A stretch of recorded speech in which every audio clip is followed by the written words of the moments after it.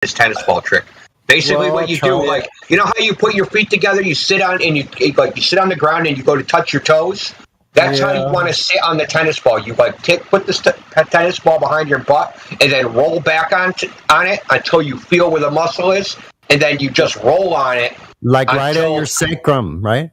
Yeah, basically, yeah. Right, because you can't like get to the muscle when you're standing up, and like it has to be like underneath your ass cheek to actually get to because the way your glute muscles are, like the muscle that connects to your hip is like inside of everything, and you kind of can't get to it unless you're sitting in a certain position. It's too no deep. Chiropractor can fix it. It can't be fixed, dude. I listen. I tried. Well, listen, I have other problems. Like I had infinite money to fucking try everything. I tried everything. No, check it out. Listen, I didn't try acupuncture. Back in the summer, I was stretching. I was out in the woods in my favorite place, and I was stretching. I was doing what a warrior pose is, right? Where it's a back lunge where you stretch your back leg is as far back as it can go, and your front foot is flat on the ground, and then you get back, and preferably both feet are flat on the ground, even when you have my right leg was back. And then what you do is you lower the knee of that back leg, and what it does is it stretches the psoas, which is in the front, above and beneath your quadricep, where it attaches to the hip, and it went pop. It like snapped.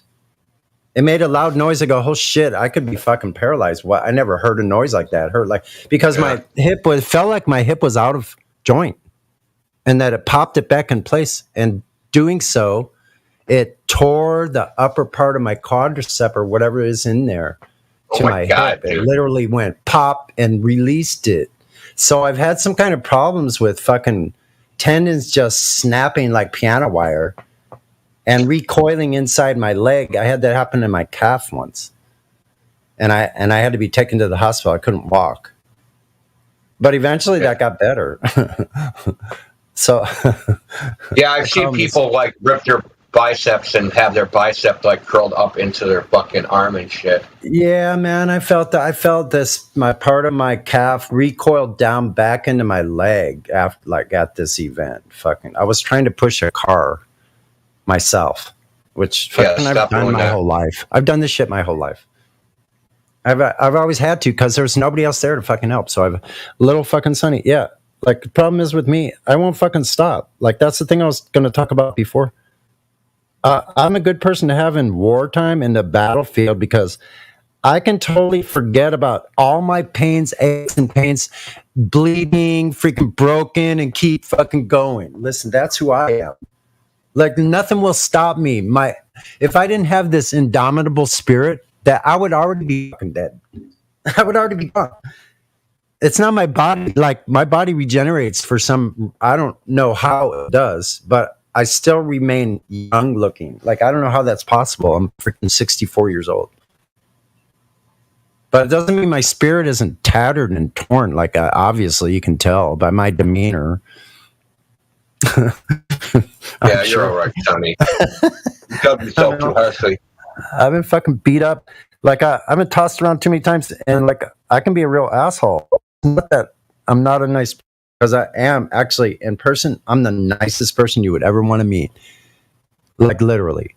Like, I will take the shirt off my back and give it to somebody if they need it more than I do. But like, I've had to like figure out where I really stand with this life, and it's been pretty much nonstop confrontational with my environment and the people around me. It's been a disaster. Talk about a battlefield. But I'm not really complaining.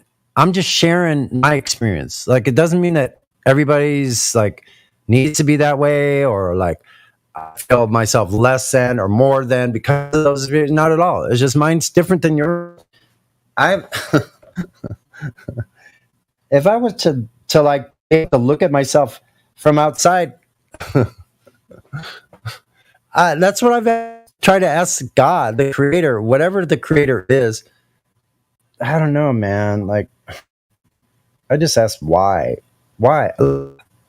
Because if I were to look at my life objectively from above, I would go, holy shit. Somebody go through so much bullshit in one life. And I'm not saying the bullshit isn't caused by me, because all the bullshit is always caused by us. It's always internal. Even all our struggles are fucking internal. Nobody knows about any of that. Only us. We're the only ones looking through our eyes that we know of. That's my speculation. But anyway, I'll stop now before I ramble too much. Thanks for letting me share. So that starts off Speculation Sunday. Anybody else seeing through your eyes? Fucking A, How many people are in there? It's a fucking party. Holy crap. I'm surprised I was able to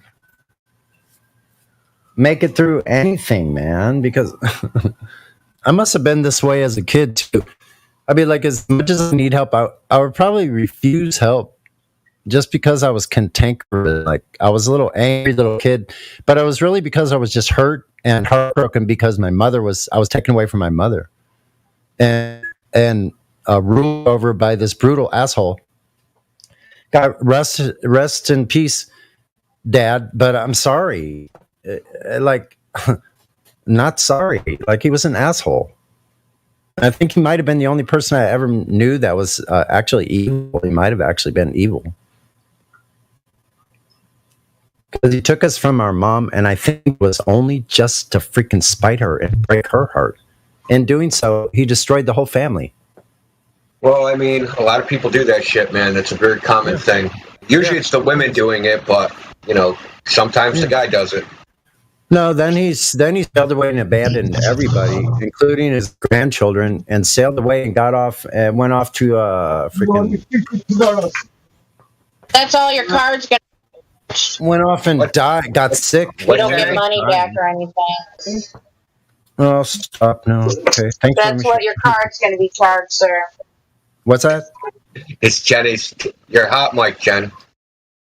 Oh, sorry, guys. Yeah, charge him double. Oops, I did the wrong thing. I think I meant to mute myself and I inadvertently unmuted myself. It happens. She's working or something. She was like, that's what your card's going to be charged. Like, charge him double.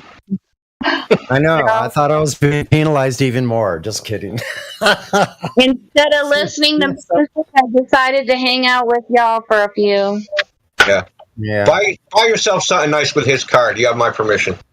If only. So, anyway. Last time I just let the shampoo dry on me and the soap all dry on me with the tea tree oil on it. So let's see how they like that. So like, I was trying to tell me, like, oh, I knew this lady one time and like she had roaches in one part of her house and she just made peace with it. So maybe I should just make peace with them while they're munching away at my skin, fucking biting me. Hey, Sonny, have you tried colloidal oatmeal? Taking a bath in that? You can buy it from stores now. Well, if I could buy it in the grocery store, but I have regular oatmeal, organic oatmeal. Maybe I should try it. Well, maybe you got to put it in your blender and pulverize it so it's in a powder. It makes it easier. Well, I have one of those super bullet things. I can. Hey, we got a newbie in here. New Jack. What up? Intella, Big whatever. Hello. What's up? What's going on, guys? Welcome. We're speculating about how parasites are controlling all of our minds. Well, we could speculate. Yeah. You could find them at the U.S. Capitol. We could have our new person speculate on why he thinks it's a globe, or hopefully, maybe. Which side of the fence are you on?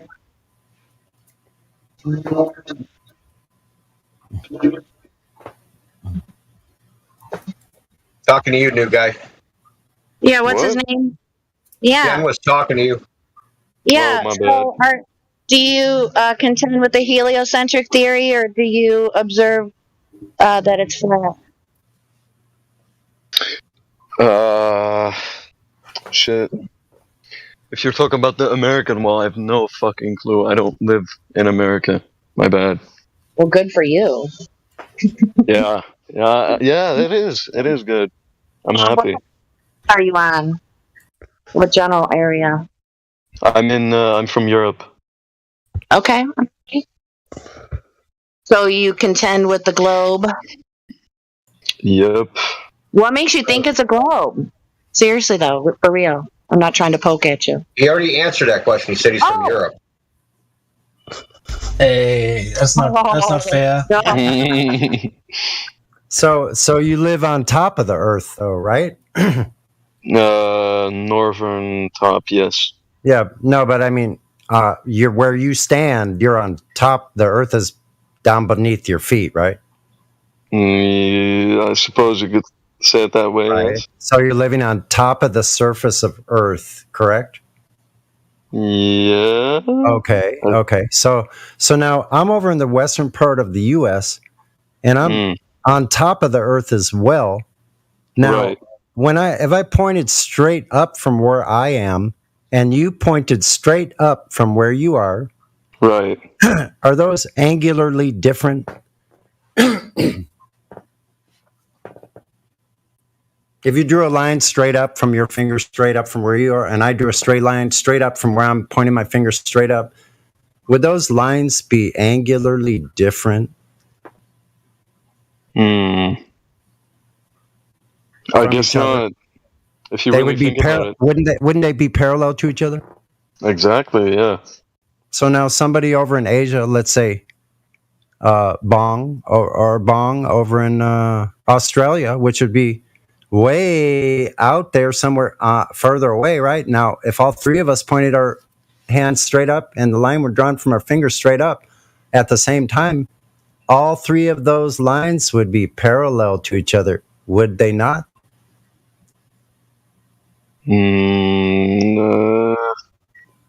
Yes.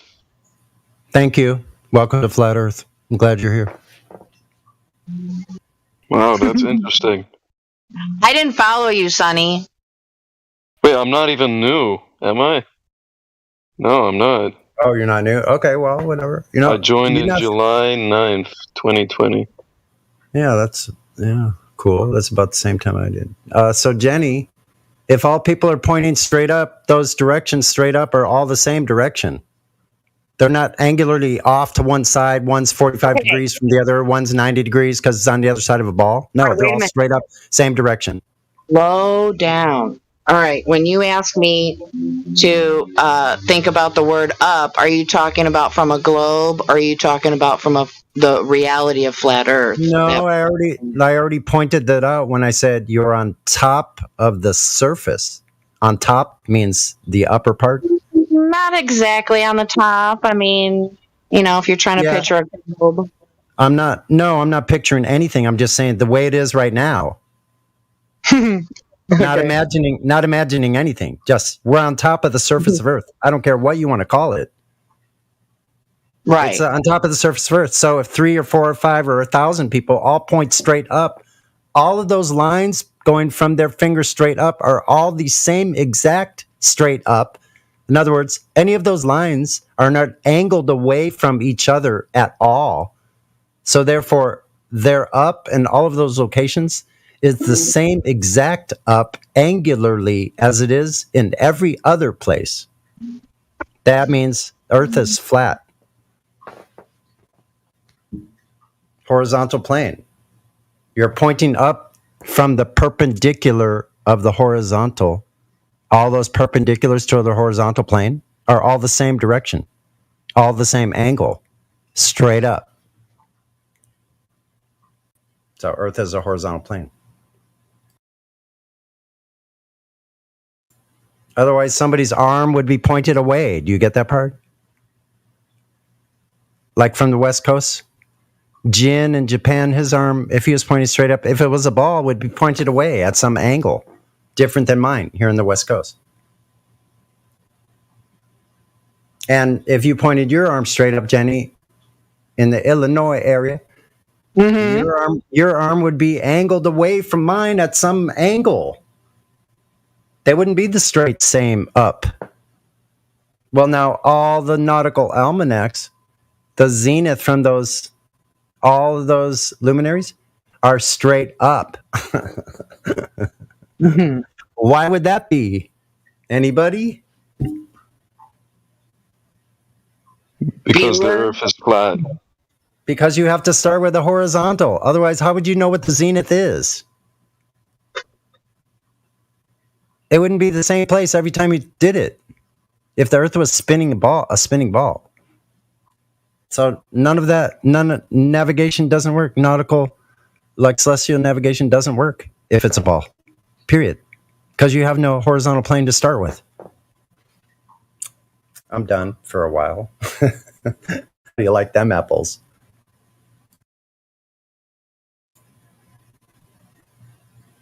It's okay if you said something like this. Thank you. I was picturing what you were describing, Sonny. It made sense to me. Yeah, it's the most simplest thing you could possibly think about, that there is no angular difference between anybody at, let's say, at the seashore, at 1,000 different points all across Earth. They all pointed up at the same time. There's no angular difference between any of those lines of their zenith above your head, straight up. You pointed straight up. None of those are at any angle from each other. Up is the same direction everywhere. Yep. Therefore, down is the same direction too. Not away from a ball. Yeah, exactly. See, bankers got it. But what about if the Earth is square? Well, we're not talking about shape. We're not? No. I never gave a shape. I never made a shape claim. I never We're said only talking about the plane, the top of the plane. We couldn't know what's below, just above. Yeah. That's where we live. I'm only talking about surface condition. I didn't give any parameters. Oh, I see. Mm-hmm. Because how could we say that it's square if we didn't measure it and nobody else has? I mean, you can't really assign a shape to the Earth anyway, right? Right. Neither can the ball, so that's a shape as well. So they can't do it either, but they try. That's why we're here, actually. Well, you know that. You've been around for a while. They're saying they went all the way to space and looked back and said it was a ball. They can say whatever they want. We can't confirm that. Mm-hmm. They can say whatever they want, and that's all they did was said it. That's the part you got to keep in mind. They just said it. They showed a picture and they made a story. They said something. People are hooked on the said something part. They're listening to what people are saying, and they're just going, "Oh, because I got a picture with it, it must be real." I'll stop for a second. I think I need more coffee. No, you don't. I might. You might disagree. Yeah, it's like they think that somebody can only say something if it's true. Yeah. If you don't take the image yourself, then you can't use that as proof. Well, you can't test it, verify it, falsify it. There's nothing you can do to it. Either believe it or don't believe it. That's it. That's all you can do. So, like an image of Bigfoot or a UFO or the Loch Ness Monster, that's your choice. So all of these fallacies, all these appeals, all the majority, the consensus, the expert advice, the hearsay between scientists, the peer review, all of that stuff is outside of empiricism. Completely outside of it. So hold on. I got a picture. I got a picture too. I got a space picture. Reporting to be from space. I'm gonna post it because this is hilarious to me.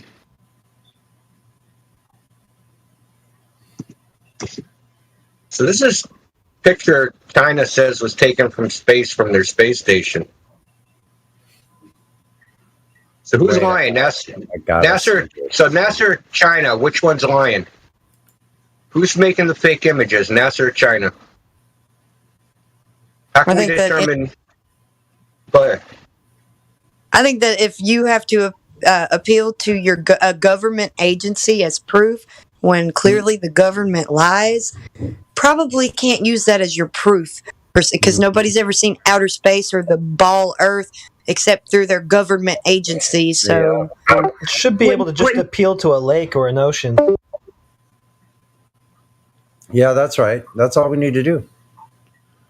Let's just appeal to the Earth itself. Let's just appeal to that, and let's appeal to majority. So there's 1.1 billion Chinese, and they believe this image is real, and only 400,000 people believe, or 400 million people believe NASA's images are real. Did you post it? So obviously, this is the real one because more people believe it.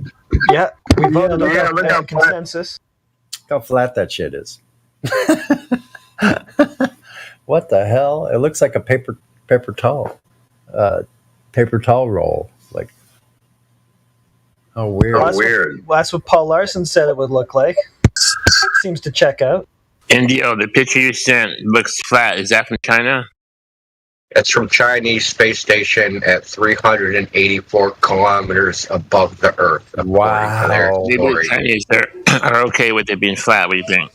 That's 250 miles. So it's high as the ISS. So they had to. Yeah. The ISS is 16 kilometers higher, according to them. Oh, okay. So in 16 kilometers, the Earth super curves.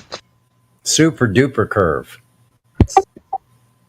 See what I mean? Depends on what country you're in. Like the Earth could be curved more with some country space programs. Depends on when they took the picture. Like the pictures in the the 40s, 50s, 60s, 70s, 80s. None of them look like each other. They all look different. That's so weird. What's going to happen? What do you call that when something gets to the point where there's so much evidence against it that it just becomes ridiculous? Well, it's based on majority opinion, right? That's how truth is derived, right? So if the majority think it looks this way at this time, it must be like that at that time. Strange. Well, it's funny how when we take pictures of things in real life with our own cameras, they don't change, right? There's thousands or hundreds of thousands of pictures of the Statue of Liberty, and no one's like, man, the Statue of Liberty is looking kind of fat today, or kind of tall, or kind of wide, or kind of curvy, right? They all look the same. The only thing that changes is the viewpoint. Not the Earth, for some reason. Magically, the continents change size, everything just changes size. Depending on when you took it, the colors change, the textures of the clouds change, everything changes.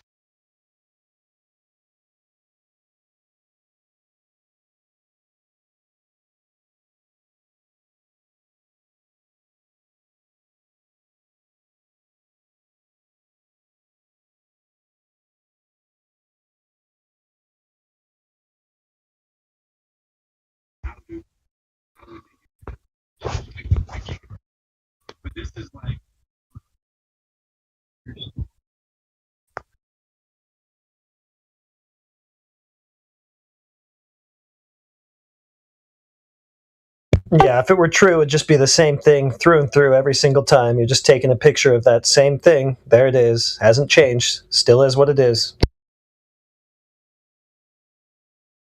I mean, we've all used cameras, right?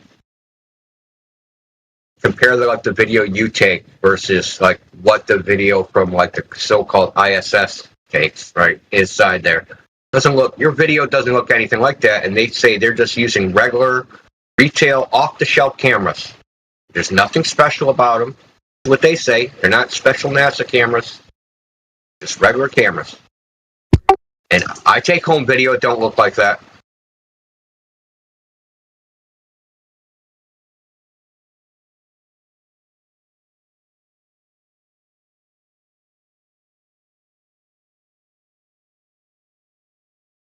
Everything's always in frame. There's never any jiggle. They never accidentally drop the, move the camera and film the wall, or have a top of somebody's head, and not the whole thing is. It's never the picture's perfect. It's always perfect, dude. Like they're freaking professional cinematographers.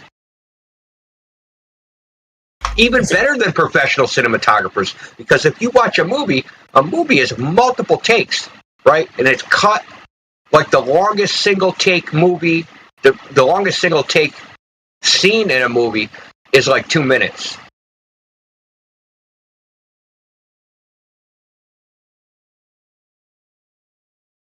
They had to redo that something like 160 times. But not on the ISS. It's just perfect. Everything's always in frame. No one ever screws up.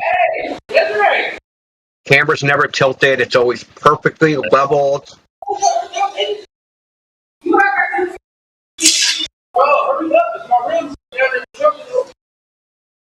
Really?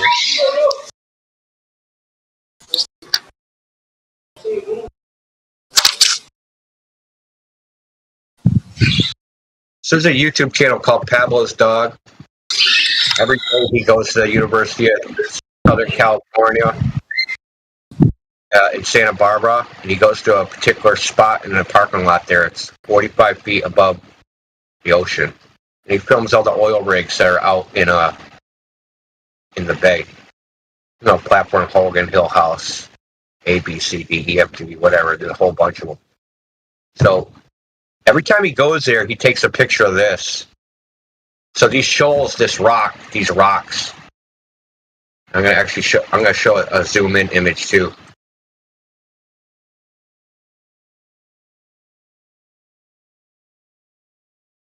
So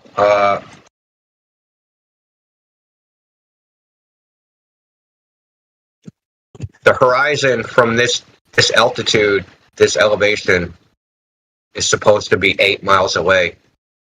Guess how far these rocks are away? Further than 8 miles? Yeah, a lot farther. 3 times farther. They're 23.4 miles away.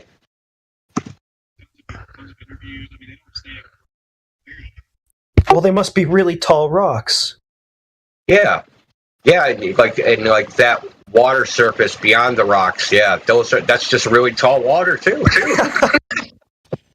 Couldn't it be refraction? Yeah.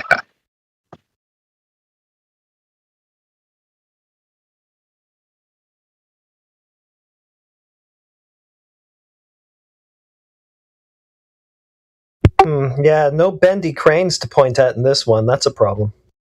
Yeah, this particular video is really good too, man. Everything is super clear.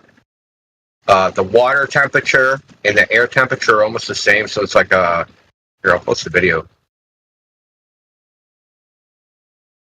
Because he goes out there almost every single day.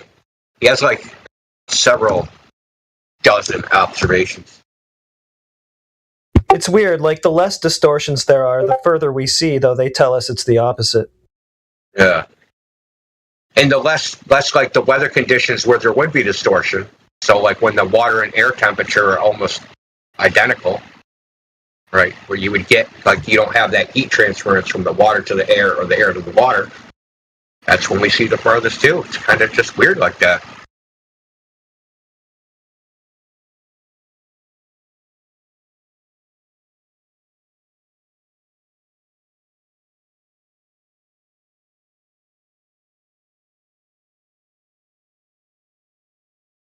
So the water's 57 degrees and the air is 60 degrees. There's like a 3-degree temperature difference. Usually when he goes there this time of year, it's like 20-degree temperature difference.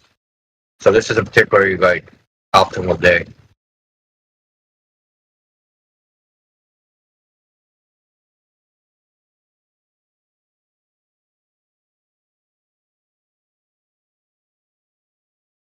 Yeah, I'm looking forward to hearing the coping on that one.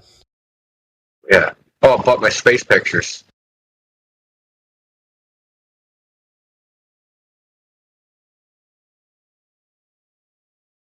See, pictures you can't verify are greater than the ones you can. Make that make sense for me. Someone. Anyone. Yeah, you can't trust your eyes at the beach looking at the horizon. You can trust cartoons from the government on the TV, though. 100%. Because, like, why would they lie? It's not like they're getting money for it or anything. Cartoons on the TV, those are reality. Reality, that's not reality. Yeah. NASA's a non-profit. They wouldn't lie. No reason to. The beach must be lying. I always trust the government. Always.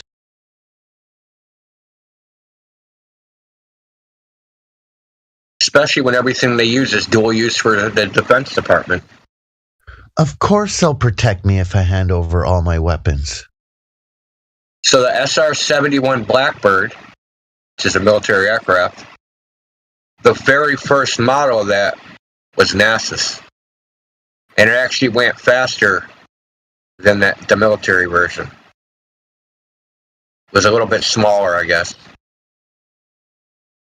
So it's dual use, right? NASA developed it, and then, of course, they didn't, and then the military got it.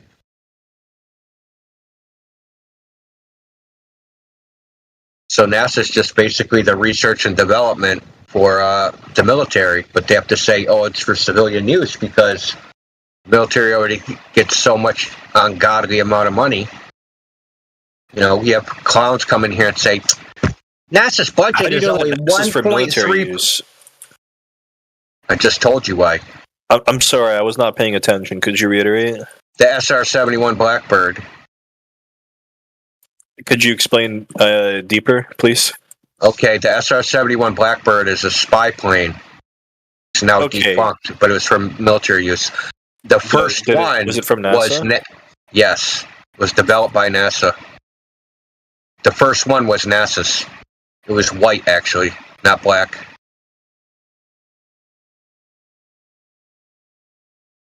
Here, I'll post a link to it. They didn't call it the SR-71, though. They had a different name for it.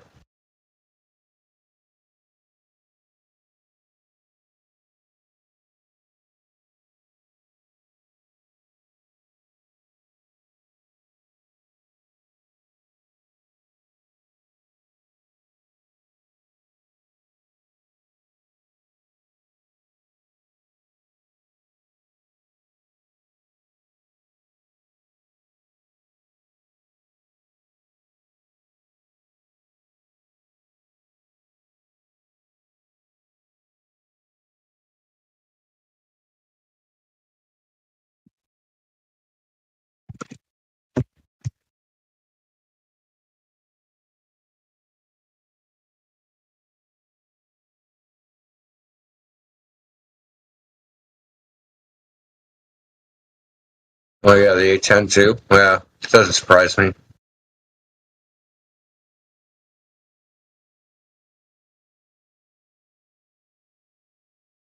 In the Thor series of rockets, when NASA, with the precursor of NASA, and then there was so those were like precursor, like I think maybe the Minuteman missile.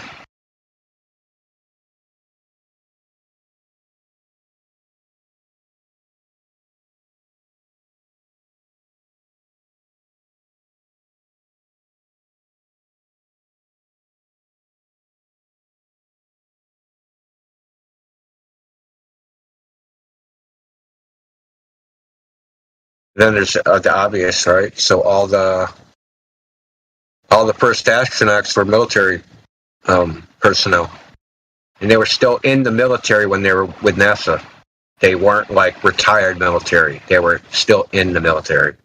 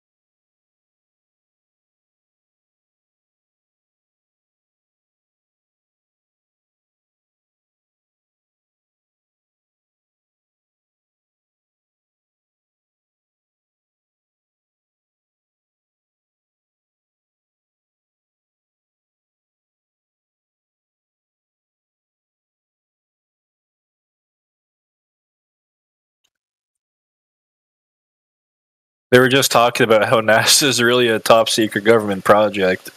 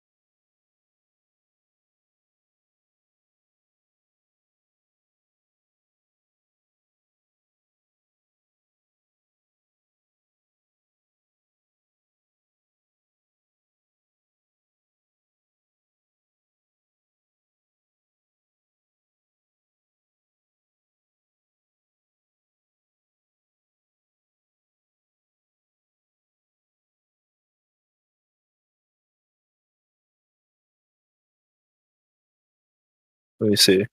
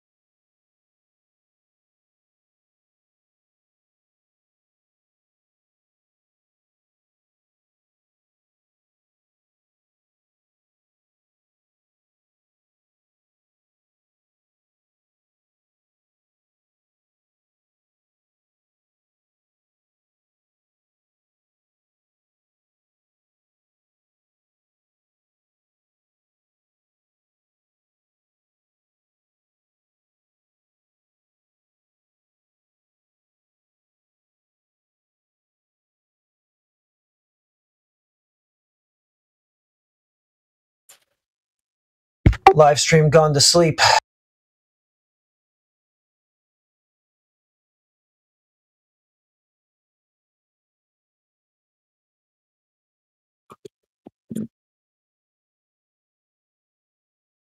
You're only proving my point, live stream.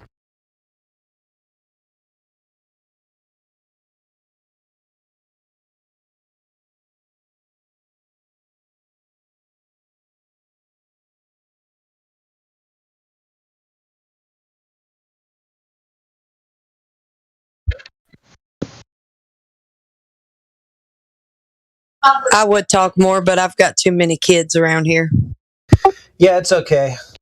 I'm asking for more than I can take on right now anyway, because I got stuff to do. I can't really talk. Well, they don't have any glow proof anyways. Nah. It's fun to ask for it, though. True.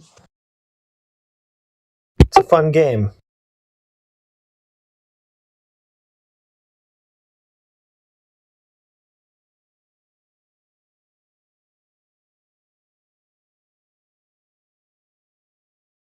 Yeah, I apologize. I don't really feel like talking. Thank you.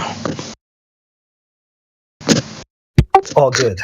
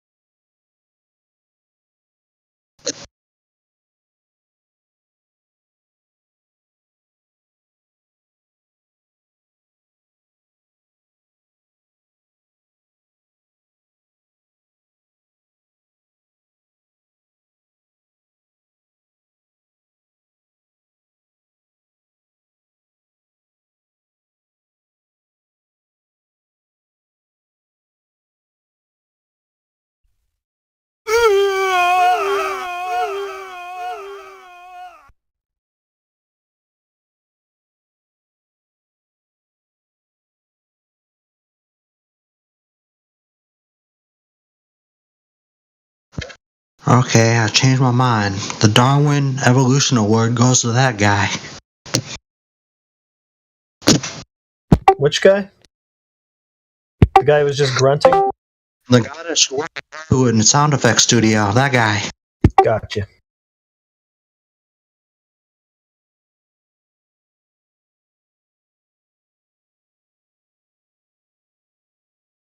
Well, should we hear the rest of the video?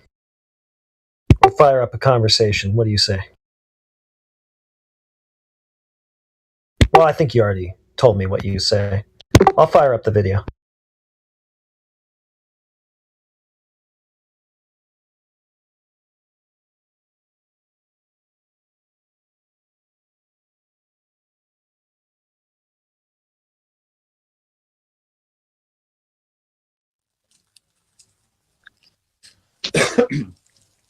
How we doing, everybody? Tonight I've got Mark and we've got Dave in, special guest. Dave's done some great research into some of the flat earth theories and the history behind that. Me and Mark have also done that over the years. We're not really on any side of the fence, and this video is not to prove or disprove either side. It's just a good old talk amongst three men that all know different bits of information. We've not discussed anything in particular about any of the information we all know. We're going to cover a few bits, and it'll help give everyone an idea of what sort of things you might want to look into if you were trying to decipher what side of the fence with the flat earth or globe earth, if you was going to be on one. And none of it matters towards where we are today. There's bigger problems going on that we're all trying to address, of course, right now in our lives. This is just a friendly chat about it. Obviously, everybody knows Mark, and I'm going to introduce Dave. How you doing, Dave? Tell us a little bit about yourself and how you doing. Yeah, hi there. I'm Dave. I'm known as allegedly Dave online. I guess I'm a researcher. I've been sort of researching stuff since 9/11, and that kind of leads, 9/11 led into all sorts of different things, like going down the rabbit hole. I first came across flat Earth back in the summer of 2014. I'm just, again, I'm just an ordinary bloke. I'm not anything special, but I came across this idea somebody was talking about the Bedford Levels experiment, you know, so I got interested, and I realized it was about flat Earth, and I thought, let me turn this off, this is rubbish. But what it did tell me was the calculation to figure out how much curvature should obscure an object a certain distance away, and it was 8 inches per mile squared. Very simple. It's like for a circle, a sphere of a circumference of 25,000 miles, the easy calculation is 8 inches per mile squared. Right. So when when they were talking about Bedford Levels, it was over 6 miles, and the curvature, what was hidden over that 6 miles, was something like 16 feet. And I thought, hang on a second, that must make the Earth really, really small. You know, if over 6 miles, 16 feet is obscure, that can't be right. So I got AutoCAD. You know, I was a CAD draftsman at one point. So I got AutoCAD. I drew up a 25,000 mile circle, put two objects, you know, 6 foot high, you know, 6 miles apart, and calculated how much that would be hidden, and it worked out roughly the same. So I thought, oh, okay. So armed with that calculation, I went down to Plymouth Hoe, and I knew that there was a lighthouse called the Eddystone Lighthouse, which was 8 miles away. And according to that calculation, the bottom 32 feet of that lighthouse should have been hidden by the physical curvature of the Earth. Okay, so I got my camera. I was right at the water, and I zoomed in on that lighthouse, and I could see the bottom of that lighthouse where the water met the rocks. So where was the curvature? You know, I was like, that's what got me. You know, wow, I'm gonna have to look into this. And no matter how much I tried, I couldn't find any curvature. So that launched me into it. Yeah, when you got the same argument for the Suez Canal of what's been in recent use, you know, there's a massive long picture of that, and it's just dead flat. You know, I myself, I'm not either or. On flat Earth or round Earth, to me, it doesn't matter. It can be shaped like a baboon. It's what's happening on the Earth at the moment that's the actual thing. But you see throughout time, you see throughout history and everything, it's always twisted one way, and then it's pulled back the other way. Then it's pulled back the other way. They seem to want to put some sort of mass confusion out there, so we never ever figure this out fully. You know, using curved lenses, sending them up in space. You know, people say, oh yeah, that's what makes the Earth round, because you look out of a plane window and you can see the curvature, and it causes that effect. We don't know for sure if it is or not. That's the problem with it. You know, you don't know how manipulating it's being. It seems that even things that they're trying to prove with it manipulate the fact and put questions in your head. Is that actually like that, or isn't it not? You know, and that's very much a picture they portray throughout history. Sure. Yeah. I can say, for me, most of my life, going back for quite a few years, I was definitely very, very strong opinionated on it. And it was always with the sphere. Going off lots of theories, i.e. the most energy sufficient object we can think of or shape would be a sphere. So if it's an equal pressure to something from all sides, it would create a sphere. So in planetary science, cosmology and stuff, when they talk about things that way, to me, I would understand that easy, but then I struggled with the other theories. And then I started looking at the ancient scriptures and scrolls, and you see lots of things about the different realms and how many planetary levels we have. And there's so much there. I thought, well, hang on, I believe in what I'm seeing with the history, but then these things are thrown in their idea of what the Earth was. It really confused me, and I was like, well, hang on a minute. And then I looked through history, and I know two of the great people that we've mentioned in some of my recent videos, Mark, to do with ancient alchemies and stuff, Pythagoras and Plato, were both very big, strong players in creating the image of the globe, Earth, from then on. even though it changed again after that and it went back and forth, but they were two very big, strong players that helped try to create ways of proving them things. But as we know, they were big players with the elite. And that's why, you know, they were always remembered, because they got to choose how they were remembered and whatnot. So it left me to think, well, hang on a minute. I'm not, the amount of things I've had to change in my knowledge over the last year, because of realising how bad the world we've been lied to about everything.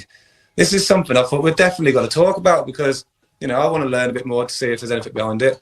And obviously, yeah, with Dave, he seems to have done lots of research, so here he is. And have you heard about anything to do with the Pythagoras or Plato's theories and stuff? And not really, because you know, what's been happening is that, you know, the world knew the Earth was flat. Okay, as you do, you know the Earth is flat because your senses tell you we're flat and motionless. Okay, you know, you go to a beach and you see the sea is flat. Yeah, you stand still and you know you're not whizzing around at 1,000 miles an hour. Yeah, that's your senses telling you this is where we are. You have to be taught otherwise. Yeah, that's the point. So yeah, Pythagoras and people like that have been throughout the ages trying to convince people that no, your senses are wrong. You know, my calculations say it's this.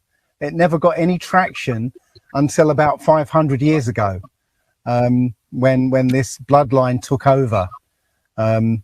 So, you know, that's the point. I came from where you came from. Yeah, I mean, I learned the same stuff as you did, and I believed it just as you know, everybody else does.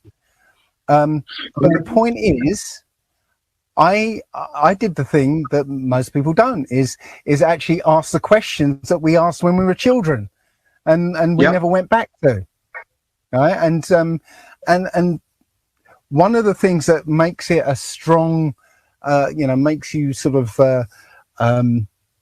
want to pursue it further, is that when you do ask those questions, the answers you get back don't make any sense.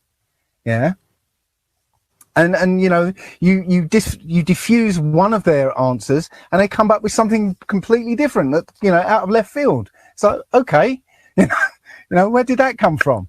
Well, I had a situation a few weeks ago, because obviously I had a bit of a conversation with someone regarding flat Earth, and they were very strong in the belief and probably didn't address it correctly at the time.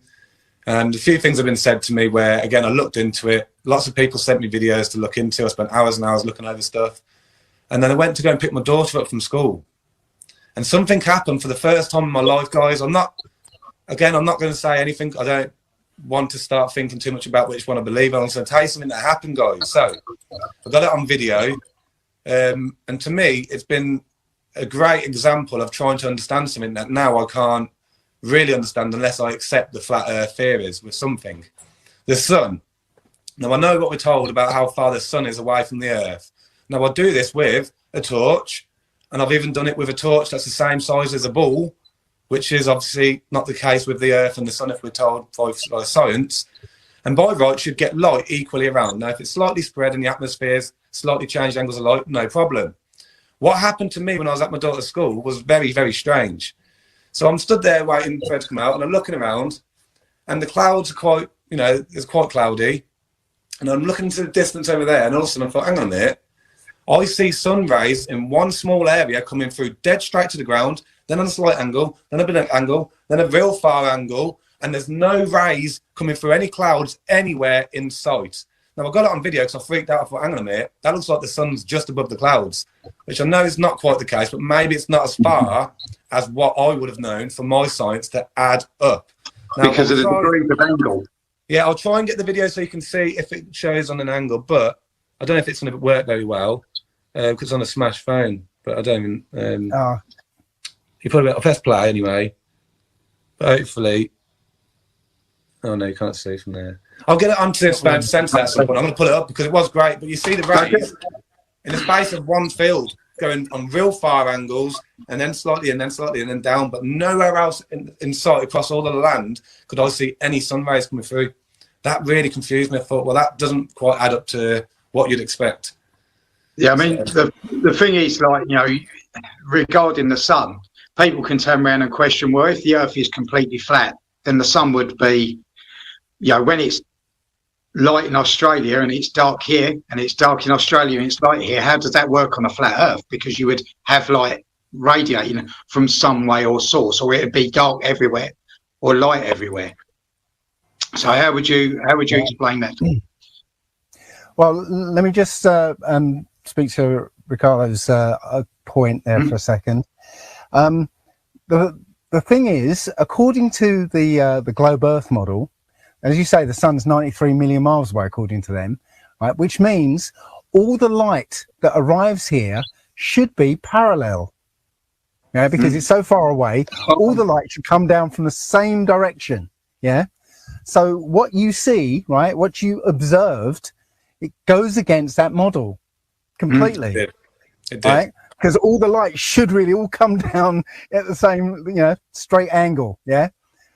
In fact, one of the experiments you talked about, you didn't talk about, but from back in those days, was called Eratosthenes, and he put a stick in the ground in Alexandria and another one in Syene, right, at the same moment apparently, and over one stick the sun was directly overhead, so there was no shadow, and then 400 miles away there was a shadow.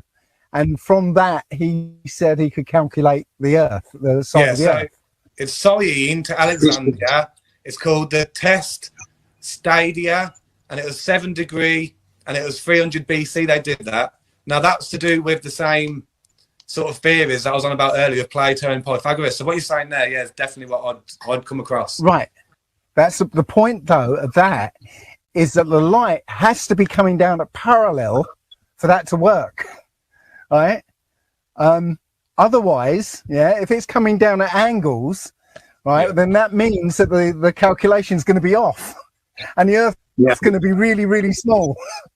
Yeah. I mean, so the distance would be a millionth of a degree, wouldn't it? It'd be a millionth of a degree. But if that distance was there, it'd be like really, really a tiny angle. You just wouldn't even notice it.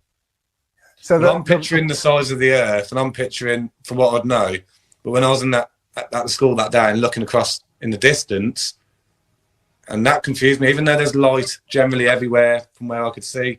And I imagine at the same time on my watch, people in Scotland and in Wales were having light as well. But the distance itself is what didn't make sense. So of course I can't be in loads of different places to do a test, but it's very interesting. People should always keep an eye out now for the clouds. The point is, though, that means that for that experiment to work, the light has to come down parallel. Yeah, we do not see that in observation. Yeah, we've never ever seen light all coming down in one direction. Right, so that example is invalid. It doesn't work because it's based on something we don't see in nature. Right. To go to your point about the sun being, say, over Europe and not being able to be seen in Australia on a flat Earth. Right? Yeah. Okay. So in the flat Earth model, as he disappeared, in the flat Earth table, and the Earth is sort of in the flat Earth model, I think about 20,000 miles across. So imagine a tabletop 2 meters across. Let's scale it down. Okay. At that scale, right, if you had a tiny light bulb that was, I think it's 3.1 millimeters across, yeah, but very, very bright, and you held that light bulb 31 centimeters above the table, yeah, in one corner, yeah, literally what you'd see is a pool of light on the table, directly under that bulb. Yeah. On the other side of the table, it will still be in darkness. Okay, which means the light is physically. Sorry. That would be the case with a torch, a direct beam torch. No, that's presumably. No. Now imagine being in a dark room with a light bulb in your hand, yeah, and you put the light bulb next to a wall, yeah. You'll see a pool of light on the wall, but further away, you won't see any light. The wall will still be dark because physically the light isn't reaching that tabletop or that wall. Yeah, literally it doesn't. So that's literally it. Now, some people might argue if you put your eye next to the tabletop on the other side of the table, I can still see the light. But at that scale, right? Let's imagine your eye, your pupil is 1 centimeter above the table. Well, that would equate to 100 miles at that scale. 100 miles up, yes, 100 miles up, you'll see it, right? Now, there was a rocket launch, an amateur rocket launch called the Go Fast rocket, okay? It was launched in the Mojave Desert, New Mexico. New Mexico. And it went up 75 miles, right? And, we watched, the flat earthers were watching this rocket launch. It went up 75 miles and it was spinning wildly as it went up. And when you freeze framed that spinning rocket, when it got up to 75 miles, you could see the moon off in the distance. Now, one of the flat earthers actually went on to timeanddate.com to find out where the moon was at that moment. And it was over Australia, which means, if it was on the other side of a ball, you would not have been able to see the moon. But literally, if you were 100 or 75 miles up, of course, yes, you'd be able to see it across the plane. Just as, your eye being 100 miles up would see that light bulb over the table. Does that make any sense? I'm not sure I'm making sense. It does in a way. I'm just going off the fact of light, in order of views. I mean, I've stood in pitch black. I've done it twice in my life. I've stood out in the middle of Australia where there's no street lights, there's no nothing, and it's absolutely pitch black. Like literally, you've just got the stars there. You haven't got any on the horizon. There's no light emanating at all, not one little drop of it. I've also had the same experience in the middle of Portugal, where I've been that far away, like literally 70, 80 miles out in the middle of nowhere. Right. And there is no light emanating anywhere around me. Now, I understand your theory of like a light bulb in the corner of the room, but if the sun is at a certain height, for it to be a direct beam down, yes, of course, you wouldn't see the light over the other side. But if the sun is emanating light in all directions as a planet, as a round planet, then you would of course see light emanating. Should it be? You won't, because again, a light bulb near a wall in a dark room. Yeah, what you see is the pool of light around where the light bulb is, but way over there, maybe 5 feet away, you're not going to see anything on the wall. The wall's going to be dark. Simply, even though it's above the wall. Oh, I'm not talking about light flashing off the floor or lighting up an area, but where I stood in Australia, you could literally see for forever. It was out in the middle. It was out in the middle of nowhere. It was just flat for, I don't know, 50. I'm not arguing your theory. I'm just saying. I understand. Like 50 miles, you could see flat. You could see all the horizons around you, and I couldn't see any sunlight emanate. Imagine this then. Imagine you're in a long corridor, okay, and that corridor is a mile long and it's straight, okay. And the only light bulb that's on, right? You're in a dark corridor. The only light bulb is 1 mile away on the roof. A mile away, okay? You won't see that light, okay? Just because of the way your eyes work, yeah? All right? You will not see that light. It'll be beyond your vanishing point, right? So now imagine walking towards that light bulb, right? Yeah. What would happen is you would see that, the end of the tunnel is getting a bit lighter, yeah? Eventually, you'll see a point of light on the horizon. Right, as you keep going towards it, that light on the horizon is going to get higher and higher and higher until it's right over your head. Right, And if you were to walk backwards away from that light, it would go down and down in your field of view until it hit the horizon and then disappeared. Can I just say, for those who don't know, basically, if you haven't seen before, guys, there's an imagery of there's quite a few different images for flat Earth, but the most common one I've seen shows like the Antarctica being spread round the circle. If you imagine looking at a plate, shows it being around the whole edge, and it's like a big high wall. Apparently, it's all guarded, we can't go there and whatnot. But after that, apparently there's like another realm, sort of similar thing, isn't there, where it's like, further out, or do you not see that side, do you not believe that side, or what is it you've come across with that? Well, I don't tend to engage in speculation so much, but we don't know what's really going on beyond that. What we do know is that Antarctica is a 200-foot wall of ice that you encounter, right?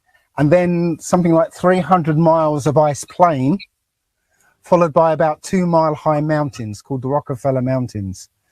And beyond that, the only person who knows anything really is a guy called Admiral Byrd.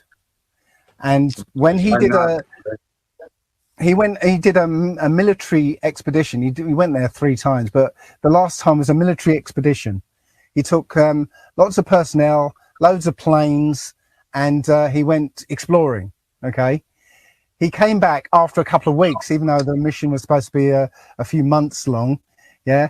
He came back after a few weeks with half the planes missing. All right. He went on television and said they found a whole continent on the other side of the South Pole, supposedly, the size of America. That was had unlimited coal, unlimited oil, lots of minerals, everything. And he said, yeah, we're definitely going to go back and get all that stuff because it's all just lying there, right? Admiral Byrd, you've been to both the North Pole and the South Pole. Is there any unexplored land left on this Earth that might appeal to adventurous young Americans? But strangely enough, there's left in the world today an area as big as the United States that's never been seen by a human being. And that's beyond the pole on the other side of the South Pole from Middle America. And I think it's quite astonishing that there should be an area as big as that unexplored. It's by far the most valuable, important place left in the world for science. That's where the scientific groups all over the nation are really interested. But more important than that, it has to do with the future of the nation, those to come after us, or even during your lifetime, because it happens to be an untouched reservoir of natural resources. Admiral, you speak of the resources of Antarctica. What are they? What are the natural resources there? Well, we've found enough of coal within 180 miles of the South Pole in a great ridge of mountains. It's not covered with snow, enough to supply the whole world for quite a while. Well, that's the coal. Now, there's evidence of many other minerals. We are pretty sure there's oil. Now, that coal shows the bottom of the world. Now, by far the coldest spot in the world. Where that coal is gets 100 below zero in the winter. Well, it was once tropical. So we think there's oil there, and there's evidence, probably uranium there. The Antarctic continent is surrounded by a belt of ice, frozen seas of at least 1,200 miles thick.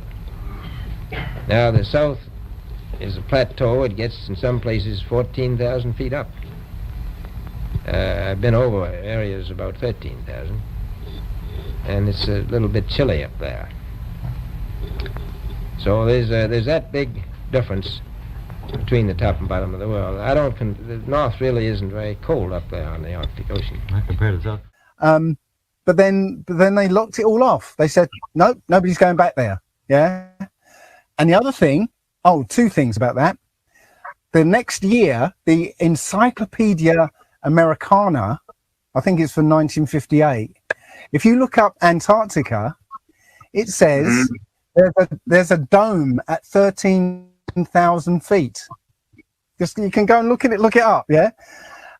So if you imagine, right, there's a dome over the Earth, and at the edge, that dome starts to taper down to the end, right? So I've seen this. I've seen it. 13,000 feet. They were hitting planes against the dome, right? This is Truman Show, isn't it? Yeah. Truman Show. Guess what they did as soon as Admiral Byrd came back? America and Russia started firing nuclear missiles straight up. All right. The American project was called Project Fishbowl. Now, Operation Fishbowl and Project Dominic. And if you look up the word Dominic comes from Domini, which means of the Lord. Fishbowl of the Lord. So they were firing these missiles up, and you can go and find the footage of these nuclear explosions. And what you'll see is, what you'd expect to see of a mid-air explosion is a kind of fireball that expands in all directions, and especially upwards because of the heat. Yeah. But what you actually see is an explosion, a blast explosion coming out is a ring, as if it's exploding against something. Wow. Go and look it up. You can go and find it on YouTube. Yeah. So they were. So they find the link and post it afterwards, just so people can see these sort of things. I mean, we're here talking about certain things, and you're putting up references, and me and Richard are familiar with some. Not all the things you bring out, because you're bringing a lot to the table. But it would be good to post some links referring to it afterwards, so people can see for themselves, maybe, or if Ben wants to get on it, he's watching. Here's one then, guys. One of the things I used to always use against people that followed the flat earth when I'd have debates with them, because that's what I used to do. I'm not debating anymore. We have a chat, good old talk. Because I know this subject is one of them. It's not, going to change the world today with who's running us and all the bad things that are going on. So, but what I'd written down was here, the 4 pillars, the 4 corners. Now, I know, especially through recently doing a video of our friend, that he mentioned that in 1306, the Pope designed the 4 corners of the earth, flat earth theory, for paperwork to kind of have over man, because you need to have the paper, and that turned us from a 3D being to a 2D. I suppose the corporation that they have us as today, this dead entity, whatever they designed for us. So I know it's all deep, but what's your understanding with the 4? Do you think it's corners, round? What's the deal with it? There's no edge, it's just the old wall and that's it, because the ancient pictures, obviously, I know are a bit more far-fetched. They show you water coming over the edges, which is obviously not the case. No. Well, it's definitely not water over the edges. It's more like, a lake, okay? We live like in the middle of a lake. So in the center of the lake is the North Pole. There's all these islands in the lake around the North Pole. And when you get to the edge, you get to the 200-foot wall of ice, which is the shore. And beyond that shore, as I said, very few or probably nobody knows what's beyond that. Okay, so I'm not going to speculate, and so I don't know about what that Pope was saying. Right, I don't know what's beyond that. Right, all I know is like, we don't live on this ball. We've got this. We live in a lake essentially. It's very interesting because Richard brings up about like the maps that have been designed over time.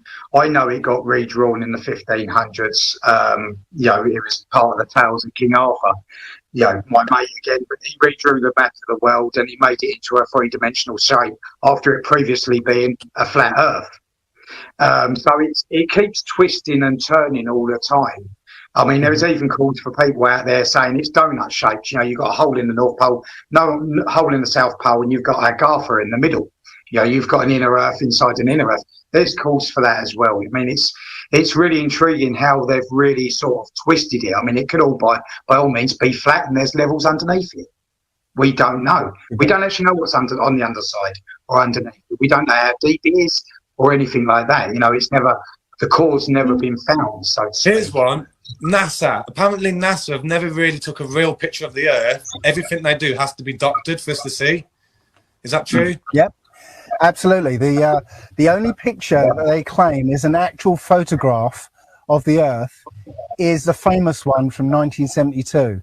You know, the one with Africa in very much in the center, really, and that's the only one they say is a real picture of Earth. Okay, every one of the others is Photoshop, and we've got the guy who creates it for NASA saying, "Well, it is Photoshop. It has to be." You know. Simmons' job is... It's primarily taking data and making pictures out of it. That's what this is. A composite of data sets from several different instruments translated into a picture. To us, the really cool thing was the data set. Up until that point, there was no realistic color map of the globe anywhere. So the land layer here comes from the Moderate Resolution Imaging Spectroradiometer aboard Terra. And the tricky part here was the weather. So we actually had to take clouds out. They stashed the clouds for later, went onto the ocean. That came from an instrument that measures phytoplankton in the sea. Where it was low, I colored it dark blue because they're low mostly in mid-oceans.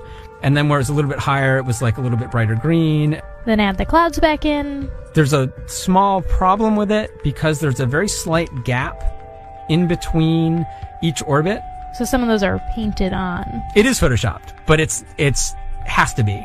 Then there was another layer to sort of simulate the atmosphere. And then there's this little bright spot. It's called the specular highlight. So it's the reflection of sunlight off of water. Those are the pieces, but you can't just slap them all together. It just didn't look realistic. It looks kind of flat, or the clouds are sort of too see-through. So I just hit Command Z a lot.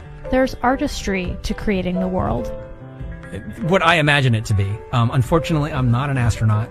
I've never been to space. But I've looked at these images over and over again, trying to sort of get the essence of it. It is photoshopped, but it's has to be. And the only real one that they say is a real photograph was shot from Apollo. I think it's Apollo 14. Was it Apollo 14? Yeah, Apollo 14. Now we've got an old reel of film from Apollo 11. Of them taking a picture of the Earth. Okay, there's no doubt about them that what they're doing is actually Neil Armstrong. You can recognize them. Yeah, I've seen it. Right, and they're literally using the porthole and pretending that's the Earth. Can I tell you what it's called? Sorry, I'll tell you what it's called. So, for all the viewers that might want to watch this, many years ago, when I was first introduced to 9/11 being apparently an inside job, of course, that blew my mind. I couldn't get my head around it until I learnt more and investigated. Then they hit me with the moon landings, and I was like, "Don't be stupid! Of course we went to the moon. Of course we did. Don't disrespect this." But anyway, I watched 2 documentaries. A funny thing happened on the way to the moon, and astronauts gone wild. Check them out, and you'll understand what really happened. And it shows you them faking the Earth being really far away by putting something over their window. I've seen that. Yeah. I mean, they say they go to the moon, but they won't swear on the Bible on it because they run away when you put a Bible in front of them and say swear that you've been to the moon. They get very offensive about that. They're faking a shot of being halfway to the moon, and they refer to you on the tape as a shot that was done during Apollo 10, where you put a transparency over the window and move the camera of the Earth and move the camera back away from the window, turned off the lights in the spacecraft, and appeared to be halfway to the moon when in fact they were in Earth orbit. Huh, really? Yeah, and they said it was the same way that you did it on Apollo 10. So we wanted to give you the opportunity to put your left hand on the Bible, to raise your right hand, to swear to God. Stick it in your ear. Well, you were giving an opportunity to swear to God under oath that you walked on the moon. I don't do that kind of thing. Well, if you really walked on the moon, what's the problem with swearing to God that you did? Do you believe in God? You want me to knock you in the head? Well, I want you to swear to God on the Bible that you walked on the moon. If you walked on the moon, we're giving the opportunity to swear to God that you walked on the moon. I'm going to give you the opportunity to get the hell knocked out of you if you don't leave me alone. But I mean, despite what, like, you know, I mean, we know that a lot of things are doctored, like the NASA stuff's doctored, and space exploration is maybe doctored in a lot of ways, make us believe in certain things like that. But I mean, it's an interesting theory that, you know, it divides so many people out there, this flat Earth and round Earth, and many people are at each other's, you know, they do argue a lot over it. I mean, in the big scale of things, is it, you know, there is a sphere of sorts over the top, even though it could be a flat Earth or it could be completely round. It doesn't matter to what's happening on the actual planet. That's right. At all. It would be interesting to find out. Now, I like your theory of the flat Earth in relation to if there was, because we know there's lots of underground tunnels, you know, around the very underground tunnels. It could be staggered like a block of flats, you know, because like I say, you know, if it's flat, what's underneath it? What is actually on the underside? Well, you can only speculate, so can we. Well, there is something. That Go Fast rocket I mentioned, right? It got up to 75 miles, and all of a sudden, because it was going like the clappers up there, and all of a sudden hit 75 miles and went dunk, and it stopped, and then fell back. Yeah. So if it was a solid barrier, it would have smashed against that barrier. Yeah, destroyed. But it just went dunk, and stopped, and then fell back. Right. There's a video you can find. It was I think it was a Discovery Channel video of a guy taking a mini sub, like one of those mini sub rover things, down to the deepest part of the ocean. Yeah, the Mariana Trench. Yes, and he found at the bottom of the ocean was like an underwater lake. There was like this dark water, and it was rippling on the top. And it was lapping against the shore. Underwater river. And he said, right, and he said he wanted to sink the sub into that water. Yeah. And he said the thing bounced off it. Yeah, he tried to submerge it, and it wouldn't let him. One of the strangest places on the ocean's floor was only just discovered in the 1990s. I might agree as one of a handful of people to ever see it in person. Without a doubt, one of the most amazing things that I had ever seen in the bottom of the ocean. It was while filming for Blue Planet. It was in the Gulf of Mexico. And I noticed there's something out in the distance. Couldn't tell exactly what, but it looked like a dark band. And as we approached it, the dark band became a donut. I saw this donut that was black in the center. What the heck is that? And so as we get closer and closer to it, I noticed that the black band had what appeared to be kind of steam over it. And then I looked, and there was water lapping against the shoreline. This band was a ring of mussels. And inside the ring of mussels was a lake. And it's like, wait a minute, I'm already underwater. We went out over the water in this lake and tried to descend in it and bounced off. It was so super saline and dense that the submarine couldn't go down in it. We literally bounced off, and as we bounced off, we sent ripples heading back to the shoreline. So it looks like there's a limit that to the as far as we can go up, and a limit as far as we can go down.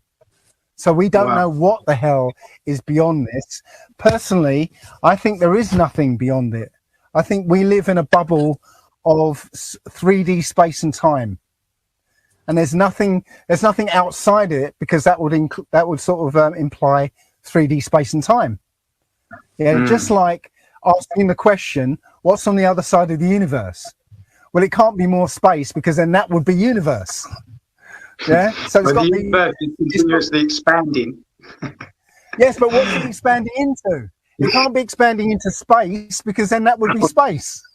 I'll just say then, guys, I know for me, from what I've come across, and you know, I don't think about this stuff too much, but what I would say is, if I could explain to people why, another reason why they might have done this,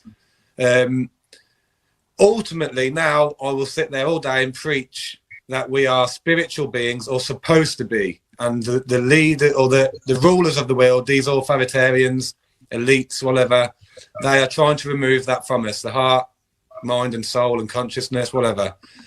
So if we had to believe in Darwin's theory, which we know isn't true anyway, because it was only ever a theory, and even Darwin never writ that we actually came from monkeys. He just writ there's similar sort of creatures to us, if people read it correctly. What's happened in the world for a long time, they've tried to make it simplified, so we don't question too much, we don't think too much, crack on with our jobs and whatnot. And if we had to believe the earth was just round and we evolved, then our mind can be settled at that. If there is more to us and we are possibly spiritual beings, or this creator created this special domed earth thing for just us humanity, but it's been hijacked by this whatever, then there's something more behind it.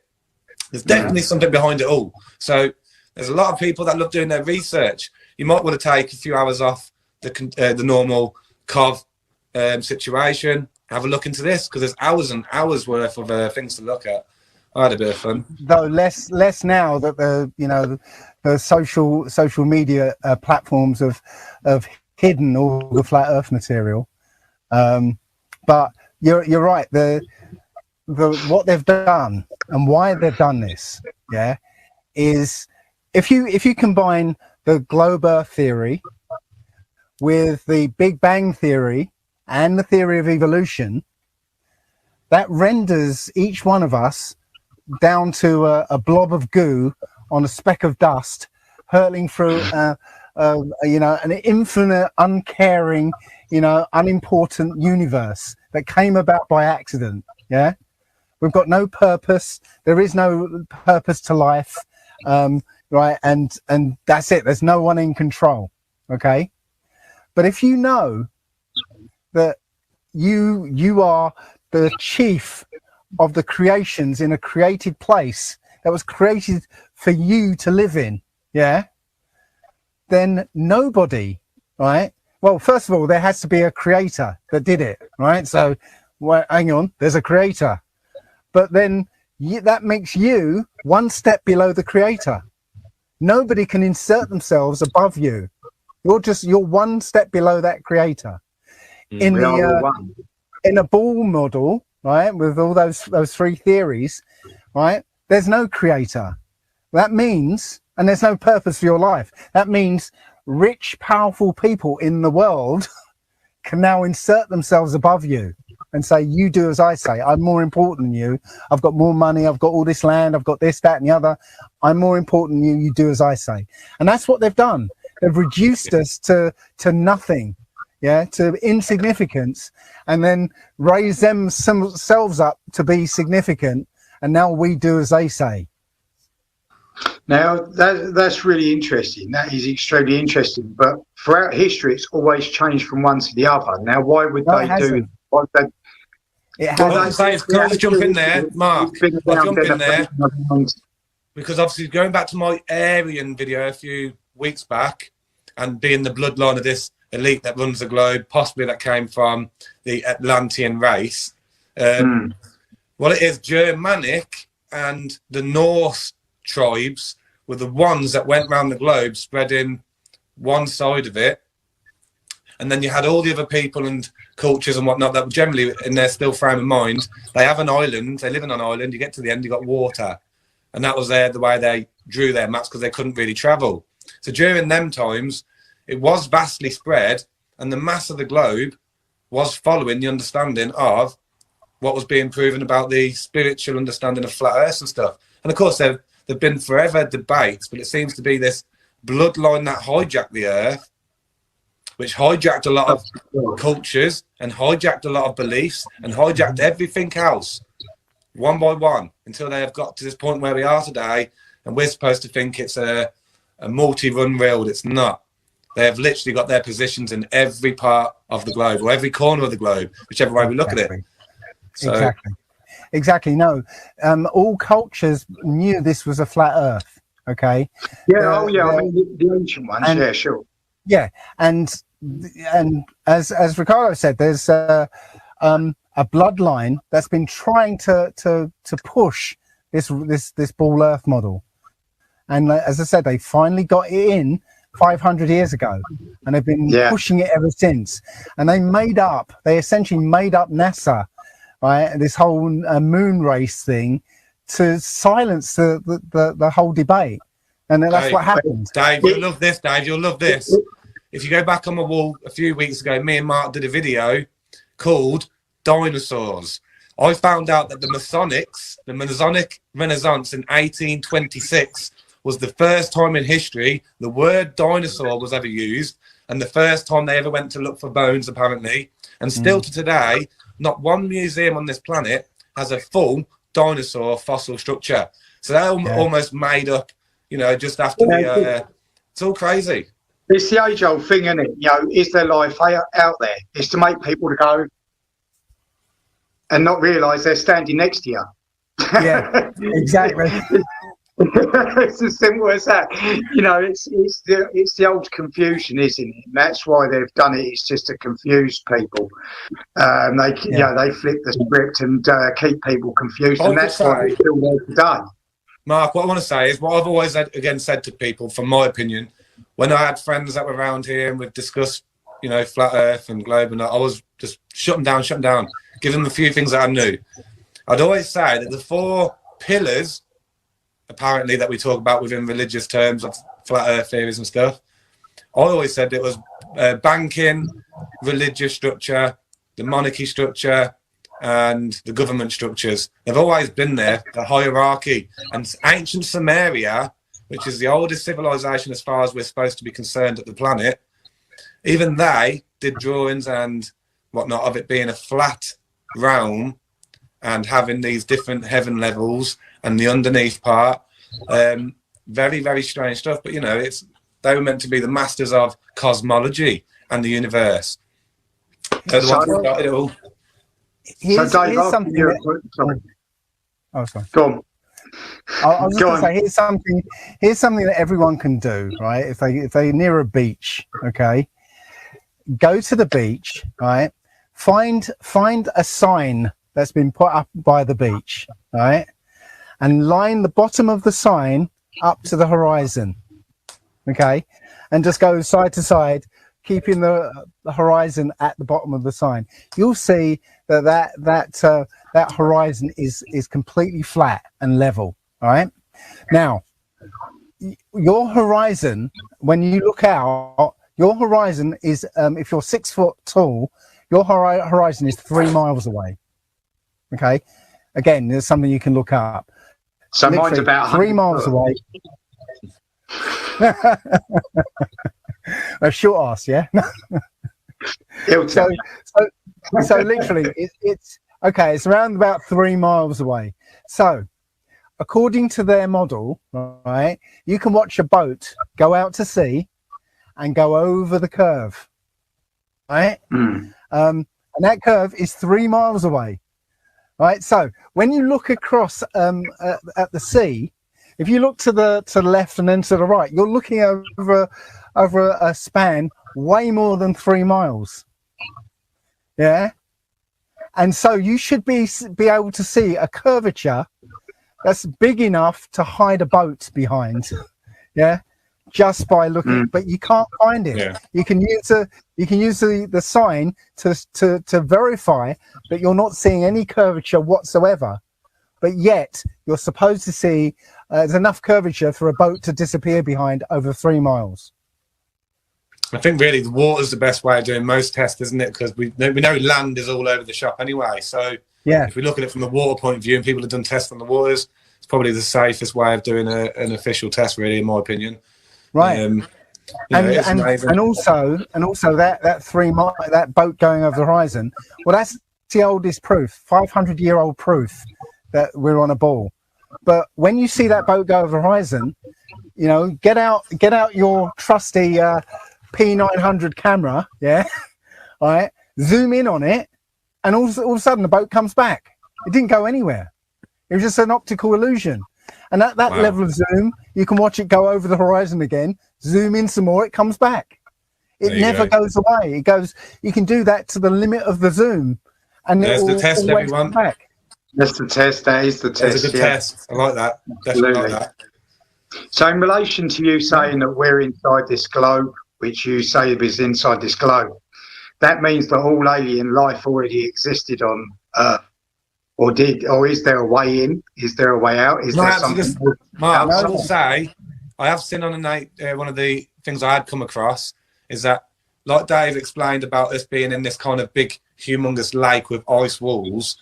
If you imagine that ice going out further, then there's another sort of Earth over there, but being in the ice like another lake. And apparently the Anunnaki come from one of them realms. I've seen maps of that. I've seen that, and that's why they came here and started to do buildings and whatnot to leave a bit of stuff behind. Again, how true that is, I don't know, but I just thought it was very interesting. Yeah, that's one model that people propose. I don't sort of go with speculation. You know, I know that according to Admiral Byrd, there's more land, you know, beyond the ice. But I subscribe to there being a dome over the top because of what I've explained to you. There's no such thing as you know, aliens as such, because there's no space. There are no other planets to land on.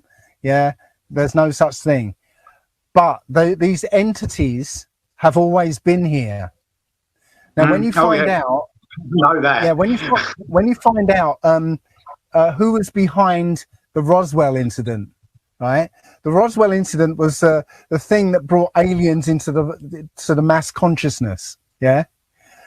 You find out that behind the Roswell incident were Jack Parsons, who started JPL, and L. Ron Hubbard.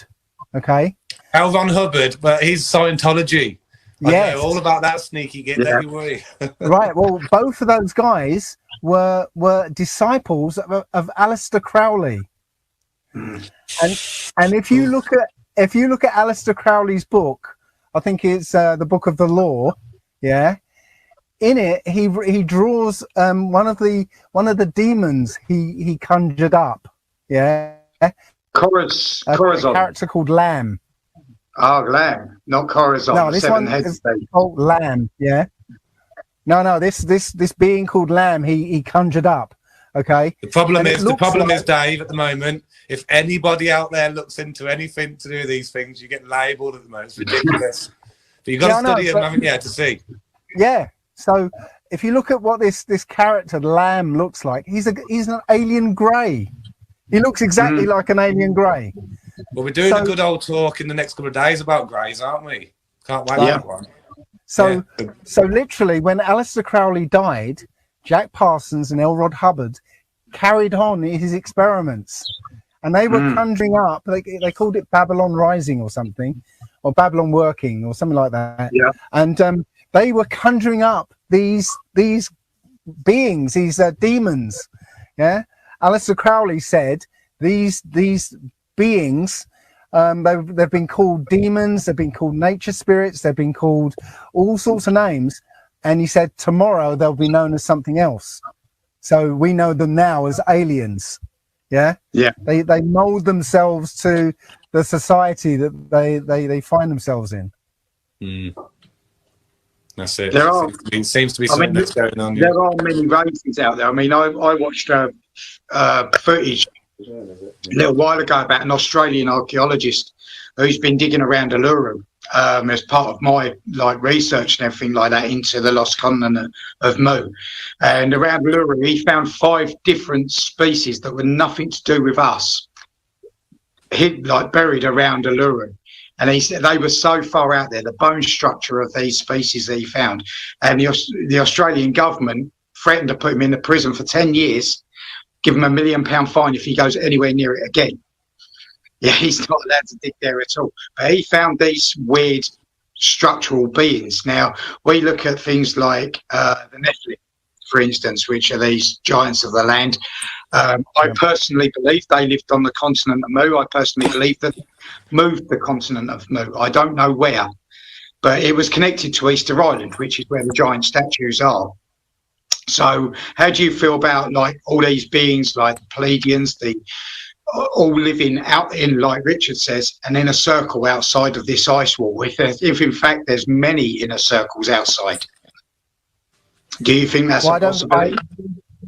I don't think there's many inner circle. You know, this Earth replicated many times. I don't believe that personally. Again, I think we're in an enclosed area.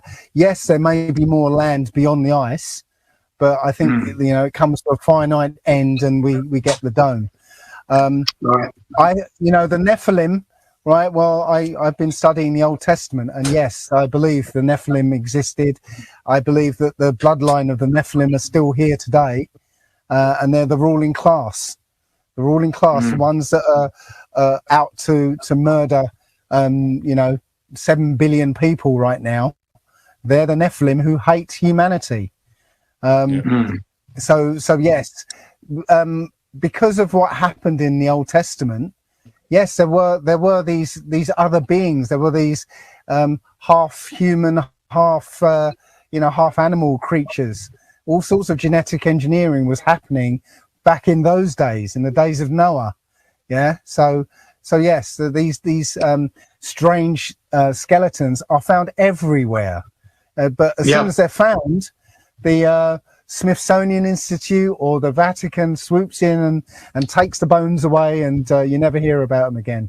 That's it. Yeah, they're the first on the site. They're the first to look at any site there, every single time. But, we've got such a I mean, we know how manipulation works. So like Richard explained earlier on with the dinosaurs, with using plaster casts, and they fooled everybody into it, believing and everything like that. I mean, I'm sure they've done the same with bodies and skeletal remains and everything like that, because you've got people that are sort of that tall, and you've got people that are 30 foot tall and everything like that. But for sure, there is a lot more out there than what we see, and you don't find like grey bodies. You don't find stuff like that. Not many join around. And what you do find is always they're all different. You don't find the same sort of thing. If you know what I mean, they're always a slight adjustment or slight difference. Is that so? Do you reckon that they never know what exactly they look like? They always bring out a slightly different version, so we can't go, that's it. Well, I think there were all sorts of things that were created and bred into existence. But I think the whole of this religion of science has been about making us believe that we live in a physical nuts and bolts world, where only their laws come into play. Yeah, the point is we live in a supernatural world, where all sorts of things are happening, all sorts of things are possible, right? But they'll tell us, no, don't look at that stuff. That's. Oh, he's gone. Oh. Yep, he's gone my side as well. We know Dave is his signal. Are you there, Dave? No.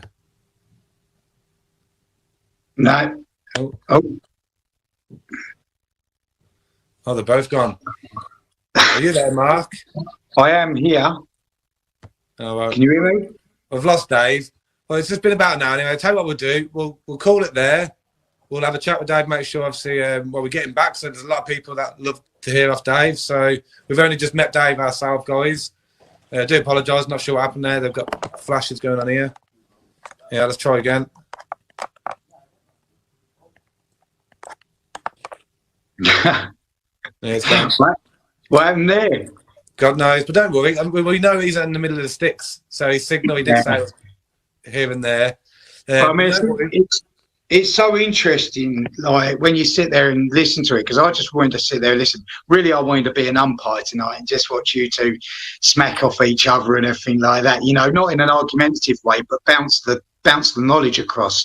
And I wanted to sit there and have it go through there. You know what I mean? But it's so interesting, the diversity of people's thoughts and feelings on everything. That's part of the confusion of this world, I think. He's back.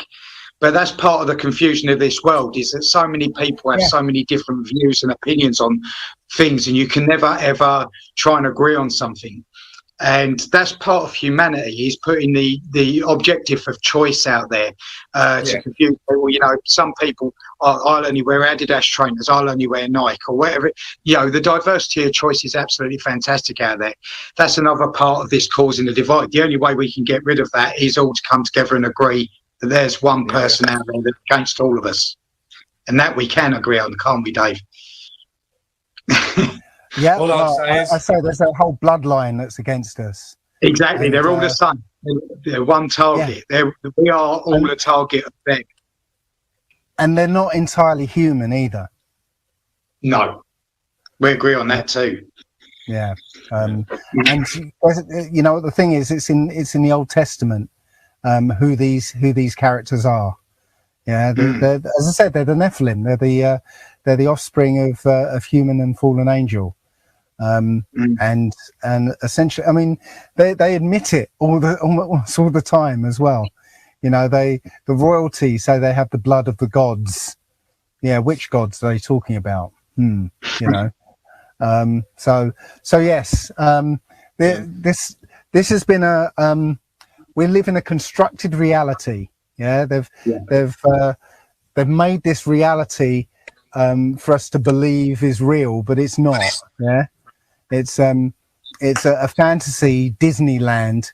You know, if you're not awake and you're not actively looking and asking questions, you'll just believe you live in Disneyland.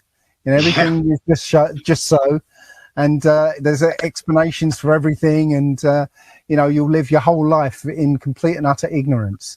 Yeah, Dave. Throughout the talk, we've had quite a few people texting, putting comments about yourself, saying, please try and get you back as well again. Another point. Now, we will obviously, if you would come back at some point, we'll have a talk about other things that are going on in the world today. Obviously, you know your stuff. Tonight was just a bit of the flat Earth talk, so we could show people that even if you haven't got a decision, or even if you are on one side of the fence, people should be able to get on, talk about things. And of course, we know we've been lied to in this world we're living in about so many things. It wouldn't be surprising to me which one was which. You know, I know they've lied about so many things. It's one of them.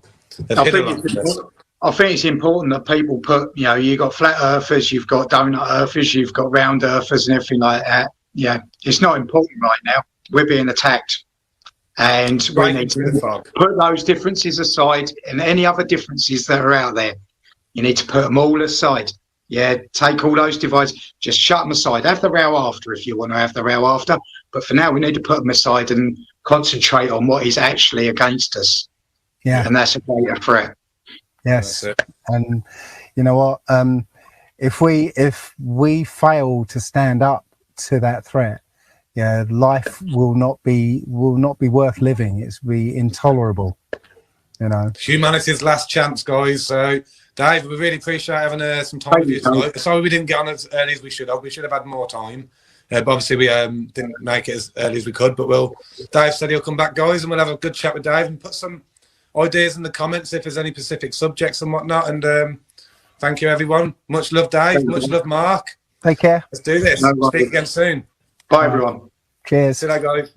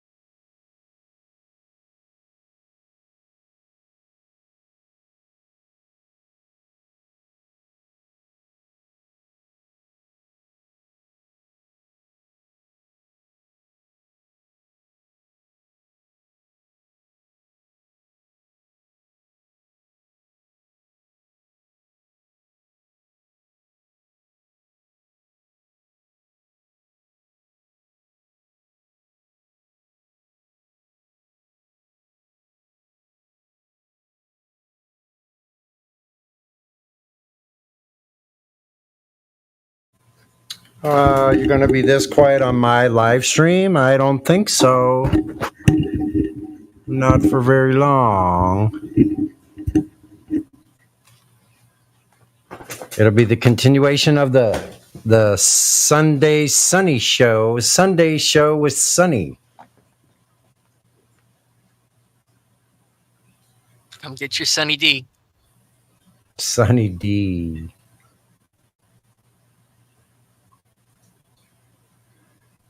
Boy, I'll have to whip out another guitar. I have more than one sound making devices.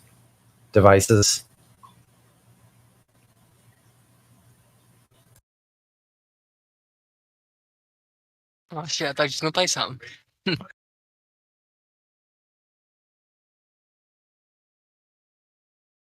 Well, I might just do that. Bright light city, gonna set my soul, gonna set my soul on fire.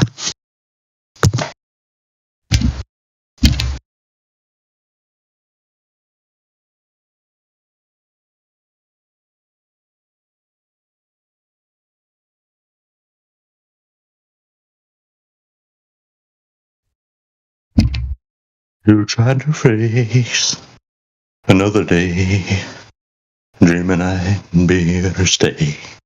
But when you ache, I'm far away. Tears will fall, you'll beg me stay.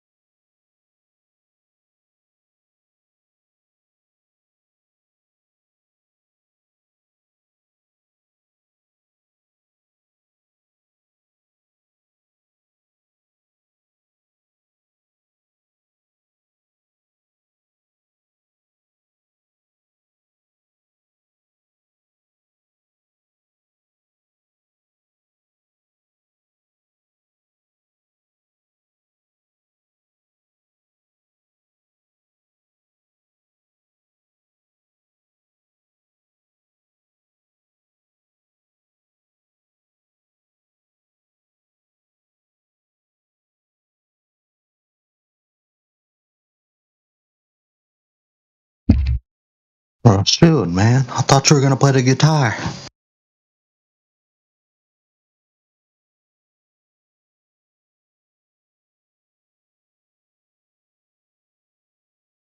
I will, but you got to be patient. Takes a while. Let me see. I'm looking at a guitar I haven't taken out in a while, so hold on a second.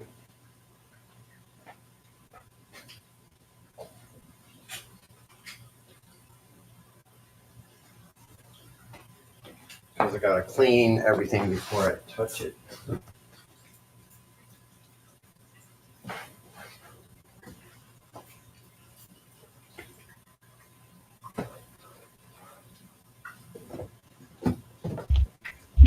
Just said, take it easy, baby. I worked all day and my feet feel just like that.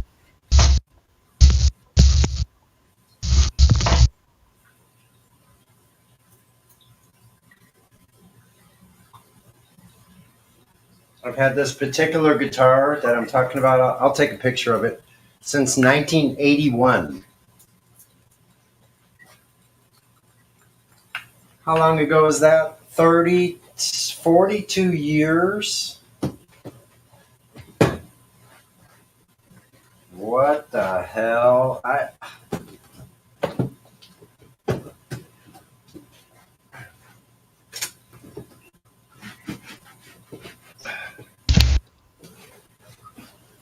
Well, let's see. 1981. I was born in 1985. 1981, this is Elvis came out with Johnny Hera. So, you do the math. I'm 37. Thank you very much. Yeah. In 1985, I was joining the Navy. I was 26 years old. Just went into active duty 1985, 26 years old. Yeah.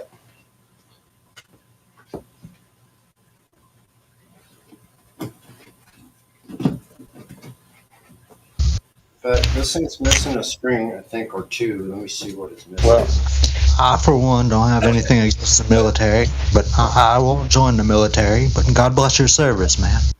Well, I'm glad you wouldn't join. I wouldn't join if I had to do it over again. I wouldn't join it. I would not join. If I knew then what I know now, definitely wouldn't have joined.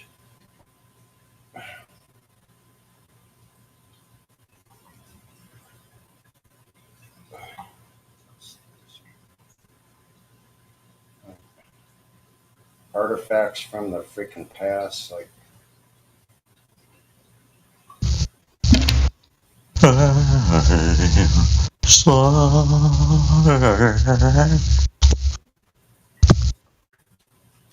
must be a little screw. What the hell? What is this? Oh, a very special little screw that goes to this guitar. Oh heck! Better not lose that.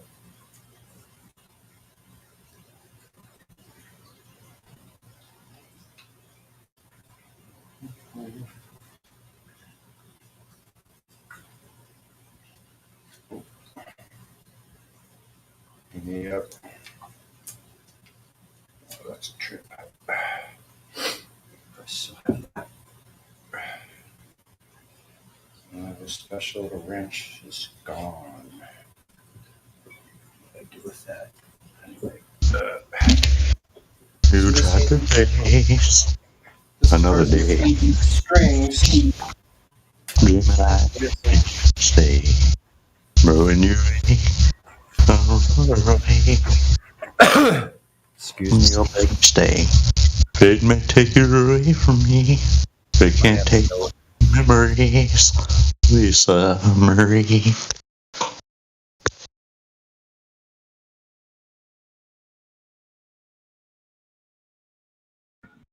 Are you singing Elvis? No, ma'am, I'm singing my own voice. And that was a tribute to Lisa Marie. And that was saying after allegedly Elvis. You know, people misunderstand the whole Johnny thing. If you read the Nixon letter, you'd understand that Elvis used the name Johnny. And I don't really want to get into it in the live stream, but no, I was singing Johnny. Thank you very much.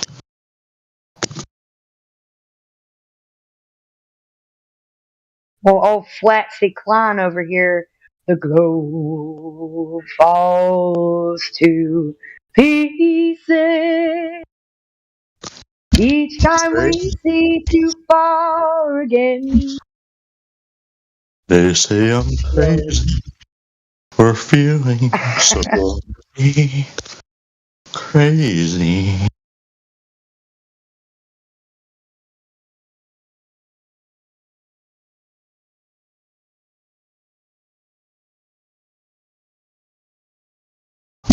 I'm sorry, I'll shut up. You have a better voice than me. Fantastic. Why, thank you. You doing all right?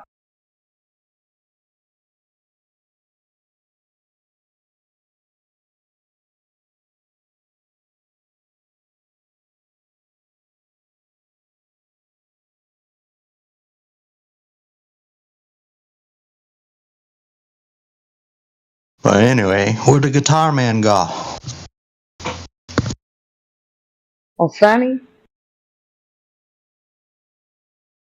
he is the guitar man. I'm the guitar woe man. The woe man. Well, get the party started. What do I mean? I had to find some replacement strings because I rated this guitar, and I think I have both strings, but there's some kinked up strings. So wish me luck. Here's the B string. The E string is another string that I found broken. Hey, and paired it myself. What was this shit about Johnny and Elvis? What was that shit? Uh-oh, that could get controversial. You might have to go into the Elvis room on the case. Well, that's what I was. Which Johnny, man? Johnny Hero, John Burroughs, Elvis, Nixon, something? Wait a minute. Nixon, man. Nixon made Elvis a fucking agent. Yeah. Yeah. Okay. Yeah, exactly, man. Read it. John Burroughs. Thank you very much. Thank you very much. John Burroughs. People misunderstand it. I didn't know he had a different. Yeah. Well, this will probably be the first time on air ever for this particular guitar. If this B string makes it. Wait a second. Oh, that ought to be just fantastic. That sounds horrible, dude. What the hell is that? It will sound horrible until I get it strung up here. Sounded like a Hawaiian lullaby, man. This is my Longhorn, my Hondo 2 professional copy of a Dan Electro Longhorn 6-string, which was a very famous. Dan Electro Longhorn was a very famous guitar in the 60s. It has super deep cutaways, and they used to call it a guitar-a-lin. It has 31 frets. Oh, that's fantastic. But before you start playing, Sonny, to answer this fellow's questions, all I have to do is scroll up in the live stream. I posted it earlier, hour and a half, maybe 2 hours ago. Thank you. You posted it for a question for me or something? Nah, I answered the whole Johnny thing. I just didn't post the Nixon. Okay. The hero side of it, but he can do the other half. I'll go check it out when I get home, man. I'm driving. Well, then drive safe, man. Now for your evening drive home, music spectacular. Yeah. We'll be sending out sounds from the San Diego area. It's what I like to call. Huh?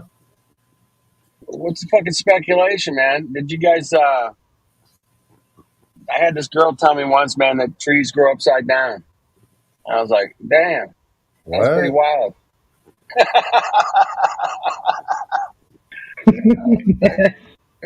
I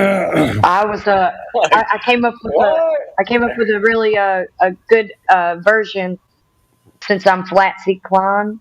Flatsy. I got the globe falls to pieces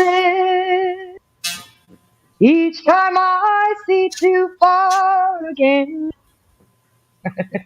That is so good. Okay, there's the kinked up B string. The B string is probably about 10 years old. Who knows how many times it was used. And this E string, I fixed myself after it broke. I took the little thimble that's on the end and I rewound it. Yeah, you can do that. So, yeah, dude, you'd be proud. You see what also, I've played the harmonica since I was like 5 years old now. I have a cheap set. I've never really owned I've never owned a professional, very high quality harmonica before. But one thing I just kind of figured out is how to freaking, I hope the string works. How to tune the harmonica expertly. Like yesterday, I had this epiphany, man, and I go, some of these harps sound like crap, and I've opened them before, but didn't have much luck. And all of a sudden, I opened it up. I go, wait a minute, how does this thing actually work? I just took a closer look at it, and I figured out a method of how to get the reeds bent just perfectly. Yeah, So, you gotta bend them a little sometimes. You bet, man. Yeah, because it worked on it works the same as a accordion. Yep. You know, same kind of reeds, and I worked on a few of those over the years. That's a trip. Yep. So, like all that stuff is really neat. I'm gonna like soak them in alcohol, clean them off real good, and retune them all. And then I got the B flat harp that's used in the song When the Levee Breaks. And yeah, I can play along with that, and it sounds just like it, man. It's freaking awesome. That's great, man. You got a holder for your neck? I do have a holder. Yep. Oh, excellent. Yeah. Yeah, when I was doing my my studio nights for 15 years, we had a guy coming down for like a couple of years. He was he had all the harmonica shit, man. Every key. Oh yeah, it's pretty awesome stuff. Awesome, dude. That fun part is when you learn how to cross harp, you can do it 2 different ways, you know, or more, 3 different ways or 4 different ways. But you can do cross harp where you're doing the 4th of the key of the primary, whatever you want to call the root. Right. So you play the 4th. So if you're playing an E, you play an A harp. If you're in G, you play a C harp. You know, and and so you could do the cross harp to the 4th, but you can also do it. Let me see. I know there's another way. Let me see how you can do it. And without a complex tuned harmonica like a minor. But you can do it with, let's see, I think it would be like if you're in G, you could play an F harp, pretty sure. Wow. So you go to the flatted 7th. So let's see if I'm in A. I would go to a G harp. If you're in A, so that would be the notes in G are G, A, B, C, D, E, F sharp, G.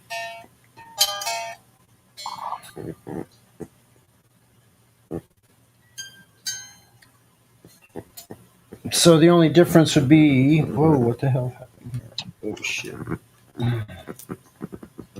Yeah, I've had this guitar since, wow, amazing. Decades, baby. Decades.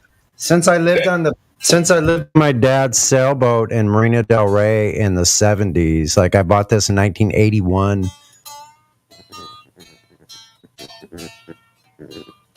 Nice. There's the E and the B. Tune it up. This one. That's a butt. That sounds horrible, man. Yeah, there's a buzz here. There's a bunch of springs. You got to get that fretboard, man. Hey, it's 4:20, man. I'll be back in a minute.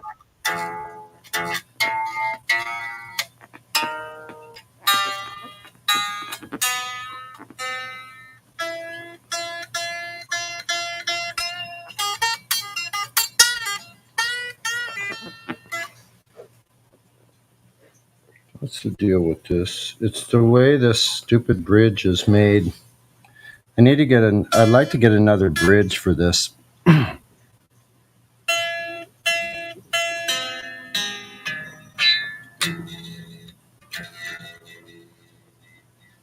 I have the action set pretty freaking low.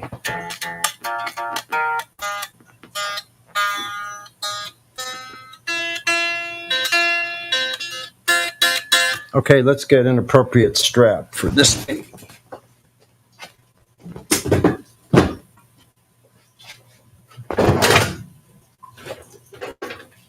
Yeah. Look, that one's kind of hard. Let's see another one here.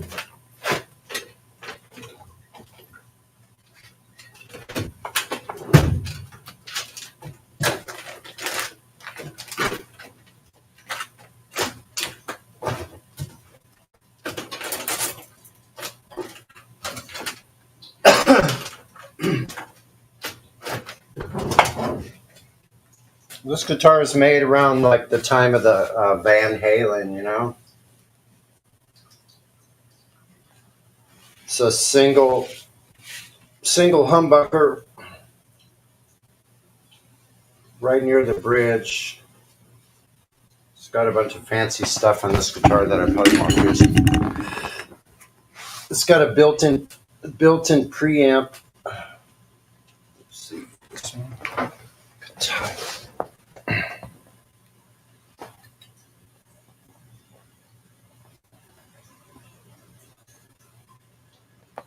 The preamp in this thing boosted like 20 decibels, man. It's like crazy.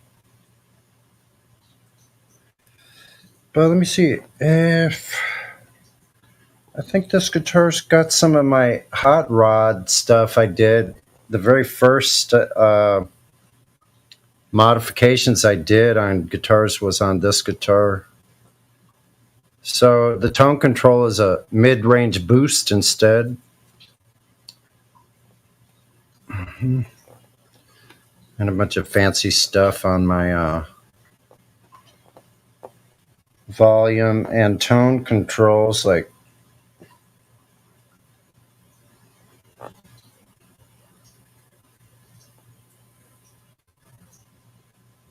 high and low filters and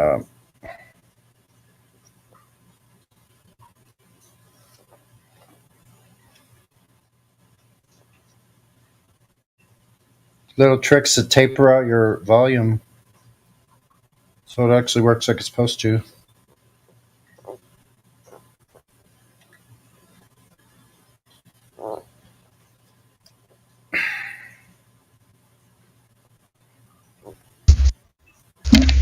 Mic check. Can you hear me okay? Yeah. Mic check. Yeah, can hear you fine.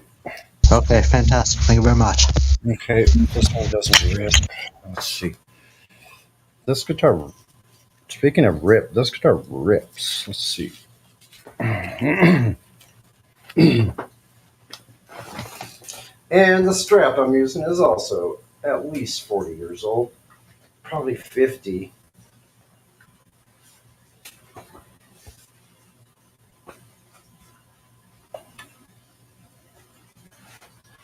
All right.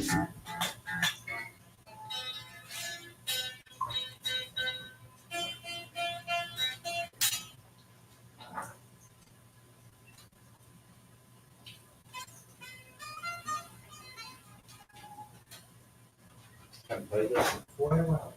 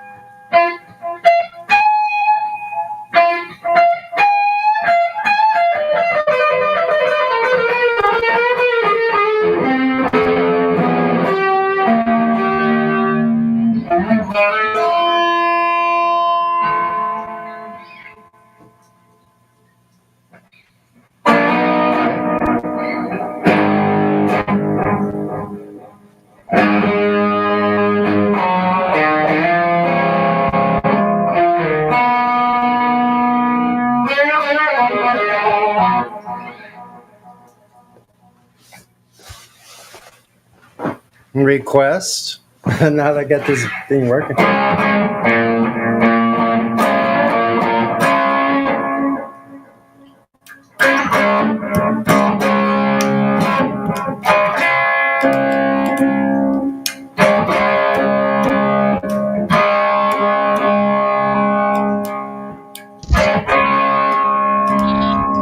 Okay, Sonny. National anthem. Smoke on the water, fire in the sky, okay?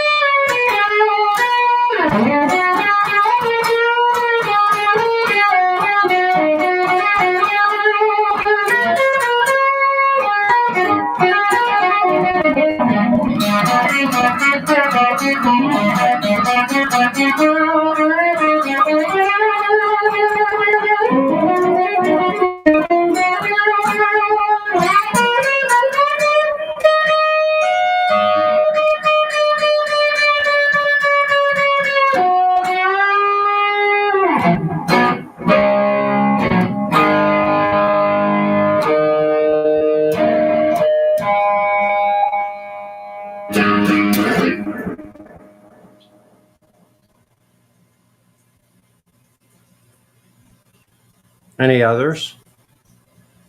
That's pretty wicked, man. I know the lead. Let's see.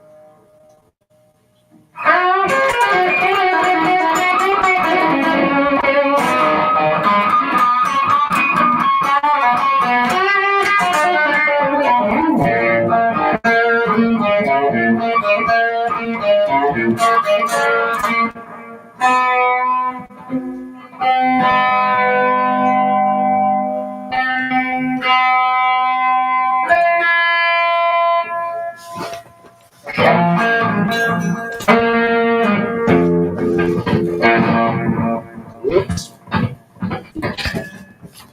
Too far for that chord.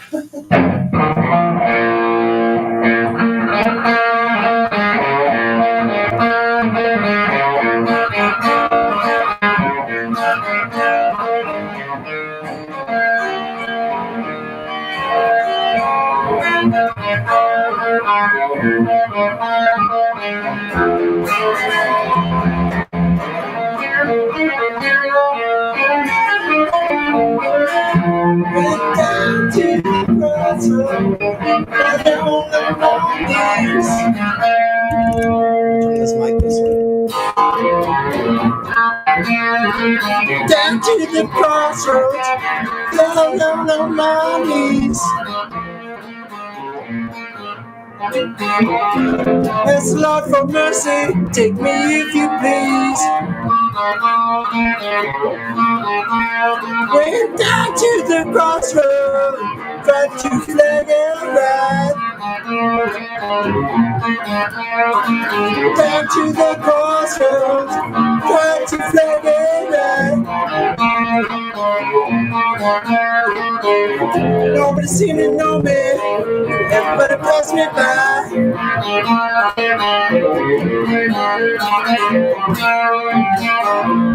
Going down to Rosedale, took my ride up on my side. Going down to Rosedale, take my ride up on my side.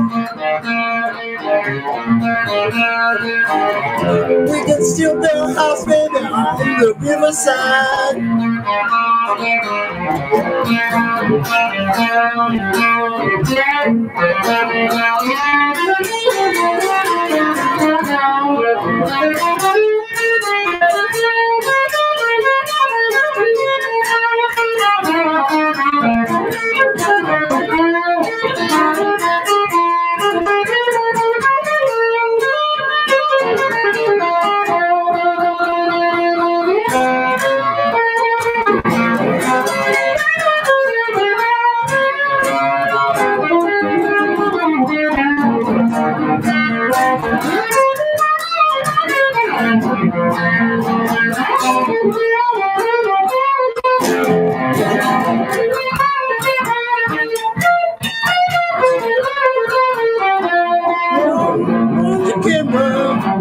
Tell my friend Bob Willie Brown.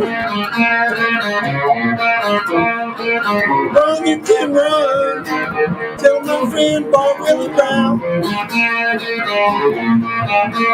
When I'm going down the crossroads, believe I'm singing.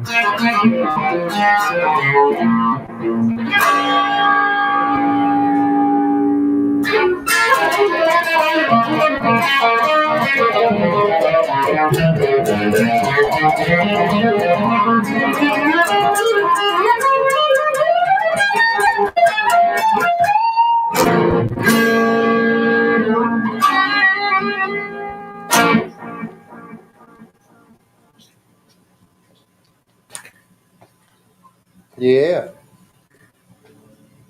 This thing rocks. What else do you want to hear?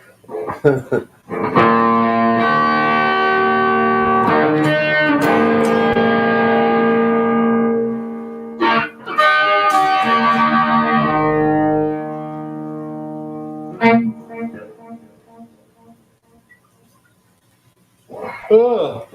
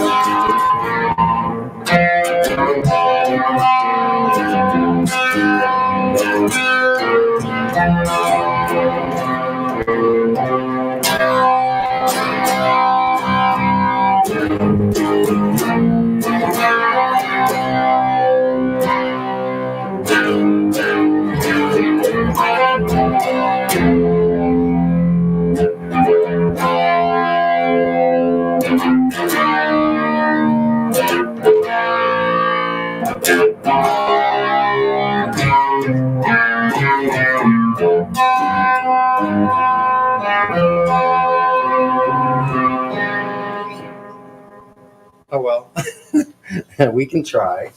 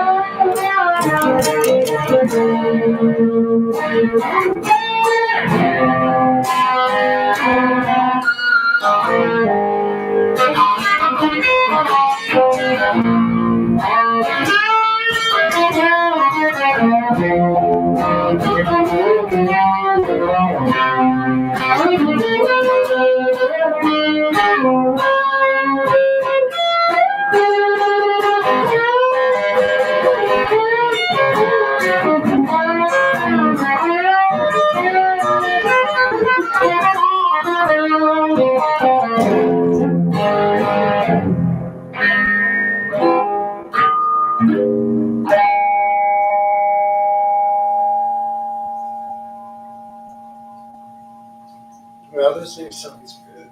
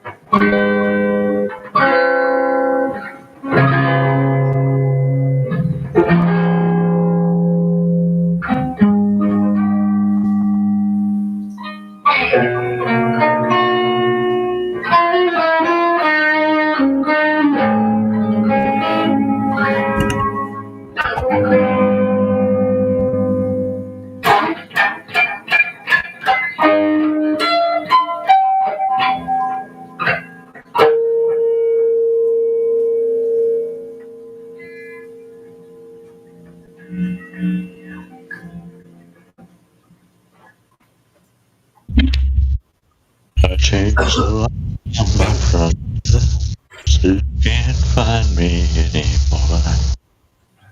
Play some Tom Petty, man. Oh, yeah, you like Tom Petty? Oh, hell yeah, okay.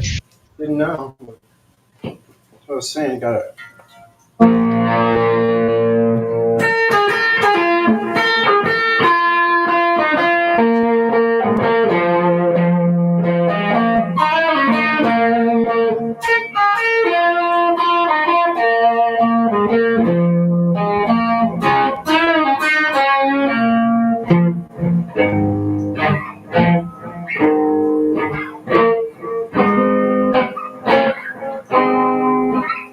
It's alright if you love me.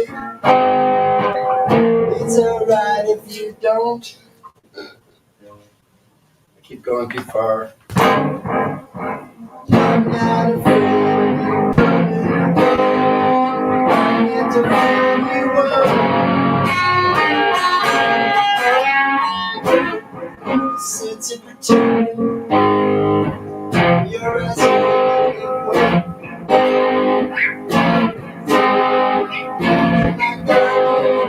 said all there is to say.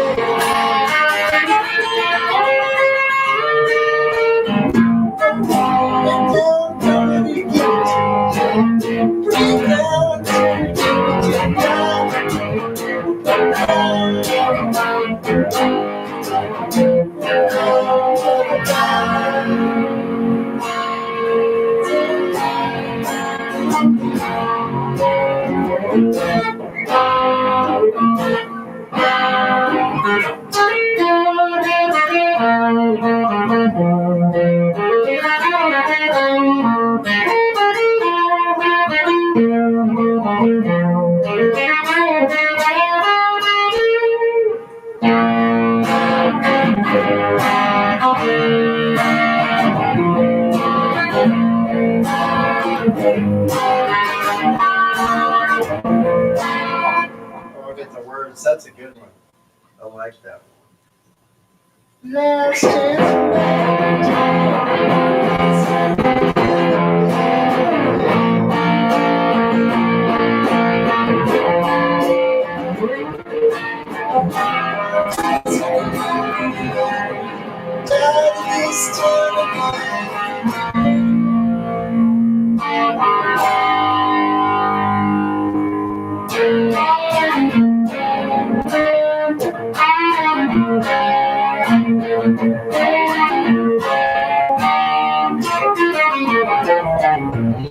Alright, Michael Campbell, shut up.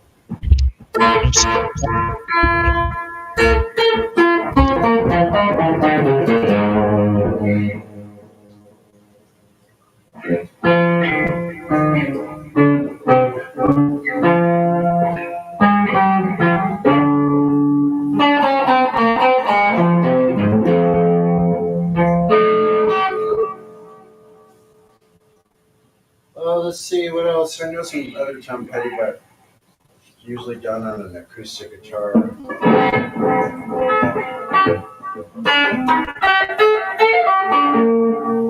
I have a separate set list for the acoustic.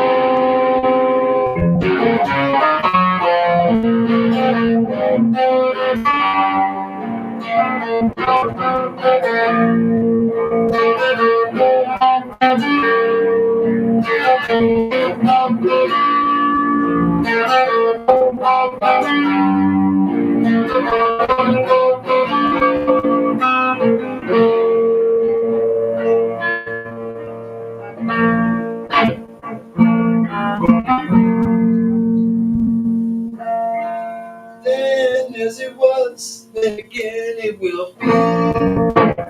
Roll across the chain, sometimes rivers always reach the sea.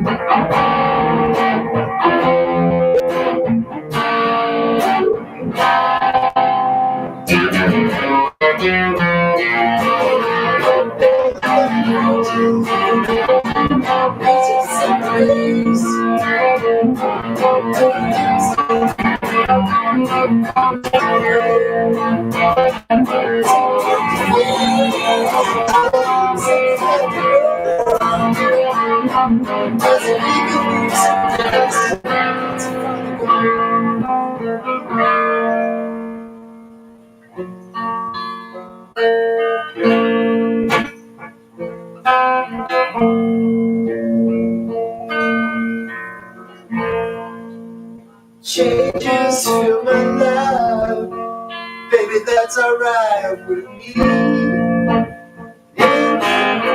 Think of you and how we used to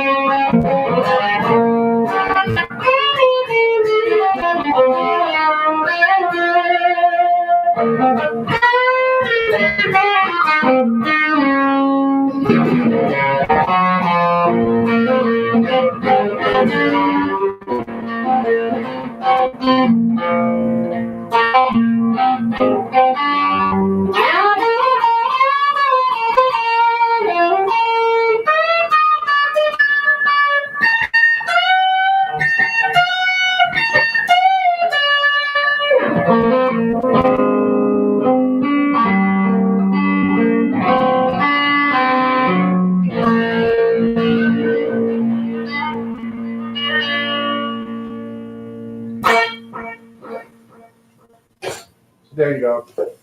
There's a little taste. Let it be, let it be, let it be, let it be.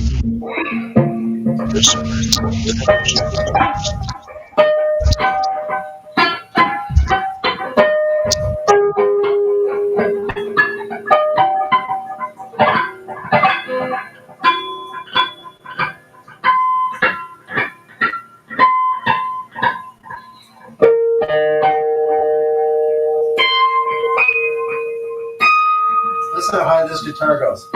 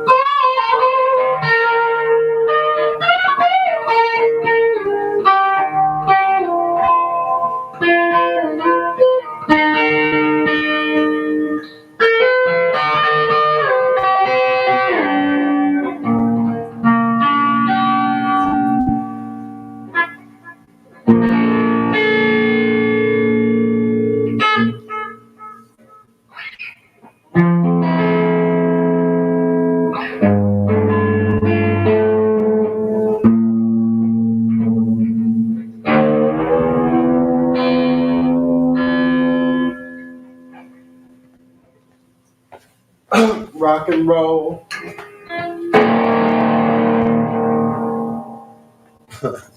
Okay. Excuse me while I kiss the sky. Let it be. Yeah, Sonny. Play Let It Be. Thank you. I can do it on the acoustic. Give me a moment. I just did a short concert there. So No, man, rock it out with electric. Ain't nothing wrong with it. break the band. Hold on. It was 4:20 a long time ago. I missed my break.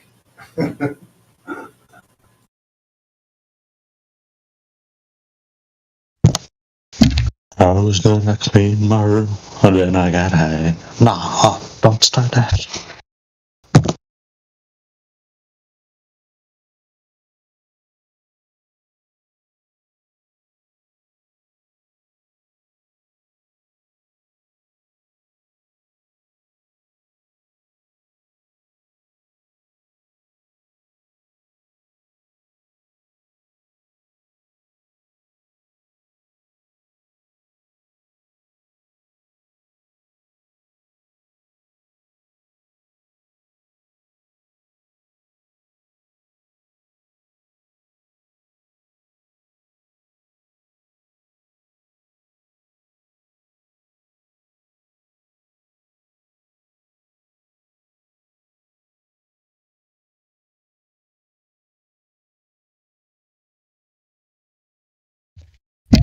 Okay.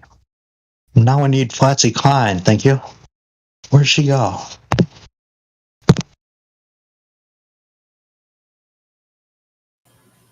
Yeah, we need some Flatsy Klein. But anyway, let me see. Okay, so it's Sunday evening. Oh, wait a minute. Yeah. 16:57 by my clock's reckoning. That would be 3 minutes to 5. To all you civilians. I'm just kidding. How was the volume when I was playing? Wasn't too loud? No, it was just right. Oh, good. So I'm kind of finally getting it so it works in this room. It's good. What was I looking up? Oh, yeah, I was going to ask you guys. So I don't know if you partake in cannabis, but what would you think? A bong, a rolled, what are the other choices? Or all of the above, or vape, the flower vape. Well, do you have a lighter? I do have a lighter. And you have the cannabis? I do. Well, set fire. Set fire. Hang fire. Is that what hang fire means?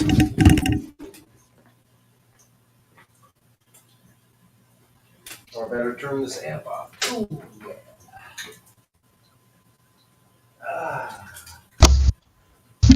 Ooh, ask me how to use cannabis? What is your favorite method?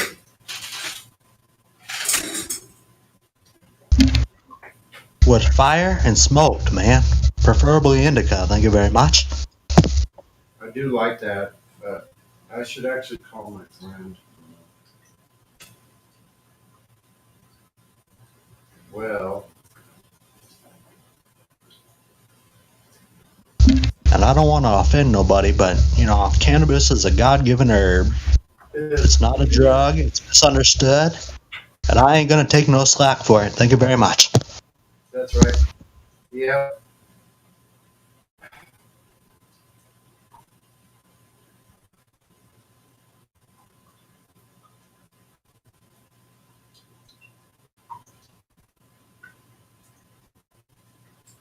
Well, let's try some of this roach weed. When all you got is roach weed, you just got to roll the roach weed.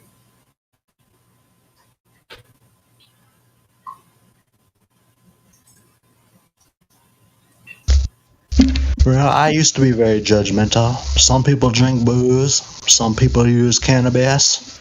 Some people use pills. Everybody uses something, man.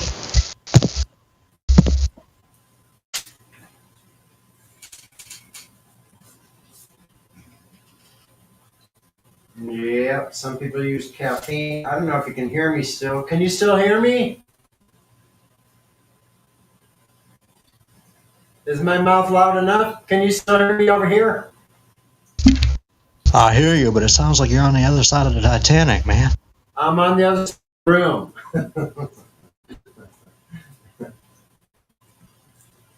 So I'm kind of yelling across the room at my own microphone. Lame.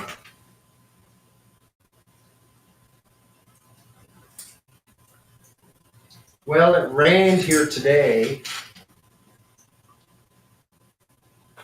Right about the time I was going to go out and ride, it rained again, so it's all wet.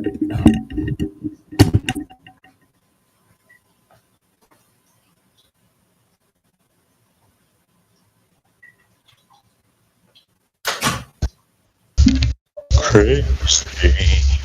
This world is crazy. Hey, kid, where are you located? Whereabouts are you located? Generally speaking, where are you located? Me, sir? Yes. I'm located in Maine, sir. Oh, okay. Oh, all right. You're in the New England area, so is AI is in that area. Yes, sir. New England, not to be confused with Old England. Yep.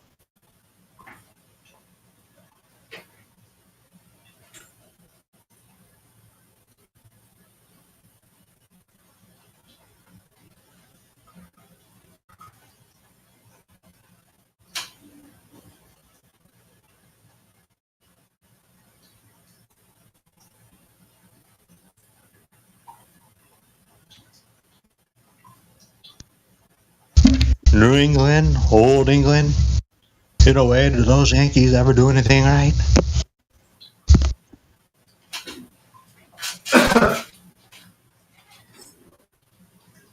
Well,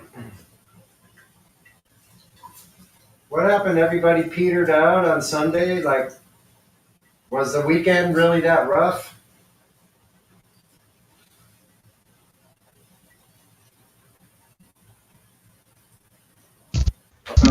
Oh, man. Your guitar just kind of blew them away, man. That's all. That's all right. Sometimes we need a little musical interlude. And that's a trip. You're listening all the way from Maine, and I'm all the way across in San Diego. We're about as far apart as we could possibly get on this continent. But I still hear you perfectly fine.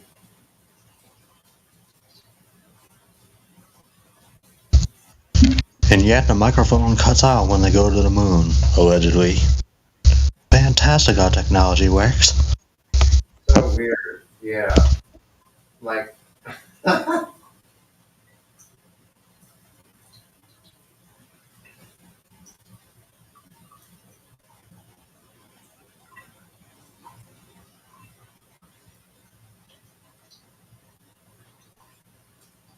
what happened to Indio?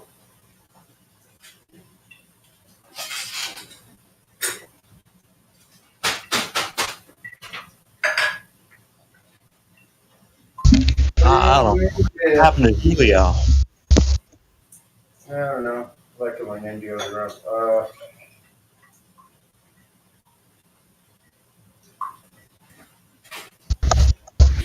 Come on, man. Come on.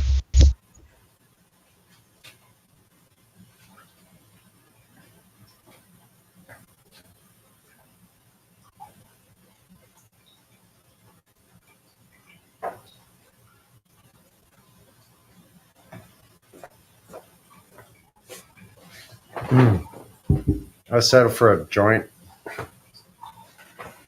And when you can't afford your own beer or booze, like I don't usually drink. I don't drink all the time. I only drink sporadically here and there. But one thing I just found out that I do like is kombucha. And I found out it's made from fermented black tea and sugar. And I made my own, so I have my own.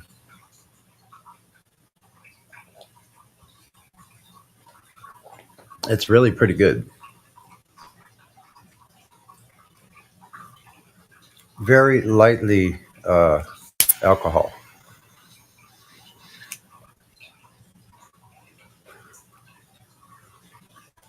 Probably 1%. Mine might have been a little stronger. For a while, it tastes like vinegar because I let it get too dry. Got to replenish it with some tea every now and then. Sweet tea. Well, unless I'm mistaken, it's just you and me. I see a bunch of other people here, but nobody's talking. Yeah. Hey, Smurf. Smurf, what's up, Smurf? Are you there? Calling Smurf. Calling Smurf. Hey, buddy, how you doing, man? Hey, what's up, Smurf? Yeah, I'm just chilling, bro. Where are you at? Are you at home? I'm at my friend's house. Yeah. All right. Well, I just thought I'd call you out and see if you're busy so you could chime in because it's really quiet. Oh, yeah, I ran out of food, but I think I found some cans of old food. Yeah, I know what that's like, running out of food, man. Like, you wouldn't think that would be possible this day and age. You'd think we'd have the technology to feed everybody quite easily, right? Yeah, we do.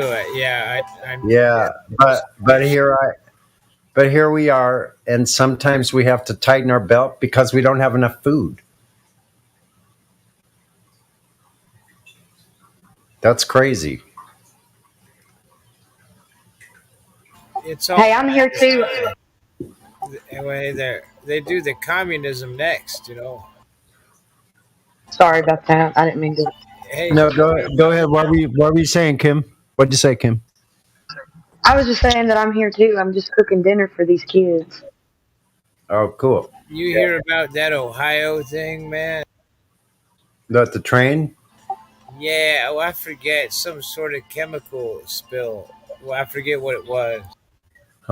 Well, someone was saying they shouldn't have lit it on fire, but that's the best thing they could do because some of those chemicals get into the groundwater and everywhere else. They'll have to evacuate the whole area. I read online and then forgot what the chemical was because I didn't understand what it was when I read it. Yeah, I wasn't going to say anything about that. You know, in my opinion, it's complete bullshit. That chemical was used in World War One, man. It's bad for your brain, and I think somebody did it intentionally. But you know, that's my opinion. But it's stuff like that gets me angry, you know, because you know who the heck, you know, you should have freaking checked the train track or something. Hey guys, I'll be back. Hey, what do you think that stuff was? The chemical. Here, let me look it up. I'll check real quick. 1 second. Hey, cool, man. That's crazy train. I'll be right back. I gotta grab something out of the kitchen. Train, coming round the bend. Well, that's why you call it fireworks. Because fire does work. Smoke on the water. It would be a lot worse if it got into the water supply and all that. I did the water supply, and they're using the freaking oil filter thing to clean it, and that ain't gonna work worth a crap. Who the heck hired these guys, you know?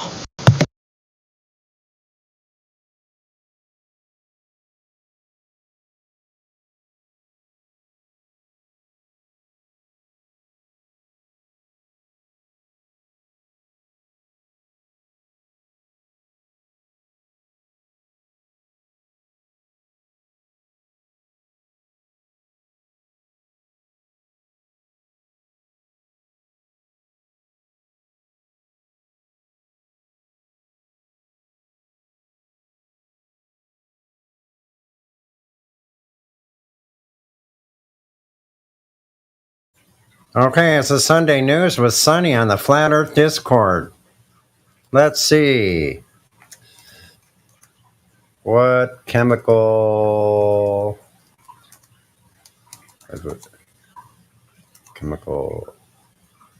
was in the Ohio train crash?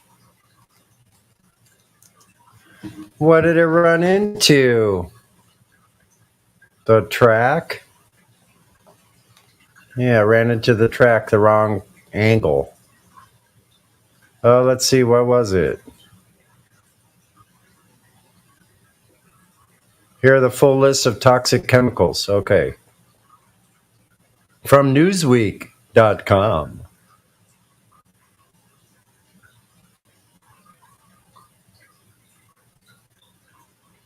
Huh. About 8:55 between Norfolk and, wait a minute.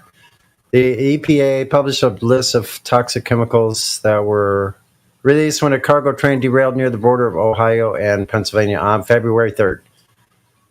At about 8:55 p.m. Eastern Time, a Norfolk Southern train of about 150 cars derailed near the Ohio town of East Palestine. Oh my gosh. 20 of those cars carrying hazardous materials. The derailment caused a huge fire, and fearing a massive explosion that would release noxious gases and shrapnel into the surrounding area, emergency responders intentionally breached 5 cars to let out the chemicals inside. Oh. Okay, so the chemicals were diverted. Okay, so that was on purpose. I'm not talking to myself. What? I'll just post it on the live stream. The chemicals were diverted into a trench and then burnt off. So a gas called phosgene. Yeah, it's like phosphorus, like they use phosphorus grenades. Yeah. It probably has something to do with fluoride too. Probably that's phosphorus. Phosphorus production, I think, is, and something about the atomic chemicals use production of bauxite, aluminum is fluoride. So phosphorus is another one. Hydrogen chloride. Oh, and hydrogen. So phosgene and hydrogen chloride when they burned it. Oh shit. Go back up. Where'd it go? I believe it was chlorovinyl, and that was a chemical used in World War I to gas a bunch of people. Yeah, they said phosgene, so it's like the phosphorus. It was chlorovinyl, which becomes phosphorus. It said they have a list. Here we go. Acetates and chokes you out. Oh, here we go. Here's a bunch of them. Everything died. Vinyl chloride, a colorless gas used to make polyvinyl chloride, PVC. A butyl acrylate, a clear liquid used for making paints, sealants, and adhesives. Flammable and cause skin, eye, and respiratory irritation. Ethyl hexyl acrylate, a colorless liquid used to make paints and plastics, can cause skin and respiratory irritation, and under moderate heat can produce hazardous vapors. Ethylene glycol monobutyl, a colorless liquid used as a solvent for paint. That sounds some nasty stuff there. Hey there, man. I stepped away a minute. For paints and inks. Well, I'm in the middle. I was in the middle of talking.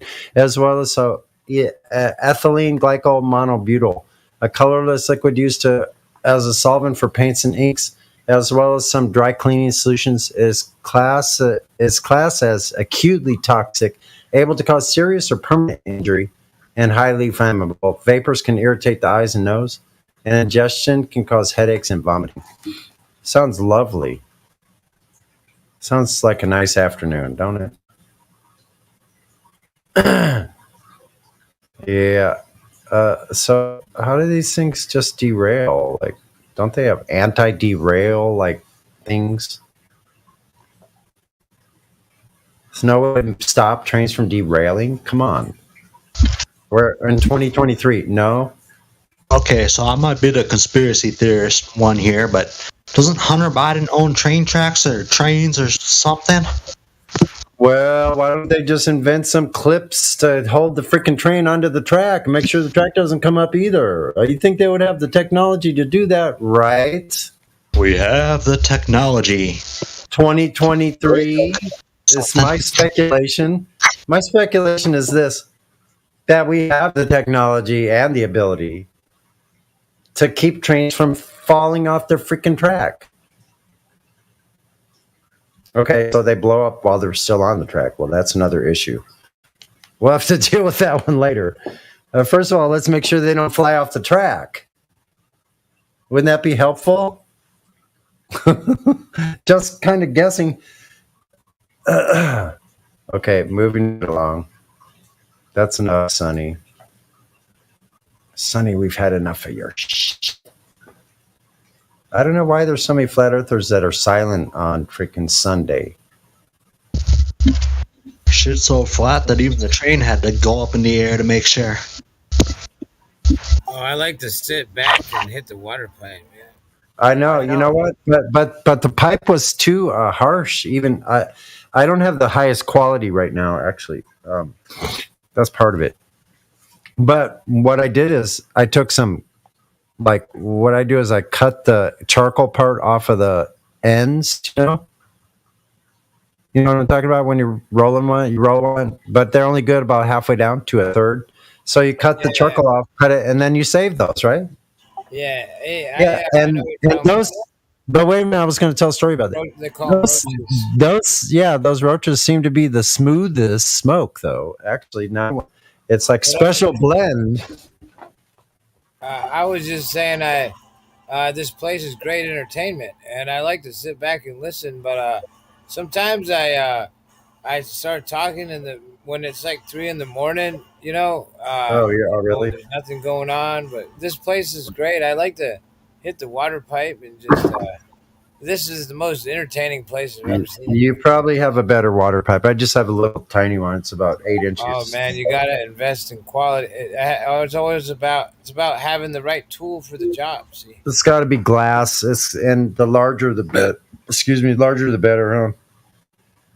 Oh man, I think I'm drying those bastards up with the soap. You know, do you have a dehumidifier?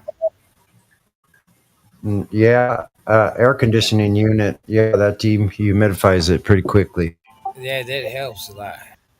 Well, this is an enclosed space.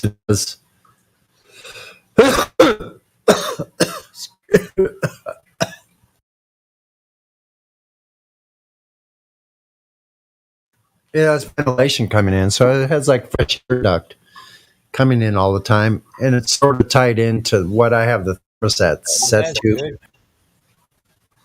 Yeah, because it's a high rise, it's an old building, but they can't have open windows. I mean, they do in some buildings that are this tall, but I live out in the middle of nowhere in some 1970s style house. I mean, I'm at a friend's house, you know. You live in Canada, huh? No, I live in America in the middle. Oh, you're in America. That's right. I'm sorry. I forgot. It's all good. What part again? You told me, is it the Northwest? Virginia. Oh, the North. Okay, so yeah, okay, gotcha.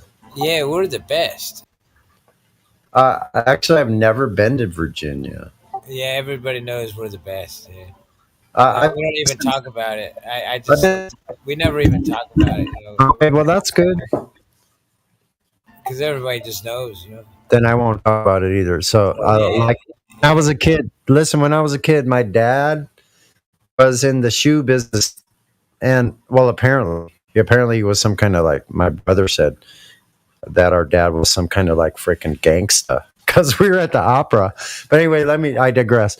But anyway, my dad used to take me around to all these places in the South. So I've been to like all through Tennessee, all through Kentucky, all through like most of Arkansas, parts of Mississippi, Alabama. I went to all different kind of places. We were actually in Birmingham, Alabama, right around the time as all that unrest. And I don't know why we were there then, but my dad was some kind of weirdo. I don't know what he was doing. Oh man, anytime, anywhere you are, it can become that place at that time. Yeah, so listen, I remember being in Birmingham, Alabama. It was about 1967 or 66.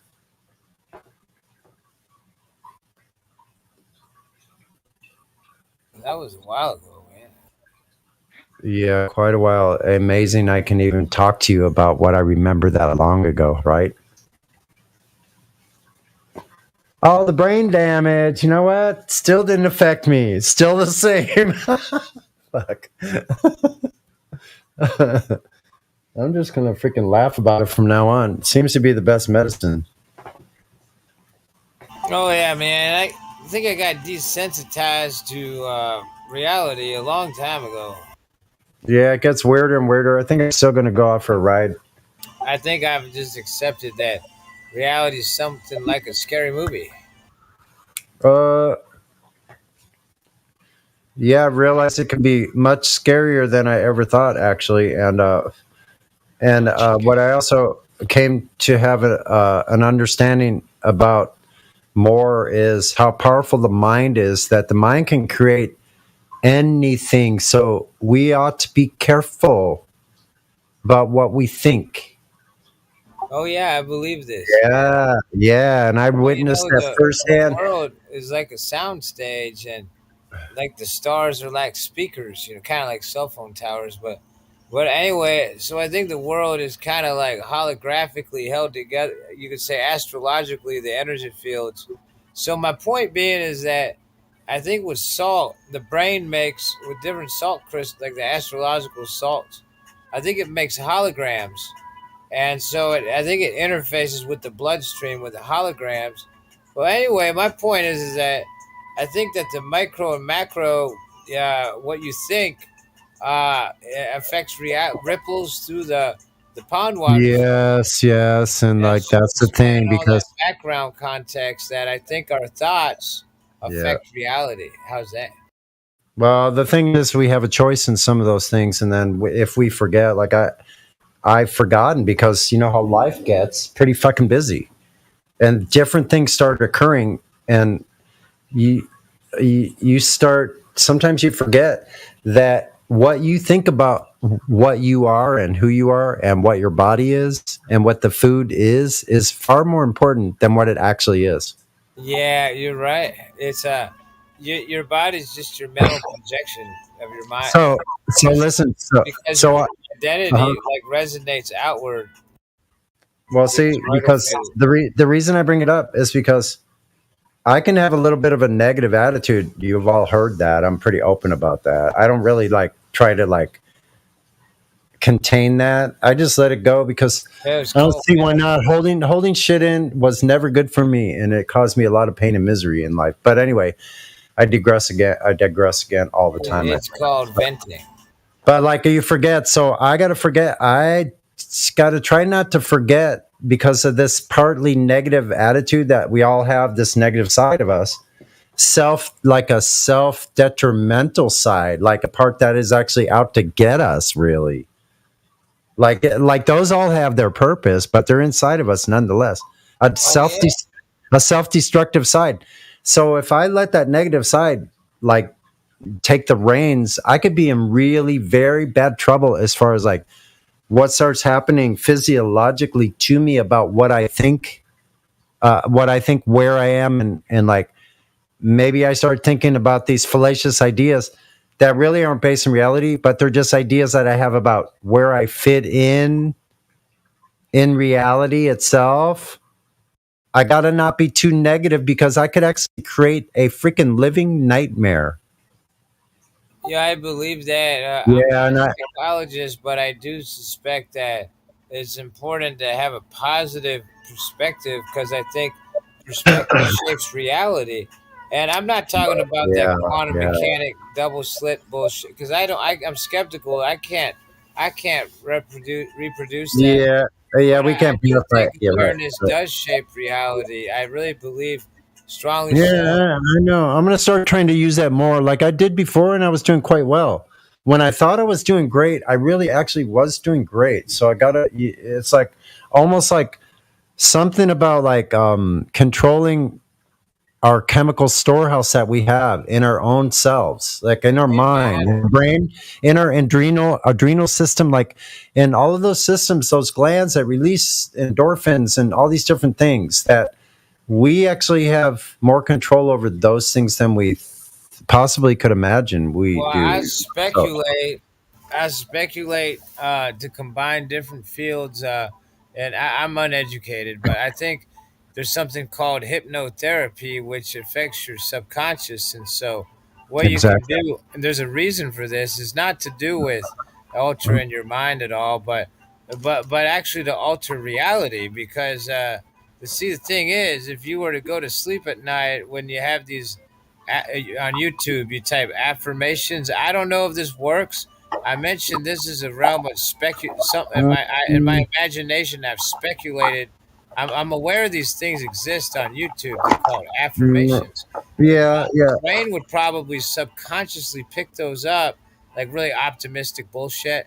It's all sounds like self-help bullshit. But anyway, it Well, might alter reality as our perspective electromagnetically renders it's like a simulation. I think I think it does. I think it does. energize things. I think it does, but I think you have hack the I, subconscious. I think it. Hold on. I think it does, but the thing I think that we need to be careful of is if it's like affirmations like that, it becomes like a mantra, and then you're stuck in another kind of loop. So I think the thing is more of just staying in the present and allowing. There's other reasons this is speculation. It could just all be superstition, but I got other reasons to suspect it would work. Like besides also that spelling has power, but I think it's a weak power. I think there's more power in intention, but astrologically, there's these language patterns in the sky. Well, anyway, the world's like a sound speaker. I think the body is connected with the world, and it's interconnected where the body Yeah, is the yeah. illusion of the individual. So, but I was saying that my point being is that these affirmations, like this spelling, is this some sonic wave that your subconscious decodes like a modem, and then your subconscious would create holograms, I guess, subconsciously in your brain or whatever, and that would ripple through the immediate reality. It would probably be more impactful in the countryside, the further away you are from other humans. That this magical mana, what I think it is it's imaginative power, because the world being holographic in nature, I think is the same as the dimension of the mind. I think it's the same of the holograph of the mind, holographic whatever. So these subconscious spells might interface. You might pick it up subconsciously, and then the brain might craft these holograms like spells. Yeah, anyway, ripple out like good luck, Right. fortune, and like money starts flowing your way. Now I don't know that. I'm just saying this is my imagination piece for all these reasons. I pieced together that playing these, and I'm not playing them. I've been wondering about it. I know they're on YouTube. I've been wondering about there are these affirmations on YouTube, and I've been wondering I probably should type that in and start. So hold on. Let me stop you though. I heard all you said there, and I like the conversation. So, listen about the affirmations. Here's what I'm going to say before you got too far, because you obviously are a fast cognition type person. So I had to stop you, like I am too, and so I had to stop you before you got too far, so I don't forget. So about the affirmations, I want to say they work in the sense. This is my opinion. It's just my opinion. The affirmations work in the sense that they will change your perception of your reality to something else, and that is the goal, right? So that if you're like in a state of misery, maybe it's just in my mind that's causing some of this, and how can I think to get myself out? There's all kinds of methods, distraction methods. Go take a walk. Go splash your face with some water. Now that's No. Listen, it's not. It's distraction method. It's not escapism. It's like, listen, it depends on where you're coming from. So that has a lot to do with it. But I think here's my philosophy on this. As far as that goes, that we should be like in a meditative state almost all the time. That doesn't mean blanking out. That doesn't mean falling asleep. No, that means being fully conscious, passively active, Yeah, aware of the present. and actively passive. So, Well, right? you know, So, I think the world works also kind of like Tetris, electromagnetically. And if you alter your not to distract yourself, but if you actually, I guess, bullshit your subconscious, if you trick your subconscious into no, believing in a different reality, it may actually shift you or the reality, like the world of reality might throw you out of your or like, anyway, because to make the flow of they seek the equilibrium of the individual and the world. If the individual feels that he's wealthy, well, you know, the world might push that individual into a wealthy scenario or circumstance to restore equilibrium and balance in the flow of the mana of the conscious flow of the collective conscious, this big ball of super consciousness or electricity that we find ourselves in. What's the difference that we find ourselves in? You know, yeah, I don't think doing a affirmations is going to have any effect at all as far as your wealth or your ability. I think those things are already kind of written the way they are, and I think that has to do with our life path well, that's the more than, question. more than anything else. I think that is The strictly question. because obviously no one's going to have the same experience that you are going to have. Like, so here's my philosophy. So if I could finish, I believe we should be like in a meditative state, that we are aware of just the moment and the space that is around us right here in this very moment right now, and that opens up another realm. Whereas before we were actually the distracted ones. Oh well, that's From the from opposite of what I was hold on. I'm not trying to say what you were trying to say. I'm trying to say what I'm saying. So, like that, it's not being distracted. What I'm talking about is not. It's being more aware of the moment.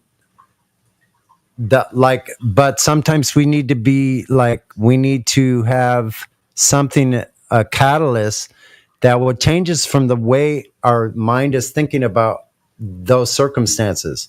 So, in other words, splashing your face with water is going to change your perspective. Sometimes we need that, and it's not as long as you go back to just being aware. It doesn't mean being hyper aware or being hyper vigilant or hyper conscious. It just means being just observant in just a neutral way, and that I opens think up. what you're describing is the subconscious. That's what we're trying to use. No, you're Powers misunderstanding. You're misunderstanding then, because No, I'm the I'm not present. saying Being aware of the present. Yes, that's the subconscious. no. I'm saying being aware in the present of the actual surroundings that are around you right now. Yeah. I'm not saying imagining them. I'm saying that, and what I'm saying is that is a key to opening it up to what beauty is actually there, that maybe we didn't realize at all before, but by just being still. And that could be while we're moving too. Being still doesn't mean we're stop moving. We could be still while we're moving too. I do it all the time on the bicycle. I'm homeless, buddy. I stay at different friends' houses or in my car. I know, man. I've been in that situation before. Yeah, last several years. I feel for you. I feel No, for you. it's all good. Trying to buy a house with a VA loan. I have no idea how I'd pay for the paperwork costs, but I was gonna try asking the church or other people to help her. But anyway, I was trying. I do have good credit, you know. So although I'm homeless, I have good credit. So I'm trying to buy a house. I'm talking to a realtor, you know. But anyway, the last few years have been kind of rough. But hey, I think the key thing is to shift reality, to manipulate and control reality, you know. And so yeah, you want to be aware of the present, but it's kind of like creating a hallucination. Like you want to. No, listen, I think what I'm saying is like this. I become more in tune to the moment, and things start to change for me, literally. I do this on my bicycle because I'm breathing, and all I have to concentrate is me, my body, where I'm moving to, and the mechanics of the bicycle itself. So I get in a state of meditation and things literally slow down. Like all of a sudden, I'm speeding down the hill. I'm almost doing 30 miles an hour. This freaking thing is right, the fastest thing I've ever like sat on, other than something with an engine. So like it's like flying. So like so I literally can change. Like I literally with my breathing, and I just get in a state of just I'm there in the moment, and I'm sensing every single thing around me, and then I'm flying down the road and everything seems to slow down. All of a sudden it starts going tick, tick, tick, tick, tick, Yeah, I tick. know what you're talking tick. about. It's really wild. So you can change your reality like that. Or how about this? You can change your reality to thinking, "Oh, I'm so limited I know how about to like slow. that I'm so limited and that I only have so many options," to a place where like I'm almost invincible. Thank you, God, for giving me this energy, this power. Yeah. That because I don't know how I got here or what I'm doing here, and I know some use ways to slow down use time. only that Car energy. crash. Use that energy as your power. It's not doesn't come from us. Our power doesn't come from us. Oh, dude, I think it's obvious that I mean, I can't make any other sense of it. That consciousness is beamed into our heads wirelessly, because there's no Faraday cage, and the brain seems to be, well, the whole body seems to be wireless. If you really take a close look at how the body functions, biochemistry, I think it's I'm uneducated, but No, you're not. You're not uneducated. You're not. Wait, you're Smurf. You're not uneducated. Listen, man. You're probably smarter than a lot of people. Anyway, so check it out. We are electrical beings, part electrical. You can't deny this fact. thanks. There's electricity in every single cell, if there are such things as cell. But throughout the whole entire body is a whole connectivity of electrical connections, like Well, a whole the circuitry. air is like, they pretty much, when they separated the waters, it's like they thinned the air. The air is like thin. I mean, water. The air is like thin water, like a fish in water. What I mean though Yeah. is that the water though is electrical. So for the same reasons that electricity passes through the medium of the water, it passes through air for all the same reason. It's just a lot thinner. We call it gaseous, but it's really this. It's just like thin. Anyway, I'm making an analogy. My point is that we don't have a Faraday cage. Is my point is that, so I think we're in this big soup of electric water. Well, there's a huge spider here. I gotta kill this spider. Hold on. Okay, take care of the spider, but I'll keep talking for a moment because that sparked my my imagination about Yeah. things. And so like think of it this way. I've thought of this for a long time, that our brains are actually receiver transmitters. They do both. We receive electrical inputs from inside our body, from all parts of our body to the brain, and inputs from outside, electrical stimuli from outside us that go through all our senses. So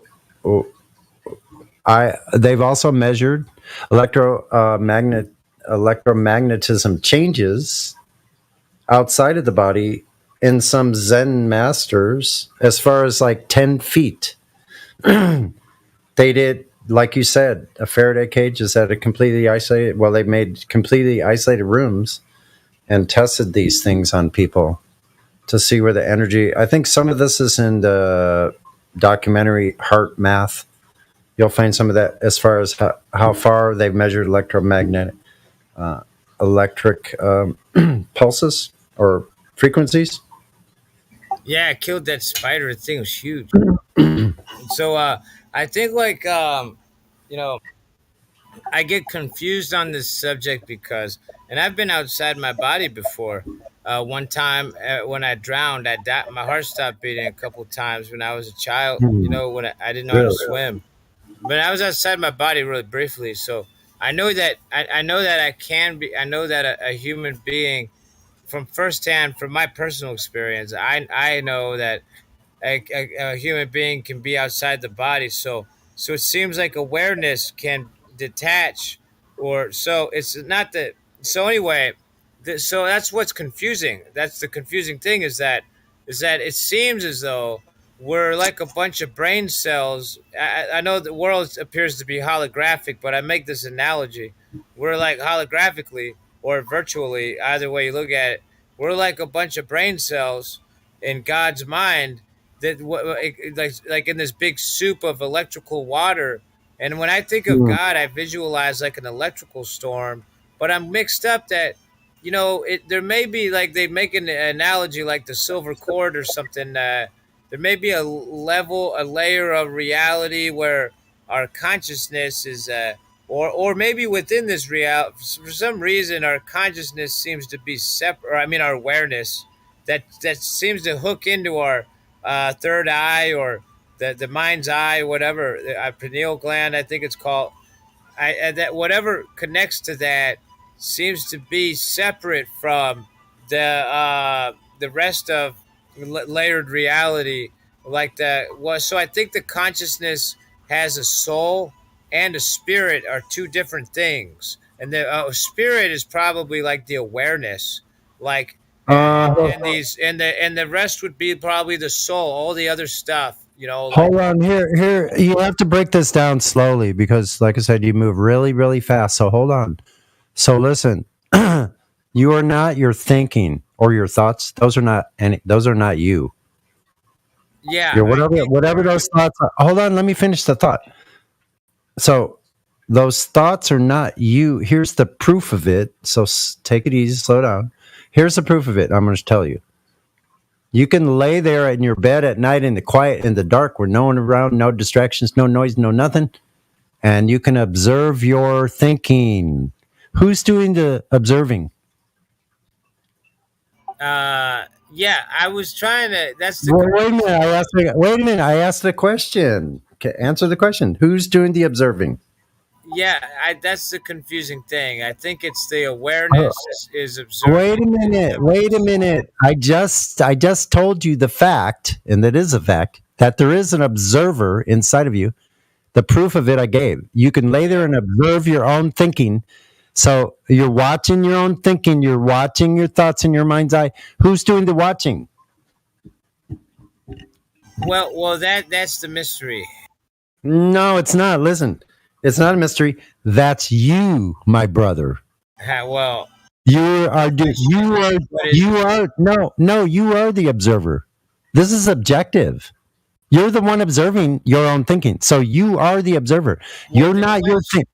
You're not your thinking. You're not your thinking. That's who is a you or an I, which I wonder if it's merely an illusion, that individuality, and I don't know that, but I wonder that whether or not it's an illusion, that the ego and identity. I don't, because I see a flock of birds and a school of fish. I like to make that analogy. They seem to have a hive mind. The simpler the creature, and the more complex the creature, perhaps filters out enough of reality to make it seem as though he's an individual I, when we say I. But the thing is, when I say you, I might really be talking to myself, for all I don't know. Now, I speculate on this. I don't know that because I mentioned that I've been outside my body before, and so I'm still trying to figure this out. I think so I got two conflicting things that I'm trying to piece together. Like I mentioned, how this awareness that you talk about, that you can wonder, self-evaluate your own thoughts. Well, who's doing that? Well, that's what I'm trying to figure out, because the brain seems to have no Faraday no. cage. Listen. Not evaluating. You have to get this part straight, because here's the problem. I'm not talking about evaluating. That's your mind again. I'm talking about you're just sitting there quietly, like you're on the side of a river, calmly sitting there still in your chair, or on the bank, and you're watching, you're just observing. You're not interacting with them. You're not analyzing them. Yes, That- that would be that's called the mi- listen, awareness, right? Listen. That's the mind analyzing itself. You're not your mind. You're not your thoughts. Like those thoughts come by, like the stream, the water in a river. Those are not you. Those are what the brain does, is create those. The brain creates those because that's its job. Our job is, we're the observer. We could take or leave those things. We decide which one of those things matches our reality. If there's a call to action to do something, it'll give us the message. Does it fit our reality? And is it a call to action? Or it is make believe that this brain, which actually is its own character, and if you don't know this, you need to read some Carl Jung, Jung, Carl Jung, and also maybe do the Myers-Briggs test and find out what type of personality you are, because you do have a driver, a passenger, and 2 backseat. And then you have some subconscious characters, and I call them characters because they are characters.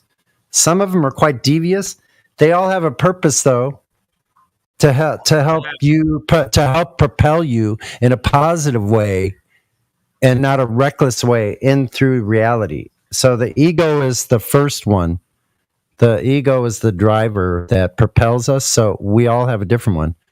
It could be introverted or extroverted, and there's about 5, 6, 8 different types of just the first one. I like the analogy you're making. You know, It's not an analogy. It's just a breakdown. It's just a Oh, what it makes is. sense. What it is it's a kind of an idea or a concept of how the archetypes within our own psyche, how they actually operate, and the archetypes meaning the hero story.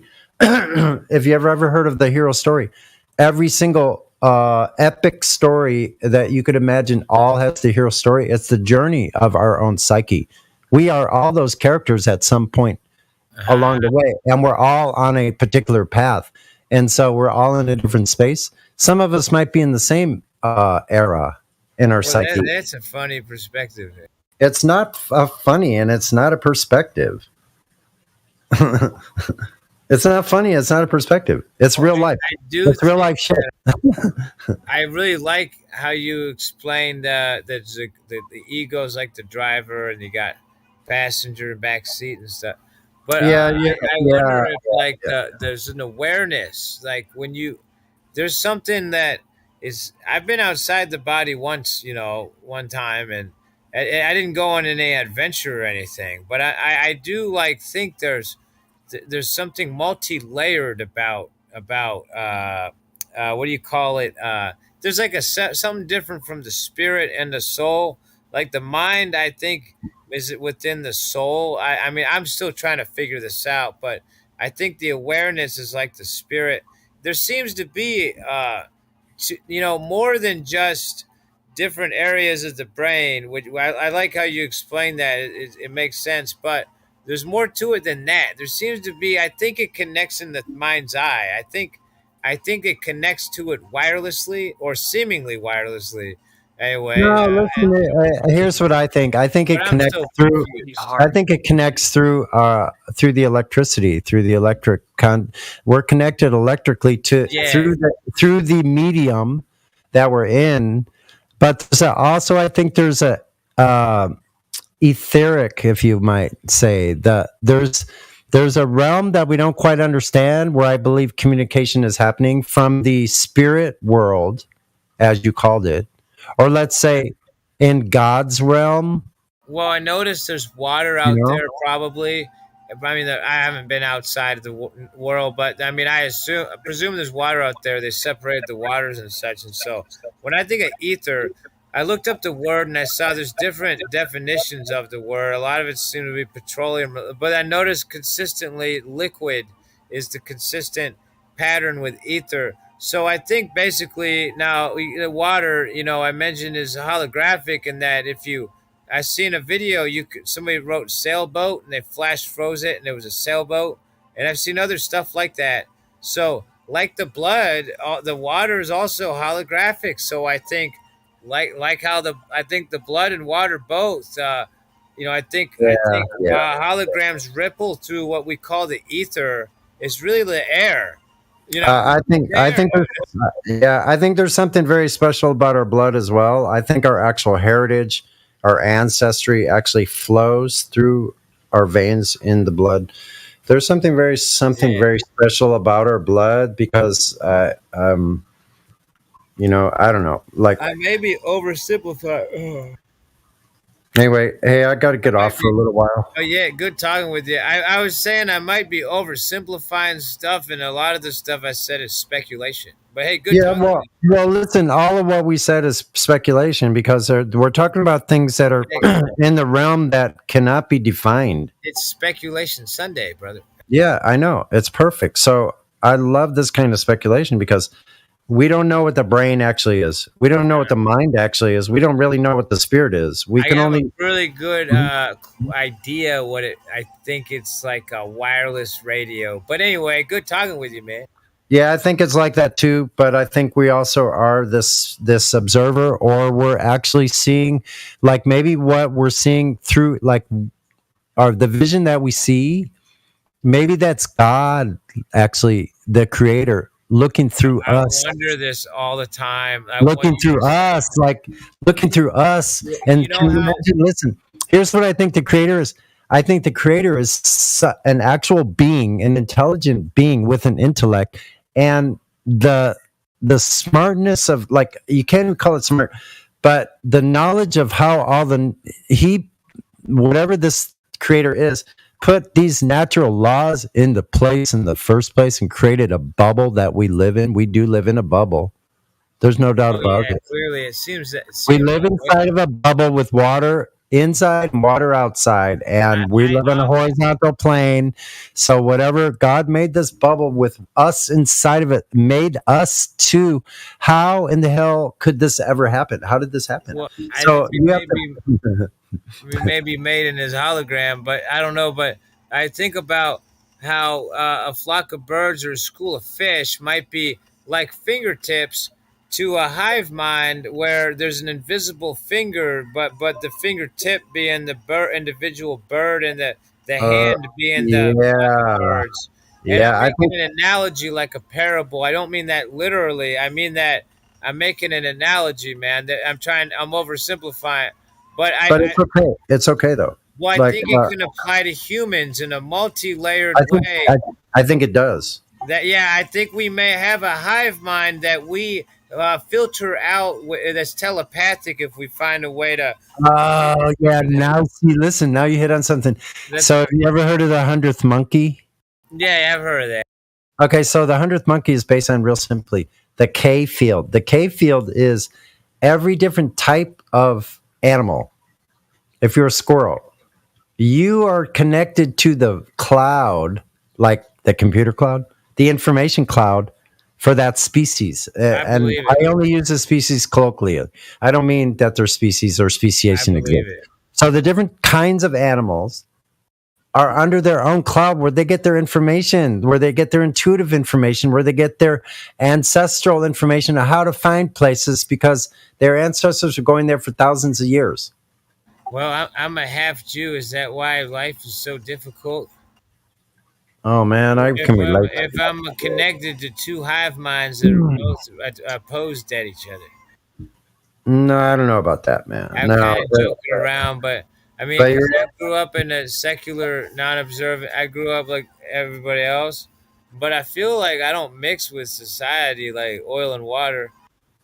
really, you too? What a surprise! Well, yeah, us people that have eyes that are awake, that have eyes that can see in the land. I think a lot of us. I think a lot of us are in that situation here, maybe. So It's the land of the blind, well. But you have Those of us that can see we have more of a burden, I think. In I some know, ways. yeah, dude. Well, Don't let it get to you, though, man. I'm sure you sound like you're doing good. You're real positive, man. I appreciate it. well, yeah, I've been sober a long while. Perception, I think, energizes reality, but I don't like to just memorize stuff like normies do. I'm skeptical of the double slit thing, but it kind of like that for different reasons. For Should different be. reasons, You you should know. be skeptical. You should be skeptical of Yeah, it. Like, yeah. you- I if you know, saw I saw a top down layout of all the different equipment and different series. I was like, no way, that's not a simple, that's not a basic experiment that I can reproduce. You know, I've like read about this topic. it's very But convoluted. I've read about the double slit experiment for probably 30 years. Wow. Yeah. Well, I was saying that I don't trust that experiment at all. I find it kind of I'm skeptical. I'm not going to call it sketchy, but I haven't read like you have into it. But I'm skeptical of it, and so.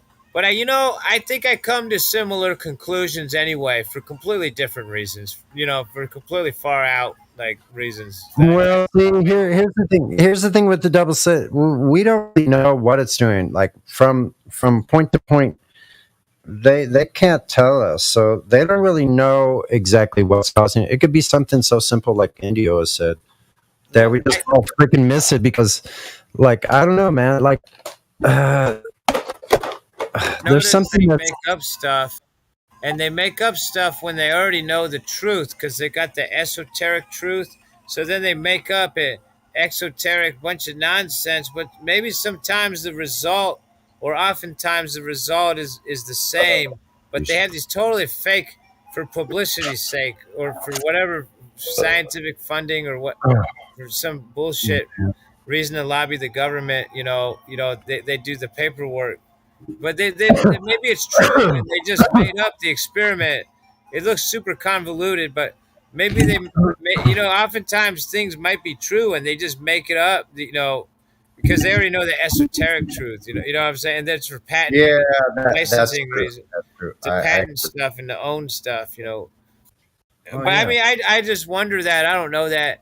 I was just saying, like, I'm skeptical for all these different reasons, but I think the result that they claim is that you energize what your awareness.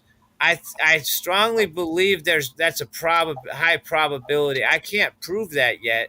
I haven't yet been able to prove. A lot of coincidences happen when I think about how my car works, and then that thing I'm thinking about decides to break while I was just spending 10 I'm seconds. telling you, man. So look, I'm telling you, with mechanical things, you better have this thing. What is it called? You better have this idea, an axiom in your head where you're holding it together too.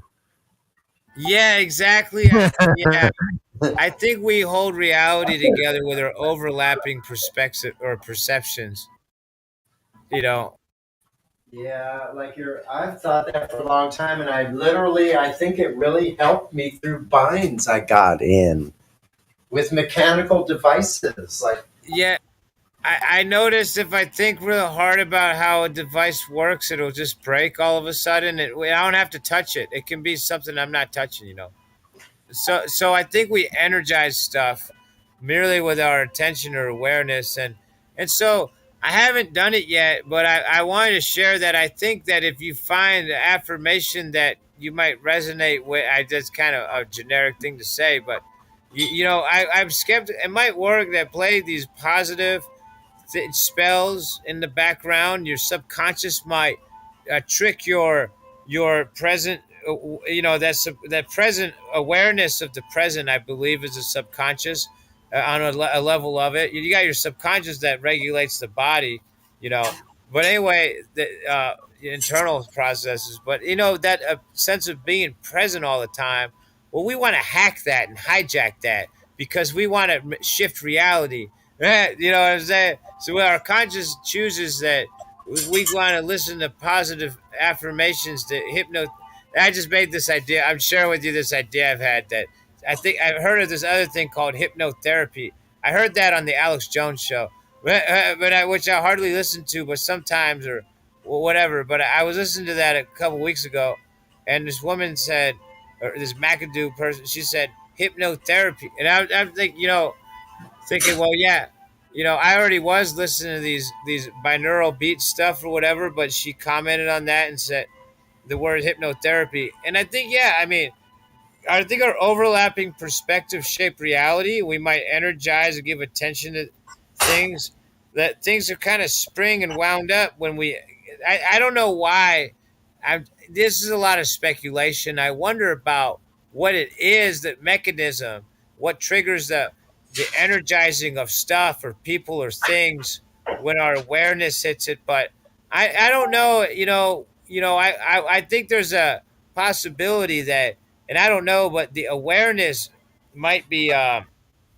It might be an illusion that the awareness is individual. The individual might, it might just be one big soup of conscious electrical thinned out water, like a bubble, like the water thinned out. They call that air, and holographically in ripples and layers we have the world. And I don't really know whether or not there's more than one consciousness. But I wonder about the spirit and the soul. See, I don't know that. I wonder that the spirit and the soul could be two different things because I was outside my body, but it might just be a multi-layer of astrological.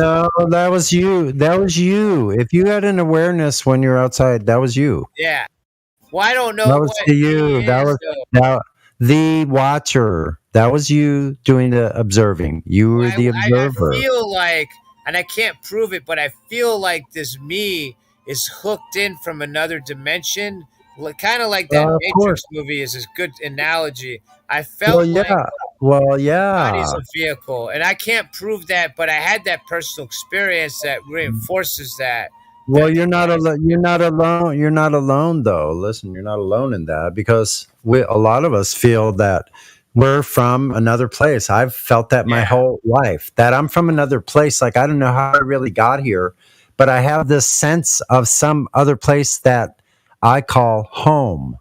Yeah, I think this other layer of reality, you never know if it's merely virtual, but I think it's like some kind of, well, by virtual I mean, you know what? It's difficult to describe, but like not an illusion that it, like, why does it exist in the first? I feel like I know that I have my own individual awareness. I've been outside my body, so that's how I know this.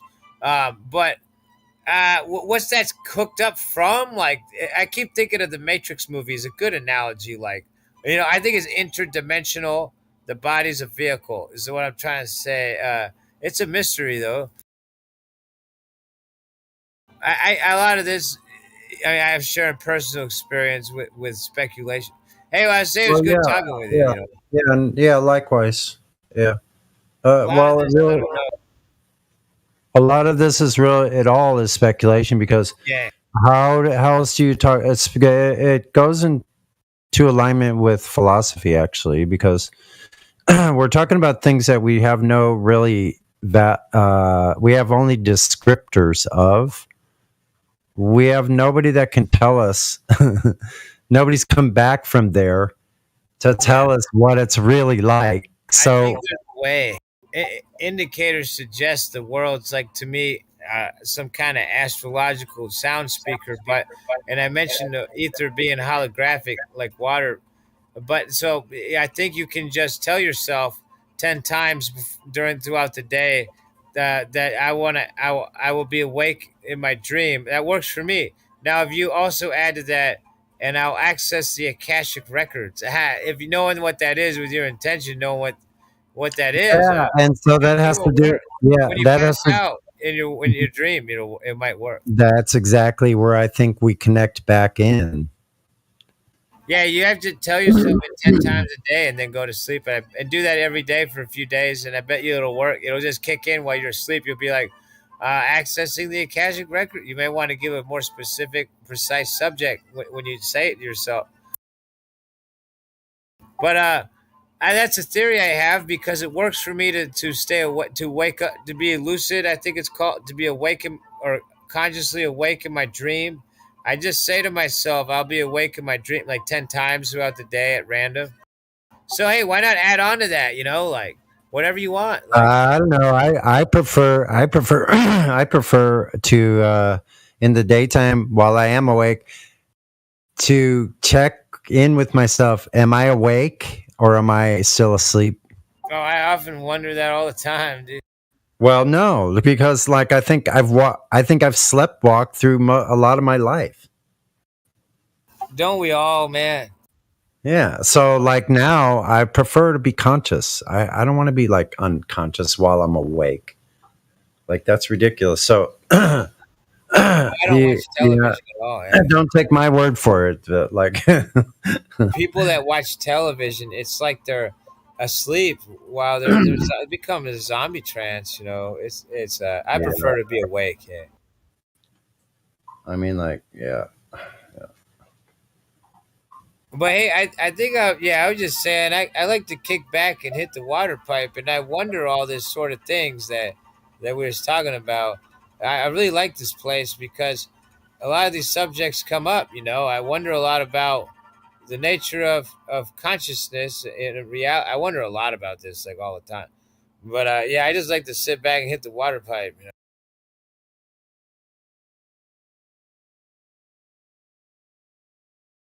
It's good talking with you, buddy.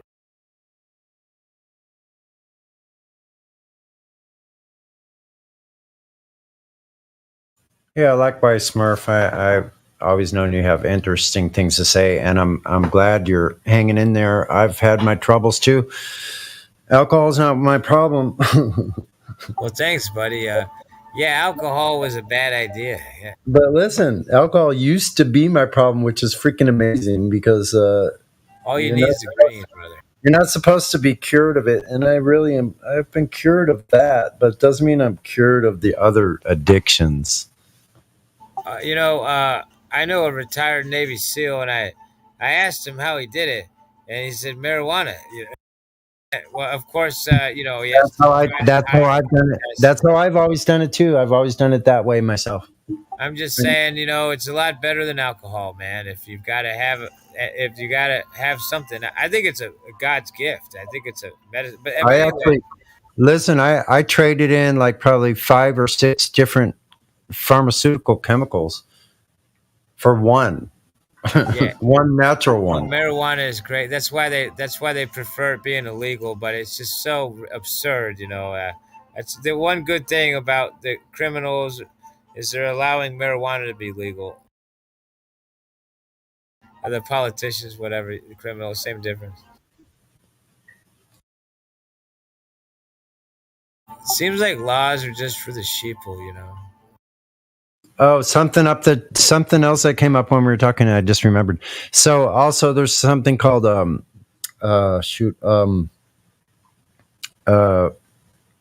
epigenetics.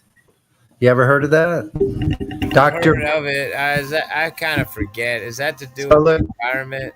Here's how my memory works. So, like, it clicked into what the name of that was and what it was. Now I remember that. Now I see like Dr. Bruce Lipton, and I don't know how I remember those things, but like you go watch this information, Dr. Bruce Lipton, epigenetics, that we're actually in autopilot a lot of the time. That's what I'm talking about. During the daytime, we're walking along, like a lot of things we don't really have to think about too much, like where we place our feet, like to an nth degree, not really. We can pretty much walk as long as we know it's a level ground. We can like phase out. So a lot of the things we're doing are like in autopilot. And so, like, if you want to break a habit, you have to break into where you're in autopilot and consciously go in. And basically what you're doing is you're pulling this file out of the shelf. You're editing it for accuracy, and then before you put it back. How's that? And so listen, in this way you can actually, I believe, turn on some of the other parts of our genetics, if you want to call it genetics. I think what all they are electrical connections that they've only discovered with enzymes, like through chemical processing. They've found the genetic chain or whatever. They can show it, you know what I mean, in those slides that they do. The people who are trapped on autopilot took the vaccine. The people that couldn't figure out how to switch off autopilot, they took the Jabberino.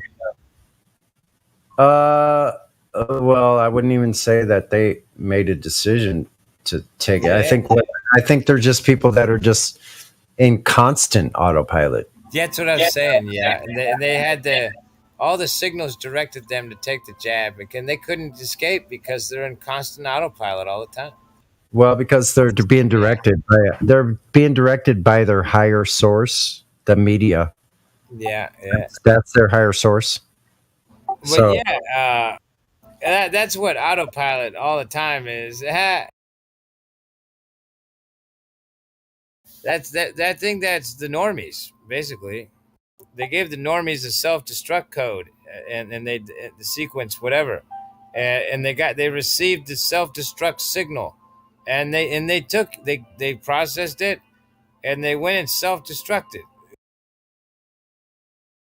Isn't that wild? They're on autopilot. They still are on autopilot. They still don't know what they've done.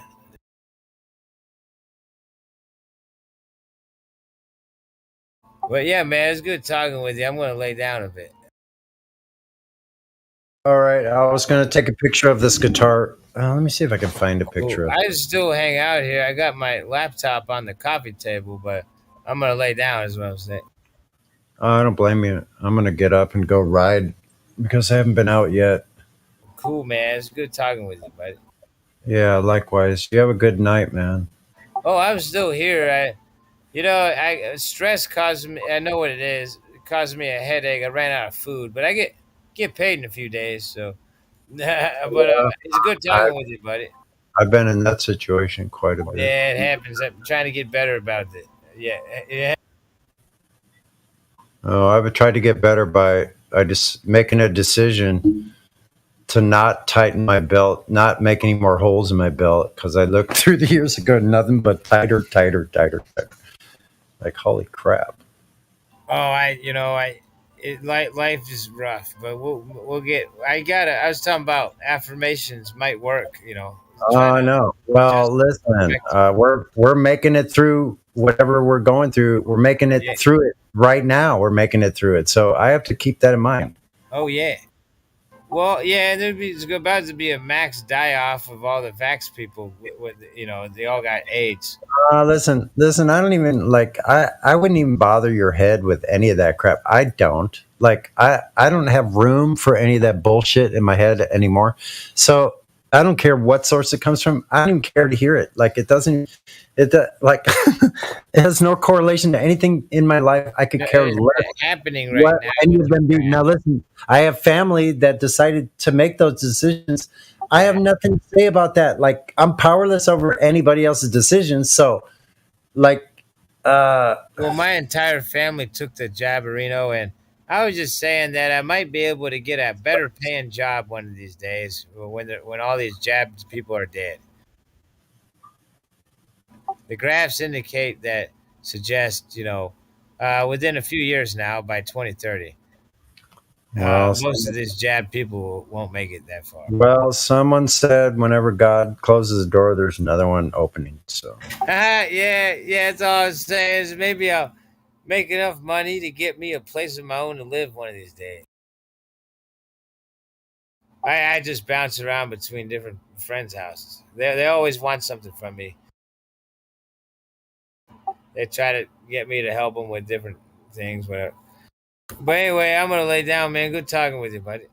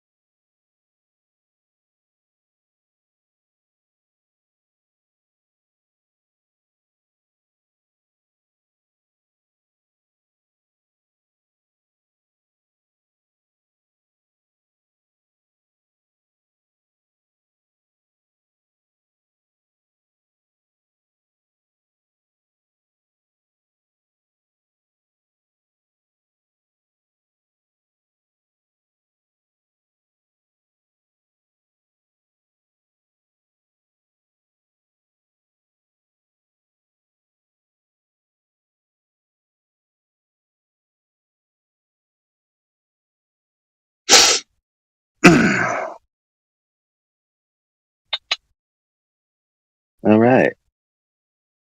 Still got 2 hours and 40 minutes, plus or minus Coriolis effect of Sunday left. Yeah, that was a good Speculate rant. away. That was a good rant. I liked it. I stay away from the subject. You see how I don't like. I stay in generality. Anyway, that's the end of that. But yeah, awesome. Wish I'd stop trying to touch my eyes with my glasses on. That's not a good idea. Okay. I tried calling John. I left him a message. Sweet. But I'm in really no, like, it's going to take me a while to get back. I don't think I'm ready for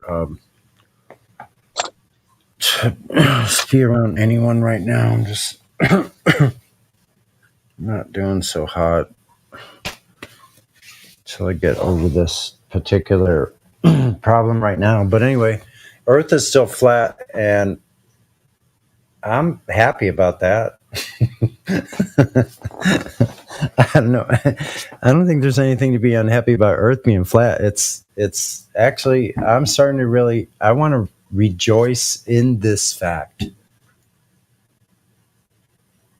Everywhere I look around me, like, it's all made with corners, a horizontal, the roof and the floor generally parallel to each other.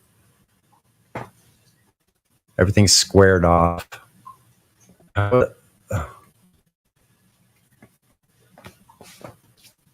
Makes a nice solid platform. I mean, we don't live on a funhouse ball.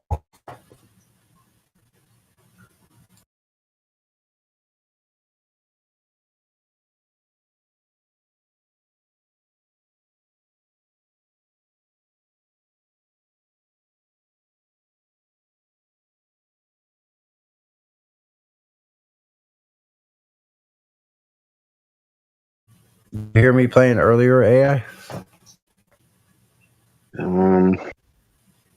Briefly. Listening.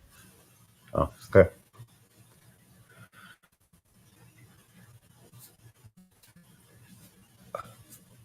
It's my 40-year-old guitar. Holy crap. It's hard to believe that. I was talking about that. Okay, Sonny, shut up.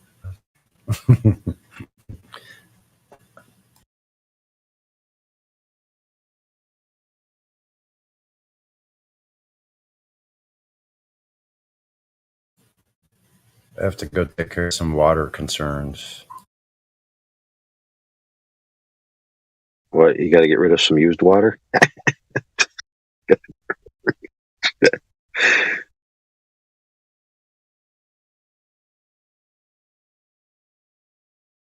I had a problem with used water is I always have an excess amount that it's always got to be getting rid of in the time when I'm supposed to be working.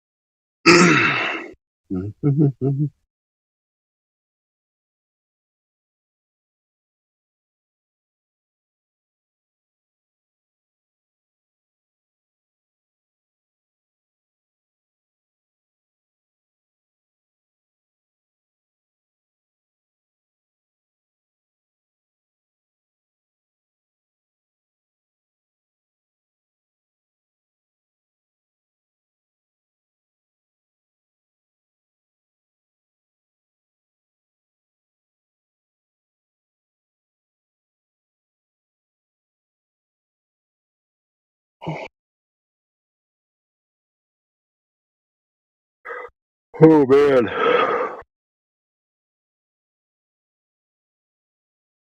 Dude, I need people with logistical powers that I can trust, right? That are willing to use their powers to mute, censure, deafen the live stream, get the conversation back on topic, and or ban as necessary.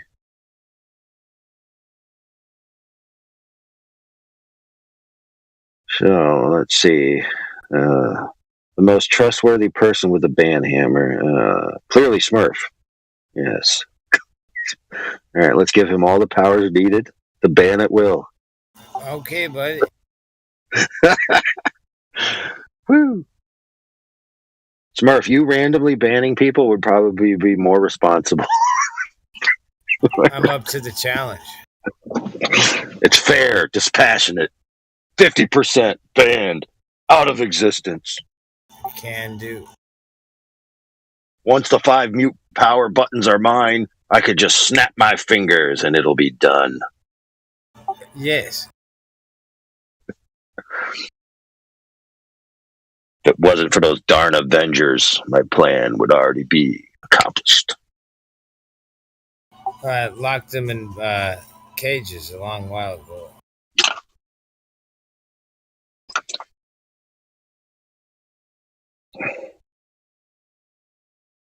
Mm-hmm.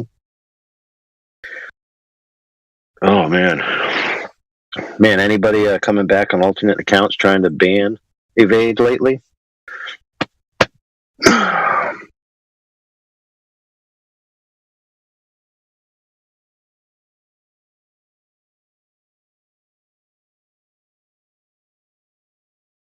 No? Okay.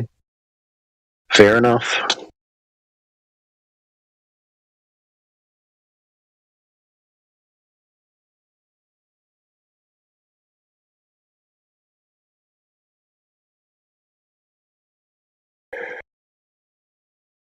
Oh, man.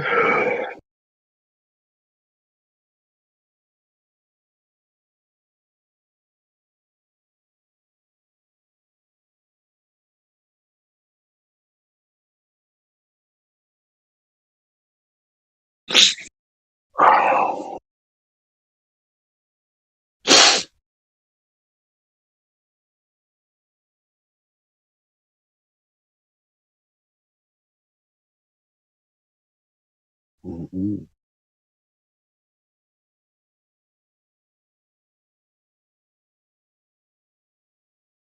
Well, don't let me kill the mood. I'm going down to chill chat. Continue to speculate away about topics that are viable within the terms of service in which we operate. Okay, buddy. All right.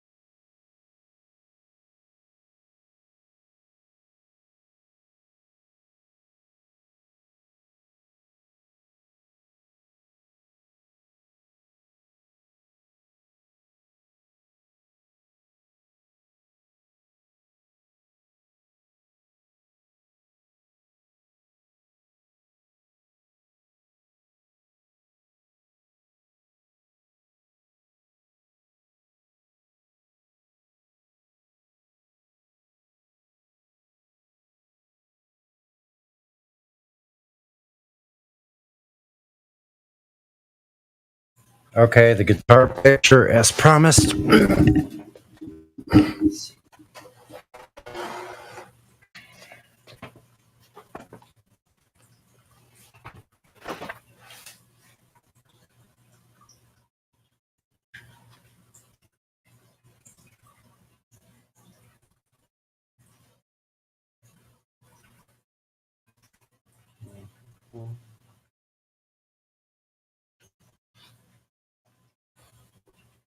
Alrighty.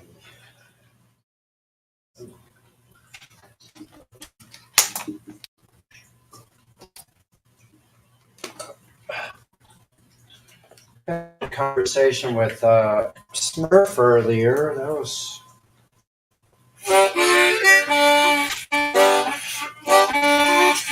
What was that one? Missing one there.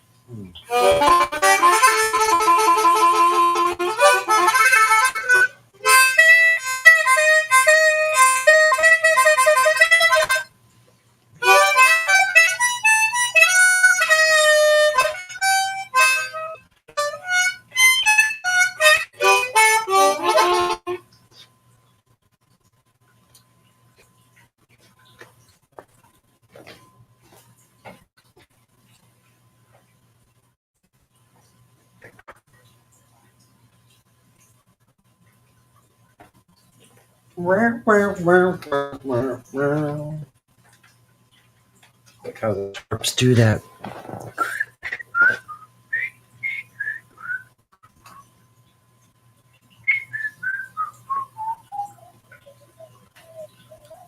What happened?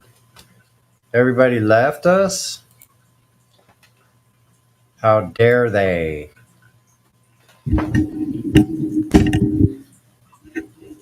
How dare them? Let's see here. Smurf, you still there? Uh-oh. Did you get run off? Hold on. Better make sure Smurf is still here.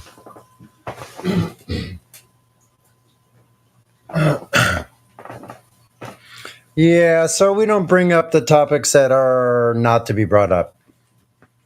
And that's the end of that. Whatever. I know. Last image. Is that one?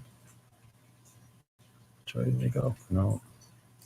That was a long time ago.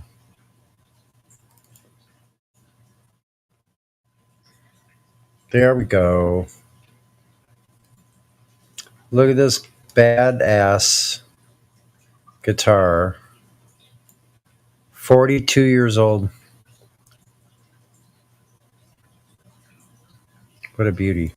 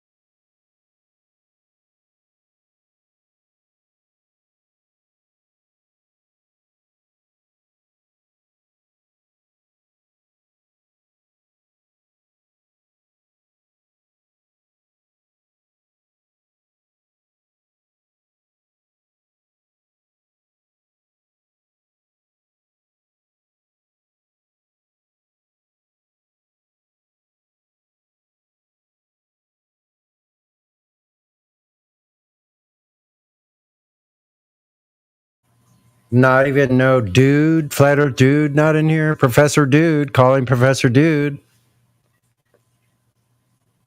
Are you listening somewhere? You might be. Well, I haven't even checked the YouTube live stream.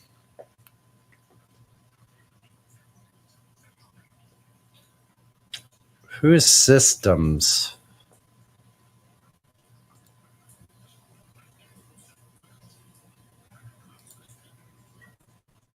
New Flat Earthers.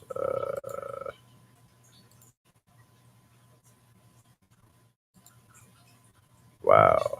Where is everybody?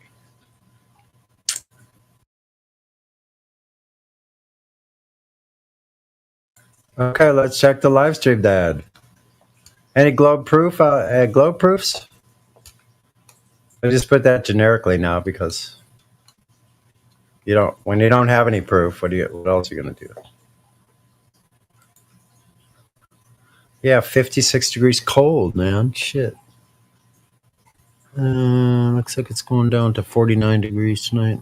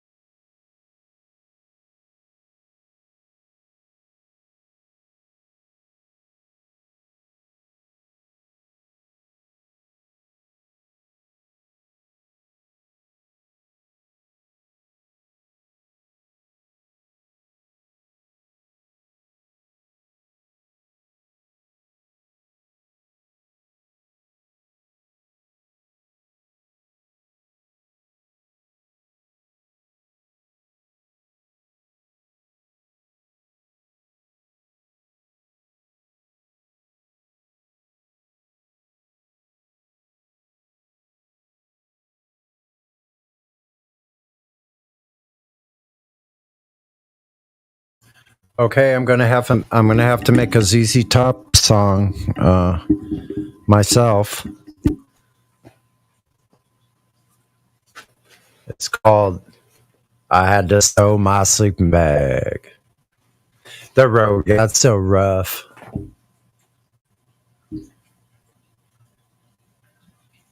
Couldn't see around the bluff. There was no curvature there. I had to slow my. Never mind. Oh shit. Well, since it's a sunny show, I get to do whatever the hell I want. Ha ha ha.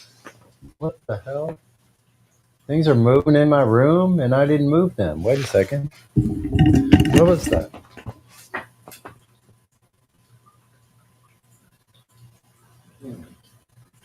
Now, did I prop something up?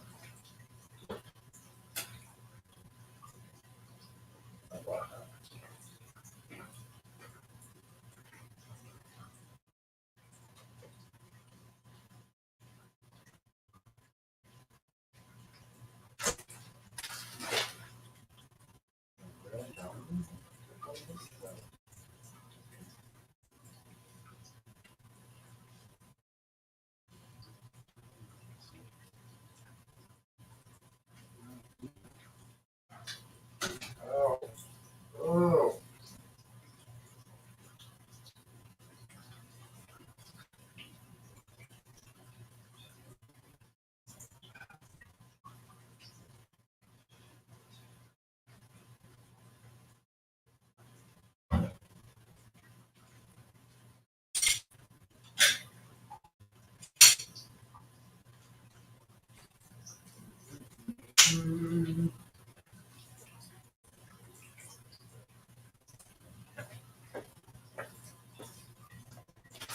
Well, I don't know. This place might be haunted,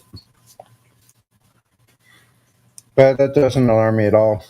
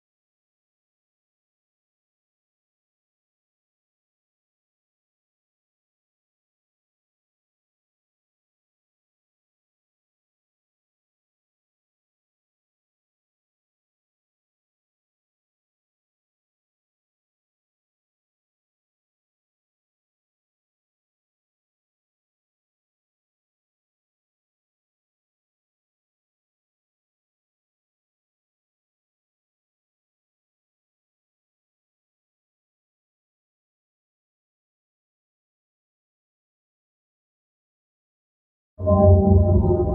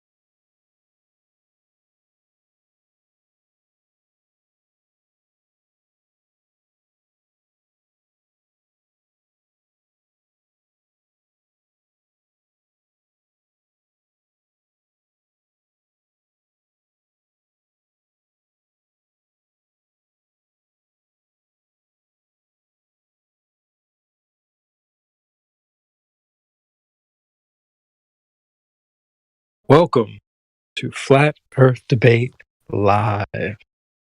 I'm your host, CB, and if you're new to this channel and have not done so already,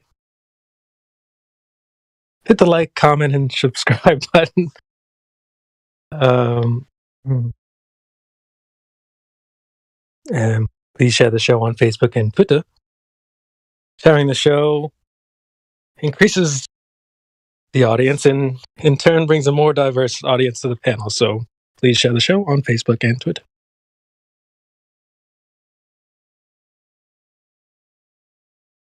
If you would like to join the discussion, and click the link in the info box below the description to express your views on the nature of Earth.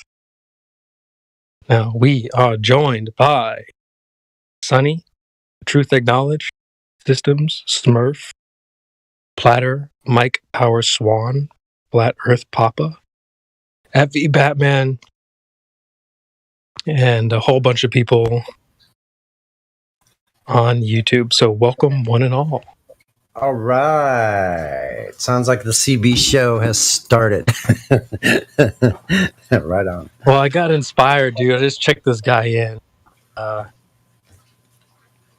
It's just funny because there's like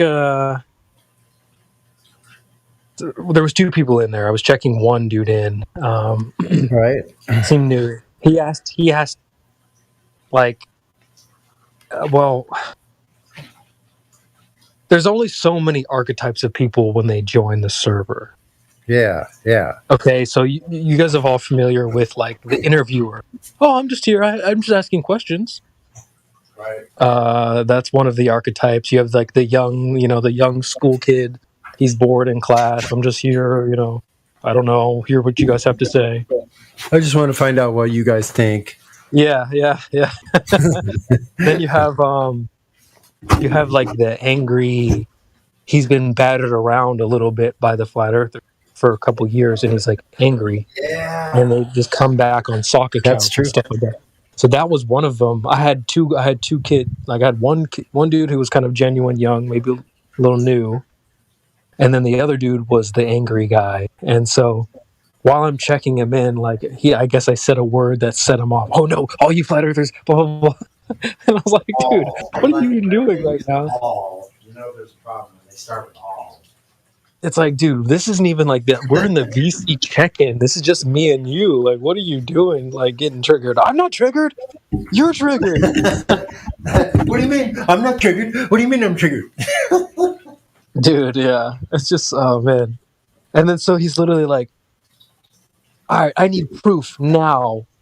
And then so I'm like, all right, I'm just going to finish checking this guy in. No proof. Got it. Thanks. And then leaves. I'm like, dude, what are you doing? Like, this is what I mean. They've been battered around by flat earthers for years. Yeah, so I now think so, man. they've kind of come and act like little schoolyard games. Like, oh, if you don't give me from the VC check-in in 5 seconds, then it's like...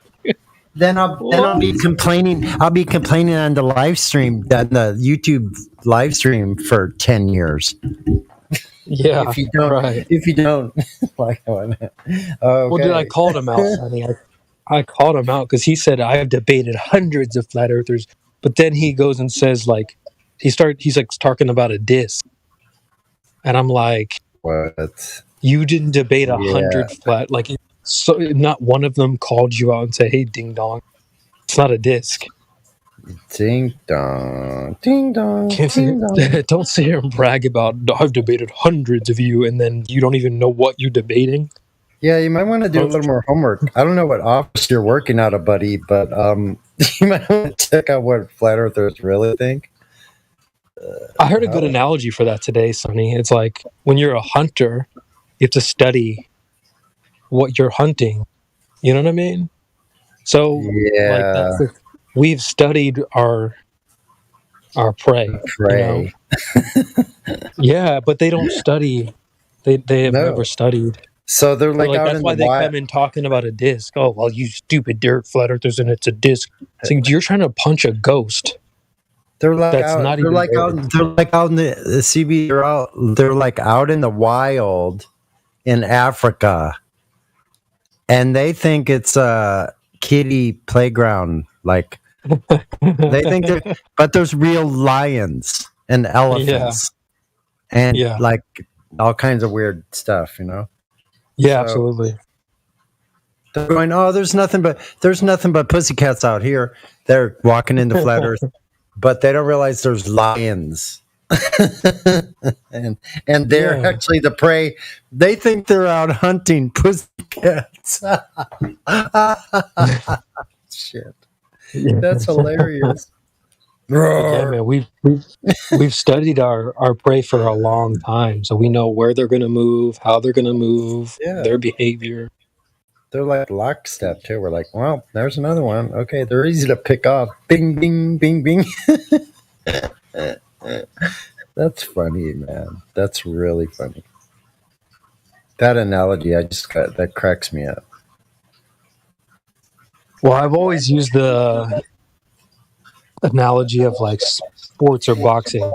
Like, you know, if you're a professional boxer and you're signed a contract to box someone else, like you go and study the tape, you watch their film, you learn what their moves are, their habits, their tendencies, their weaknesses. Exactly. And so Do that in any martial art. yeah, any sport really. I mean, if you're going to fight a team or go up against a team, football or whatever, go learn and see what they do. But the thing is, like, there's so much footage of what we do here, and they still can't get it right. This goofball's bragging about, oh, I've debated hundreds of you, and he still hasn't got it right. He's still like, oh, well, you know, it's you guys are dumb because you think it's a disc. It's like, no, you're dumb because you think it's None of us think it's a disc. right. Whatever. Like, what are you debating then? That's what's so funny to me. Is like, that's what I mean by they're punching a ghost. You're trying to hit something. You're trying to debunk something that's not even there. Yeah, that's pretty outrageous. It's stupid. I wish that they would actually spend more time. They're just so easily indoctrinated by the Flat Earth Society propaganda, the space pizzas floating around and ice cream cones and stuff in space. Mm-hmm. That I just wish that they would actually approach it like, hey, you know, what do the flat earthers really think? Because what ends up happening is they start telling you what a flat earth should be like. Oh, well, if it's flat, then you should be able to see to China, and you should be able to dig through the whole earth, and you should be able to do this and do that. That just, if I could wave a magic wand, I'd be like, and help them see that when we talk about flat earth, we're literally just talking about the earth outside, the earth the way it is, not the way these goofballs say it should be. Has got to be one of my top 5 pet peeves. Oh, well, if it's flat, then it should be like blah, bitty, blah, blah, blah. The things that I just made up in my head just now. It's like, no, what the hell? Why do you pawn off your silly idea on me and then ask me to defend it for you? Yeah. What in the hell? That's some strange behavior. Man, I have this piece of thread that is so light. It almost floats in the room. It's so weird. It's attracted to like statically to my hand. It won't give up. Isn't that wild? It's just debunk gravity, bro.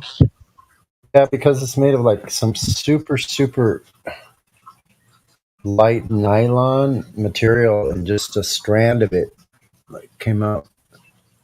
Well, plus my skin's all rough too, so like any part of my finger, something like that, grab a snag on fabric.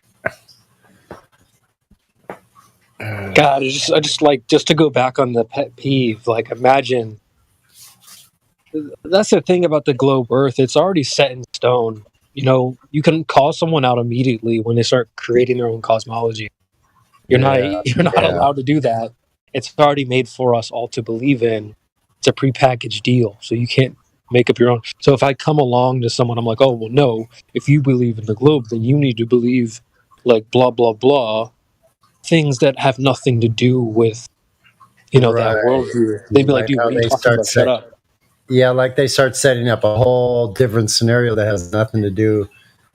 Yeah, it's pretty weird. And it's literally like based off of your imagination. You know, it's like, well, I think it should be like this. It's like, no. If it's flat, Okay. it should be like this. Yeah, where did they get that information from? Oh, they can't tell you. No, yeah, Can't like even Google. They can't even Google that because they just made it up.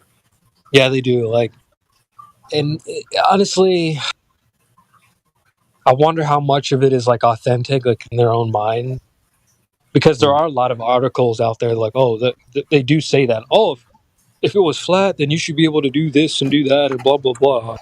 Like half of the, if you go to like how to prove a globe, the first couple things will be like, well, you see, if it was flat, it would do like this, and it's not doing that. That's how we know it's a globe. So like, Isn't that, yeah, they're just so they use- creating a silly position and then telling you it's not that, so therefore we're right. really weird. So that happens a lot, and I think that's poisoned a lot of people. They hear flat Earth and they're like, well, picture like 3 camps on the ground, like 3 circles, 3 hula hoops or whatever. There's 3 camps that you could stand in. You got the globe camp, you've got our camp. But the thing that they do is like they'll be like, they create a third camp. They're like, oh well, if it's flat, then you should be able to do this and see to China and blah blah blah. They create an extra camp that literally no one is standing.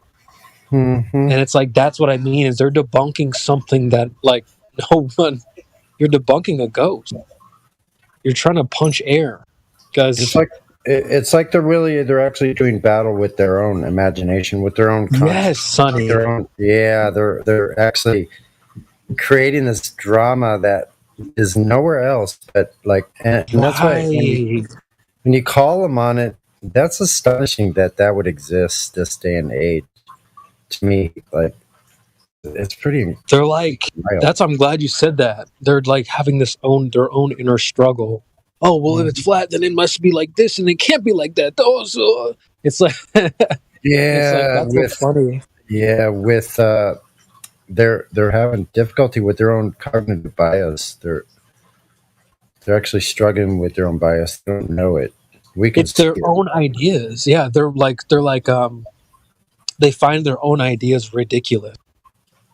You know what I mean? But that's and they come to question us about it, which is almost the most astonishing part. That's our idea, right? Like, exactly, Sonny. And they're pissed that we're not going along with whatever fantasy they made up for flat Earth, and avoiding the point completely that they didn't do any research to find out what flat earthers actually think. But I mean, it just goes to show you, though. I mean, it's just common because they're going by their higher authority is the media. So people don't even know any different. They don't know that's their higher authority. Yeah, but it is. Got like a hive mind type of thing. Mm-hmm. But yeah, man, you hit the nail on the head. Like, oh, it's just. There's a few things that really like kind of get on my peeves, and like that's one of them. This, like making up shit that it making stuff up about us that isn't even true without checking. Now, the without checking part is the part that would make you anyone angry. Like, yeah, that's like I said, if I could wave a magic wand, I would just have our enemies, our opponent. They would just snap and then wake up and realize, okay, these flat earthers are literally just talking about the earth that we live on. They're not imagining things. Because like, I feel like they have this idea, we're like putting our heads together, closing our eyes, and then doing like a dance, like a rain dance. Something weird. Yeah, they're really, that's wild. That's what they hope we're doing. That's what they think we're doing, but we're not doing that. We're opening our eyes. We're pointing at the grass and going, okay, this earth that we live on doesn't move. That's it. And but like they're like, even Matthew will be like, oh, well, sunsets proves. It's like, no. There's no water. There's no hills. There's no hills of water out in the oceans. Yeah, right. Yeah. No water hills. So it's like everything that's happening is happening on flat Earth, but they're always like, oh no, well, if it was flat, it would be different. No. Hell no. I'll never let someone say that, like, around me without that being called out. Yeah, because, I don't know. I mean, I don't know if that's a ploy or not, but if it is a ploy, that's a Right. pretty darn good ploy to try to use. But I mean, but the truth about that is, like, if the Earth was a globe, it would be different. And they will kick and scream if you say that. But they have their double standards, so they can say that to you. I guess I should Well, we be don't even clear tell them. about the ploy part. So about the ploy part, making up a completely different story other than what we're actually about. Now, if that is a ploy, what I was saying is that's a pretty good ploy to confuse somebody, to confuse Right. them, It is super effective. divert the conversation into a whole different realm. Now you're talking about something completely different. So I don't know, like sometimes I think we're naive as flat earthers, as far as, well, maybe not. Thinking that some of that isn't intentional and thinking that they don't have a script that they're going by. I think to me, it seems more obvious now. I could be out of my mind, but it seems like script writing. And character development too. Like there's some acting stuff going on in that. Like there's some character development. It seems like there's a structured character development question answer kind of scenario that they're presenting something that was contrived. It like a lot of times it seems like that when it seems like this conversation is unreal. It probably is unreal. It probably is something that, like, you think to yourself, that doesn't sound all that human. Oh shit! I just broke the thread. Damn. That's what I was kind of like. You made me start thinking about the Chat GPT, these AI chat rooms that people have been talking about lately. What's scary is that it seems like the Chat GBT or whatever has kind of gotten past. It's more advanced than the globe earthers now talk to, which is kind of scary because you were mentioning that there's like a script, and that's so true. I've been saying, seems like, and you guys have been saying before I even got here, there's these globe script memes, right? They have a limited script. That's why they say the same things over and over and over again. And me and Sonny, we had been talking about making a damn, what do you call it? A flow, like a flow chart, Yeah. because they say the same thing. So, oh, well, let's go over curve. Well, Water Hill, so it's like Water Hill. So for 500 points, Water Hills. Yeah. So it's like, yeah, the script and like the Chat GBT or whatever has a script as well, limited. And yeah, like you were saying, like they're getting more advanced character development. The bot has more development. It's more advanced than the damn globe heads now. What's up, Yeah, David? so who knows if people that are censoring us, like, are using AI to use some kind of supercomputers to do just that. And because, like, a lot of them, like, you think about it, the number of bots there must be, because think about all the consecutive conversations going on all at once, if you include all the live chats from all the different channels or platforms even. Like, so for them to have that many people that would be that dumb is unreal. Like that right there, the numbers of how many bots and how many of these fake conversations you could probably track if you were of a mind to. There's something artificial about it. I noticed that pretty early on after 2017. I go, some of these conversations I was having, like the arguments that these people were picking, I go, after a while, I go, your responses don't sound human to me. They don't sound like something a real human would actually write back in response to things. If you looked at it, to me, when I looked at it, it looked like incoherent gibberish, as far as like there was no consistent train of thought in any given direction. It was just all over the place. So sometimes that's what you get in here, but you have a different method there somebody's using in here. Now, there probably are just the innocent people that come in and are asking some pretty legitimate questions. They sound dumb to us. That's different. When you start having somebody that like just detours the conversation in multiple different ways, that indicates something different than just a curiosity. And you can tell by the condescension that you kind of get a lot of times. Right. That doesn't like there'd be no reason for someone to be condescending if they just thought it was ridiculous, even, or even if they are just curious. There's no reason for anybody to like condescending. Well, you guys are just blah, blah. That attitude, is really, that's bizarre. I mean, so there's a lot of things I think they're indicators that if these conversations are from a genuine, authentic point of view, or somebody with some kind of a agenda. Yeah, they're using it as a tact. And you can tell, if somebody's reading the script and they're being directed to do something that they're not going to have the heart. Their heart's not going to be in it, and we're going to sense that their heart's not in it. That's why I think you get some of these slow trolls. I think they're like the programming running out where it's freaking not working with us because we've already got them pegged. And what they keep doing is they just keep giving us fodder. They just keep giving us more gunpowder for our cannons to blow their idea to smithereens and expose these things I'm talking about.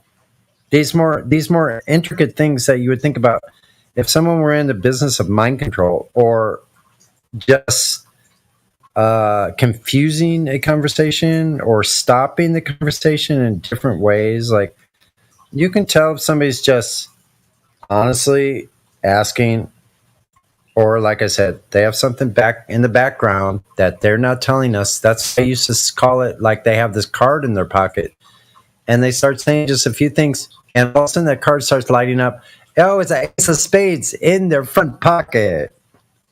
And it's neon yellow tonight, folks, and it's flashing on and off, but the player doesn't know it's flashing and doesn't know we can even see it. Let's see how this game goes. That's hey, Sonny, it might be just me, but you're chopping up. Is it just me? Sorry no, about that. You're good, Sonny. I think it might just be you. I'll read Sorry. If it was, I apologize. That's weird though. Like, my mind went to the same place that yours did as soon as you said the card in the pocket. They think they have good sleight of hand, like with a magician. Yeah. If you know his tricks, well, he's not going to trick you, So he can't pull the sleight of hand if you know where the card is. That type of thing. So like you said, that we've got them pegged as soon as they get here. A lot of times, and sometimes the card that's flashing, I'm sticking on the globe and I'm never leaving. That's the card that is there most times. But then sometimes I think you have these other cards that are being displayed that are showing no, I'm just a troll. I don't see how somebody can be a troll and do it for fun and have that much fun with something that is so empirically available for everybody. Just go to the beach. Yeah. I mean, that's why you see them play dumb so often, I feel like, because there's really how do you approach this intelligently without at least, I don't know, coming to some understanding? Because, that's why you see even guys like Jesse Gordon. I've been calling him out in the chat lately. Dude, you're just playing dumb at this point. Because these guys, they pretend to be intellectual, the smart guy.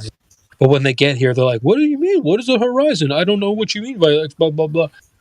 And that's the only thing they can do now, like you said, is just like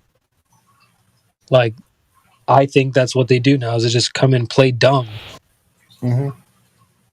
What are you going to do? What else can you do? So there would have to be a contingent. Like obviously, if somebody's ordered by, like, let's say Congress, theoretically, like if someone were ordered by Congress to let's say, I mean, theoretically only, of course, censor somebody for a certain type of speech that they thought was maybe theoretically, let's just say, archaic, or let's just figuratively speaking say, oh, that this theory has been scientifically proven to be wrong, even though there's no scientific proof. Let's just say that were happening. So if that's the case, then wouldn't you think that little contingent of people would be out in the field like scouts? They're not just using, you don't think they would just be using intelligent bots to weed out certain kind of conversation? They would have people in the conversation, right? Like speaking to us, for instance. Maybe let's say if there did happen to be such thing as a flat Earth 24/7 Discord, they might actually be on there theoretically, mixing in with the conversation somehow, right? Could be. Speculation Sunday.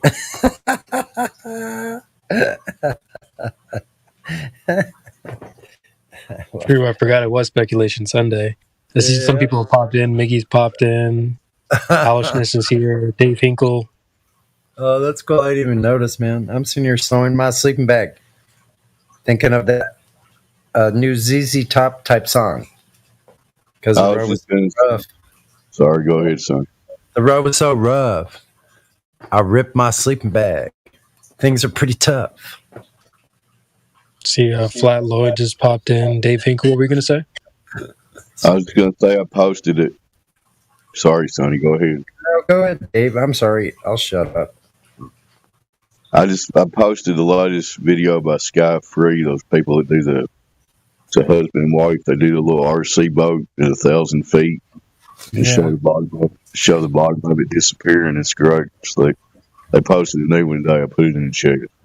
Hello, everybody. Hello. I can hear the ballers already, Dave. Like, oh, this is just a small scale example. Let us know when you guys can have any example whatsoever. Okay, they're always like, well, if I just had another planet. It's like, but that's the whole point of that sample, because 1,000 feet it can't be Earth curvature. You know, that totally rules out curvature. So, what's blocking the bottom of that little boat? Anyway, not a hill of water. Those pesky water hills, huh? Yep. It's just shocking that they actually believe it. Like, people, it's funny now, some people have come out of the woodwork and they've told me, like, hey, you know, at first I thought the water hill thing was like kind of goofy. And I'm like, yeah, like that was the point. That was the whole intention. And like at the end of the day, it's not my idea. I don't think the water's curved. Okay. So that's what's funny. Like when I say it to Bob and stuff, and he's like, oh yeah, of course it's a water hill. Like he tried to spin it back on me and say, oh, well, that's your idea. No, it's not my idea. That's your idea. I don't think the water curves at all. So like I'm making fun of these. That's literally what they believe, right? CB. I mean, they think the water's doing that. So you might as well say water hill. Go ahead. Yeah, no, it's just really funny because like now some of the flat earthers are like, yeah, like at first, like I didn't know what you meant, or it was weird. I thought it was silly, and now it's actually we're seeing the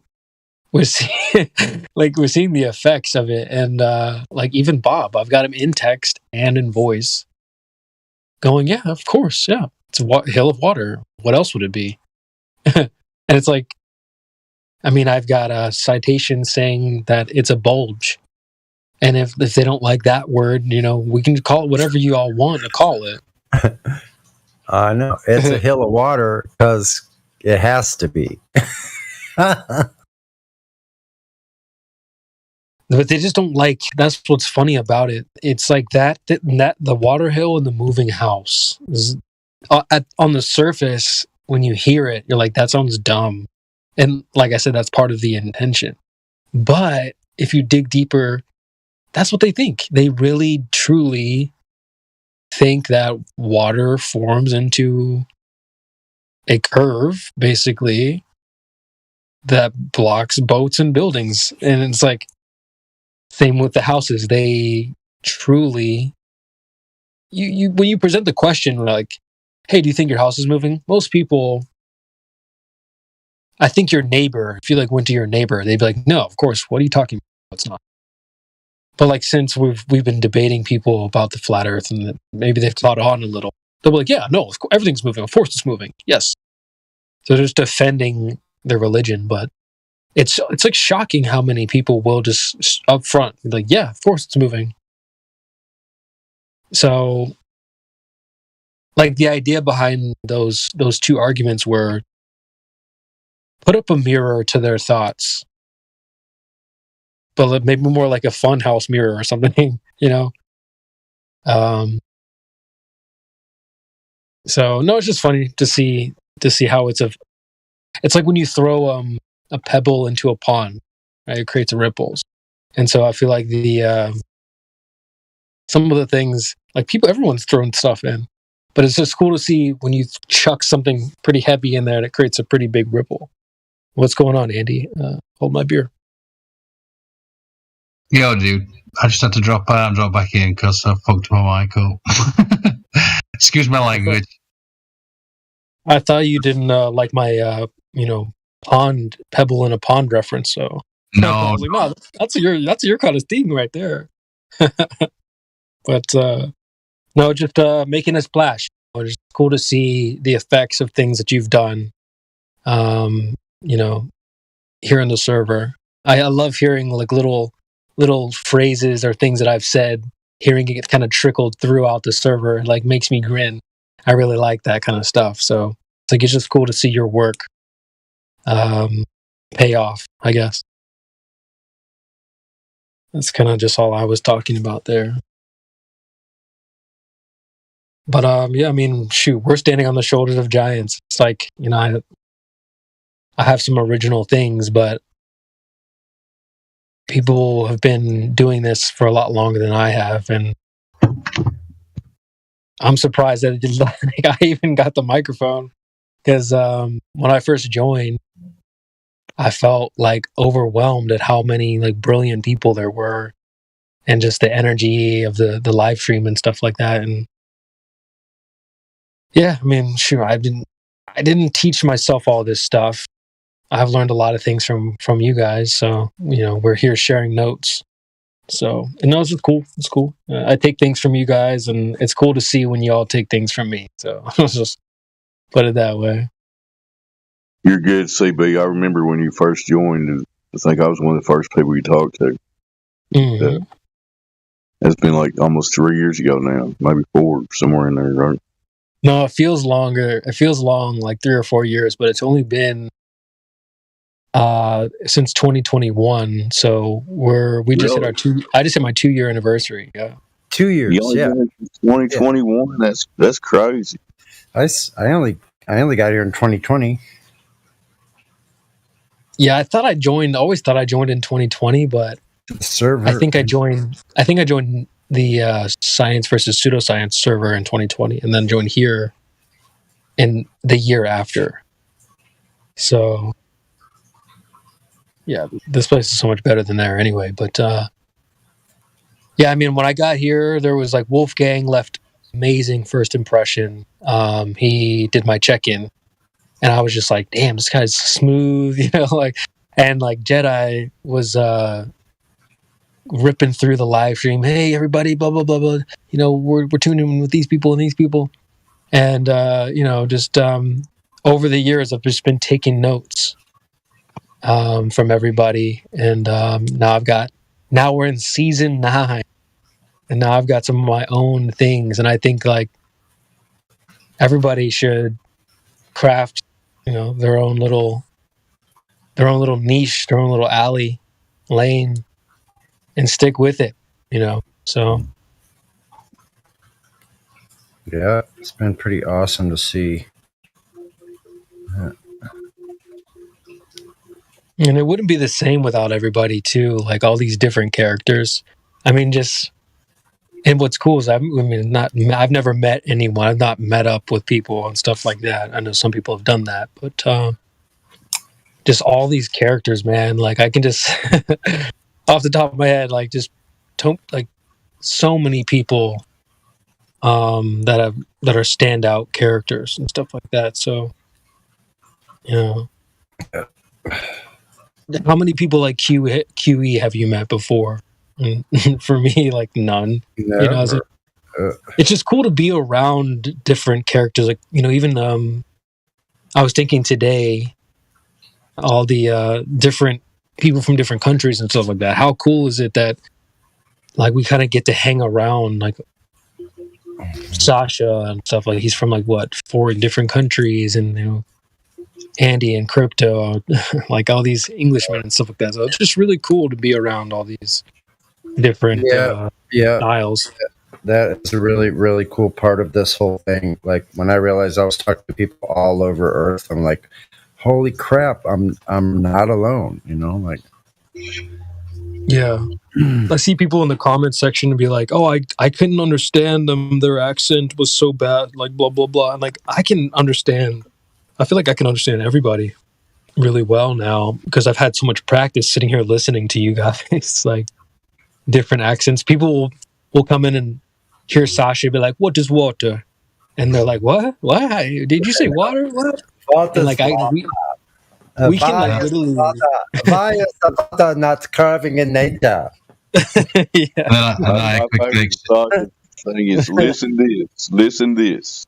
Yeah. I am Baker. I have to explain to them, look, he just sounds aggressive. He's not actually like that. He's a nice guy. Why you think these people think Earth flat? Yeah, that's it. I do it pretty good. Yeah, I've learned them too. I remember when I couldn't understand Panto at all for a long while. Yeah. Or even Old Dude. I had trouble understanding Old Dude too for a long while. Yeah, I remember when I first came in and I had those guys. I was like, "Do you need? I'm happy to be a translator." just to take the piss out of them. It's so funny. Because my dad's from Scotland, by the way. Well, my dad's side of the family is from Scotland, so I'm allowed to say that. Had a little trouble with crack filling too for a long time. Because he speaks so fast too, Yeah. And they start speaking with each other. It was like, okay, it's all over. But now I understand. Even when they're speaking to each other, unless they start speaking Irish terms, what I'm saying. I'm just happy to hear the dulcet tones of Dave Hinkle. I love me some Dave Hinkle. I know.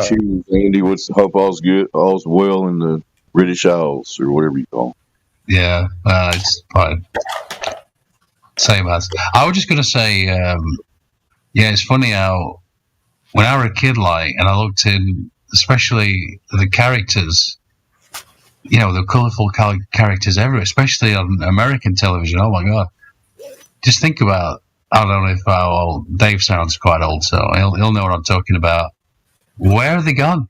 Where are the characters? Because if everybody now, they just get cancelled. They're toxic for this reason or that reason.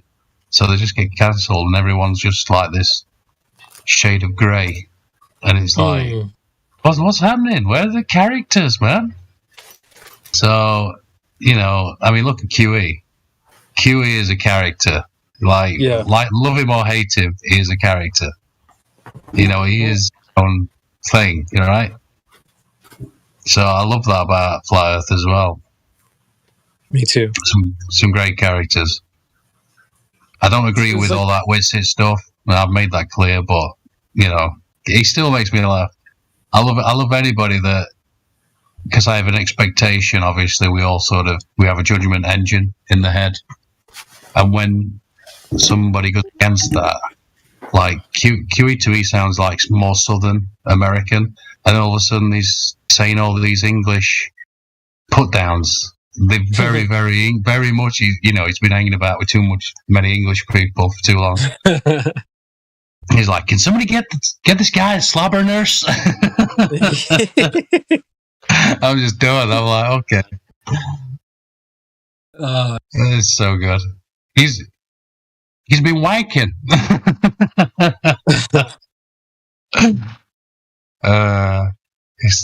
He makes me laugh.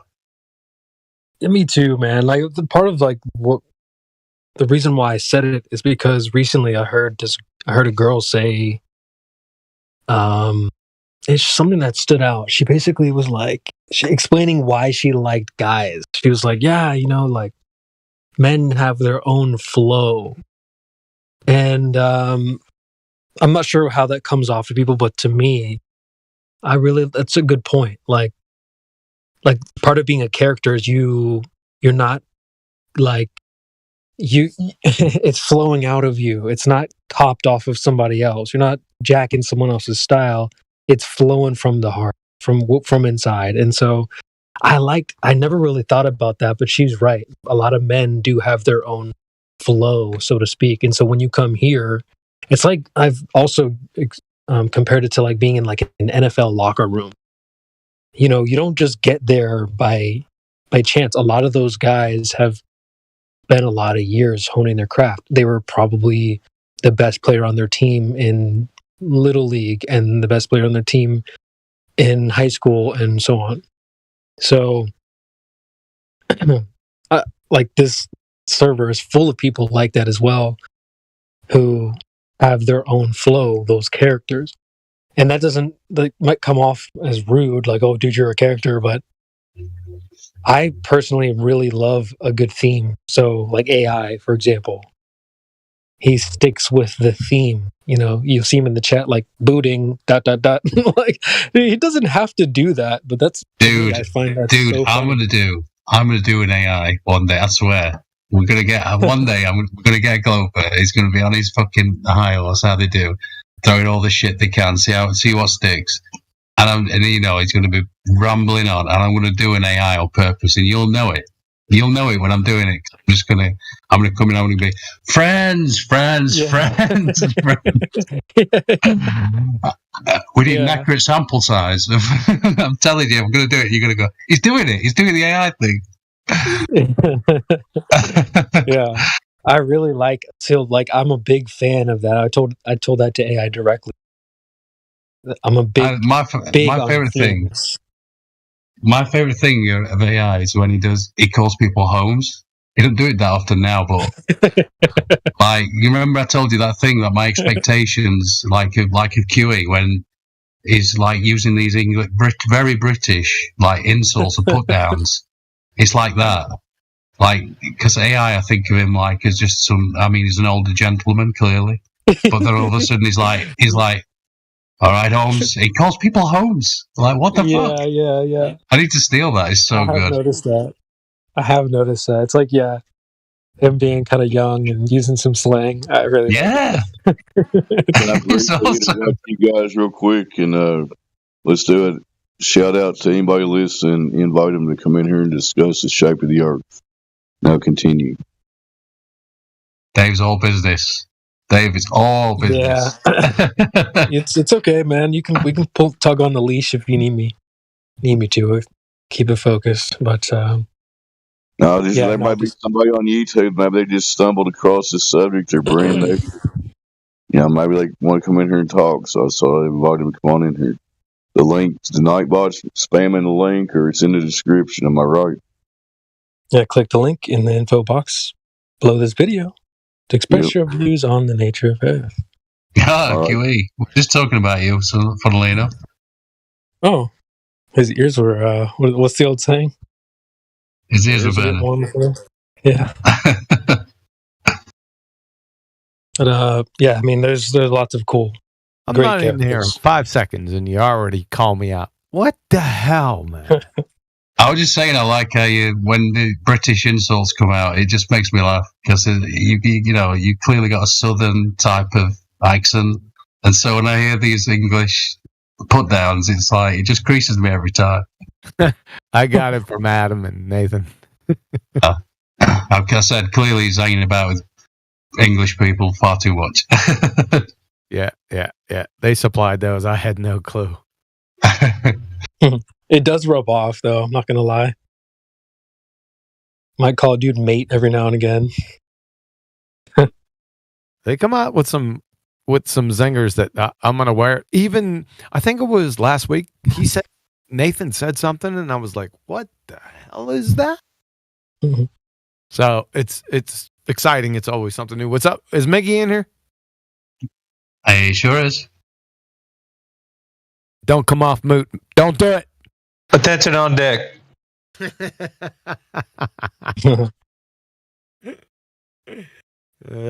you see the latest one where I took almost the douchebag to the woodshed with spectroscopy? Oh yeah, that guy is what a guy. Yeah. He lined it up for me 5x5. I just took out the driver and drove it home. Nice. Yeah. Yeah, Winderlicker. That's another good one. Winderlicker.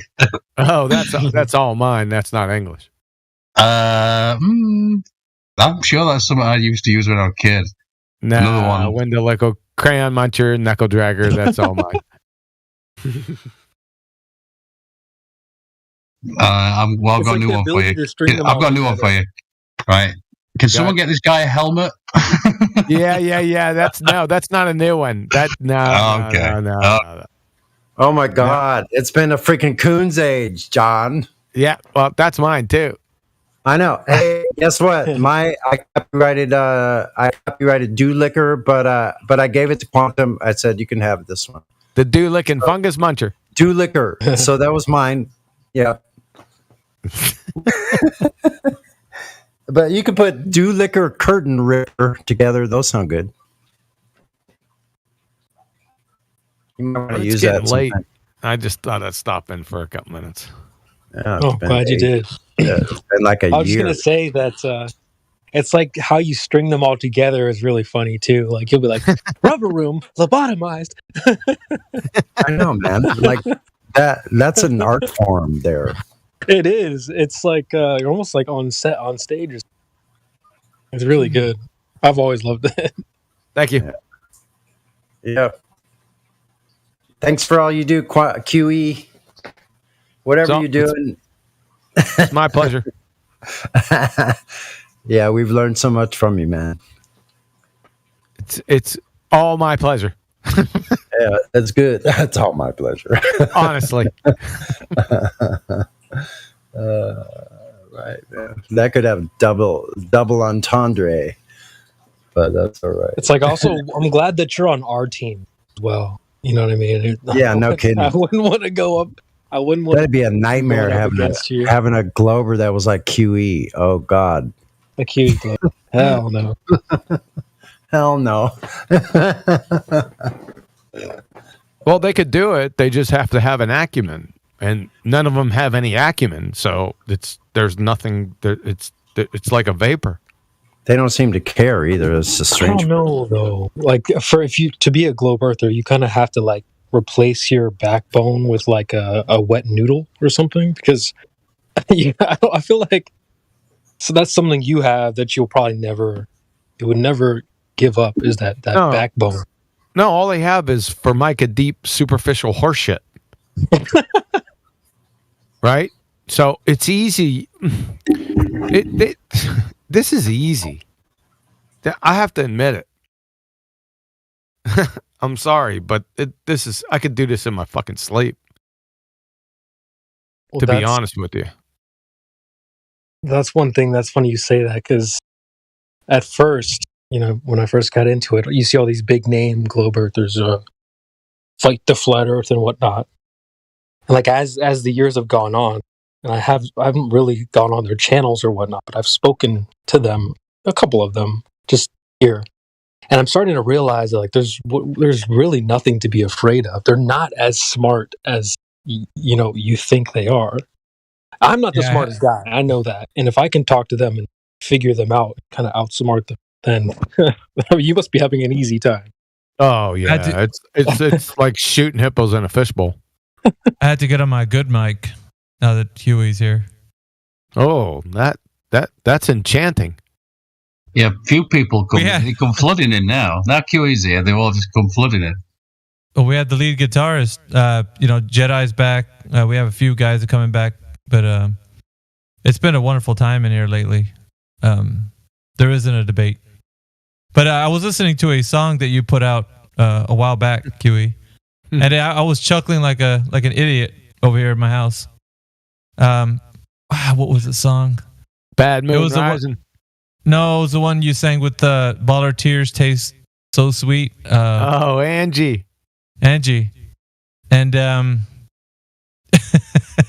I remember that part where you said, "Meet me in the arena for a debate," and I was like, I can remember those times, man. 5-on-5, numpties going off the wall, blood and guts everywhere. Wolf pups being fed. It was the whole bit. Yeah, those were the good old days, weren't they? Hey, what's up, Bring boys? it back. Bring it back.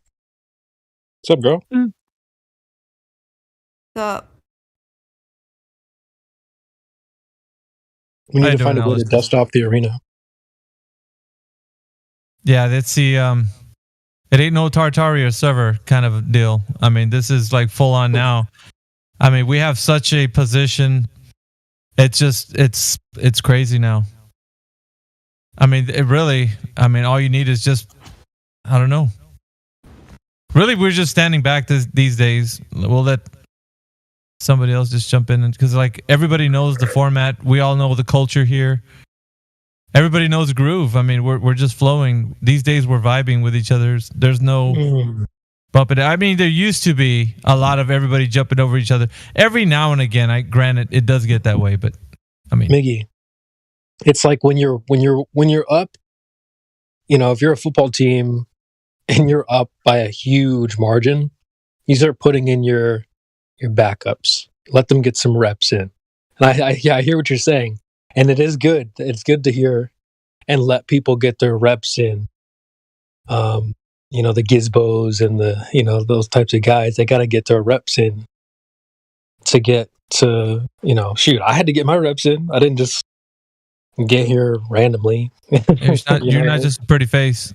Yeah. Do you know the numpty Jesse Gordon, Quantum? Yeah.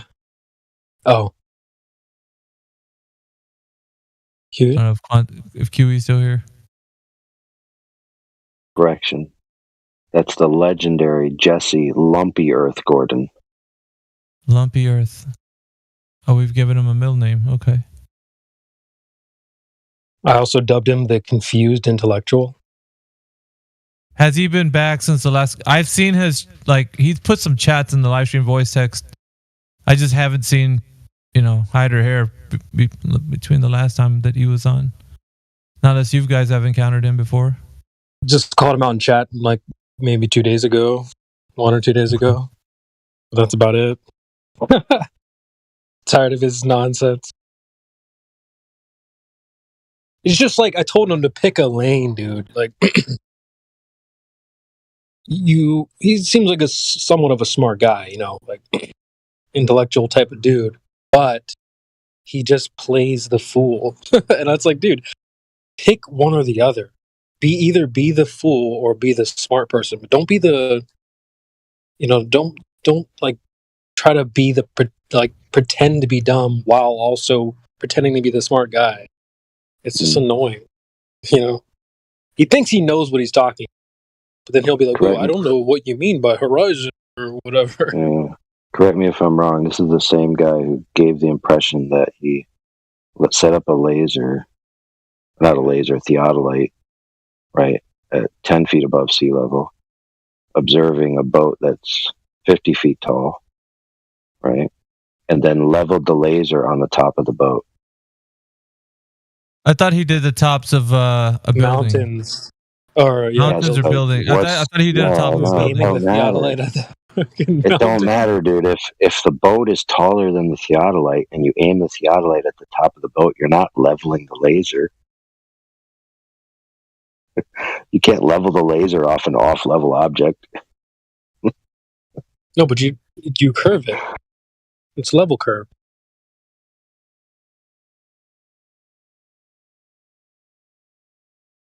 No, but that's what's funny about Jesse. It seems like he's using the tools in the wrong way. I'm no expert, but No, he's using the tools in the right way. Sophistry, false equivalence, et cetera, Yeah, they're being used in the right way to come to a false conclusion. Definitely. well, it's just like pointing a theodolite at a mountain. Like, is that how that works? I mean, I don't. Does anybody have his video? He's got a video out. We got to post his video. It's ridiculous. Has he got a new one, or is it still the red water in the camera one? I think the one where he's looking through that. I love that one. The rangefinder through his theodolite, and then he's aiming at the crosshair at the top of the building. That's seeing what a small. it is. The rangefinder. Yeah, because you guys were grilling him. You were like, "So what's the max range?" And he's like, "It doesn't matter. It's unlimited." It's unlimited. It's unlimited, man. Unlimited. If it was unlimited, it would be the best building tool ever built. Right. Yeah. It's too bad we're not good. So when FE Corps made their salad sled for their laser, they designed a screw mechanism where the threads and the range from the pivot point gave them like a 1 in 10,000ths of an inch precision at like 20 miles or some ridiculous amount of precision, right? And then the Govers will be like, that's not precise enough. And then you got Shlomo Jomo over here with a theodolite, which is like effective to 400 feet, and then looks like a soup sandwich. Like, this is definitely good enough. Yeah. Oh, and he just Googled the high quality total station or theodolite, and then once he did that, he presumed to be an expert on it, even though he's never used that specific device or that model, and was like, "Oh, well, is 6 miles good for you guys?" And just by the rangefinder, that was the maximum distance that rangefinder could actually sight the target, and so with that. He was saying that he looked it up first and then he went ahead and said, well, because 6 miles was good enough for everyone that was in the conversation, then he started to presume to tell us like how that specific model would work. And I was furious with him. Yeah, you got to love the jump from Google search to Insta expert.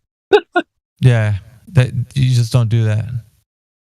I mean, just be honest, right? If you don't know, then just say it. Like, don't be in here wasting everybody's time just Googling a device that specifically, if you never used it, you can't be an expert on it. Like, you could have used the ones that you're familiar with, and they have their maximum effective range that they were like their parameters they work on. But then when you actually Google one that has a larger distance on just a rangefinder. And then I think God Rockin' was in here at the moment and was asking him. He was like, well, what are they citing with that? What are they looking to find when they're looking through the rangefinder? And he's like, well, just, I could get this. The effects of the curvature of Earth. That's what he said it was used for. That he like insulted, like not only by Googling something and then presuming to be an expert, but then by saying that's exactly what the tool is used for. Finding the effects of the curvature of the Earth. I kid you not. That's exactly what he said the tool was designed for. And I was just like, you better come up with the citation. And I mean, quick. You need to point to where in the manual it says that's exactly what this tool was made for, was designed for. Because if you ain't finding it, your ass is grass. Like, quick. So he was just like, it doesn't need to say that. I was like, nope. No, because the design of that tool was not specifically meant for that anyway. So you're already it was circling the drain. But yeah, it was like there was no way that he was going to get out of it, and I wasn't going to let him. So, because you just don't presume to say that, well, this tool, this device was used for finding the effects of the Earth's curvature. That's bullshit, dude. You're bullshitting the whole, live stream and expecting everybody else to like go along with you. Okay, you can use it for nope, not happening. The tool was not made for what you're saying it was used for, and if it is, then point out where it was. So just from the jump, we're gonna get like hung up right there from the start. So if you can't use the tool for what you're saying you can use it for, then why are you using it for this? Him and Bob, the freaking science guy, they both would say that, and they both would say that the rangefinder is unlimited.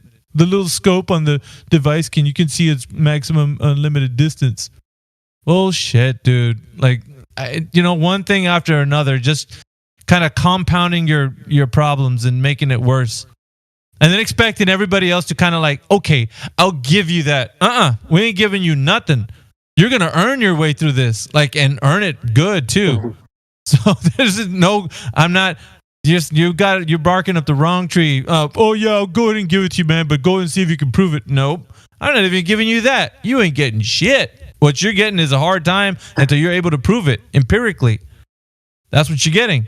And if you don't like it, then you can't use it.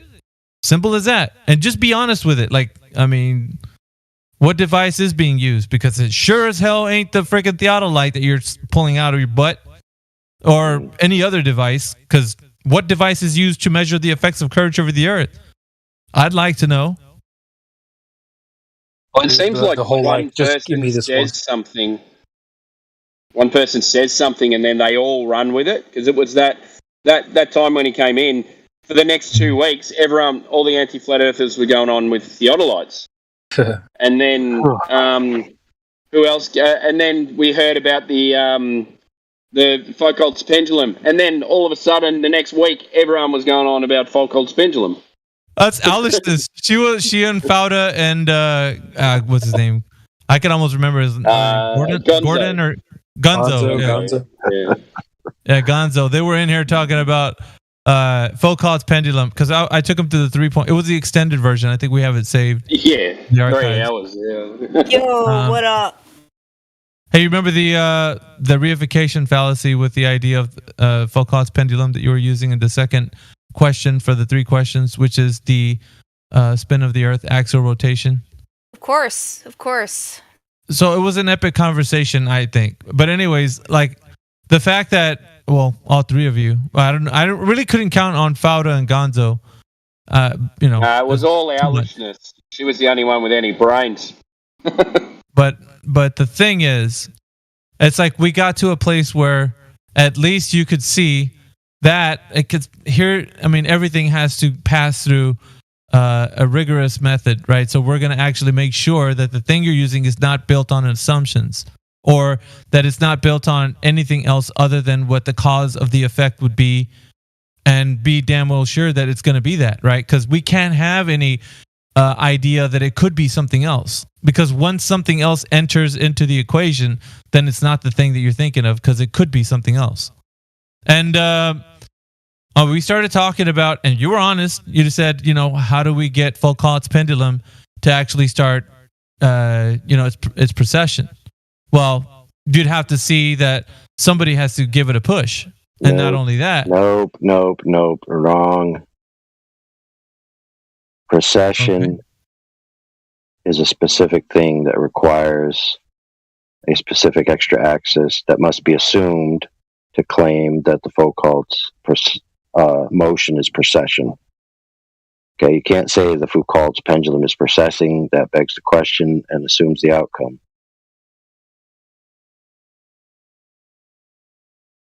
Correct interpretation of what you see is how do you explain the Foucault's pendulum's motion. To label it precession is labeling a specific type of motion which requires the additional axis, which is begging the question in the first instance. So you're seeing motion and not precession within the pendulum. Is that what you're saying? Yeah. Correct. If you call it precession, you've already made an ancillary claim.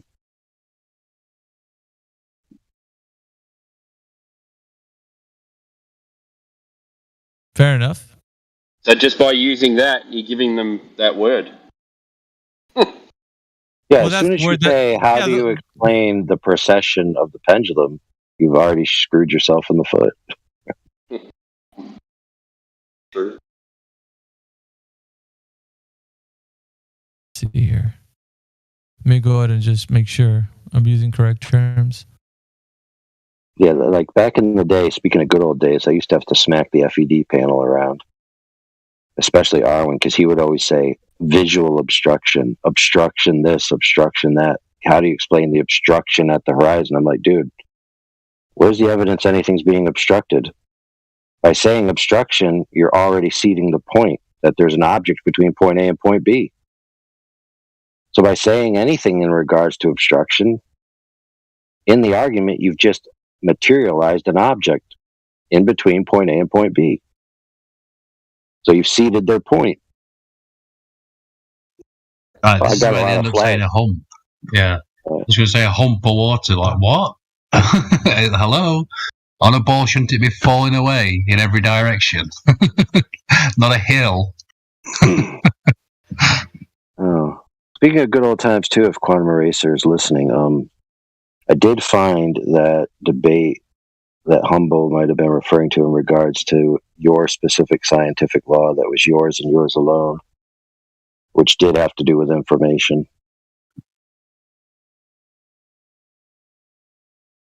So I sent the link in your DMs.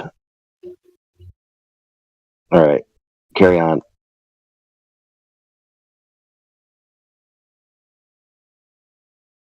Yo, Mickey, did you get a new mic or something?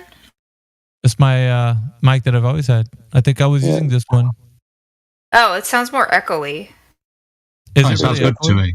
It sounds That's good. not an echo. That's called a reverb. It's different.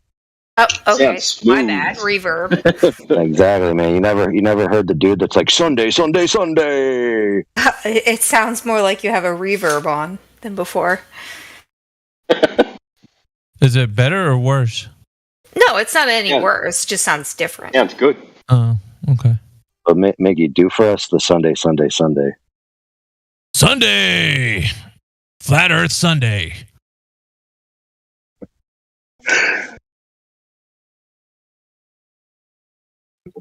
Hey, mate, Spotter's in here Gonzo's in here typing, but he's not in the Spotter, but he's not in the live stream. Fado never comes in here. Davey's asking why he's muted, and he said he's going to leave if he can't get unmuted. He's a flat earther. Yeah. I don't know. Hey, let me unmute him. I don't know why he was muted, so I just unmuted him. But I don't know. Maybe somebody muted him on purpose. Who knows? But yeah, I'm looking at because I remember I was using this term AI for quite some time, but it was describing the idea that they're talking about a precession from the idea from Foucault's pendulum, and I'll give you a link to why I was using the term. I wasn't just pulling it out of a hat. I was actually using it for a reason. Here you go. Oh yeah, they want it to be one for sure. Sorry, were you asking me a question? No, I was talking to AI. But yeah, it says the precession of a Foucault pendulum. It's easy enough to understand if the pendulum is suspended at one of the Earth's poles, and on. But it just talks about it in the way that it's using the word.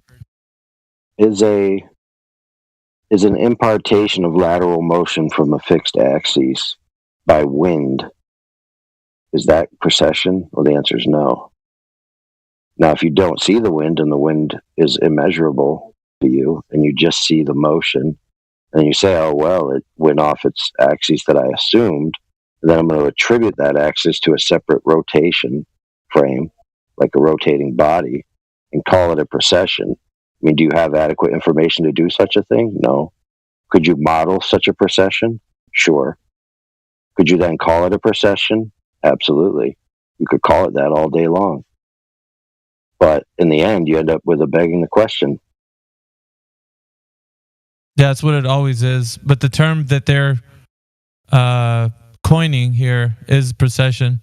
So they, from how they understand it and what it's being used for, and if it gets cited like the way I just done, it's going to say it in there in the document. So when explained to them, they're going to have to use the term that way so they can understand what it's being said and why they're saying it.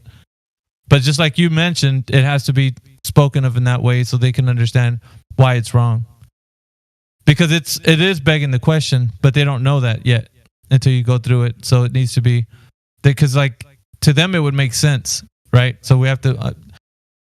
When we were talking about with owlishness and Fauda and Gonzo, they were already saying that it has to be started. You know, they admittedly said owlishness, anyways, was saying that it has to be started. So, and then as it started.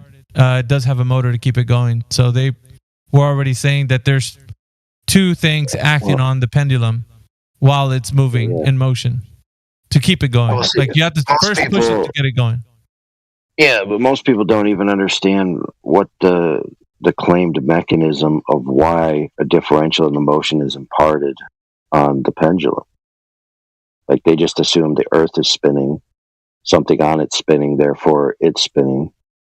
Right? Kind of like a merry-go-round type thing, but that doesn't apply. Like the real claim is that it's the pendulum as it's swinging is moving into different radiuses, and said radius is spinning slower, right, than the previous radius it was just in the past inch in which it made its arc pass. Okay? So, if that's true, right, and the conservation of momentum, right, is causing like this tweak on it, well, there's another conservation of momentum as it passes around the Earth in a circle, since there'd always be an outwards momentum, like between the difference of centrifugal forces, etc.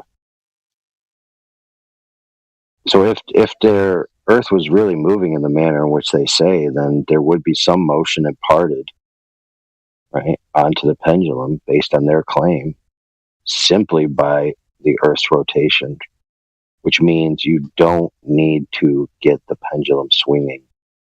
It would show some impartation of motion just by setting it up and leaving it there. And it doesn't do that.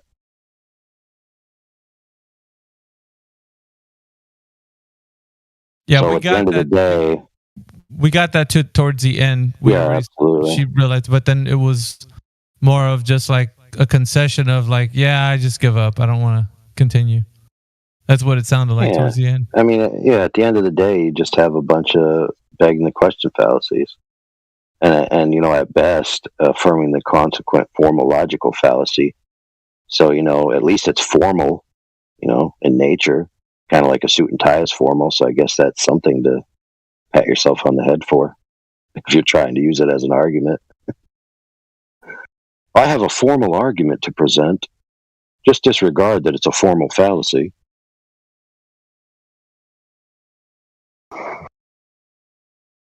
So what have you thought about the conversation, though, owlishness, from like the last time? Are you still thinking about like where you're positioning on the conversation? Are you still with the globe idea? Do you feel it doesn't matter what they say? It's still a globe. Yeah, I still think it's a globe, but that's not to say that I haven't done additional research. I mean, if anything, you guys have definitely made me think more about science in general. I've done a lot of research. I've learned more.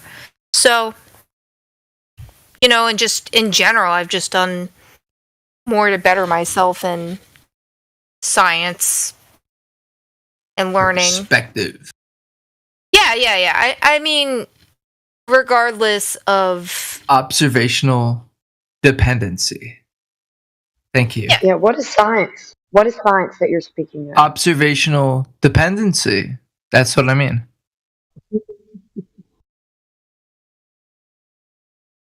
Wait, That's it the sounded science. to me like interruptional dependency.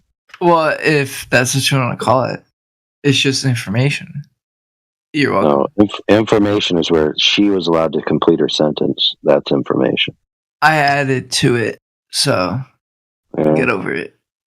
Okay, Wah, how wah. about I just get you over? How about that? Problem solved.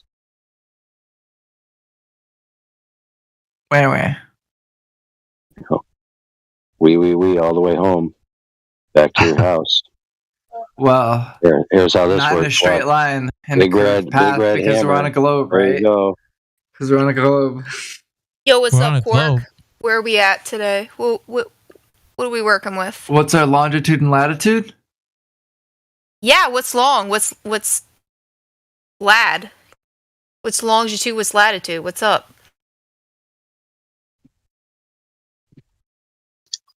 Let's geocache our positions and triangulate the curvature. Go for it. Of the Go Earth. for it, man. Do it. Show us your workings.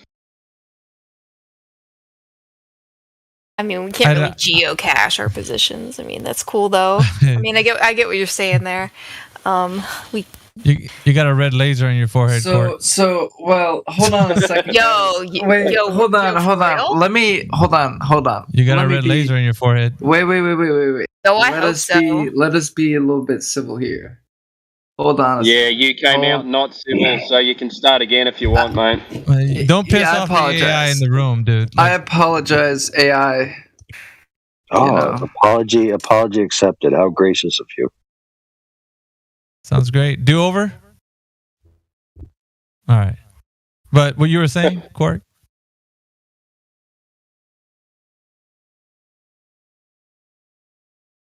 He gone. He It gone? was very, No, he's not. it was very grown up of him, but this doesn't seem to be there anymore. Well, certain algorithms can trigger the red laser, but with the with the right movements and mechanic, you can actually disengage the laser. How's Kiwi doing tonight? He went silent after he entered. He's probably busy doing something. Oh, I got Clark, you're He did very well. your screen's lighting up, but you're not coming through. Do you want to exit and re-enter with maybe a different attitude? You just threw that in the pot, huh? Just see how that goes. On your way out, just fix that attitude when you come back. All right. Yeah, that's cool. And I win the wordplay today. Look at my name. Come on now. Yeah, I saw that. Let's climb. I've heard it. I've heard. I think Max. I can't. He's in New York. You guys remember him though? You've talked to him. He said Flatsy Klein one day, and I was like, yes. So I Is this changed Matthew? it today. No, Max. Oh, Max. That lives in New York. Yeah. Oh, I Max. just know he's from New York. Maxwell Smart or whatever is Max Smart. It's got a number in his name. I can't remember yeah. what the number is. Yeah. Well, we have systems in here, man. Your brother from another mother, Timbo. Yeah, I know. Yeah, I've spoken to him a few times. Nice bloke. What up, systems? Bloke. There's Matthew. What's up, Matthew? Hey, how's it going?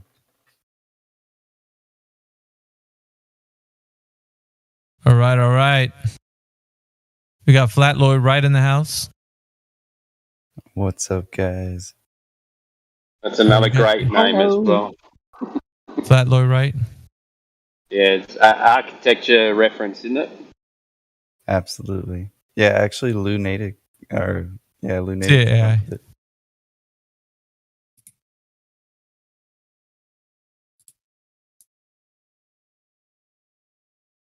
No, it's not working, Quark. You're lighting up, but there's nothing coming out. Might want to come back.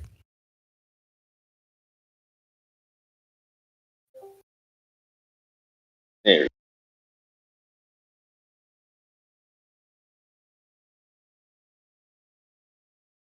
So why are you so drawn to the globe, Owlishness? What is this magnetic pull to the globe that you just can't get away?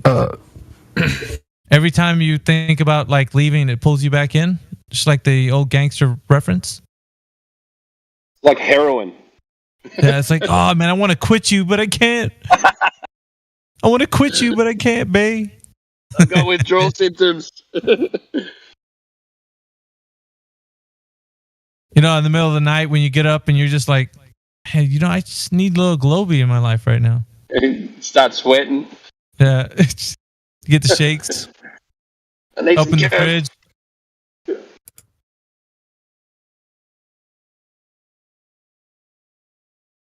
But what is it though? Like, what is it? I just can't find. Like, if you're somebody that's really like looking into stuff and you're just like, all right, let me just check to see if this is real or not. I don't know. It's just like,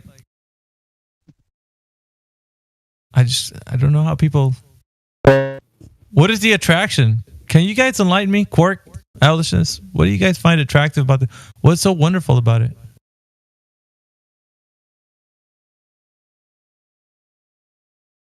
Yeah, not only that, you and Quark, you're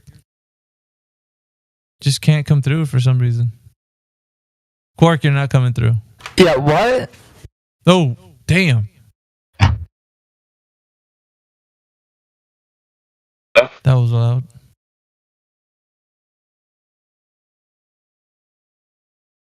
We can't hear you, Quark.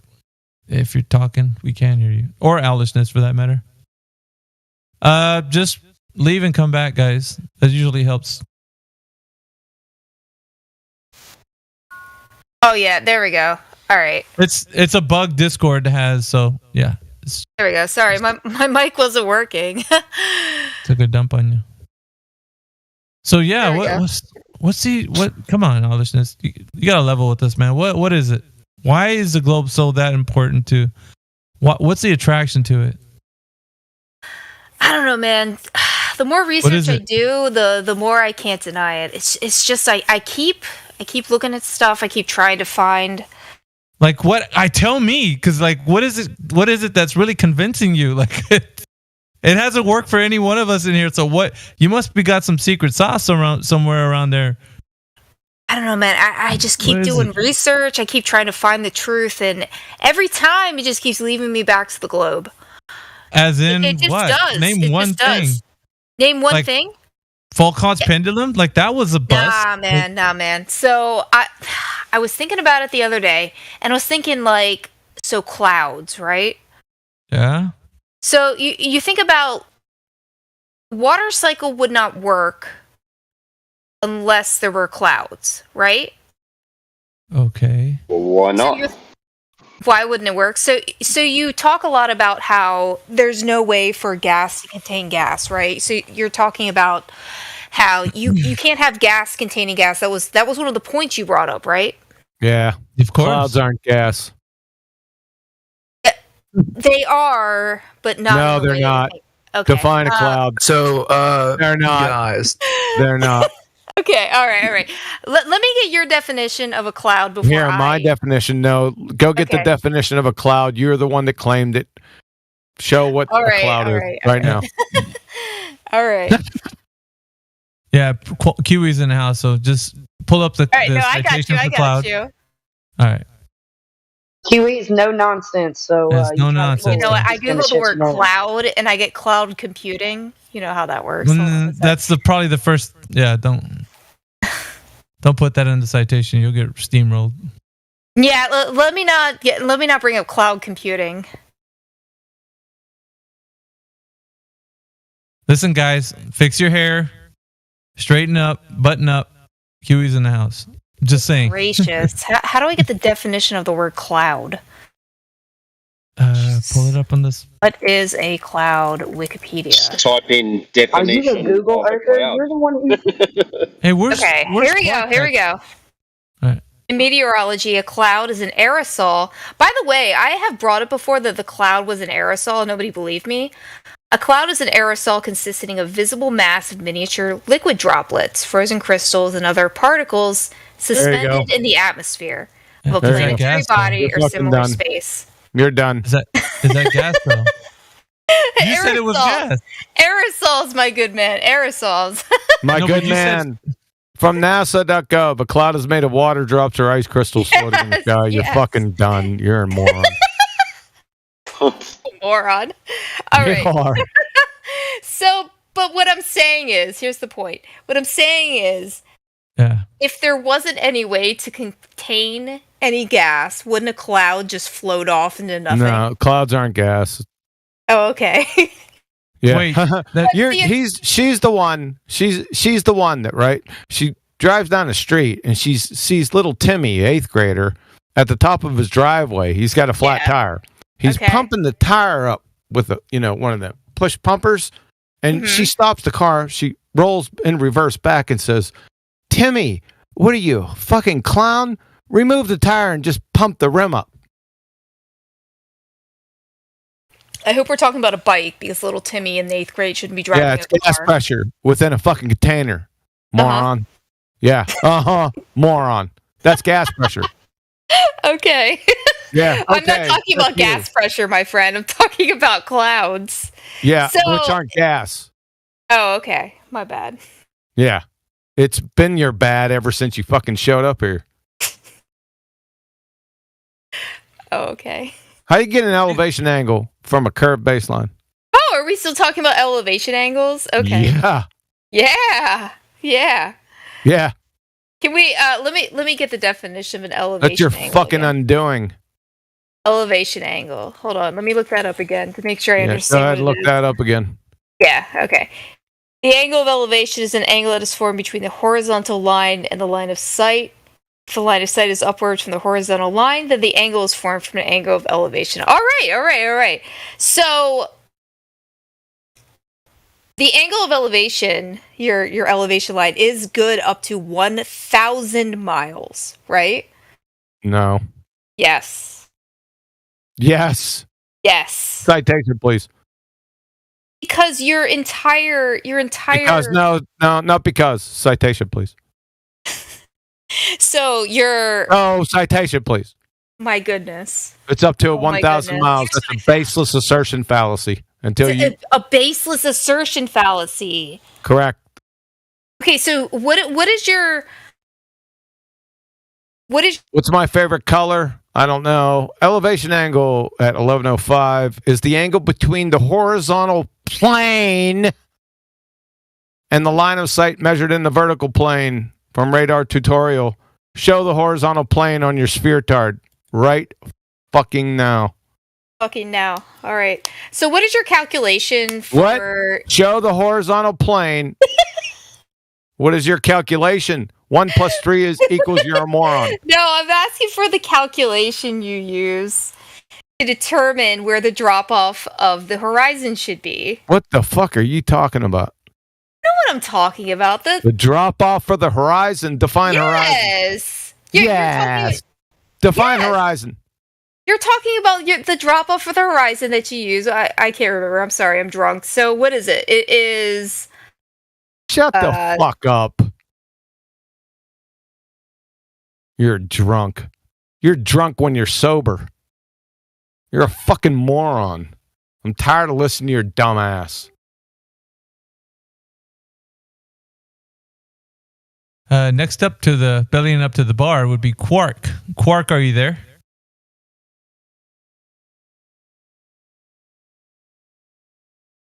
Oh, don't go silent now, Quark. Quarky. He was all longitude and latitude about 10 minutes ago. Now he's. Oh, was he? Now he's Yeah, nowhere it to sure be, was. nowhere to be found. Yeah. Where do you get the latitude lines from? Go ahead, Quark. Elevation angles to Polaris. What's an elevation angle? Fuckwit. That's what I thought. You better leave too. Of course, you'd fail 3rd grade geometry. Right? Typical dumbass baltard.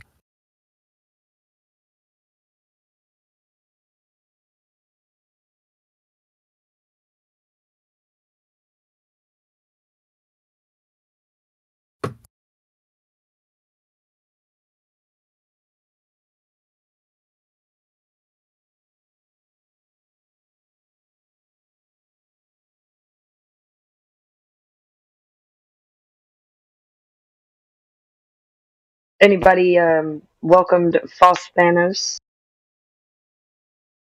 I think that's Fauda, but I could be wrong. Falstanos, are you there? Really? Yeah, I think so. Welcome. What?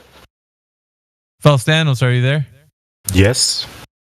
Hey, man. So you got VC verified. Did somebody just check you in? Probably. All right. So, what is your position on the conversation about the Earth being a globe, or what do you think about this?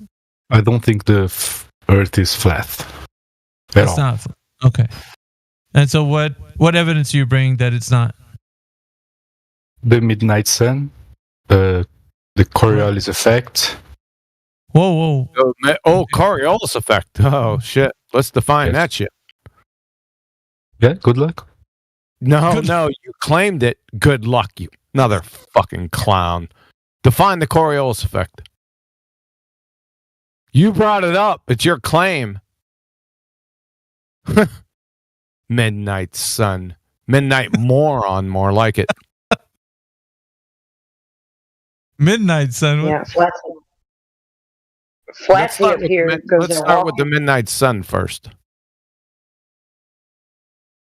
So, take your time to deny. Deny. You haven't proven anything yet for us to deny anything. You asked me what made my mind about the shape of the Earth. Oh, shut the fuck You up. want Midnight me? sun. Is this scientific evidence, by the way?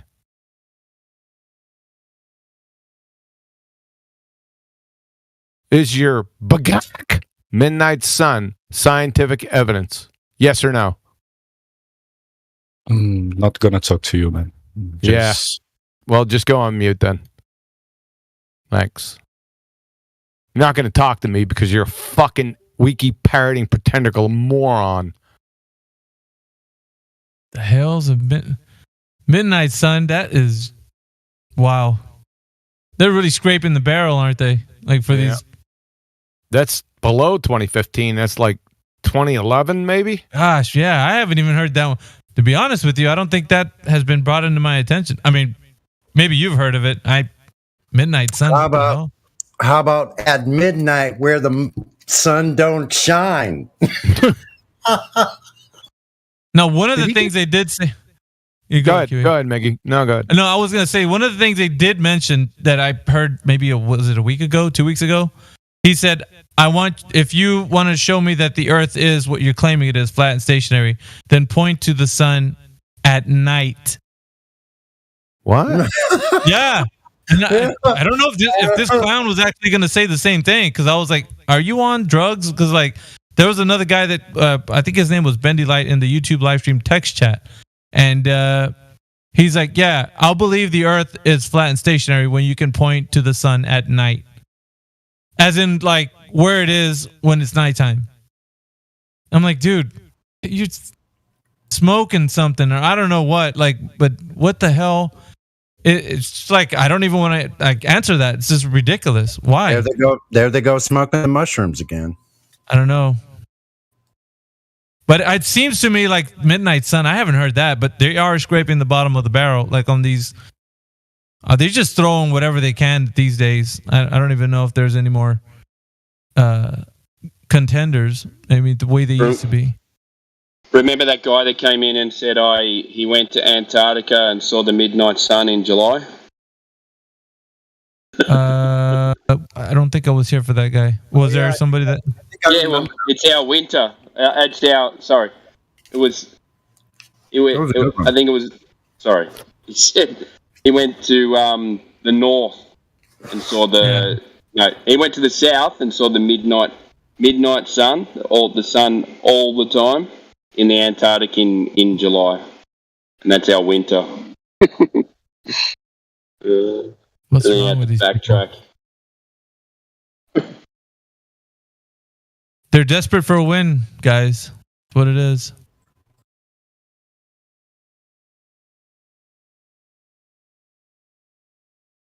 I thought Thanos was going to give us some proof of that midnight sun and Coriolis effect.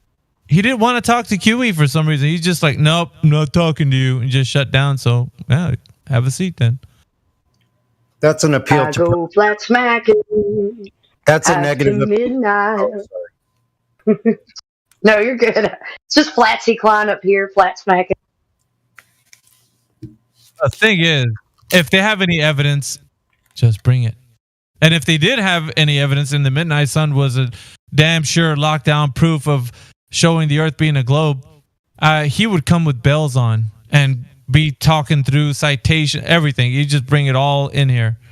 We'd see everything. But the fact is, it was so weak, and there was nothing behind it, no sustenance. So it was just, him saying things. Oh, I'm not going to talk to you. Well, there goes your chance, your moment in the sun, your time to shine, and you just blew it. Yeah, what happened to all that vigor that was there before? All of a sudden now you have to use an appeal to personality fallacy to escape exit stage left. That's where the bathrooms are. See you later.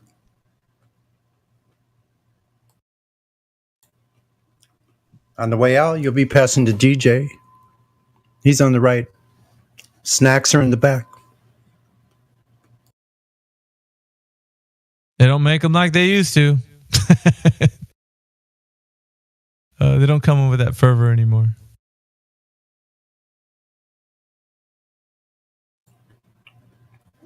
I'm so sure it's a Earth. I'm so sure it's a globe Earth. I come into a flat Earth server and then decide not to say anything because I don't want to talk to one particular person. That makes a lot of sense. That makes as much sense as their arguments for the globe. I guess they're consistent in their inconsistency.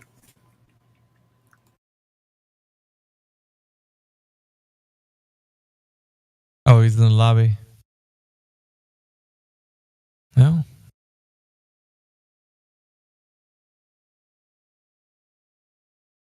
What happened to Quark? Did he not come back? Oh, he's in here. He's just quiet. Thinking about his latitude and longitude. Yeah. He's not. He doesn't have the same spunk that he did when he was in here earlier talking owlishness. He's quiet because he's muted. Are you talking about no name? Quark? No, Quark's not muted. Oh, that's Quark. That's right.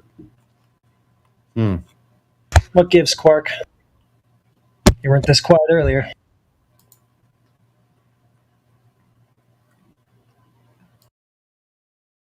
Not even close.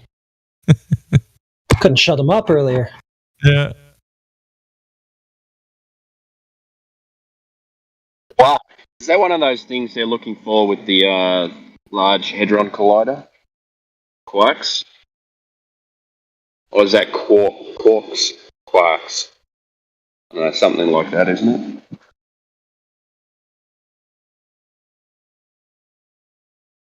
I think Indio put something in there.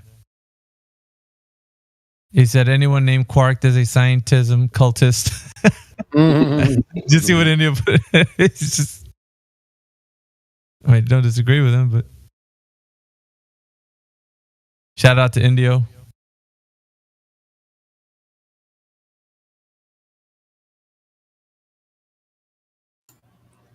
Indio's in the lobby,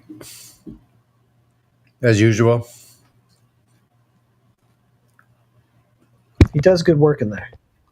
Oh, yeah. Yeah. Yes, he does. He doesn't. And when he gets down on it, he's getting down. The globe falls to pieces. The globe falls to pieces.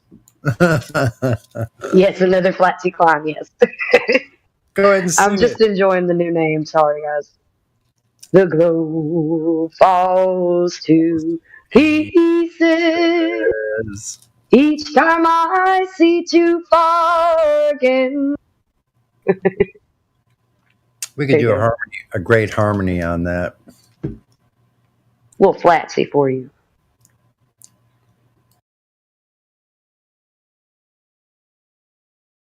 I'm really curious. Sorry, Q, I gotta mute this guy. Paul your Midnight Sun. Are you there? Yeah, I'm here. What is it about a midnight sun? Have you witnessed a midnight? What are you talking about? What is the whole argument about that? Just curiosity killed the cat, right? But why did you use that as one of your evidences for globe Earth? It's strange for you to ask when the last guy just said me to shut the fuck up. Yeah, don't worry. I'm asking you, so just No. I'm shutting the fuck up. No problem. That's all right. I'll shut you the fuck up. I asked you whether this was scientific evidence or not, and you said I don't want to talk to you, you fucking clown. So you'll go on mute. He seems kind of keen to take it out here. I mean, I think that if he'd had evidence, he'd just come with it. Yeah, he wants to rewrite fucking recent history like your regular average globe retard. We were all here. We heard what you said, fucktard.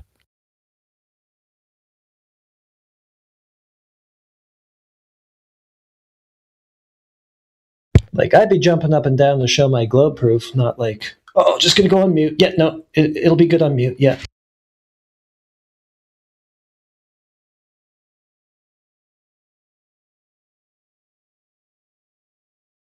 Yeah, there's no truth in these guys, man. Take the first exit. He proceeded to talk about feelings versus like, okay, here it is. Like, yeah, they focus on anything but the point. You waste every opportunity to talk about whatever you have as evidence just to say, I feel bad about being in here. It's like, no evidence whatsoever. Who amongst these Globers has the evidence? It sure ain't Jesse Gordon, or Bob the Science Guy, or Mr. Sensible, or Quark, or... So, hold on a second, buddy. Those guys are all they got. I'm throwing you in the mix, Quark. What do you have for the evidence for the Earth being a globe? Why do you care? Hold on a second. Isn't this just your observational reality? Think about that for a second. Why does that matter? Why does it matter? Yelling in your mic. 24/7 When physics still can be observed. Yeah, and physics is still observed. Physics is observed, really? Yeah. Physics? Yeah. What's physics? What's physics? What is reality? What is reality? What you observed. I didn't say that. I said, what is physics? You said physics. What's physics? Yeah, I just answered you. I literally just answered you. It's reality. You're a dumb fuck.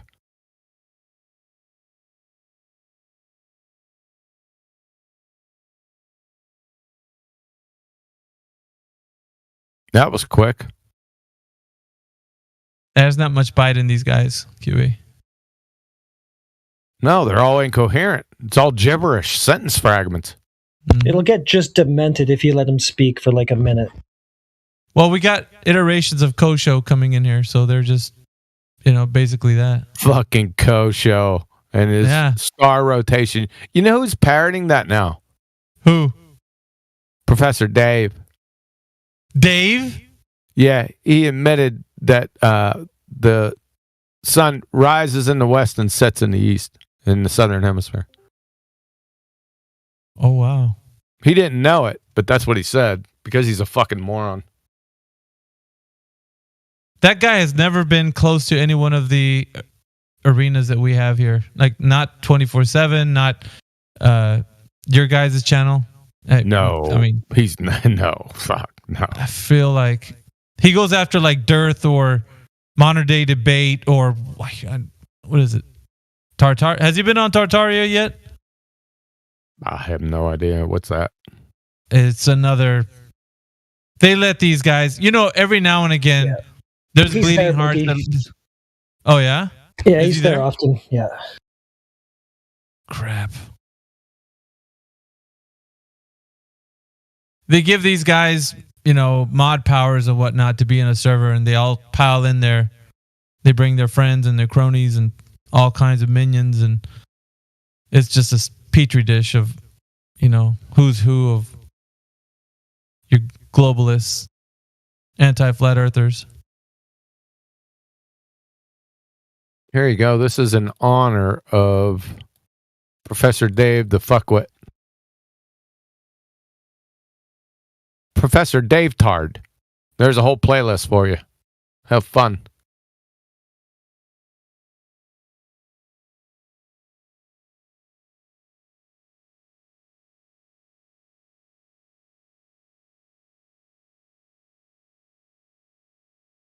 Well, we got to have a little bit of fun, right, Mick?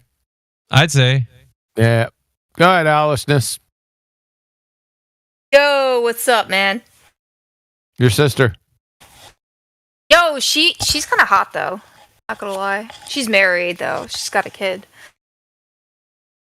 So real quick, remember I was asking you if you had any evidence and what's keeping you, your mind set on this globe, even though you've been here, I'd say over what, 2 or 3 months? Yeah, something like that. So, but you've been through, like, I would say Indio, myself, and maybe a number of other guys in here that really took you through a lot of the points as to why it's not even conceivably possible that it's a globe. Right. Yet there's strong pull, and you just mentioned one of the reasons why. You said because you can't reconcile how clouds being gas, and then we just discovered that you were incorrect to saying that. Remember, you just got pointed out. Yeah. I mean, it's in the citation that you read. It's not even us saying it. It's a citation telling you that it's not even what you said. Right. We were talking about elevation angles. So what I was trying to say is the 8 inches per mile squared, right? So we were talking about that. No, and you mentioned that afterwards. No, I was talking about what's keeping you to the globe, and you'd mentioned it was clouds because you can't see how clouds being gas, because you're saying you were talking about gas being held by gas, and that it made sense to you because clouds are here, and so that was your whole point as to why you're still being held down to this idea that the Earth is a globe. And so now the citation, not us, but the citation pointed out that clouds aren't gas. You've seen that for yourself. Right. You know what I mean? Like, what's still, now my question to you again is, what is still keeping you towards the globe? And, don't mention the 8 inches per mile squared argument, because we'll talk about that later, but I'm asking from your personal perspective, even being in this server for quite some time, why are you still drawn to it? Like, outside of that, now that you know that the citation proved you wrong, so what else could you come forward and say, like, well, it's that and this other thing? Well, what's the other things that are holding you? So, the point I was trying to make with the clouds. So, basically, what I was trying to say is that the water cycle obviously works because the water evaporates, it turns into clouds, the clouds become too heavy to hold the rain, and the rain falls down, right? Whoa. What's up, my Whoa, man? the water evaporates. Which direction does that water go? It goes up, yep. Okay. Carry on. Mm-hmm. Right, so the water evaporates, right? So it goes up to clouds. The clouds become too heavy to hold said water. It falls down as too rain. Heavy. Yes. Yeah. Define heavy. So, by definition of a cloud is considered water vapor. I didn't say that. It's not water vapor. Okay. It's aerosol. No, I didn't say that. I asked you to define heavy. So by definition, the rain is when water becomes too heavy for the rain. Is she able to fucking hear? Probably a little tipsy. Let me How many times I gotta ask her to define what heavy is? Let me come through, Kiwi. Alishness. So the word heavy, that's the word we're focusing on right now. Okay, what does that mean? So heavy. What do you mean by heavy? The water becomes too heavy for the clouds. Yeah, what does heavy mean? What does heavy mean? What do you mean too heavy? Yeah, what does the word heavy mean? The word heavy implies that the water is no longer... Not what it implies, what does it mean? What does heavy mean? In terms of what? So that in terms of its definition, Alishness is the definition of heavy. Okay. What is it? Let me Google the definition of what. Well, that'd be lovely. Okay, all right. You're talking about. Let me save you some time. Google weight instead. Okay, all right. I got you. What causes rain? Clouds are made of water droplets. Why are we, Alishness? For goodness sake. That's what I'm saying. Water droplets condense onto one another. He's not asking you that. You got ADHD? No idea why we're not talking about the word heavy right now. Can somebody FedEx her overnight? Not overnight. Same day. Healthy chunk of Adderall. We were talking about a community brain that they were sharing a while back, and there was a couple of people in here kind of passing it back and forth like hot potato, and she was borrowing it that night amongst the 3 people that were here. So I don't know, maybe she's passed it back. Somebody else has it because nothing's going through right now. It's bad. I thought perhaps we'd get maybe at least a definition, but anyway. No mas. No, I don't know, man. Oh, I was waiting for it to come back with weight, and then QE was going to say define weight. Well, yeah, you kind of know the way he works, and that's good. But he might surprise you with some pieces of flair you haven't heard yet. So pieces of flair. You just hang on to your seat, man. Like when he's feeling his oats, you'll know it. I just wanted to know what heavy meant. Me too. Well, I guess we're gonna. We'll give her a break. Maybe she could go look it up, and then we'll take her off mute here in a couple seconds. Yeah, I was halfway reading through the definition. You were not reading the definition, Alice. You were rambling on about something else other to do than heavy. The word heavy. I mean.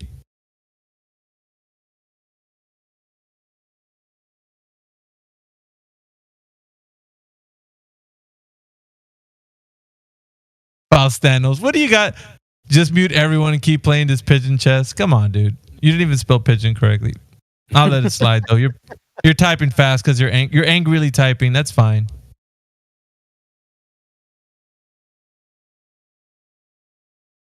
Dude, you had your moment to speak, and all you wanted to do was talk about your feelings about how you got muted.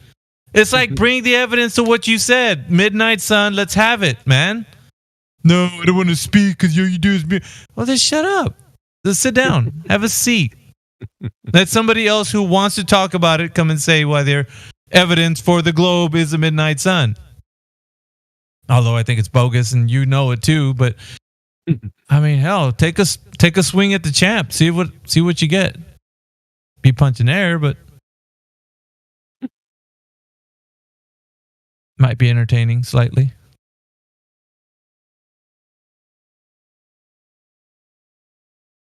I'm just a little shocked that somebody would have to look up the definition of heavy. Well, she didn't. Then that was the issue, Flatsy. We asked, what is the definition of heavy? Please keep it civil. It was her claim. Okay, Falstanos, moderator. I love how you called me Flatsy. Because I guess I'll just whatever somebody names themselves. So long as it's not like every other day, I'll be okay. Can we let Falstanos back in or no? Who, Falstanos? Is he muted or not? He muted himself. No, he got muted because he wanted to talk about his feelings. When I unmuted him, I was gracious enough to kind of give him like 10 seconds, and he started talking about like, well, if you guys are gonna just keep muting me, I'll just stay muted. Like, dude, bring your damn evidence. Like, what? It's so 32 people. There's 32 people watching the live stream right now. I just clicked on to see who's watching. 32 people watching, and none of you out there listening can bring any evidence.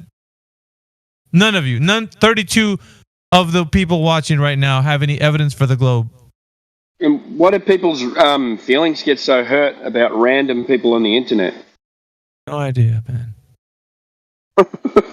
I mean, if the truth was with you and you had all the citations, everything was correct, you would come in here with bells on. I mean, you would be like, I got it right here for you. It's right here. But you got nothing. Like, all you do is like, wow, midnight sign. Oh, why you muted me? I don't like that guy. It's like, jeez Louise. And then owlishness is a few sheets to the wind, so we're not getting any mileage out of her.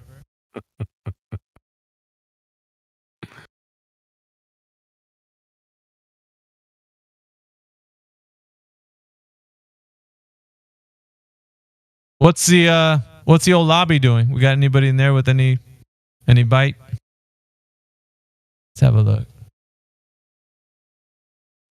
Let's see if she's got something. Okay, can you read what I literally just added you with, Miggy? I was just looking at lobby, but hang on a second. It's in the live stream voice text. What do you got for me? It says heavy, but it doesn't give you a definition. Oh my goodness. Okay, what I'm literally trying to say, when these water droplets grow too heavy to stay suspended in the cloud, they fall to earth as rain. That's Holy shit. We already know that. So we asked you to define heavy. You going to do that? okay. That's what I'm literally trying to say. So No. You're not defining heavy, owlishness. You're telling us. You're not defining sure what heavy. kind of definition of heavy that you're looking for. The only one, the one that actually exists that we all agree the water that heavy. droplets become No. Okay, what is Don't the keep saying the same thing.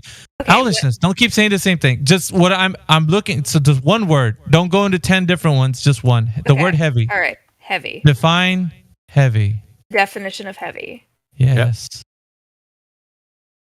Goodness gracious, heavy. Of great Now- weight, difficult to lift or move. Of great density, thick or substantial. So this is the definition that we're going to go off of great density. Of weight. Thick, So, okay, weight. yeah, of great density, thick or substantial. Not density. You said weight. That was the The first. definition of heavy, my friend. Yeah, that's correct. So what does So- weight mean? Okay, so we're going to do the definition of weight now. Yeah, that's right. It's called the weight Socratic method. definition. Okay, Yep. all right. Okay, Weight. so we're going to do definition of weight. Yep, in Body's physics, ru- what's weight? A body's you're breaking relative up. mass or the You're breaking up. quantity. Mass. Owlishness. That's what I was waiting for. What is the difference? Mass. Okay, What's all the right, difference? mass. Mass. So, Okay, yeah. So guess what? Guess what you have to define now? well, what's that? Mass. Mass. Okay, so we'll. Hopefully, we're not going to start talking about church now. Mass definition. No. Mass in physics. Typically a large body of matter with no definite shape, Negative. relating to, done by, or affecting a large number. No, that's not it. Assemble or cause to assemble into a mass, or as of one body. Here, let's try this one at 11:36 or 36 minutes after 11. Here, Oh, live here we stream. go, So here we we're go. going to go with Max Born. In Einstein's ordinary theory of- language, the word that mass. means shut the fuck up. In ordinary language, the word mass denotes something like amount of substance or quantity of matter. That's incorrect. These concepts themselves being defined no further. The concept of substance is considered self-evident. In physics, however, as we must very strongly emphasize, the word mass has no fucking meaning. Uh-oh. Other than given by formula. Well, we don't care about that. That's mathematics. We're into science. It is the measure of the resistance to changes of velocity. So, owlishness. Do you understand that weight equals mg? Mg, love you long time? Oh, am I Right. muted? Okay. Wait. Did you just say that science? Wait. Was that a pun? No, I was not making a pun. Excuse me. I'm trying to ask you, did you believe that I math don't has believe no shit. relation to science? I don't believe shit. Mass is undefined. No, math. You Mass. said math has no Yeah. relation to science. Is that what you No said? relation. It has no definition. Mass? Math. I'm talking about math. She's talking about maths, dude. Maths is a language. Mathematics has no relation to physics. No. Are you serious? Yes. No way. No way you're No way. Okay. Hold on a second. God, this is fucking painful. Am I serious? I think so. One moment, please. That's where your globe exists, in language only. One moment.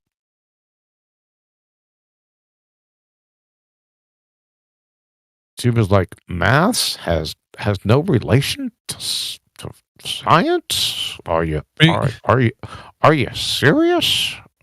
Yeah. Freaking QE lives in Faustano's head right now. You just rented out a space there, man. It's only talking about you. Really? Yeah, another happy customer there. All right. Hold on 1 second. I'm just about with you. All right. Here we go.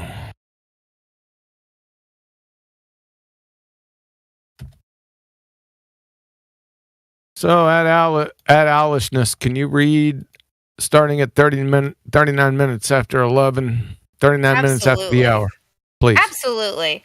Mathematics is not a science from our point of view in the sense that it is not a natural science. The test of its validity is not experiment. Where'd that come from? The test of its validity is not experiment. Yeah, who states that? Feynman, Nobel laureate physics. Feynman. Why would he use for grammar? It would be not experimental, not experiment.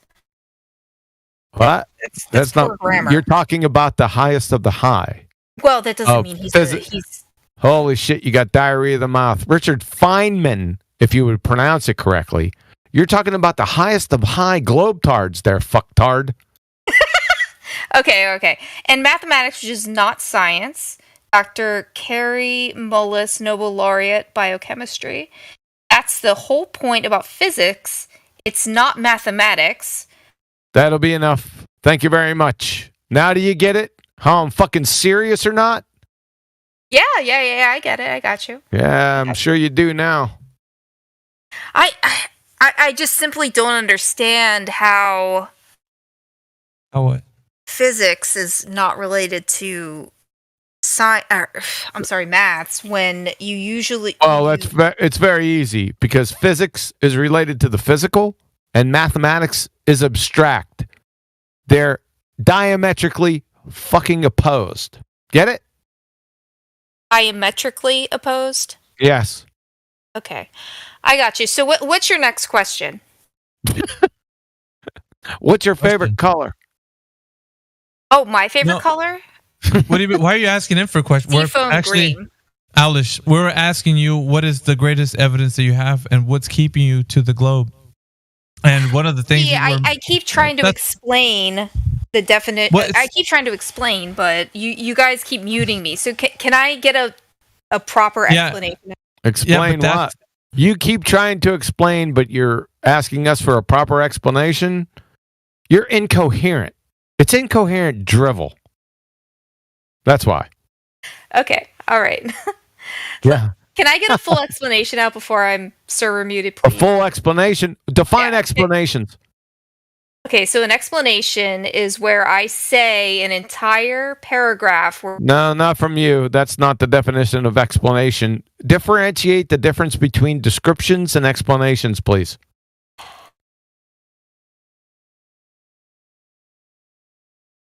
Of course, you don't know that. You have to look it up because you're a fucking moron. Right? You weren't explaining shit. You were just making shit up. That's not explaining. That's village idiot horse shit. Got it? Yeah, I got you. So what definition are you looking for now? The definition of explanation or... I ask you, see, you got problem ADHD. I do. I asked you the Sir, difference. let me clarify. I asked you the difference between explanations and descriptions. You said you were explaining stuff. You weren't explaining shit. Love. Of course, you'd know that if you knew what the definition of explanation was. I do have ADHD. There is currently Shut the an fuck up. I'm tired of fucking playing these retard games. Maybe after I leave, they'll entertain your dumbass, but not while I'm here. You're finished. Fuck off.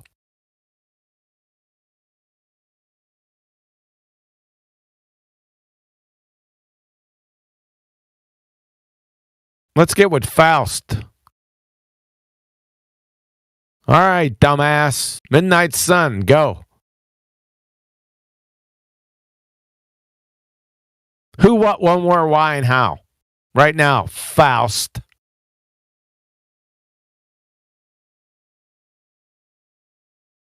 All right.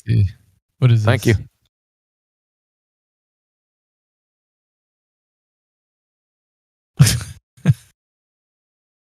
Jeez Louise.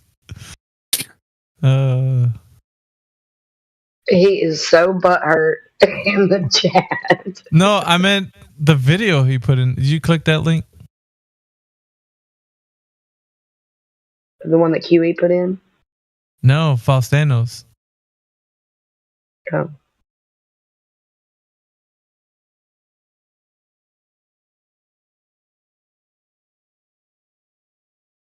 Well, there, Faust. Who's that? Fada horse shit. How does it say? How is he probably typed it or wrote it? That's how it says it. It says it has no meaning in physics, and then go on to he doesn't explain what it means.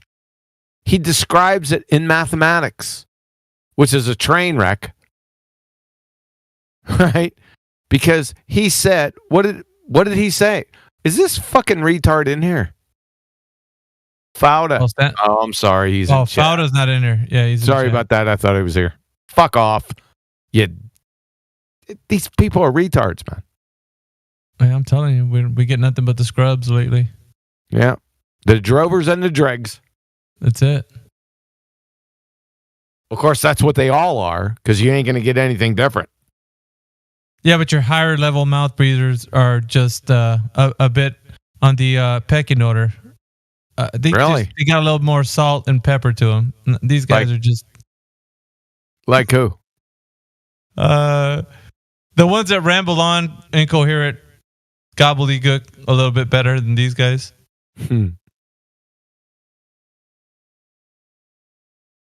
These guys are a bit farther back, but yeah, the other guys are be held back from second grade.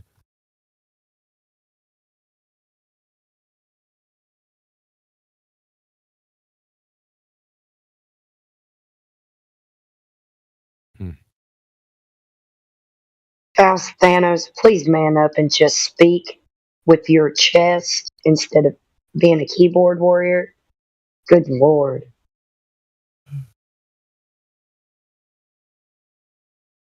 There's no hope for that guy, Flatsy. Cat skanks unite.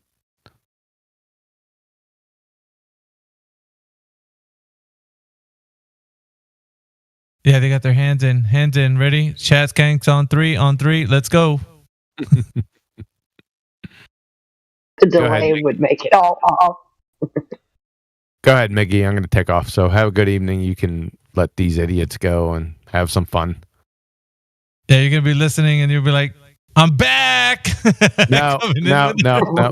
I never listen to the live stream. So no, I won't be. I have to go. So hang in there, guys. Have a good night. And Huey, take care, bro. Like, have a good night, man. Good to see you in here. It is good to see you, though. Yeah. I'll be popping in every now and again. So have a good one, guys. Out. See you, bro. You too. All right.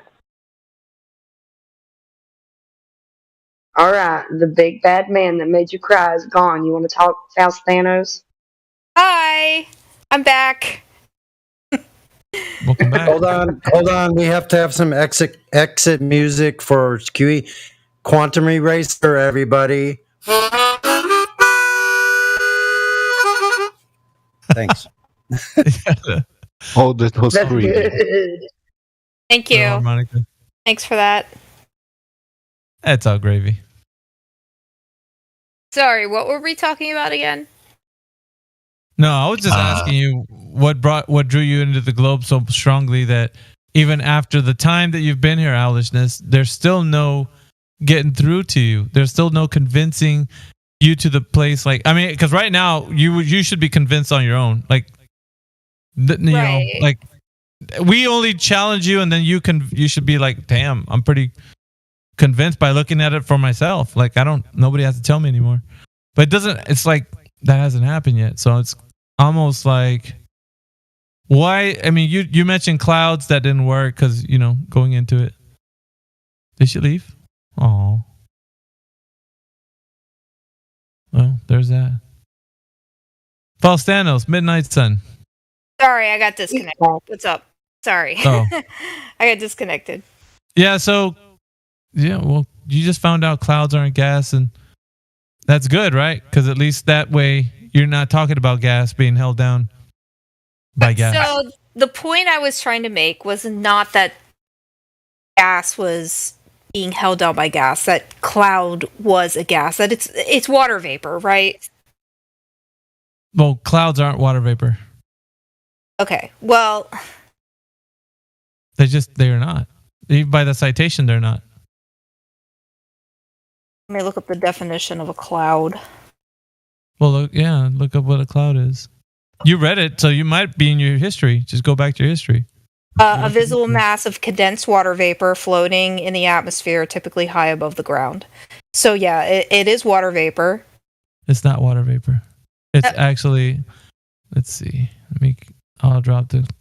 put the citation in if you find it. So that's the definition in the okay. So let's go to. If it's condensed, it's not vapor anymore. It's water droplets. If it's condensed, water vapor and water droplets are the same thing. In meteorology, a cloud is. No, they're not. Wait, stop. No, they're not. Okay. Hold on a sec. Listen, vapor and droplets are not the same thing. Period. Okay. Let me read the definition from Wikipedia then. In meteorology, a cloud is an aerosol consisting of a visible mass of miniature liquid droplets, frozen crystals, and other particles suspended in the atmosphere of a planetary body or similar space. Water or various other chemicals may compose the droplets and crystals. Are you roboting or am I roboting?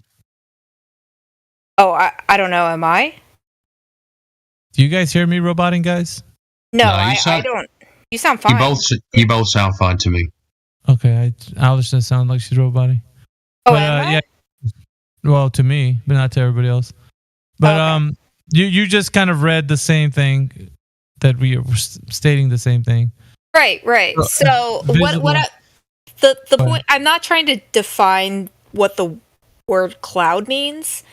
The point I am trying to make is that if your definition of gas containing gas, right? So you think that oxygen would float off into space, right? That's your whole stance. No, it's the globe Earth. Like the stance that globe Earth has right now is that gravity is holding everything down. It's not gas holding itself, but it's not gas holding itself in with gas. It's gravity holding the gas. So even by your explanation or your idea of describing, Earth being a globe, it's not gas containing gas. It's actually gravity containing gas.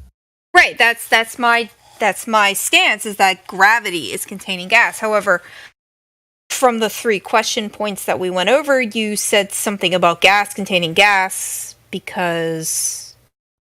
No, I didn't say gas containing gas. I said that if gas was on the Earth that you and I breathe, like the air, right? Because it is gas. Mm-hmm. So if we're saying that the vacuum of space is a reality and that, rockets can actually leave the system and go into space and travel somewhere else, that means matter and energy can transfer outside of the system that you're in.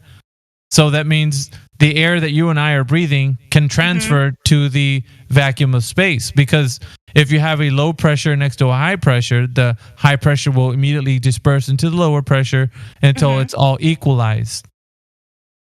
So if you like, okay, just as an example, if you have air pressure inside of a balloon and you put air in there, you let go of the nozzle, the air rushes out into any and all directions. You know this, I know this, it happens every time. It'll happen every single time. So if the high pressure in that balloon goes out into equalizing itself into the rest of the room, well, what's going to happen to the air on the Earth as it is with the high pressure here and the low pressure in the vacuum of space? Well, it would equalize and disperse out into the available space, or it should. Correct. But it doesn't. Go ahead.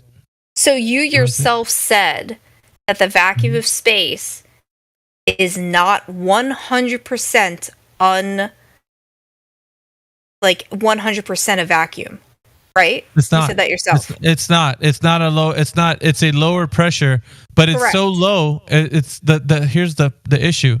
It's not just low pressure. It's really low. It's really close to zero, but it's so close to zero. They defined it as like 10 to the negative 17. Even though that there's never been a vacuum here on Earth that was ever created to get to that close to zero, right? But just saying that means that the pressure differential from the place on Earth, like where it's at 14 psi, to like where all the way to space, like that is such a vast difference that it couldn't contain the pressure here. Would not, it would just disperse. It would not be able to sustain the because even as gravity is what they claim it to be, it's a weak force, right? The weakest of all forces. The idea that you consider gravity a thing. And so the idea that gravity holds the gas as much pressure as would be expanding out into space, it would just immediately disperse. There would be no containing it. Because there is no container. It's an open system. Right. So the concept behind the Earth being a globe and the gas being held to it with gravity, it's not even something conceivable. Because like I'll put it to you this way. If you have an example of gravity hold or containing anything, like you'd have to be able to show an example like, I say anything, but I really do mean gas. So if gravity can hold gas in any way, shape, or form down, then I would understand your point, as in it never rises, it always stays down. But in every instance, even like man-made gas, I think we talked about it before, like sulfur hexafluoride, and we can talk about like like dry ice. You know how it looks like some gases can be heavy, and the idea that it looks like they disperse into any and all directions, but just they don't go upwards right away. Right. At their current state, but eventually they do start to dissipate, and then they do have an any and all directional vector, which is everywhere. So why do you think they don't stay in that state? Why do you think they actually eventually dissipate? Like why do you think that they eventually dissipate? You talking about the actual laws, gas laws, because they actually disperse into any and all available space. That's just their nature. They all do that. Do they combine? Do they eventually evaporate to all in any space, or do they combine with the other gases that are there and become other gases? They mix. Of course they do. Right, That's right. what they're They doing. mix. So they mix. But not immediately. Like Right, immediately, so not you see them in their immediately, heavy. You see their heavy form, so they look like they're just like sulfur hexafluoride. Looks like it's just sitting in a fish tank, or you got like CO2 dispersing everywhere, but on the ground. So it looks like the fog machine looks like it's going everywhere, but it's just staying on the ground. But so, in over time, everything dissipates, and then it just goes everywhere. So it doesn't matter where you start, so long as the gas itself is not being held down, like always. And that's the point that we're trying to make to everybody who's asking the question. So why isn't any gas being held down? Because none are held down. They all go in every which direction, even water. Water's Right, a so fluid, they but it become other evaporates. compounds, is what you're saying. Well, they translate over to the different forms. So, like, even in the water cycle that you were mentioning earlier, you understand that there is no vector of down because there's also a vector of up. So, Right. if gravity was doing what it's doing, you would never see a vector of up. You would only see a vector of down because gravity's holding tightly down to all the things, and so there wouldn't be anything that would leave. It would always be like gravity would just be holding it, like hugging it. No, you're not leaving. But so you never see that. You always see this like ecosystem of, dynamic movement. So there's always upward, downward, sideways, like every vector of movement with these gases. And that's what we're trying to tell you, Alishness. So it's hard to convince somebody who's got their mind set on like a globe idea because it's all mainstream. It's all, I would say it's more to deal with like the propaganda that you've been told. Possibly if you're going to school, it's the indoctrination you're receiving. Your peers are so into it. They're like, dude, it's a globe, kind of thing. And so it's easier for you because psychologically it would be much more easier for you to just to keep on getting along just to make sure that you keep friends and stuff. And you're not just like a black sheep or whatever. I mean, some people care about what others think and stuff, but most of us in here, we just want truth. We just want to know what's real. So that stuff doesn't really matter when it comes to like how we deal with life. But to you, that might mean something else. Like, because if you think of flat earth and you start to really become somebody who's like talking about it, you might be outed. You might lose friends, or I mean, you might count the cost or whatever. But can you see why it's important, like to know the truth about the earth that you're living on? I mean, the actual real truth, not just saying truth and then it's like a version of a globe or something. Like, I don't know. I have hope for people who at least have some intelligence, Alishness. Yeah, so what I was trying to say, though, is that the water cycle would not work unless gravity was actually at work. Well, you're thinking of gravity in the idea of a globe, but the gravity that we see is just an effect. The dropping of something falling down, stuff falling down through the medium of air is an effect. So we would call that an effect. You might think that it's a cause of the bending and warping of the fabric of space and time, due to the fact that the Earth's mass is so great and so on and so forth. But that's what I'm saying. Like, we all can say that. We witness the same thing you do. There's no denial of what we can see the effect of, and people colloquially call it gravity, what the effect is, right?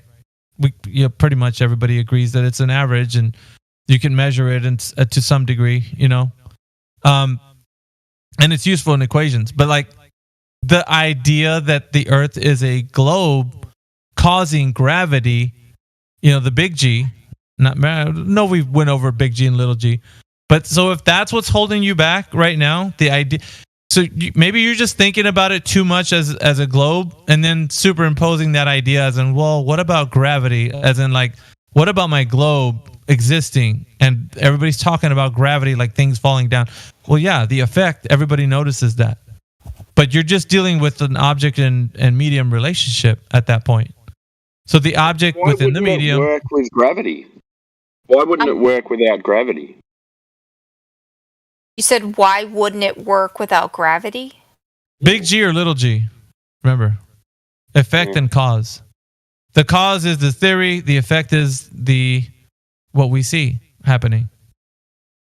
So what do you? Hold on, I don't know what you mean by big G. Big G is the theory of gravity. It's like I told you, Einstein's theory of relativity. The reason why things are falling down on Earth is because they're being pulled towards the center of the Earth by way of the Earth bending and warping the fabric of space-time. Okay, so the gravitational constant, familiarly known as big G, to distinguish from little g, the acceleration. Which is the effect, yeah. Right. So,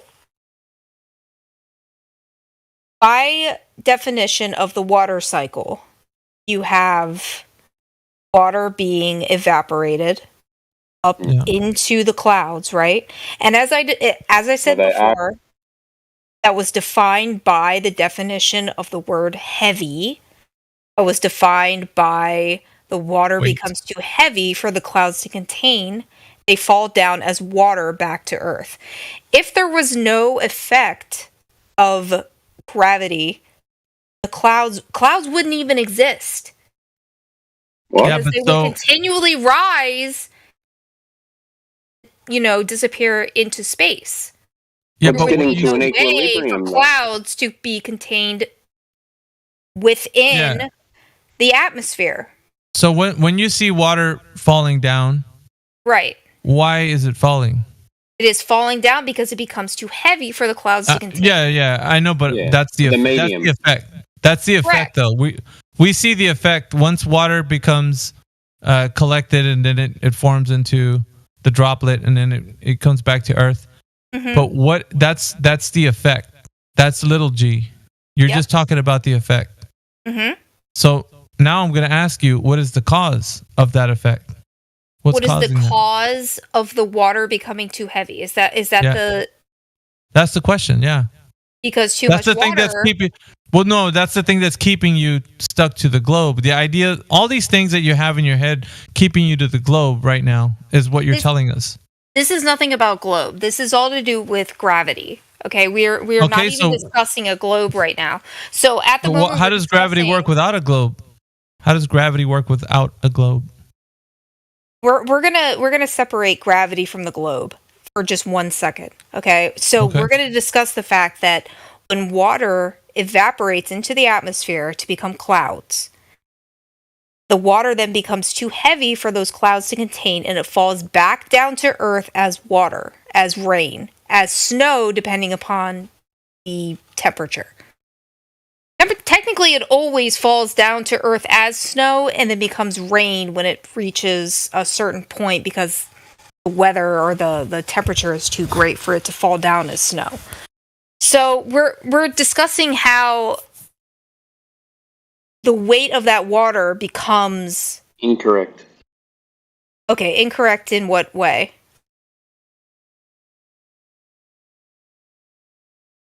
Always falls down as snow. When? It falls down as ice crystals. Is that snow? It falls down as ice crystals, which by definition are snow.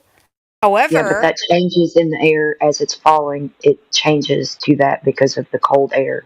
Right. So basically, it either stays snow or ice crystals, which is why we have sleet, or it falls down as rain. Okay, well, it starts off as rain and changes as it's falling due to the temperature. No. It starts as ice crystals and either stays ice crystals and falls as snow. It either freezes and refreezes as sleet or hail, because hail is a thing too. You know that it starts as ice because it falls as hail during thunderstorms or tornadoes. So you know how hail will fall as a single ball of ice? It doesn't start as rain because you know that hail falls in the summer. All right, so let's get to the meat, because we're kind of bouncing around with the idea that ice and snow and all that. So what is causing the effect of rain falling? What is causing the effect? The water droplets or the ice becomes too heavy for the cloud to contain, so it falls down as rain, ice, or snow, or hail, or sleet, depending upon the weather of the lower atmosphere. So the effect has nothing to do, the cause has nothing to do with the shape of the Earth. So I'm separating the fact that the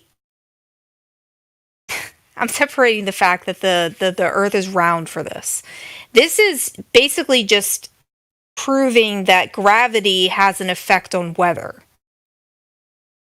You understand where I'm coming from? Yeah, but you're saying gravity, when you say that, remember, you got to use a distinction between what we see as the effect and the cause. Mm-hmm.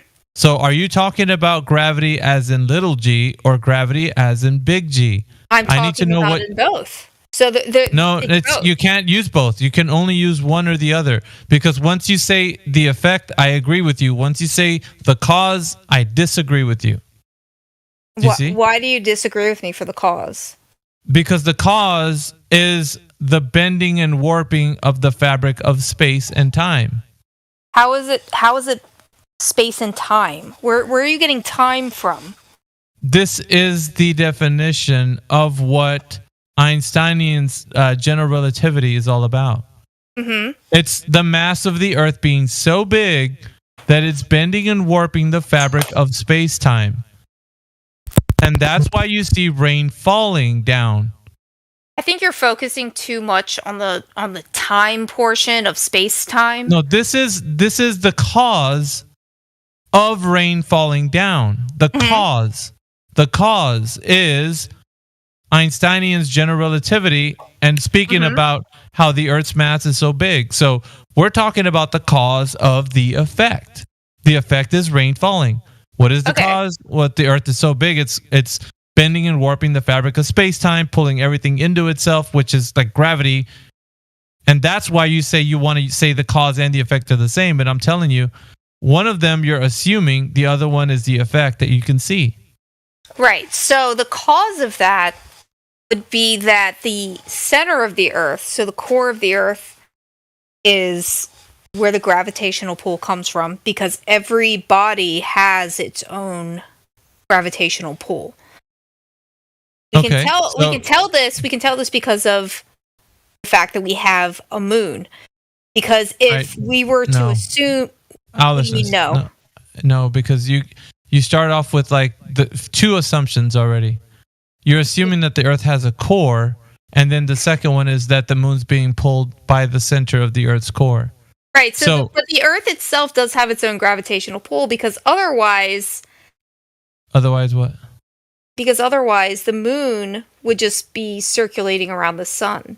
Yeah, but you're assuming a core, aren't you? I can assume whatever I want. It doesn't matter. You can assume whatever you want. I can call it a core. I can call it a heart. I can call it a center. But what I'm saying though, whatever. It doesn't matter what I call it. It doesn't matter what you call it, but you're assuming that there is a core. You're assuming that the core exists, that the core of the Earth, as they told you, exists. And so in your head, that's the only place that it exists in your mind. In reality, it does not exist. So in your mind, it exists. So that's not okay. That's the part that you're getting like all mixed up about, is that when they tell you that the core of the Earth exists, you're believing it without any evidence whatsoever. You've only seen it in depictions of like these concepts, right? Little gobstopper Earths, where he shows you the different layers and the core and all that. So that's how the indoctrination happens. You're indoctrinated with this knowledge, but you have not verified, or no one else has either, because the furthest anyone's ever drilled down is 8 miles. And that's not even anywhere near like the idea of going past the crust. So how do they know that the center of the Earth is a core? They don't know that. So they're assuming this idea of a globe and then telling you there's a core in the middle. And then now you're coming in here saying there's a core. That's a core. And it's like, what core? You haven't demonstrated. There's nobody that's going to point to a core. They can't. They can only talk about it in an idea. You can say whatever you want, but at the end of the day, owlishness is just a belief that you have and everyone else has. And they put it in books and all kinds of stuff. But so in essence, you're just believing that there's a core. Am I right? Right. Yeah. So let's pretend like there is no core. So a core is something that we've been told. I understand that we don't know that there's a core because, like you said, the Kola supermassive borehole is that the thing that is dug 8 miles down? Yeah, there's one a little further than that though, but yeah, it's the one that's well known. There's the one in Russia, correct? Yeah, the one in Russia is a Kola super deep, but there's another one that's actually further than that. I forgot the name. It's like a Chinese oil drilling vessel. Anyway, Okay. but yeah. Yeah. Regardless Go with this. of that, it doesn't matter, what it's called or where it is.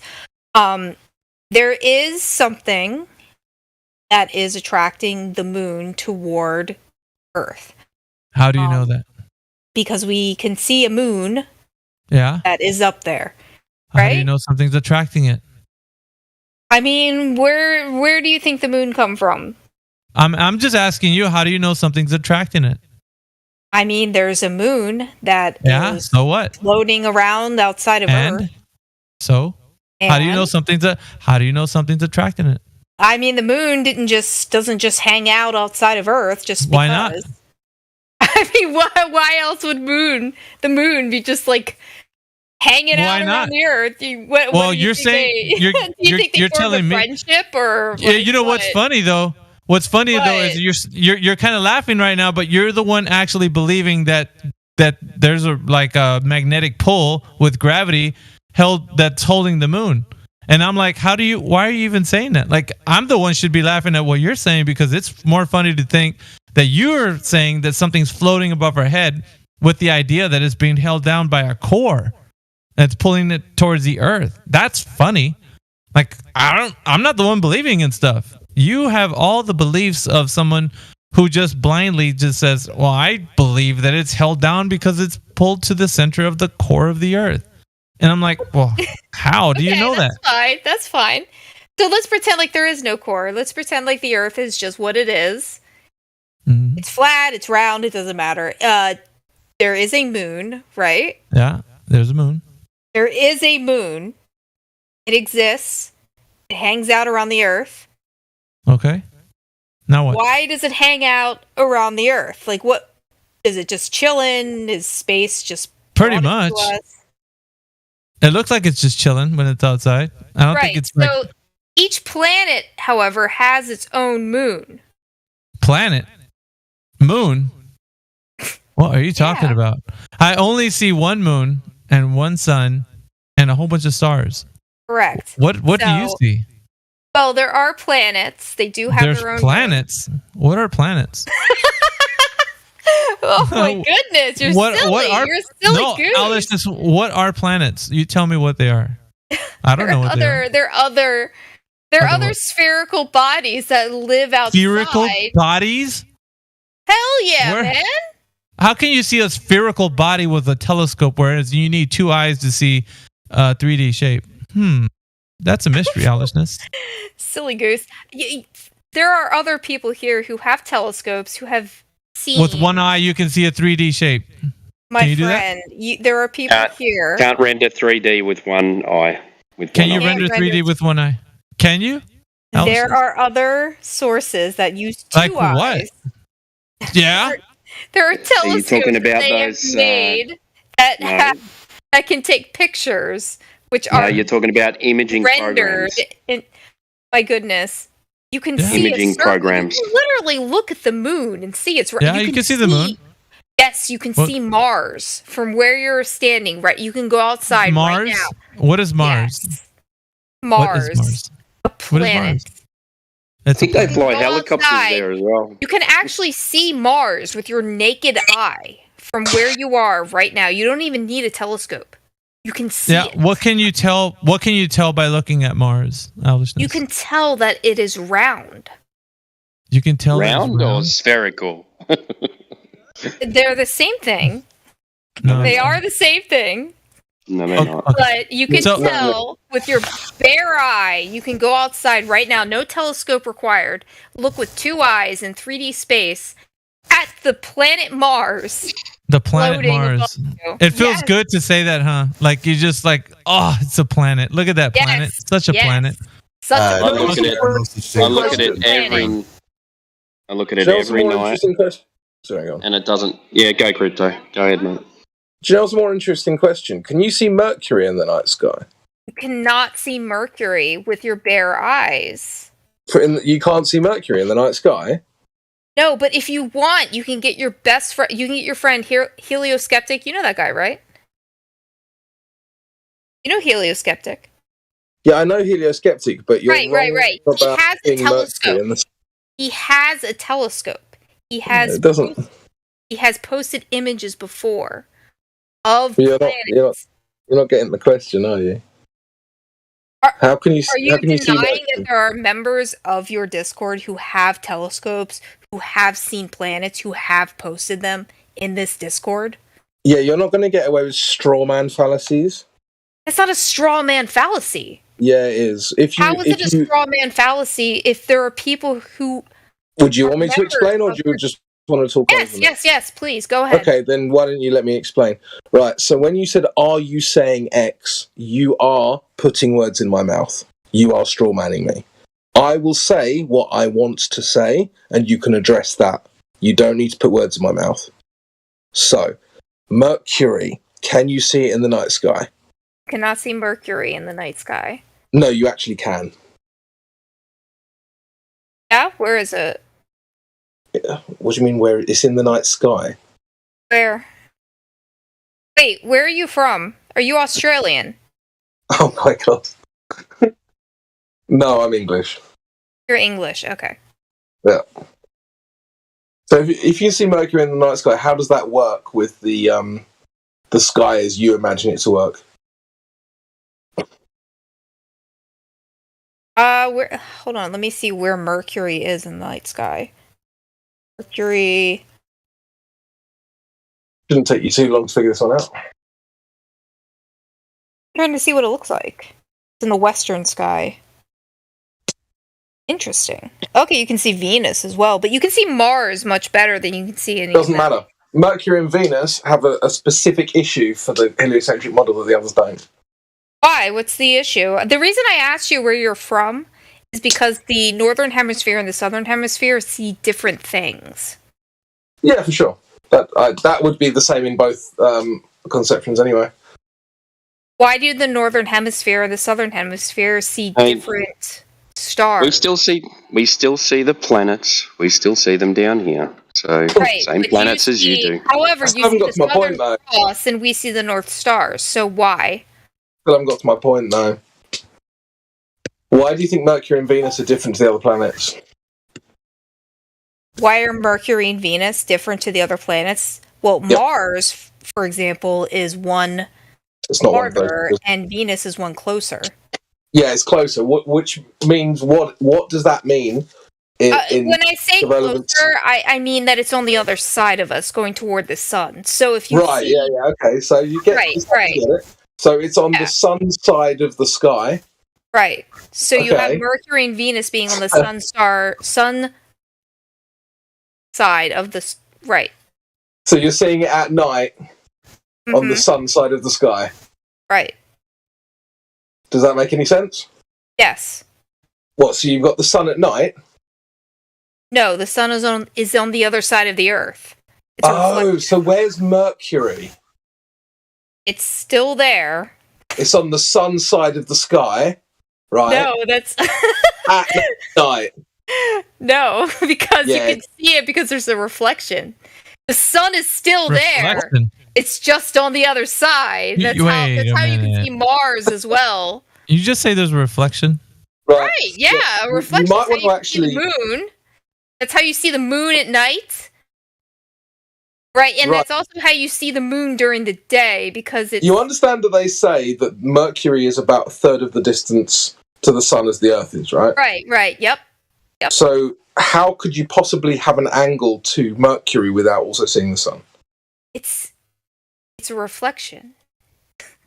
What does that even mean? You know what does how that mean? You can see, okay, so you know how you can see the sun? I mean, you can see the moon during the day? So if you look up at the sky, you can see the sun as well as the moon, right? Oh, brilliant. Yeah, okay. Right? So you can see both at the same time. But so is the moon... You can't... Yeah, thank you, Captain Obvious. Right. Captain Obvious, that's me.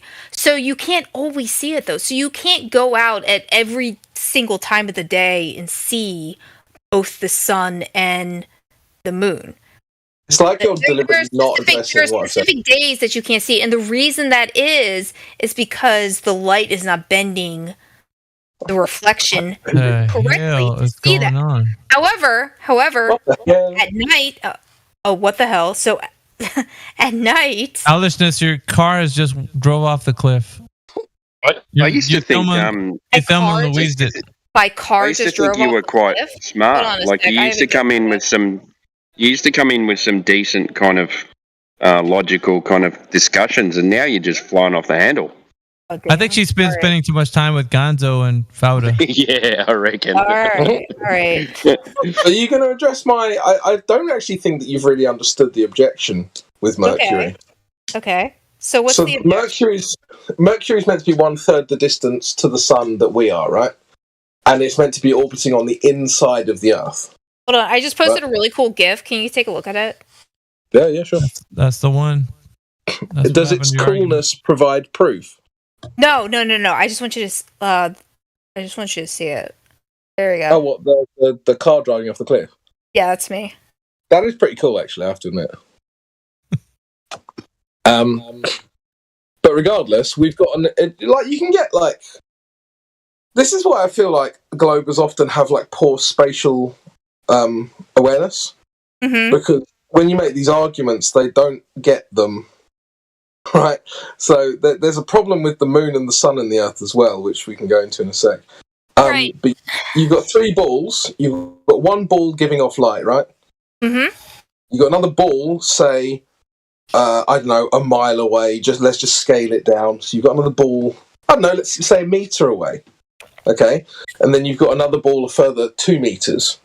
Now, how on that furthest ball are you going to see the middle ball without having the first ball in your sky?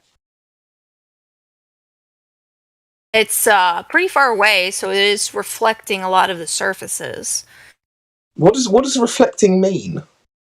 So if you have heavenly bodies above you, you can see those bodies because of how close or far away they are from Earth. So, for example, the moon is not as far away as the sun. So you would agree that the sun is farther away than the moon, right? Or do you not? I don't think you get my argument. What's your argument? Say it again? Well, I've just said it twice. Yeah, no, but you don't. I think we're coming from a different position because you don't believe in heliocentrism. You think that the Earth. Right. So we're coming. That doesn't mean that I'm not making an argument. I'm making no. You are making an argument. Absolutely, because we're coming from different positions. That's why we're not meeting in the center. We're not meeting each other's argument because we're coming from completely different positions. If you come from a heliocentric position, you understand what I'm saying because you're the one that's not understanding, though. Right. So you don't even hear it. If you come from a heliocentric position, my argument makes perfect sense. But since you don't believe in heliocentrism, it doesn't. So I can see where we're not meeting each other. No, this is. Oh my god! I can't believe I keep bumping into this logical fallacy I only learned about 2 weeks ago. Called enignoratio elenchi, right? Which is when people address the point you didn't make, right? It doesn't matter whether we're coming from different models because we're addressing a specific set of geometry, right? We're saying, would this geometry fit what we see? That doesn't require a model. So it doesn't matter that you're a heliocentrist and I'm not. It doesn't matter. Kind of does. No, it doesn't. Makes a big difference. Well, do we both accept that geometry exists? Yes. Well, then can we analyze the geometry? Yes. Can you show me the geometry that you're working with? Sure. Thank you. Okay. I might have to draw something up. I'll go on mute. You guys carry on. I'll be back in about 3 minutes. All right. Thank you.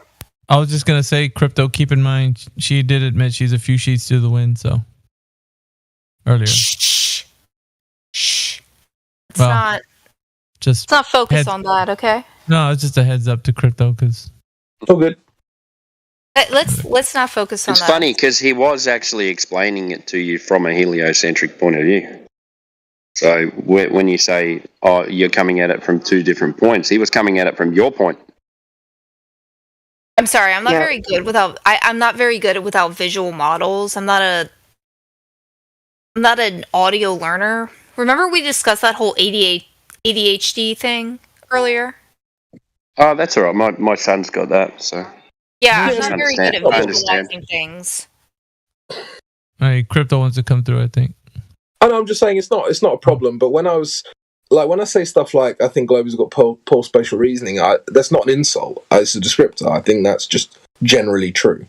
And so when you try No, you're right. I do have poor spatial reasoning. That's a whole descriptor of ADHD, is not having very good spatial reasoning.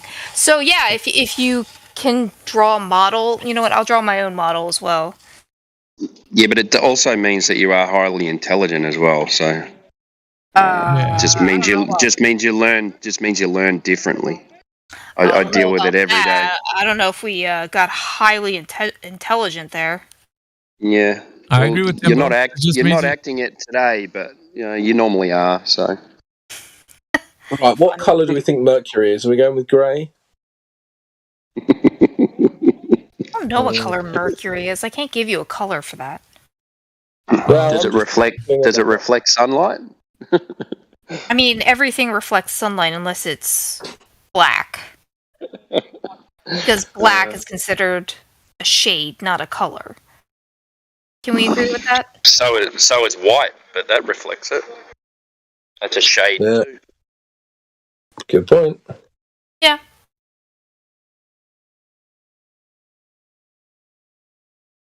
Alice says, I can't believe this is what's holding you to the globe. I'm just shaking my head over here. Other things, but we're just on this right now. Yeah, but how is clouds? Clouds and then this? Like, wow, epic fail. Like, I just like hanging out with you guys, honestly. Like, it doesn't even matter what we're arguing about. Listen, man, like you do, like what Timbo was saying. You did have a bit of like, better thinking than some of these other guys. So it's like those who we think there's a little bit of hope for, we will fight just a little bit more for them. But however, there's some times where we just gotta be like, you know what, time to pull the plug, guys. I mean, well, we'll let Crypto call it, time of death, whatever. But we're just gonna hold out hope, kind of thing. Hopefully. You know what? I like. I mean, you guys keep what's that other guy's name? Timbo. Me? Crypto, no, the other guy who is Matthew Curves. That's his name. You keep him around. Oh, has he still got that name? I better change that back. Always. I don't know. That was the name I last saw him with. No, he's an actual educator though. Right, he's a physicist or a mathematician or something, right? Yeah, allegedly. You call it that. Allegedly. But in these parts, you can say whatever you want, and you be whoever you want. It's like I don't care. Like, I'm not gonna check on it. Show me your credentials. You say you are, so be it. It's just gonna sting that much more when you can't have the evidence. You're a PhD or some educator and you don't have any answer to the question, then yeah, you have a lot more egg on your face than your normie person who's like, I'm not a scientist. Matthew, he'll concede down to belief. Yeah, he does. Which I think Alishness was saying that, but at the same time, the extended version of the 3 points, she and Gonzo and Faudo were kind of, well, them three, but they didn't really say much. At the end of the day, it doesn't even matter because you guys, at the end of the day, make me smarter because I keep looking up stuff. And Isn't that great? How good is that? Yeah, you ain't gonna get this kind of, thought processing like just by yourself. And also, if you're left to your own, your own devices, man, like no one out there is gonna do this kind of challenging too. Absolutely.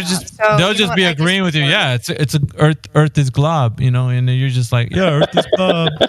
Earth glob.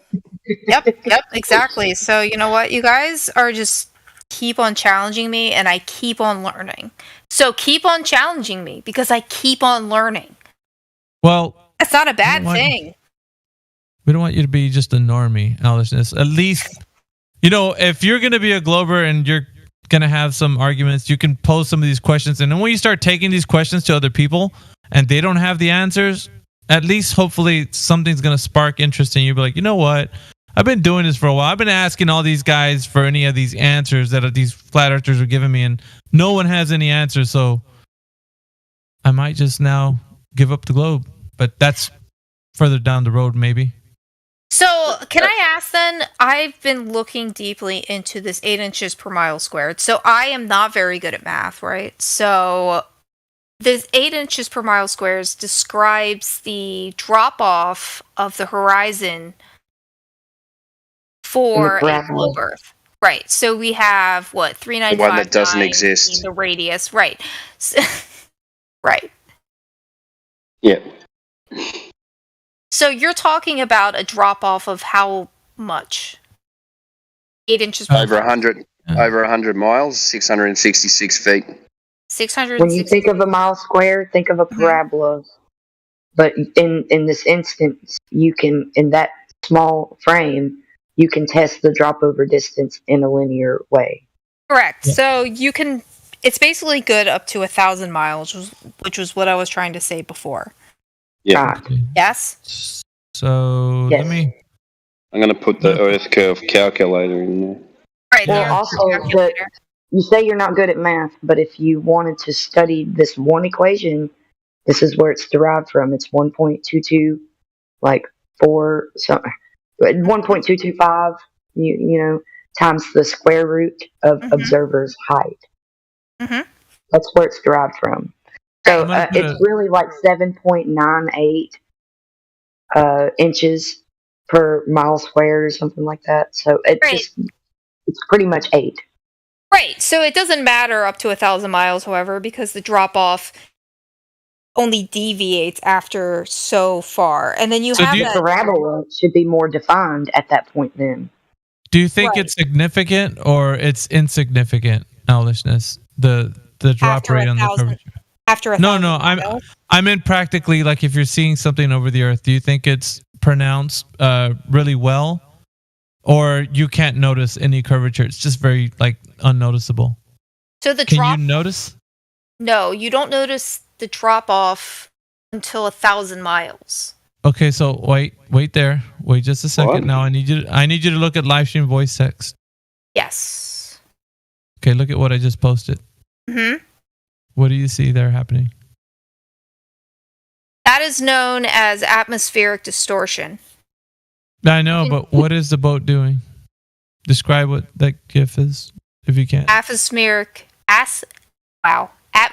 distortion. Okay. Well, what is the range? You don't see any measurement of range. No, I agree. But you're basically saying our arguments. The boat gets smaller and then gets bigger again as it's going further away. So it's what? Yeah. It gets smaller and then it gets bigger as it disappears. That's atmospheric distortion. Well, that's the definition of what atmospheric distortion is. Right. But do you think that the boat is going over the curvature of the Earth? I have no idea. That GIF does not describe or does not say anything about how far it's traveled. Do you think that boats go over the curvature of the Earth and that people can witness this? I have no idea because that GIF does not say anything about how far it's gone. Okay, so that was a demonstration. But do you think that boats can actually disappear between an observer watching a ship disappear from the bottom up? That they can see a boat going over the curve of the Earth? If they watch, no, because a person would not be able to see that because their range of view is not that far. They can't see that far. There's no physical way for them to be able to see over 1,000 miles. Can you see 10 miles? Hang on. Can you see 10 miles? It does, depending upon 10 miles is 66 feet. So, can you see 10 miles? Wait, what? 10 miles is 60. What do you mean 10 miles is 66 feet? Drop. No, a person cannot see 10 miles. Are you sure? Sometimes you can. No, you Sometimes they tell you can see cannot see 16 10 miles. miles. Okay, so the weather, You the cannot. weather will, your weather app will sometimes tell you that your visibility can be up to 16 miles. Right, visibility meaning that you're not seeing. You can see that far. However, Okay, you just contradicted yourself. atmospheric distortion does not mean you can see that far without there being atmospheric distortion. They don't take that into account. So can However, you a see regular boats person- go over the horizon? Your You know what? visibility. You know what 20/20 vision means? Yeah, I've got it. Right. So you have 20/20 vision. So that means you can see perfectly up to 20 feet. Right? Yeah, but you're saying I can't see any further than 20 feet? You can see farther than 20 feet. However, outside What of are you that, saying? you can't bet on your eyes being able to see anything accurately over 20 feet. Well, So I'm looking right now at a building that's about 400 meters away from me. I can see everything very clearly. I can see trees at the top of it. I can see a person on their balcony.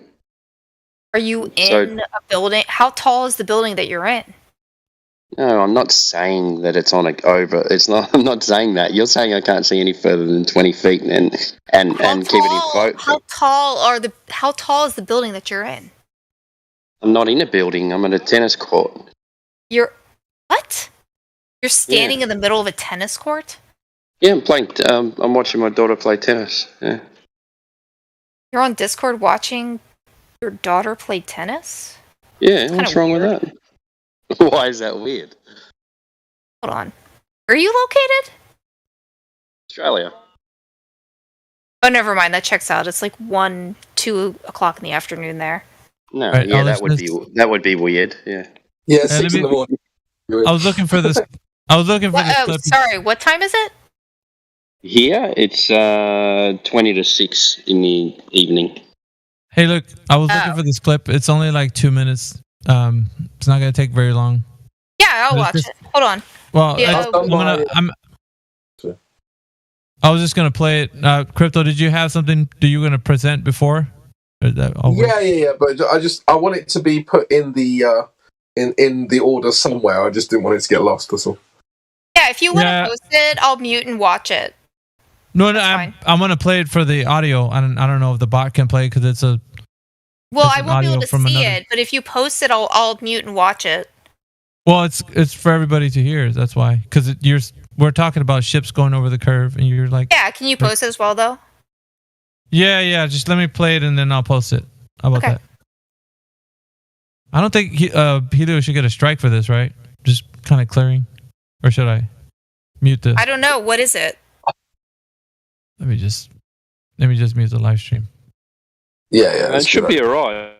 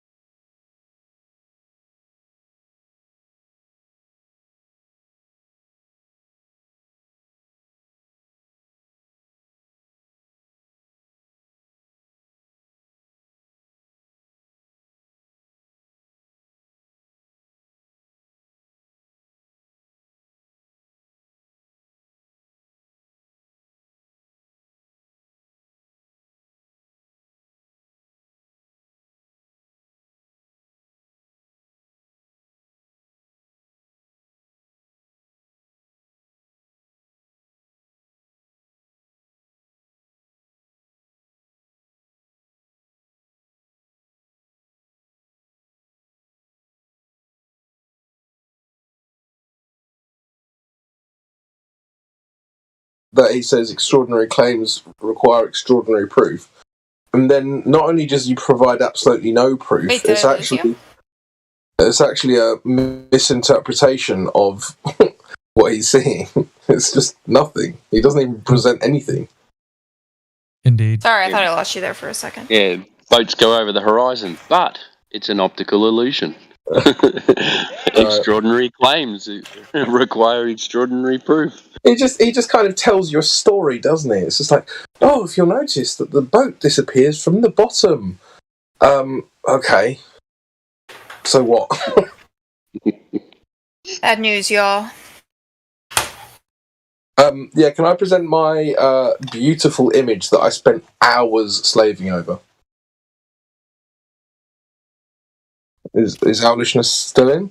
Sorry, yeah, I'm here. Can you hear me? I can hear you. All right, sorry, I accidentally muted myself. So, check out live stream. Yep, I would gotcha. first of all like everyone to compliment me on my phenomenal art skills. Oh, that's very nice. Not bad. It's very nice. I like that. Now, what you'll notice is, oh, beautiful. Who's reacted there? Shout out to Adam Unsalted. Yeah, I'll throw on my own reaction. That's very nice. Oh, beautiful. So, I mean, I shouldn't have to explain to you which one is the sun, which one is Mercury, and which one's the Earth, right? But a couple of things that do need explaining. The line that's going from Mercury, I've actually just copy-pasted it, so there's two of those lines between Mercury and the Earth, right? So I've tried to keep it in scale as much as possible. I know it's not perfect. And then you've also got the two curved lines. One of them is the orbit of Mercury, and one of them is the orbit of the Earth. Now, can you please tell me at which point in the orbit of Mercury and the orbit of the Earth would I be able to see Mercury from the Earth on the night side? Which part of Earth which part of the rotation could you see it? Orbit or rotation doesn't bother me. But you see where the night side is, right? Yep. So it has to be from that side that I see Mercury. How do I do that? Well, you're not taking into account the actual axes of the Earth. What? So the Earth is at like a 33% axial rotation. So the Earth is not actually perfectly upright. So it has a 33 something percent axial rotation. So do you know how much of an effect that would have? Yes. Okay. Hold on. Let me look up something. Let me see what. It's going to have no effect whatsoever. Mercury. Do you know why? I'm stealing this crypto. Yeah, go ahead. Yeah, go ahead. Yeah, it's going to have no effect whatsoever. Do you know? Would I know why? What's that? Well, because light doesn't conform to axial tilts. It just travels in straight lines and then hits balls. So we're in the night side, so we have to be on the 50% of Earth facing away from the sun. There's no sophistry involving axial tilts that are going to save you. Now, these orbits can be 3D if you want. They can be going towards the computer. They can be coming away from the computer. They can be going like that. They can be going in any orientation you like, and it doesn't work.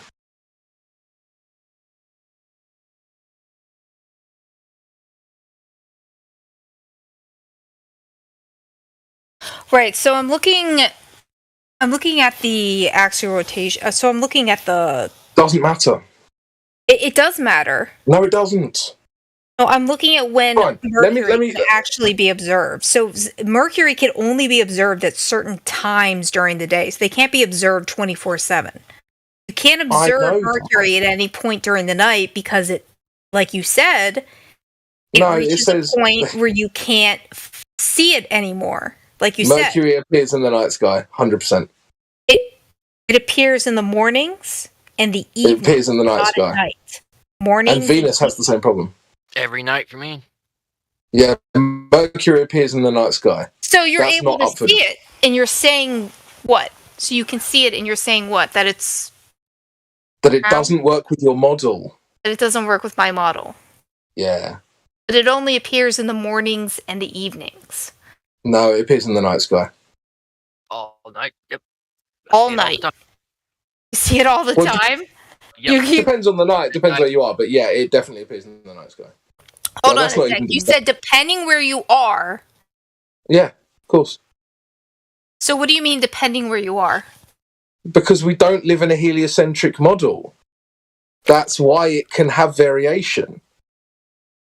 Right. What I'm saying is that your model doesn't explain it and can't. My model absolutely does explain it because No, it doesn't. if we see it at different times, that means that the Earth is rotating so that we see it at different times. All right, let me ask you a question, yeah? You've got a flashlight Yeah. in one hand and you've got an orange in the other. Yep. Okay, so you're shining it at the orange. How much of the orange is lit up? Half of it. Well, it depends on where the flashlight is, but yeah, roughly half of it. Roughly half, okay. So now you tilt the orange 24 degrees. Yep. Does that mean that the far side of the orange isn't nighttime anymore? Yeah. Are you serious? Yeah, the far side of the orange is dark. Is that not Yeah, what so you're it's saying? still night. Whatever the part that faces away from the sun, like so, it's facing away from the sun on the far side of the sun. It doesn't matter what orientation the orange is in. It's going to be the 50% that's on the opposite side of the flashlight. That is nighttime. So the Yeah, I agree with you. the orientation doesn't matter. Yeah, I agree with you. Fantastic. So I don't know why we're talking about tilts at all. Okay. Yeah. All right. We're in agreement. So, how does the heliocentric model explain Mercury in a night sky? Because you can't see it during the day. Because it's I don't care about the day. right. So you would be able to see it 24/7 if it were dark all the time, but you can't because it's daytime. How are you missing this? What? What? I don't care about daytime. Mercury and Venus are on the daytime side of Earth always because of where they are positioned from the sun, from us. No. We shouldn't be able to see Mercury and Venus in the nighttime sky ever. Okay. Let me explain something to you. Oh, you're going to Yeah, let me explain something to you. Oh, I can't So wait. the way you have it modeled right there, you have it directly in front of Earth, right? Yeah, I've said to you.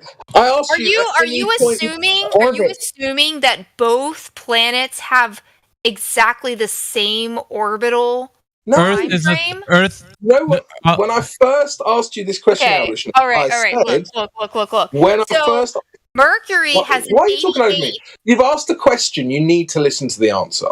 Okay. Okay. So when I first asked this question, I said to you, at what point in the orbit can you see Mercury from the night side of the Earth? So actually, I was doing the exact opposite of what you've just claimed. I was saying, fucking go nuts. Tell me any part of orbit for either of them that it works. In any part of Mercury's orbit, Or the Earth's orbit. You can just play with both. Have fun. you could see it at any point if it wasn't directly in front of it. No, you can't. Okay, let me draw my own model and I'll get back to you. Okay. I'm gonna let you all talk to someone else for a bit. Sure. Nobody else in here. Just you. No, there isn't. Yeah, that's it. Hey, I'm curious. I would love to see if she can figure this one out.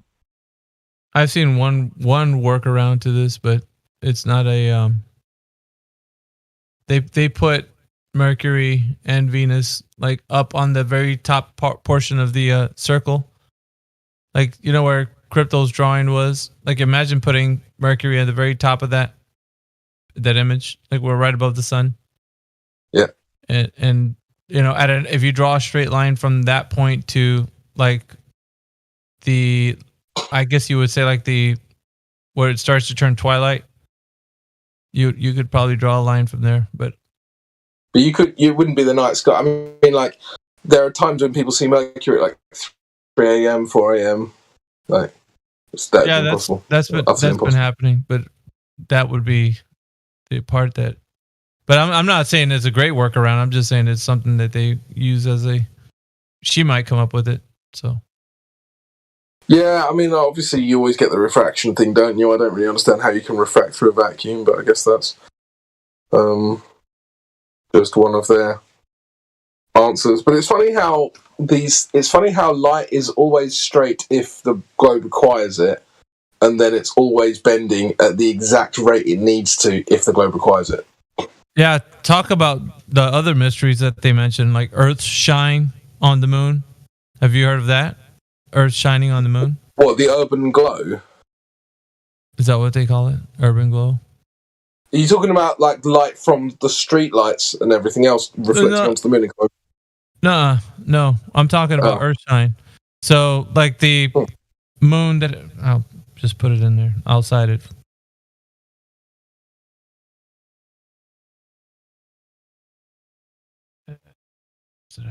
Okay. Oh, yeah. Yeah, Wiki just pulled it up. Oh, Earthlight. Excuse me. Well, yeah, it's called Earthshine too. Yeah, fair enough. Doesn't matter. But yeah, that light is coming from the Earth, not the sun.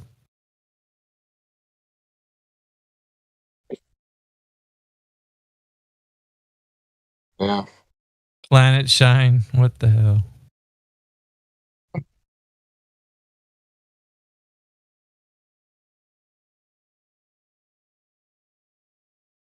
Yeah, I mean, there's all sorts of issues, like how do you have a full moon during the day?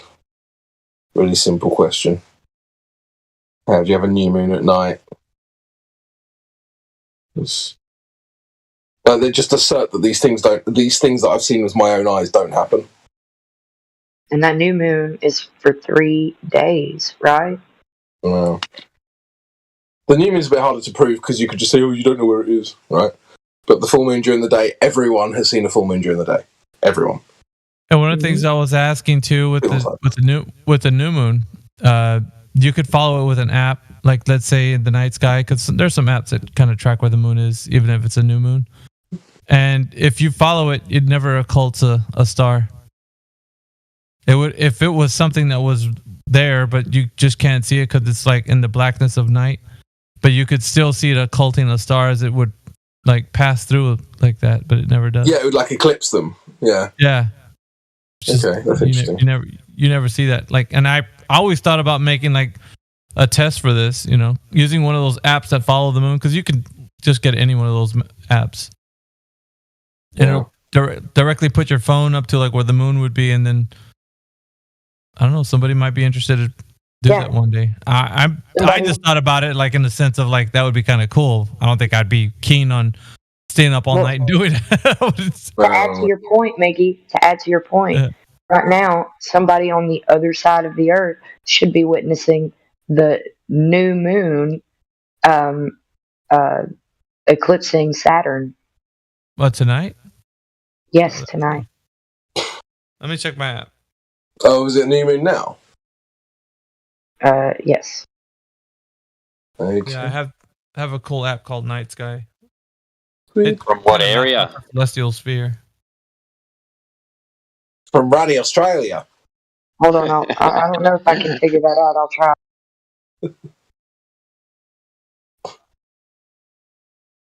The moon is supposedly in a waning crescent today. Lovely. Truth, a waning crescent. Yeah, waning crescent. Truth sponsor. Waning It's crescent. not a shrimp. Sorry, go. It's a prawn. Prawn's on the It's not a shrimp, it's a prawn. True, it is a prawn.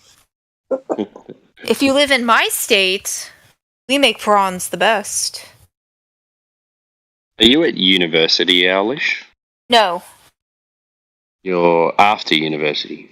Yes. Way after university. Oh, right.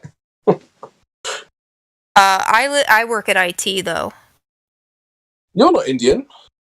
Good for you. Making them dollars. True, I do. Do you ever ask people to redeem vouchers? Redeem vouchers for what? You haven't heard that meme? No. No, I haven't seen that one. So there's a guy who phones up these, because apparently there's this like loads of these Indian scammers that like try and pretend to be IT guys. Yeah. And there's a guy who phones them up and like he figures out their scam and then fucks the scam up sort of thing. So there's this one guy who's like trying to get him to redeem a voucher or something. I don't know the details of the scam, but yeah, he reverses it, doesn't he? Yeah, he reverses it. So he scams Right. Yeah, I've seen that guy. That's funny. No, sir. No. Don't. No. Do not. Do not. No. Bloody and the guy. Yeah, he tried Why did to the disc the gift cards, the Google gift cards. He's like, why did you do that? Why did you do that? Swearing at them. Yeah, So good. I was gonna say, but can you imagine how much trouble that one guy would get into? Because like that is like one thing you can't do is lose money, like in those things. Yeah. Well, if anything, He's just like people aware of them. Yeah, Well, I think wherever it's great that because is he just- happening would be during the daytime. Sorry, I just found it. Sorry, my bad. Good. Like, It's not he just plays dumb like the whole time. He's just like, "What did I do? What did I do?" Just crying. Is that a prawn eating a Sheila over the Bobby? Sheila. What? Or is that a Bobby eating a prawn over the Bobby? I certainly hope there would not be a prawn big enough to be eating a whole. Is that a Bobby pretending to be a Sheila eating a prawn over the Bobby? I certainly hope not. I don't know, Sonny. That's a pretty bad accent, mate. Yeah, You know what I've just realised, Timbo? I've just realised that Americans don't actually realise that there's a difference between Australian and English accents. We do. Yeah, I think You guys are getting confused, Crypto. We do realize actually. There is a difference. English accents, usually their intonation is down at the end of a sentence, whereas Australians, their intonation is up at the end of a What, sentence. you mean like asking a question all the time when it's really making a statement? Really?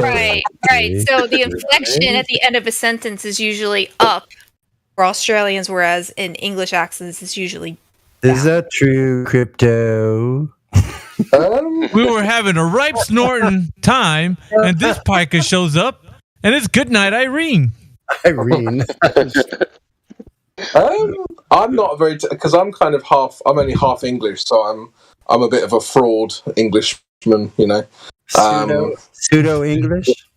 Yeah, so no, just kidding. It's probably true enough. There we are. It is. Alrighty then. It's true enough, yeah. It's okay. True enough. We're probably all pseudo Americans too. That's just as an American kind of studying the difference between English and English and Australian accents. Oh dear. Meanwhile, back at the Flat Ranch. Back at the horizontal plane. Sorry, I forgot what I was doing. What was I supposed to be doing? You're supposed to be converting over to flat Earth, for goodness sakes. You're supposed to be thinking about how at nighttime when you put your feet down and you wake up in the morning, you put your feet down on the floor the first time. Right. You've traveled like 5 billion miles. Think about that. Do you wake up every day and just like, damn, it feels good to be a globe earther. Like, I'm just like, I love this globe so much. What are my globe friends talking about today? Oh, really? Cool. I don't really think about that, but what has the globe done for you lately? What has the globe done for you lately? Done for me? It made it winter here. The globe. It's like, Sonny, you know what you can do is you can actually do a cover of Carly Simon's "You're So Vain" and you can call it "You're So Plain." You're so what? You probably Plain. think So the song is plain. about you. Probably think this song is about you. Sorry. That you think the earth is about you. Hold on, I get this. There's only room for one singer in here. Flatsy, go ahead, take it away. Go ahead. She probably can't though. It's late where she's at. You're so plain.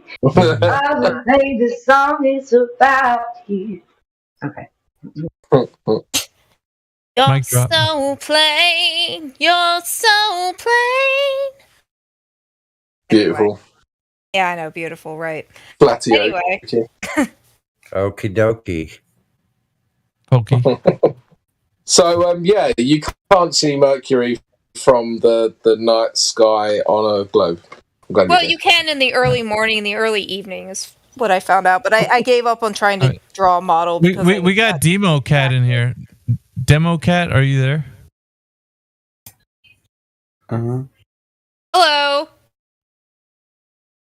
Welcome to the 24/7 Flat Earth Discord. You are now the. Oh man, he didn't let me go through my spiel. What's Did he up with leave? that? I think so. It's one I of feel your like you classic need to do, introverts. like, Oh, you need to do one I of am those, very much like, an introvert. Japanese. I ran Yeah, out Miggy, you of need to do one of those. mixers. She's definitely drunk. She's talking Me? to you. Go ahead. Yeah, absolutely. I ran out of yeah, I've actually got a question, dude. How many drinks have you had, Owlishness? Oh, fucking hell. What's up? How many drinks have you actually had? I don't remember. Oh, you don't sound too drunk. I don't? No. Are you sure? Well, you did earlier when QE was bashing you around. I ran out of mixers. I don't have anything else to drink anymore, which is The hell, unfortunate. mixers. Yeah, You drinking an apple teeny or something? No, do you want me to drink just straight vodka? That's what the real people do. I mean, Okay, you know. if you think so, all right. I'll do shots of real vodka then. Every Straight time- vodka. I don't even have a shot glass.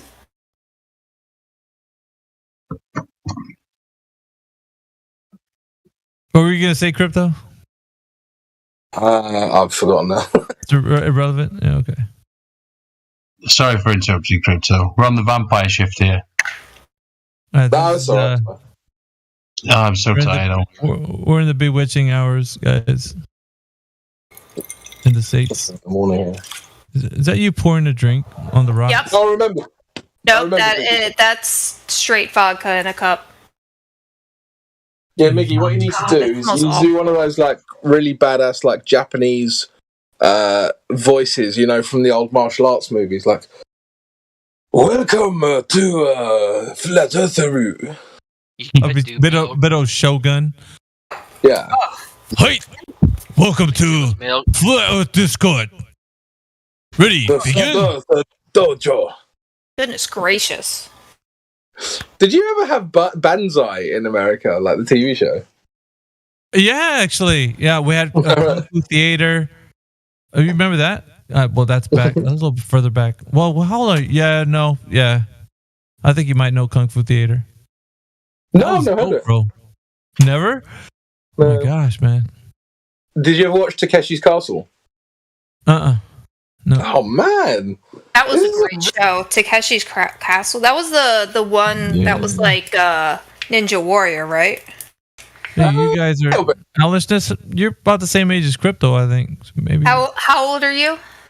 Oh, I like to say that I'm 18, but with 20 years experience. So you're 38. I mean, I like to say that I'm 18, but with 20 years experience. That's fine. I'm 34. Right. You're 18 with 16 years experience. Oh shit. Wow. Exactly. Am I the youngest one in here then? How old are you? The youngest one in curls. No, you're the same age. Oh, God. Vodka is not good straight. Mix it with milk. Ew. You pity Americans drinking vodka straight. I mean, No, nothing. Vodka with milk is considered a White Russian, I believe, but you need Kahlua to seal the deal. That's racist. No. Kahlua and cream. Kahlua and cream is a Sorry, I'm That's pouring. a lot of vodka, man. No, I'm pouring it. I'm pouring boba Jeez, tea. slow down. I'm pouring boba tea into a cup. Okay, because I thought you were about to cowboy up, and I'm like, damn. No, I'm pouring like tea. This bar ain't big enough for the both of us. Sorry about that. And you could be tore up from the floor up. Be like 1 tequila, 2 tequila, 3 tequila floor. I hate tequila. No, tequila's rough. Yeah, I don't like tequila, and I drank it while I was drunk, which is... When I was in my 20s, or early 20s, I loved tequila. And Never liked wow. I just Never don't liked it understand why at all.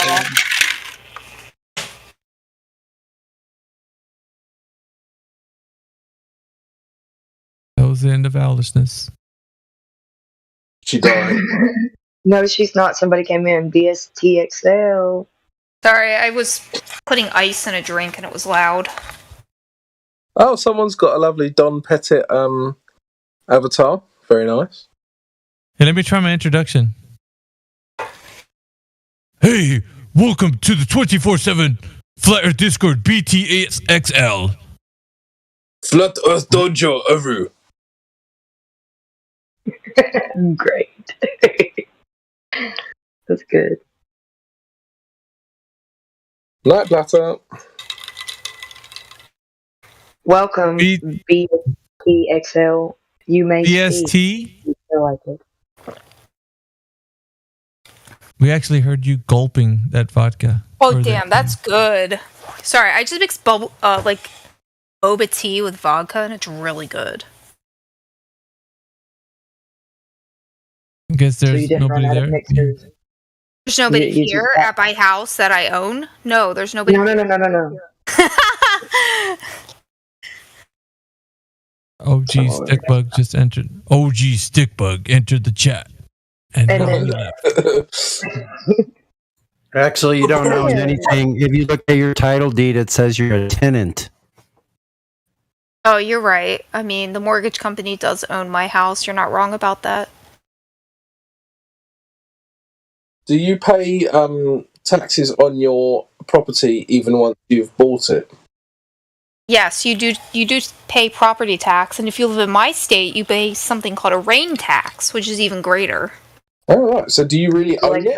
You're still paying money for it? Fucking bitch ass fucking flat earthers, bro. Yeah, Stickbug.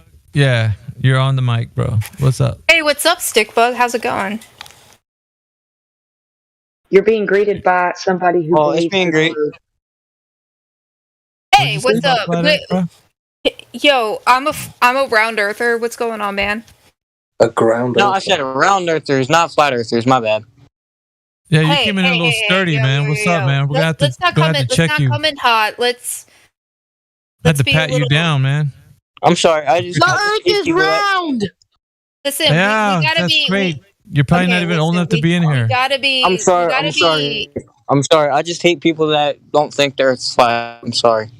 Yo, we chill out for 1 second. We gotta be graceful. We are their guests as round Yes, earthers ma'am. here. Yes, ma'am. Shut the fuck up, you dumb niggers! The Earth is round. It is physically proven. You dumb niggers, shut the fuck up! That's BSTXL. That's BSTXL. By the way. TXL, my man. Listen. Shut the fuck up! Go drink your fucking wine. Do the listen. fucking dishes. Make me a TXL. fucking sandwich, you fucking bitch. Can Whore, you go slut. back Shut the to fuck up, dumb Call nigger. of Duty? Please, somebody Go back unmute to Call of Duty, please. Okay, go back to Call of Duty. Get him out of All here. those Get him out of words, here. Okay, He's mad disrespectful. get your 12-year-old ass off Hey, of what gave that Discord away? and go back to Call of Duty. Okay, nobody wants you here. My goodness gracious! He is And so you don't need slurs. Okay. Oh, I've See what we have renamed to deal him. with, Alishness? This is what we deal with a lot. I've renamed him. Trust me, I've been a part of a lot of Discords. I don't vibe with 12-year-old. Listen, don't tell 10-year-olds that they should play Call of Duty. He's not old enough to even play Call of Duty. Come on. You know what? Okay, we're gonna go with. I don't even know what game that kids play. Fortnite. I think it's Fortnite. This isn't Fortnite, okay? Man, listen, this is not Fortnite. Did he leave? Yeah, he's gone. No. I've just renamed him to Low IQ Crew. Yeah, let me rename him. I want to rename him. This is one I can rename. Let me see. Yeah, go on. Yeah, they young kids nowadays, they play like. I know that I'm a round earther, but I am not. I was talking for like 4 seconds before you started, Owlishness. I am not here for disrespect. Yeah, but I was talking for. I was halfway through my second sentence when you started talking. You got to control it. Yeah. So, and I was talking to you, which is what's even more annoying. So, like, you weren't even listening. Kids nowadays, they play like Roblox or Minecraft mainly. Right. I'm sorry. You're correct. Crunchy Booger. Oh, I like that name. That's a good one. Yeah, you like the name. You like the name, but do you actually like crunchy boogers? No, that's disgusting. Well, that's how it came off. See, he came off like a crunchy booger. He definitely likes boogers. Words mean things. Listen, even though I am a round earther, I know that's kind of a taboo, but I do respect you guys. I do respect you. I would never disrespect you guys like that. Hey, okay? Hey, do you know any other girls who are as smart as you? Because I want to meet one. No. I don't know what's with all the interruptions tonight, guys. It's like everyone's sorry. I'm asexual. That's too bad. Well, that's probably good. Anyway, what does that mean? Asexual? Yeah. What's that? Oh, basically it means that I not normal. She only has sex with herself. Normal. You like not A's? Normal. I love the letter A. It's the first letter of the alphabet. It's the best one. Yeah, but what does Japan. it mean? Okay, so listen, in Japan, S+ is actually the best one. I don't even know what that means. Asexual? Yeah. So basically it means that I am completely unattracted to any gender. What? Well, I mean, gender doesn't exist. How do you get your rock? Right. Gender doesn't exist. So yeah, you have two sexes. You have male and female. There's no such thing as gender. Right. Correct. That's why I'm asexual, non-binary. What? Like a star? Right. So, asexual, non-binary. I'm not a gender. You have to What be. are you? What are you? Nothing. No, You're can't. Something. No. You're something. You're female. You're obviously female. Are you sure? 100%. You are in the wrong saloon. Well, if that's what you think. But no, it's that's not obvious. It's objective. Okay. If that's what you think. No, it's not what I think. It is what I think, but it's not. Somebody just posted a cute image of a brain being microwaved. Well, owlishness, it's actually biology, so. Oh, my bad. I'm sorry. Forgot about science there for a second. Well, some things actually fall outside of the scope of science. I actually think this is one of them. I don't know how you could like. So how would you even go about scientifically testing what female is? You don't. Exactly. Well, you just identify, don't you? It's just basic pattern recognition and then categorization of patterns, right? So these things tend to be slightly shorter than the counterparts, which we call male. I'm sorry to interrupt, but Crunchy Booger is spamming my Discord telling you to turn on his camera. Okay, no, why would we want to turn on his camera? Absolutely not. I don't want to see an underage child. You hear that, Crunchy Booger? I don't No one want to cares. see any sort of one cares. underage child on Discord. So no.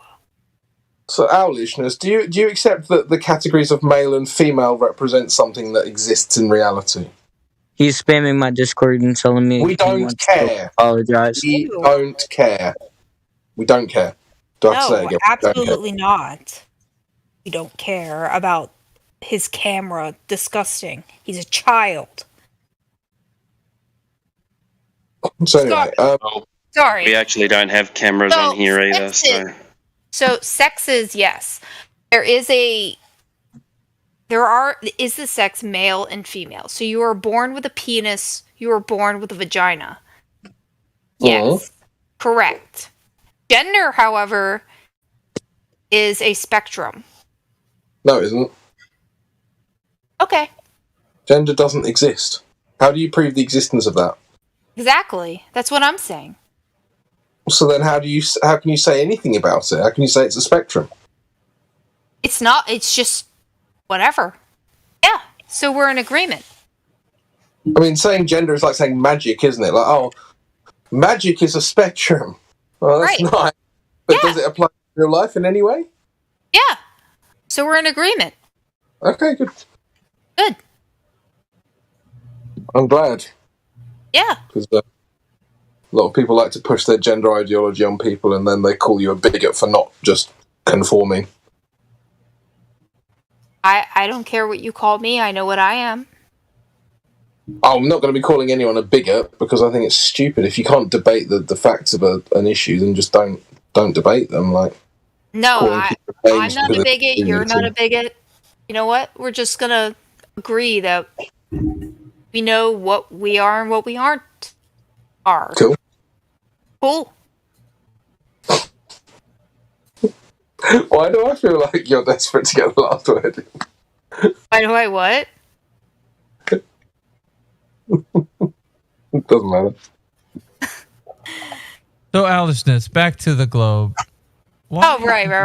We're here for We the went globe. through clouds. We went through, what was it? The second thing that you brought up that didn't work out. I mean, my gosh, we went through Foucault's pendulum.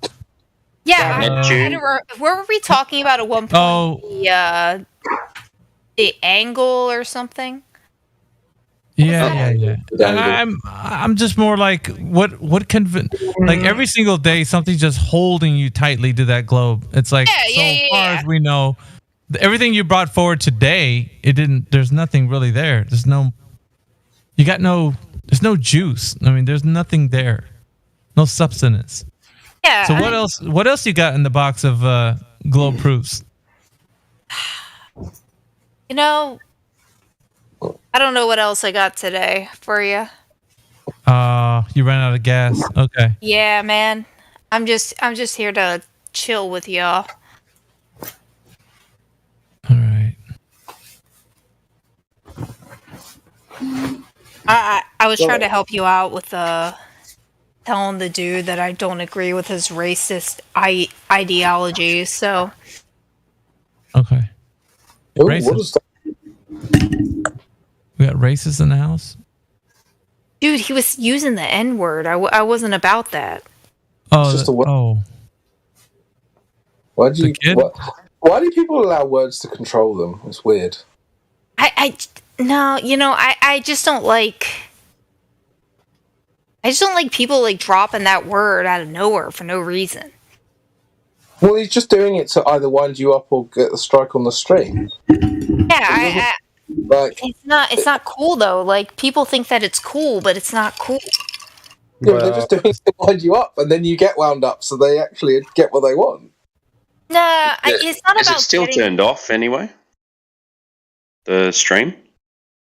No. No. The stream's back on. on. Yeah. It's back on. And that we never get a strike for someone just coming in and shouting random slurs, but I mean, I hope not. that's fine. Listen, the last thing I want is for you guys to get a strike. Like, I agree with the stream. I think it's cool. I want to keep it going. Yeah, this party don't stop for nobody. Yeah, I hope not. But I just wanted to address that thing because, like, you're saying, that certain words shouldn't be said, and I don't want to bring too fine a point on that word because I know a lot of people are uncomfortable saying it. I'm not at all. But you have to look deeper into why you're uncomfortable with saying words in the first place. You've actually been mind controlled into believing that certain words are unsayable.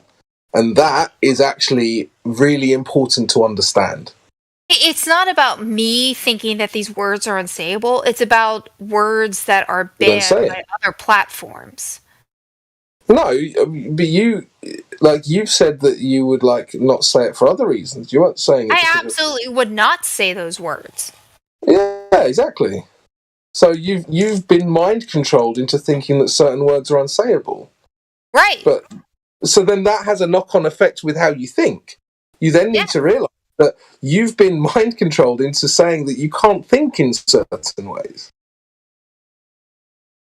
So but you're not thinking freely at that point, and you need to be aware of it. Who is Limp Noodle? I don't know. Just joined, not VC verified or anything. I don't even think I'm VC verified. Listen, it's like a taboo thing. There are certain words I will not say because they are deemed inappropriate. Flat Earth is taboo. Yeah, but by who and to who? Let's give Limp Noodle a chance, please. Okay. No, you're not running the room, bro. All right. No, he's not running the room. I'm gonna mute so that they No, Owlishness. Don't. Again, this guy is not running the room. Who the fuck's that guy? He doesn't get to decide what we talk about. Hey, I'm not running anything. I'm just. Who the fuck are you? Hey, everybody should have a chance to speak. No, look, bro, you're not running the room. You don't get to make demands. Why are you getting mad at me, man? I didn't do nothing because to you. You're trying to decide what the room does. I'm not deciding. I'm just saying we should give him a chance. Just chill. Okay. I'm sorry.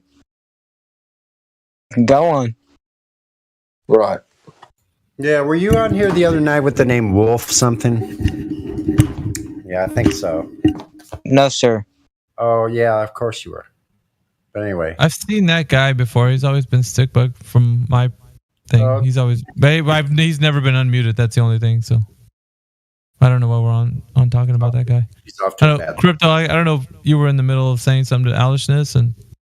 Oh, yeah, no, I was just saying, it's important when you start to... Because I'll often say, whatever words just to prove... Normally just to kind of assert my right to say whatever the fuck I want, right? But obviously you're not saying it to be deliberately offensive to a person or a group of people. But you have to understand that you have a right to say any word you want. And you have a right to think in any way you want. People don't get to just tell you can't say words. I don't care what, the story they give you that says we get to control what you say. We get to compel your speech. You don't get to say certain words or you must say certain words. Fuck all that. You should be allowed to say what you want when you want. As long as you're being respectful.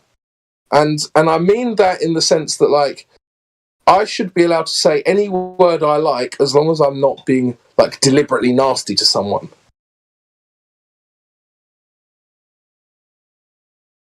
Do you see what I'm saying? Instead of just being told, oh, this way of thinking is off limits, this word is off limits. Fuck that. Why is it off limits? Because someone said so. Who gave them the authority to control your speech? I agree.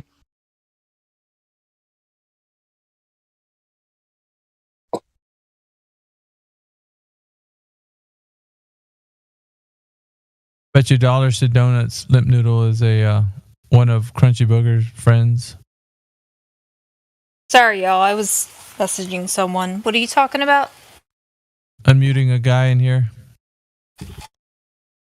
Let's see what's behind door number 1. Lip Noodle. I am going to unmute you. Go ahead. The mic is yours. Welcome to the 24/7 Flat Earth Discord. Lip Noodle, are you there? Yeah, I'm here. What's up, man?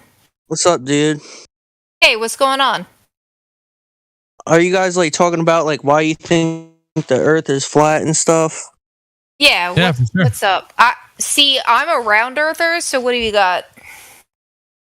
I honestly think the Earth is flat because like if it was round, people would just fall off it and like the water would just all go down to the bottom. Right. You guys know what I'm saying? Yeah. Yeah, but we got this whole thing called gravity that's kind of keeping the water. Yeah, but like it can't hold that much water. It kind of can. That's the whole thing about gravity. Kind of keeps everything.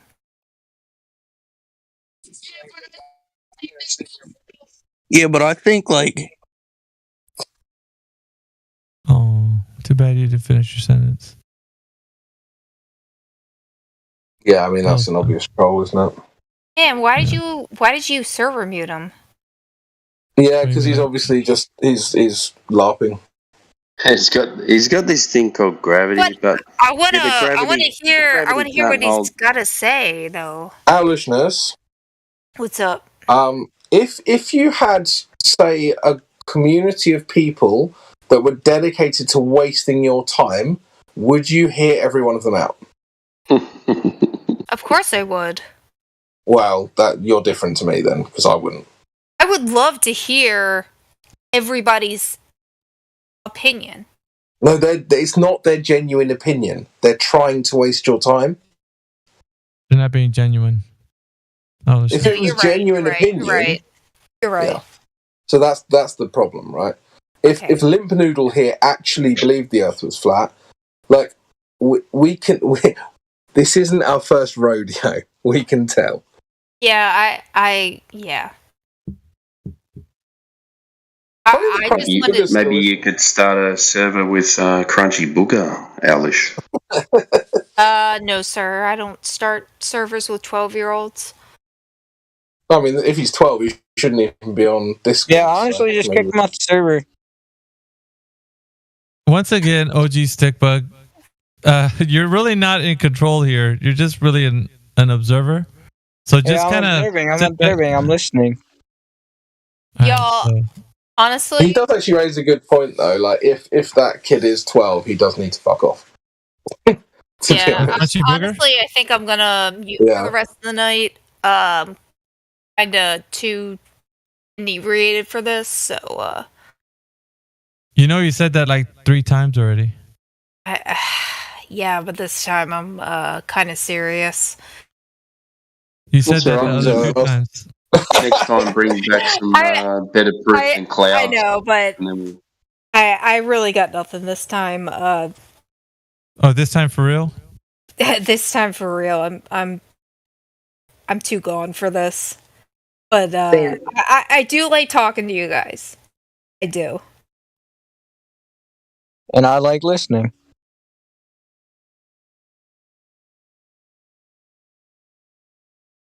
So if anybody else has anything, I'd love to listen.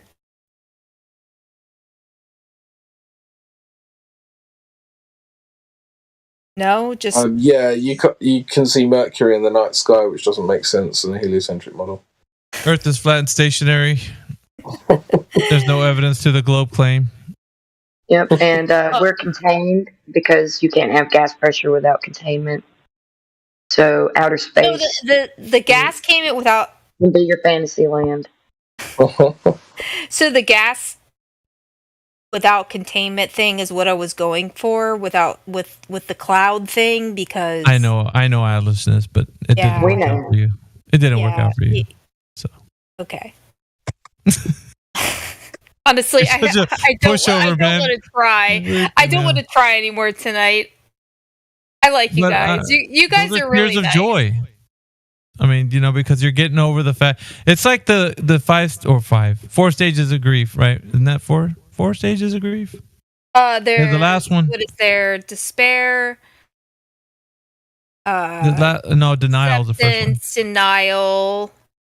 Acceptance. And then acceptance is the last one. Yeah. But yeah, maybe that's what the tears are because you're seeing the deer globe just, lower down into the ground. And You know what? I really do like you guys. You guys are really nice. Well, I mean, we can be hard pressed sometimes, but we do it out of love for humanity. That's okay. I really like you guys.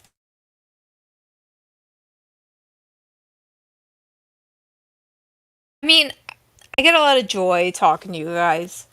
Like, legitimately. I think you guys are really nice. I got an actual question though for the flat earthers. What's up, man? How would you like defend your opinion from like pictures from space?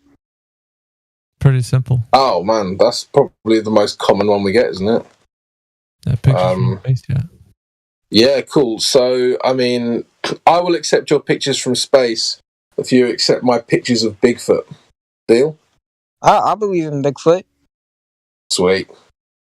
So, you're a Bigfoot Earther then. Cool. Yep. Well, that was easy. Earth's a globe and Bigfoot's real.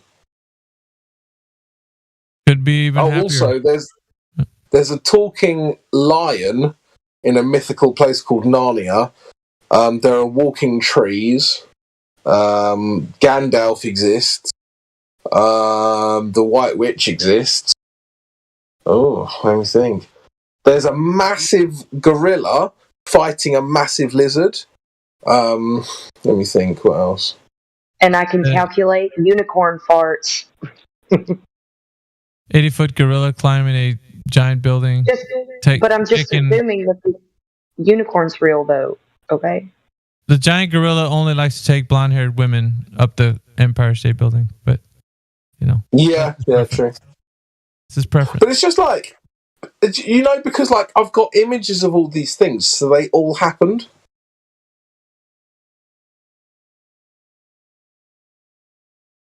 Like an image can't exist unless it happened, right?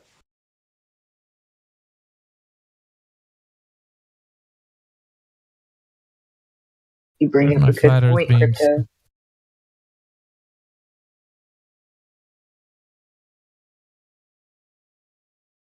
Where's my gorilla? I'm sorry if my internet's bad. If I'm overlapping anybody, I'll just mute. Oh, here it is. There's my proof right here. I'm putting on live stream voice text. Get a load of it. Here it is. Must be real. I don't think Stickbug can see it, but I'm going to give you a voice for VC verified Stickbug since you asked that question. Don't do anything to get it taken away now. All right, now go to live stream voice text, Stickbug. It's the text channel right above the channel we're in. Hey, Deathbringer. Normally we would do a VC check-in with you, but I know you from Geos, so I've given you VC verified and brought you straight in here. Oh, okay. Thanks, man, bro. Much appreciated. Yeah, all good, man. Yeah, I've spoken to Deathbringer a few times. He's pretty chill. So, Hey, I've heard him speak in another server. I guess it was Geo server. Yeah, Earth Awakening. There you go. Oh no, man! I just was looking for a place where I could just talk about flat Earth and other conspiracies and not need to deal with Globers. Kind of get a headache out of that one. Yeah. This is very much the home turf now. I think it's like we did battle here for a while, but they seem to have all just given up and left. So now this is kind of like the home turf. You got a few cool Globers we keep around, and Owlishness as well. Only joking. But it's to be like the battle, the kind of quote unquote battle is done on other servers now, which is quite nice because you can come here and just shoot the shit with people, you know. Yeah, man. Like if I come across a new conspiracy, or a new case, or a new finding, I don't want to be called retarded for like another hour and shit. So it's like I usually wait till like super late at night in these Discord servers because usually that's when the Glovers have bedtime. Yeah. Mum and Dad send them to bed. Yeah, man. Deathbringer. I tell you what do you think about my my based drawing that I did? So I was trying to get Owlishness to consider this. I just put it in live stream voice text. I know that you kind of have had some reasonably high level debates. What do you think about this argument? So you got Mercury there, you got the Earth 3 times further than. Sorry, so Mercury is a third of the distance, and then you got the Sun there. Now we see the Mercury in the night sky, right? So how is that possible, given that this is the geometry we're given for the globe? Yeah, that doesn't make any sense. There, like, are you going by that weird video where you'd be seeing like 2 suns and all that stuff going on in the sky, or, like kind of that's what I kept saying, that was Mercury, that little star that you see next to the sun. But I don't know, man. Like, the drawing looks pretty good and clean. Good example too. Yeah. Who the fuck is Fowler? That's I'm trying to get over this goddamn headache. Yeah. Buggers.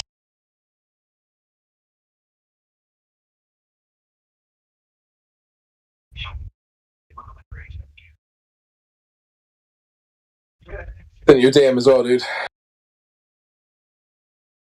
Oh, fuck yeah.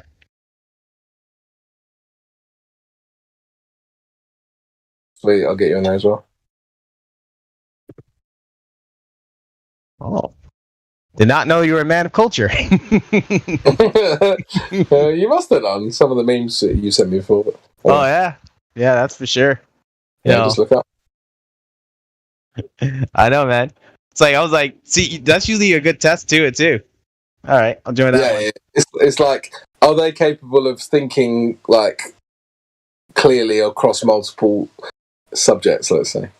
Yeah, that's usually the case. Like, I did that a few times in Geo server, and like a few of them, like, it's like you're not supposed to say that or like that. I give it to Witsit though. He kind of jumped in and defended me against when the gobbles got pretty uppity about it. Oh, well, was this the Goblin Gate? Yep, Goblin Gate. It's like it was fucking beautiful. It was really beautiful.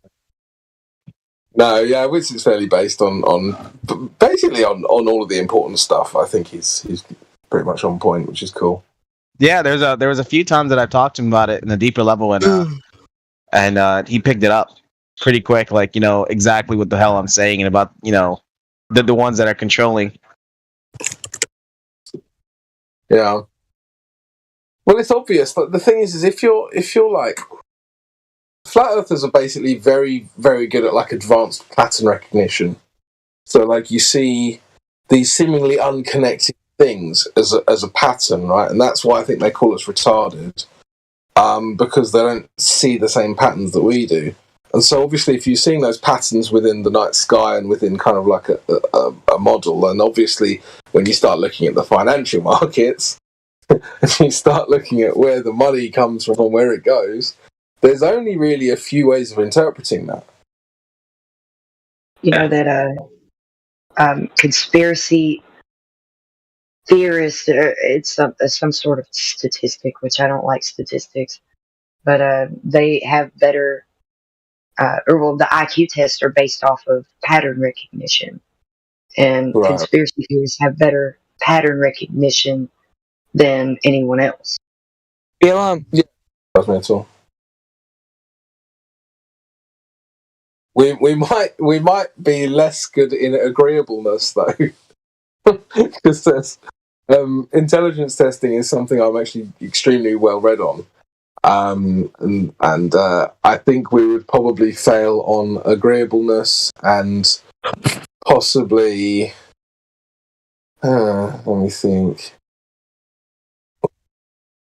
Yeah, there's a few. I guess it depends on the exact person because. Yeah. Anyway, doesn't matter. I won't go into it. Well, I was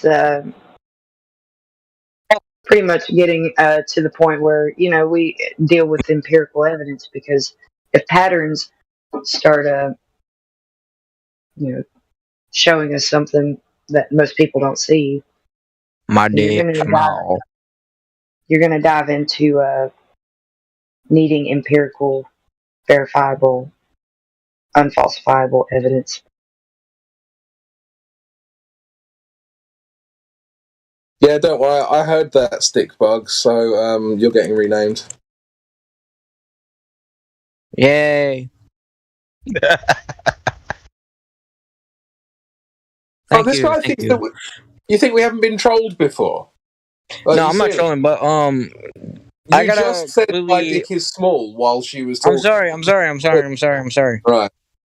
But this is a completely unrelated question, but is anybody in here LGBTQ plus?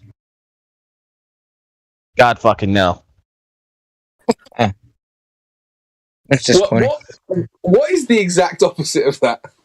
Rope company. Yep, I'm LGBTQ plus. Oh, are you? Go you. Yep. Damn. That's sad. I'm sorry for the You are diversity. socially engineered, and congratulations, I guess. I don't know. I am non-binary, asexual. Oh, are you? Right. Go you. A lot worse. Yeah. Oh, I love eating soy. Do you? No. No. So which faction are you in? Like Autobots or Decepticons? I'm on that demon time. I'm going for the Decepticons. I mean, my yeah. position in LGBTQ plus is not really objectively that controversial. No, I just think you're confused. Take some time to heal. I mean, I'm a grown adult, so it's All not grown adults like- can be confused. Yeah. If that's what you think, I mean, I've been alone my entire life, and I'm pretty happy. Check out social engineering and what it, just what it I means. definitely and what it have does. not been socially engineered. All right, how about Okay, this? well, check out what it means. What's up? Let's do. I won't try to make fun of you, but let's have it like a serious thing. Like, Okay. you said you've been alone for lots of parts of your life. How old are you, if you don't mind me asking? 34. 24. All right, I'll tell you my age. I'm 30. 34.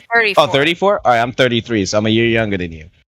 So, yeah. So, like, what's going on right now? It's like, so have you ever been in like a relationship with a guy, and did that work out well for you, or to cause you to go into this side?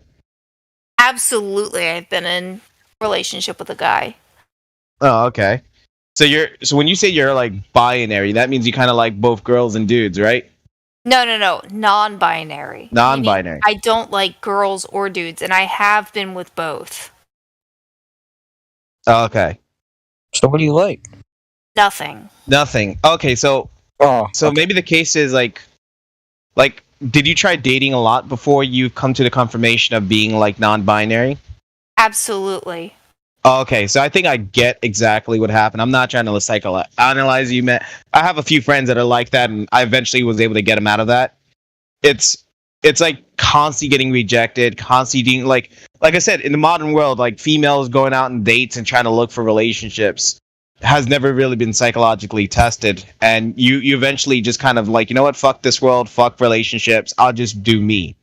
Isn't that kind of close to what that is? No. Oh. No. So, at expense of sounding self-centered, I am an attractive person. Okay. And I have a lot of people who desire me as a person, and I simply do not desire them in return. Oh my god. In no regards. So what you're saying is I'm non-binary because some fat, disgusting dude fancies me. No. See, That's I literally have what been you're with a saying. guy. I was with a guy that I thought was really attractive. Oh, right, so really you are liked attracted him. to him. I really liked him. He really liked me. And when I was with him, I was like, I hate this. I absolutely hate this. So then I was like, oh, well, maybe I like girls. So then I was with a girl for a while, and then I was like, wow, I hate this. Oh, do you know what? Do you know what? I'm currently listening to this story and I'm thinking, I hate this.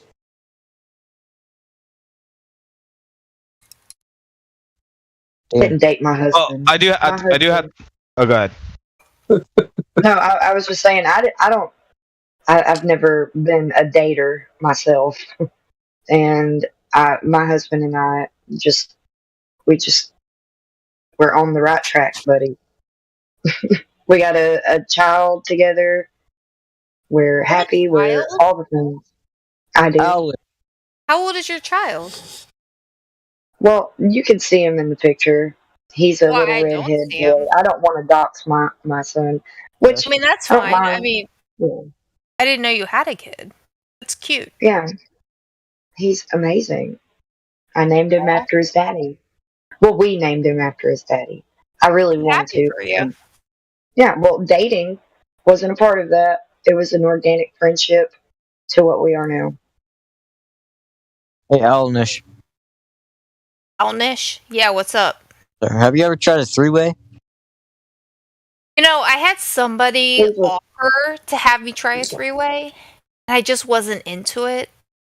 Listen, I have had, if you want the full disclosure, I have been with both men and women. Okay. Okay? And I wasn't into either. Okay. Oh. Try them both at once. But hold on. So my point is this, though, and like I said before, so are you by any chance have any sort of attraction for men or women? Not really. Not really. So The kind of people that I have found attraction with are those who are like gender neutral. gender neutral. Yeah. Oh, So God. meaning they are neither man nor female looking. Me androgynous looking, right? Androgynous, Yeah, androgynous, and like a that's femboy. pretty much how I look. I'm pretty Are you androgynous. sure you're not a sapiosexual? That's fucking bad. Wait. You're telling me that if I was to look upon you, and I could barely tell whether you're male or female, and you consider yourself attractive? That's horrible. You could tell I was female, but I try to look androgynous, but you would definitely tell that I am sexually Like a tomboy? Yeah. Like sure. Okay. Well, Yeah, I we don't- used to look, call that boy, didn't we? Not gender non-binary being. I'll say this though: if you're literally happy being what you are by yourself, alone, I guess, then that's just your I'm path very in life. happy. I'm All right. very happy. Hey, guys, can we try and get this to FE at some point? Right? Because- Let's get back Sure, to yes, flat sir. Earth because we're kind of off topic. Yeah. It's good to be off topic sometimes. So Yeah, it's okay, but let's the move it general back aim has to flat be. Earth, The general right? aim has No, to I be. totally get it. The general aim has to be to try and at least come back to flat Earth at some point and not just run 100 miles an hour away as fast as possible. No, I totally get it. Yeah, let's move back to flat Earth. Yeah, social engineering is also for the globies. That's how I bring it back to flat Earth. You're Kim, though, right? Still? All right, so another thing for flat Earth. Okay. What would happen if you get to the edge? Like, what would you do? Why don't you go to the edge of your globe? Would you fall off or what? What about your flat universe? Where's the edge to that, please? So, from my understanding, the universe is ever expanding. Which actually, from what I understand, brings a question as to whether or not the speed of light is actually ever expanding, or if there's something faster than the speed of light, because from our understanding, the speed of light the speed is of light? the fastest thing in the universe. What is it? What? What's the speed of light? What is exactly the speed of light? I have to look that up. Yeah.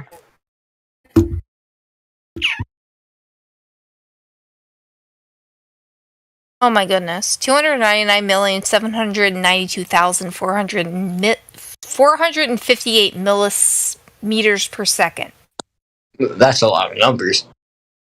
Yes. Let me re-say them. 299 million. You don't have to. Okay, Just sorry. think about how ridiculous that is. Fast. When do you see light? Really fast. Yeah, so the expansion You're of the talking about you're talking about through a vacuum though, right? It doesn't matter what I'm talking about. Here on Earth, we see light. Matter. It doesn't matter whether it's a vacuum or whether if it's on Earth. It's still the same. No, it's not. So to be fair, the speed of Look light at the speed of light around a on black Earth. hole is considered to be slower because the speed of light or the speed of time in general around a black hole is considered to be different than the speed of light or the speed around anything in general. I thought you were too drunk to debate. I am. But I know this fact for sure. So you don't think that it's arbitrary at all? That the speed Does of limp light noodle really have a limp noodle? Hold on. Is different than the speed of light on Earth? It's like it's such a minute difference. No, it is not a minute difference. So, have you ever heard the difference between white holes and black holes? I don't believe in Fantasyland. Okay. Oh yeah, white hose you tend to find at the kind of more upmarket clubs, and the black hose you tend to find in like Brixton or some of the cheaper parts of London. That's funny. I have been to London exactly one time. It was a really great experience, to be fair. Oh, just to add something to it. Did you hear that the science committee from Nature's magazine, as well as I think it's a sister chapter of National Geographic, they're confirming that the hollow Earth is a thing. They went and did some X-ray scans and found structures in the Earth's core, or Really? close to the Earth's core, like a giant Can you ocean. Can you post a link? I I'd love can't to read that. post a link. I got the images, so I'll go ahead and post it, and the link to the website's there. Yeah, can you post that? I would like for you to research how much the speed of light has changed in the past 100 years. How much the Drastic. speed of light has changed in the past 100 years? Yes, you need to research this. Yeah, I would love to. Yeah, I'll send. I don't know if I could post images in that chat. Oh, Yeah, I can can you only give send him- GIFs. Can you give him, what is it, image? Yeah, crypto can help you out. What am I doing? I need to post images. I mean, I should have gone to sleep 4 hours ago, but I suppose I can do it now. Yeah, you got it. Behold. I suppose I can give it to Alice. Oh, you already got it. It's fine. Does anyone else need? Oh yeah, Fowler. I wanted to talk to Fowler if Fowler's able to talk. Yeah, what's going on, bro? Lauda, Are you there, bro, what's up? Yeah. What's up, What'd my you say, dude? I know you're about to dip. I don't know what you meant by what's that dim circle. It's Lauda, like you right. remember me, right? Yeah, of course, bro. How can I forget? Yo, what's up, my dude? No, I'm asking. Did you say dude? Hold on, that's No, bro. I allow my queen to address me like that. Simp. You see the? Sorry, man. I really can't support you right now. You're gonna have to run on your own tonight. Fowler. What does that mean? What's that dim circle? No, that you see, like it's in between the sun and the earth. It's like on the first ring. Yeah. So the first ring is the orbit of Mercury, Oh, okay. and the second ring is the orbit of the Earth. Okay. So I asked, "Are you a glober, Fowler?" Yeah. Oh shit! So how can we see Mercury in the night sky given the geometry presented there? I don't know, but it's a question for the astronomers. It's not, because that is to scale what they say the distance between the Sun, Mercury, and the Earth is. So that is the correct proportion. So it's not a question for astronomers; it's a question for logic. Can you see when it's perfectly lined up like that? I'm not talking about being lined up. I'm saying that at any point on that circle and any point on the other circle, can you line the Earth and Mercury? Can you position them any point on the circle and see Mercury in your night sky? Yeah. Where? Oh, at my night sky. Oh. Yeah, in your night sky.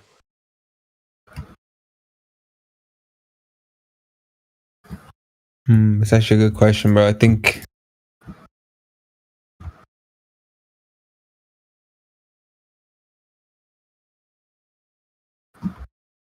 By me, if you use a telescope, no. Yeah. Use a telescope.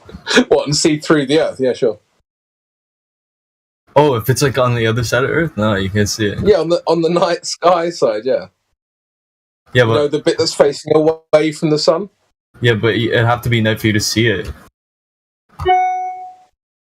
What? Yeah, well, that's the point. So if you've ever seen Mercury ever, then it can't happen in a heliocentric model.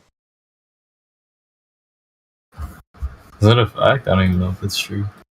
Well, I'm presenting it as an argument, and I'm not seeing any arguments against it other than "nah" or "I don't think so."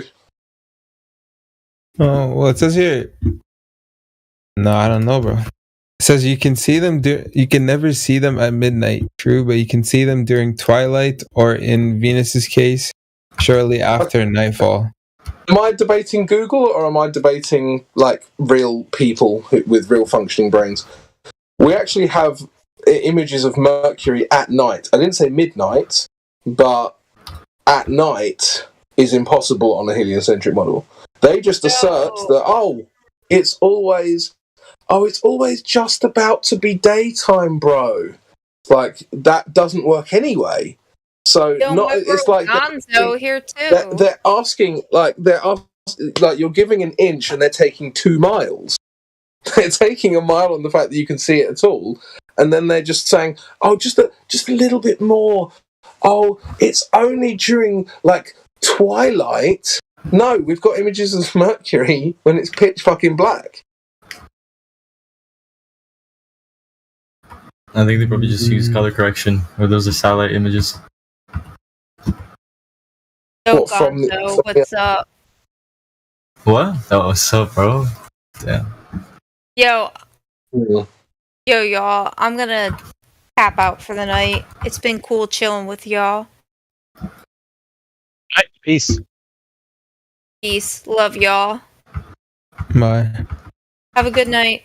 Clara, have you ever seen Mercury? You too. By Alice Smith. Bye, y'all. Love hanging out. Mercury's too. Good night. Good night.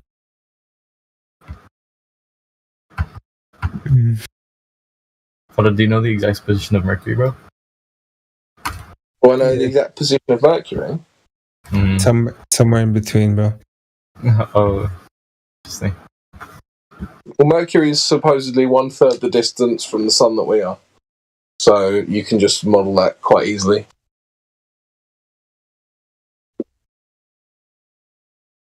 And it doesn't matter what orientation the orbits are or anything. It's all just to do with the angle between the light source and the ball. The tilt doesn't matter, the orbit doesn't matter, the orbital plane doesn't, none of it matters.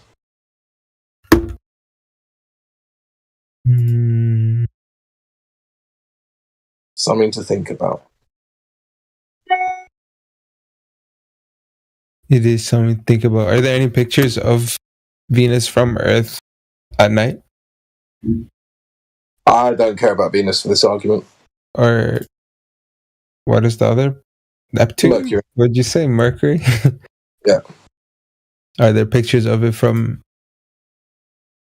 like at night? From Earth? Yeah.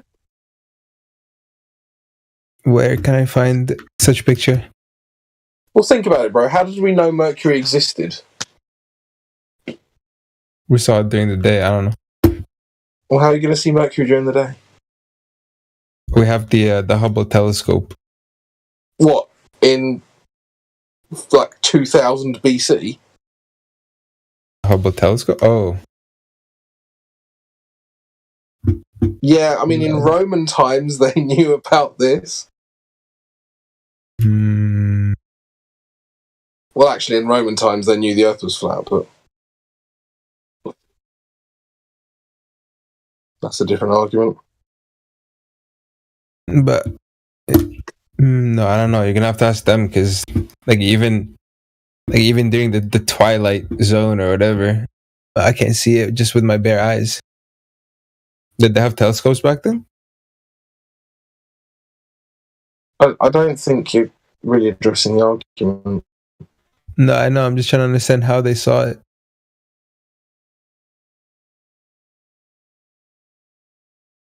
I know what you mean. I just Point is that they did, and here we go. Yeah. But how? Because if they saw without a telescope, then I should be able to see without a telescope. They are the ones who mapped out the stars for us. So, you should thank them. No, but then they mapped it out for us, but then we clarified it, right? No. No. We just took the same knowledge and put it into a different model. That's all. Well, they probably tested that knowledge before they put it into a different model, right? They didn't just take it blindly and. No. Sure. They definitely tested it. 100%. They didn't just make it up and tell you it repeatedly. It's been self-evident. It's self-evident. What's been self-evident? Their predictions, and NASA does not predict anything. They're post-dictions of earlier cultures that have already mapped out the skies, the stars, all that. Well, it's not even. I mean, I'm not even sure it's prediction anymore because I can tell you that the sun's going to rise.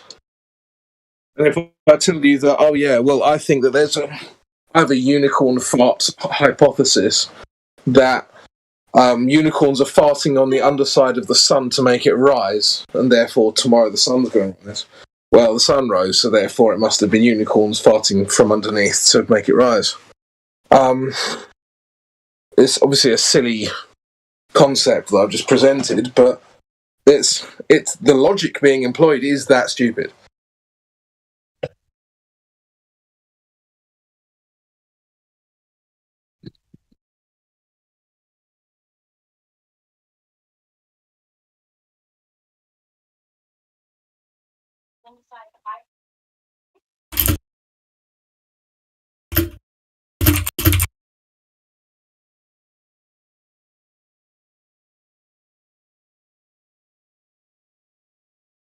What say you? No, I don't know. This. Just look at the Mayans. They predicted everything that, to a certain degree, when it comes to the skies, not the end of the world and all that mess. Yo, Fowler, do you know who Eratosthenes is? Yeah, I have an idea of him. Do you know what he's supposed to have proved? I actually do not, bro. We talked about him a while back, but. Good grief. This is the reason why you believe you live on a globe. Come on now. Well, he's one of the alleged reasons, isn't he? So Eratosthenes is the guy who's allegedly put down depending on which story you believe, either a stick or a well in Alexandria. Oh, yeah. No, I know what you're talking about. Yeah. Yeah, that MF. And basically, he proved the Earth was a globe, right? Yeah, I guess so. Did he? Well, no, I don't know. Alright. Are you familiar with his method? Yeah, something to do with the shadows or something. I don't know. I know the wild one. I don't know the stick one.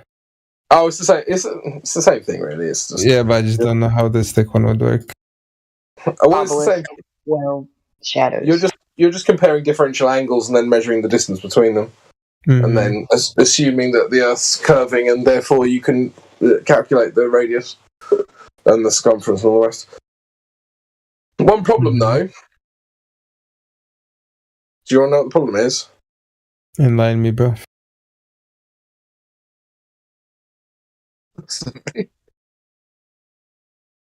What? I didn't hear what you said. Oh, I said enlighten me, bro. Oh, sweet. Well, I love enlightening people. You can do it on a flat surface and calculate the radius of a flat surface. Does that make any sense? Yeah, like it works both ways. It depends where you're coming from originally.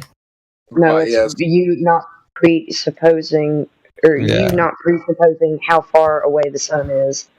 If you wanted to presuppose on a flat Earth, you could do that too, but it would still work. A local sun over a flat Earth would work the same with a distant sun with the same results. I'm making a slightly different point, though, Flat C. Klein. And I think it's Flat C. Klein. Yeah, I'm making a slightly different point in that the methodology itself can be used to calculate the radius of a flat surface. Now, bear in mind, flat surfaces don't have radiuses, right? So it's completely ridiculous that you can do this. And the only reason being, of course, is that the maths is the maths and doesn't actually apply to reality, obviously, because maths is an abstraction and it's not real. But basically, the way you do this, Fauda, if you really want to know, you measure the angle differential, you divide it by 360, and then you times that number by the distance between the two sticks. So if you do that on a flat surface, let's just say that you're in your bedroom, and you've got like a pen underneath your bedroom light, and you've got a pen off to the side. Let's just say, for argument's sake, it's 3.6 degrees is the shadow angle. Right? Well, you divide 360 by 3.6, and what do you get? 100 or 360? Yeah, 100. So therefore, all you have to do is you calculate the distance between the two pens. So the one pen's beneath the light in your room, and the one pen's off to the side. You just times that by 100, and that's the radius of your flat floor. So let's just say the pens are a metre apart. You've managed to calculate that the floor, your bedroom floor, has a radius of 100 metres. But does that make any sense? No, because my bedroom is a square. Yeah, your bedroom's not a sphere, right? Yeah. So this is what they do. They try and get people lost in the maths because people don't understand maths. Not everyone, but a lot of people, they say, oh yeah, they figured it out. But someone who's like autistic and likes maths, like me, like considers the argument, and then I do the maths, and I'm like, oh, this is bullshit. There's nothing to this argument at all.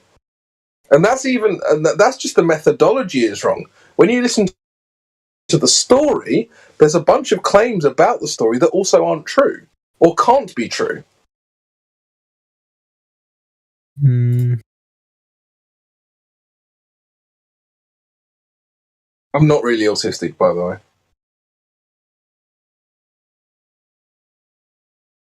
You just like math. Yeah. I guess that's kind of the same thing.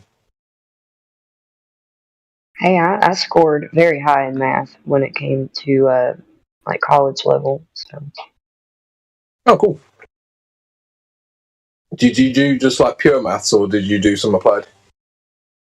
Well, I had to, in high school, I did like trigonometry and pre-cal. And when I took the compass test for college, I scored the highest and only had to take one math class. I didn't have to take remedials. Yeah, fair enough. So basically pure maths. I kind of got out of pure maths as soon as I could because I didn't really see the point. Like, you can You can do all sorts of weird and cool shit with maths that just doesn't apply to reality. So I kind of went straight into applied as soon as I could. Yeah, I took chemistry in high school. I'm not gonna say I did so great in the math and that. I didn't. I passed with a C. What's PO math? What's what? What's PO math? PO math? Yeah, is that what you said? No, applied maths. But what's the other one? Pure. Pure. Yeah. You're like. Oh, okay. Well, I got like lost in the accent. Yeah, sorry. I don't know if you call it that in the US either, but it's the kind of two major categories we have here. I don't know. Did we categorize math, Mika? So look, applied and academic. Bro. Yeah.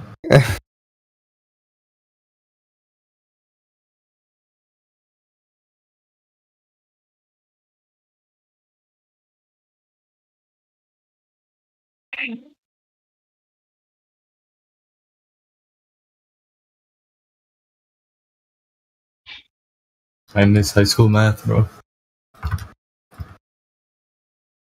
Too.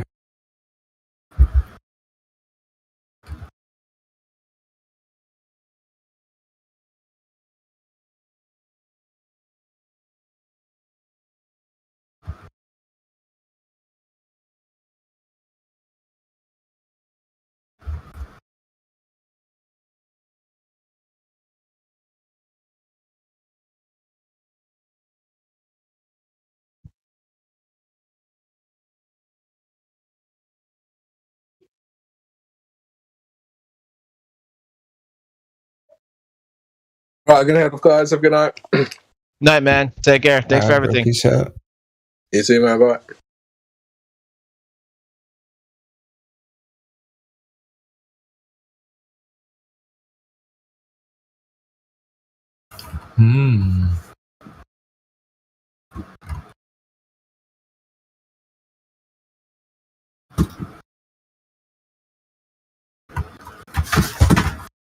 So, guys, been hearing anything about the Giants attacking, coming out of mountains? What?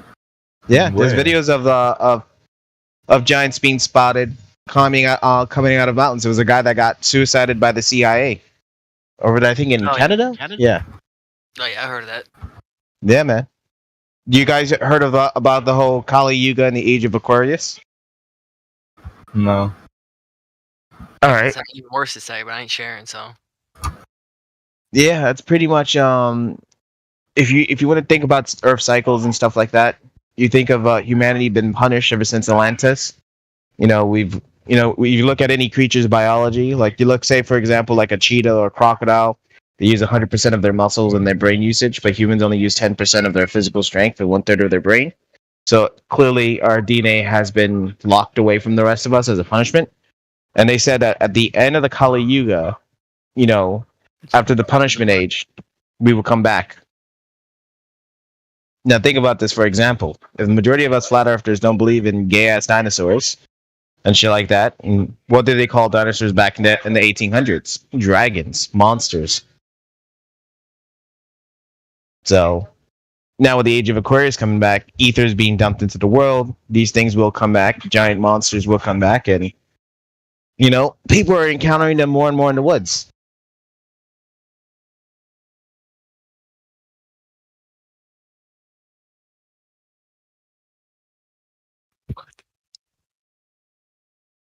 Like, have you guys seen the video, like some anomalies of like two suns in the sky?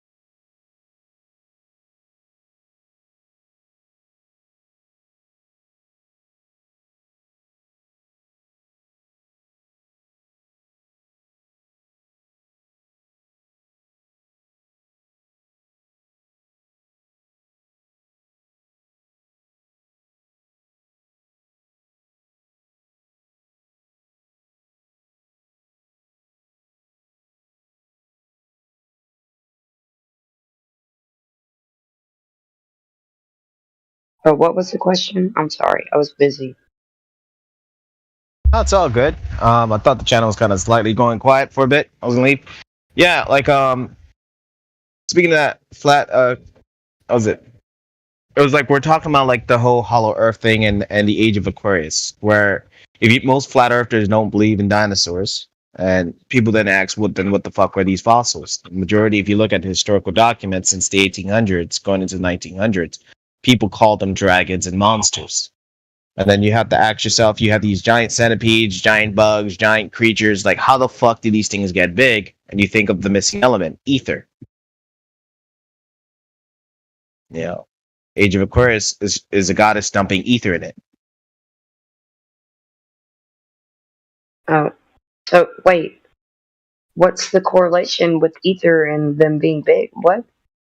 Okay, so when you think about like mass consciousness, do you believe in mass consciousness? I believe that the creator animates us all. So we have something that connects us all through the creator, yes. Okay, so think of it this way, right?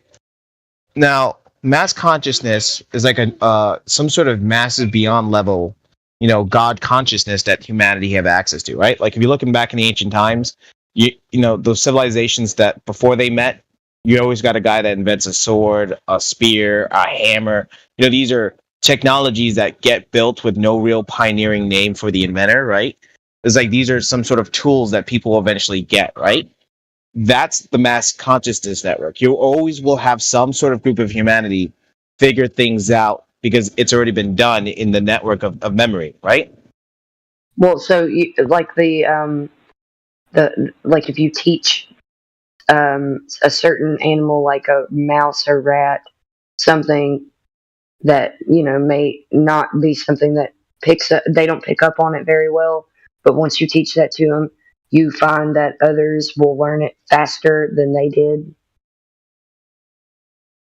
Yeah, like like something like that. Yeah, eventually down the road, like if I was to like reset humanity, like say if there's a destruction of the earth, and say I only got about 100 humans, and only 100 humans only know how to build like wood shit. Eventually, through the generations, someone's gonna figure out how to do cement, how to do stonemasonry, how to forge metal, and somehow it's gonna be the same particular pattern and molding based on ancestral knowledge without them even knowing. So it's like they're connected to that consciousness. Or just somebody even like on the other side of the earth would pick up on such an idea because it was already thought of. Yeah, without meeting the inventor or the civilization that has it. Now, the reason why I'm saying this and what I'm correlating to the theory that I have is that a lot of these fantasy creatures that a lot of people are writing in books and stuff, right? When we're talking about dragons, monsters, werewolves, fucking dogmen and dinosaur-looking creatures and stuff like that. Don't forget machines. Yeah, that too. Machines. You have all this stuff and you wonder what the fuck is that has to do. Well, if you ever read the guy's author of Blade Runner, you ever saw that movie by any chance? No, I don't think so. I don't watch a lot of movies, so forgive me, please. Oh, that's okay. It's like an OD movie anyway. It's like in the 90s, a 90s movie before things got cucked.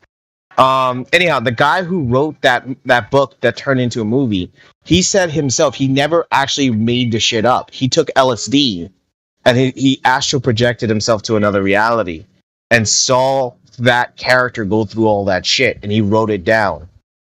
So that plus he was gifted photographic memory, he was able to write that entire novel from what he saw in that another reality. And if you take that concept into point, there's a lot of books and video games and characters when magic or mana gets into the world, animals turn into monsters, and other creatures that are partially consistent of mana can survive in this world. So a lot of these monsters might have went to the Hollow Earth where it's more condensed of ether. Then ether comes back, and now you get these monsters coming back. Hell, you even seeing videos of trees moving on their own. Yeah, I'll show you a nice video of trees moving. Where can I acquire this? Yeah, because I don't know what you're talking about. I mean, I know about the Hollow Earth theory, and I don't know. I just don't have any evidence of it. I don't have, what I have in front of me is what I can perceive and verify. Yeah, there's a lot of weird shit going on. Like, based on what you're saying, you're pretty much like from the sound of it, a Christian, right? I don't like to say Christian because when it comes to religion, I just don't. I don't follow any kind of religion. I am a believer in the scriptures, and I'm studying the scriptures, and I'm not. I've only touched the surface, so you've got to give me a little bit of leeway on that. I'm sorry. No worries. Yeah. So when it comes to anything that I can't just verify on my own, I try not to. I like to. I have a very good memory, so when it comes to, I remember you from the other server. I can remember a lot of things, and I chime up on here a lot. So because people can't remember as much, I'm just like, bam, there you go. I've got some photographic top memory myself, so. Yeah, no worries. I can understand that. Let me see if I can find you some video and some sites, and that way you can dig into it. It's like Robert Zephyr does a really good link about it too. Like he talks a lot about the old cycles that humanity has been wiped out several times. From 5 different elemental calamities, you got the flood, which is the deluge. You have the fire, which you see the Grand Canyon and cities that have melted into mountains and rocks. Well, the sulfur deposits in some areas, like where Ron Wyatt, I've looked into his discoveries and whatnot, so you can kind of understand what I'm talking about. Yeah, I've seen evidence of that, but they've shown that. I don't know. Yeah, I can only take what I take, and if it resonates, it resonates. Yeah, there's always a line to it. Yeah, no worries. Well, currently right now as it is, that supposedly what a lot of people are talking about the ether is pretty much mana, or you could call it magic, or you can call it electromagnetic plasma, which is pretty much the with some of you who might have studied Tartaria, which were using that to pull out the atmospheric electricity to power up their wondrous cities and machines. Whatever it is, it was a literal thing. And even the ancient civilizations that supposedly Graham Hancock and the other guy was talking about how they had implosion technology, the ability to move large, giant tons of rock with sound, right? And their thought. As far as I got into Tartaria was with Awar. I think that's how you say his name, like Aewar. Yeah. I kind of listened to him for a little bit and learned a lot from him, and a lot of that did resonate with me. And then I would listen to him again, and he would be like, "Oh, I jumped to conclusions on that." And I get it. You kind of get lost in the. I don't know. I would need to see more proof to have. Yeah. So yeah, go ahead, send it to me. I'd love to know more. Yeah, I left everything in the general text chat right there with a bit proof and stuff like that. Trees moving by themselves. The old gods waking up. The Pentagon stupidly found Gilgamesh's body and took it. So, and if you understand like any of the old tales that these gods were real, they were walking beings doing these insanely magical and stuff going on. They've been asleep, so now they're waking up, and it's going to be a whole new era, man. Yeah, so are you talking about like the age of Aquarius? Yeah. Yeah. So you're thinking that the stars are shifting and everything's shifting, and you kind of subscribe to the moon map?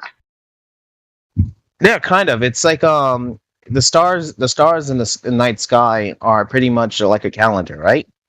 And even the Mayans were predicting the end. Remember when the Mayans said that 2012 was the end of the world? Well, if you look at what they actually meant, it wasn't the end of like the world for humanity. It was the end of the modern era, right? It was the slow process of these things waking up. And we were starting to see a lot of anomalies since then, right? A lot of weird shit.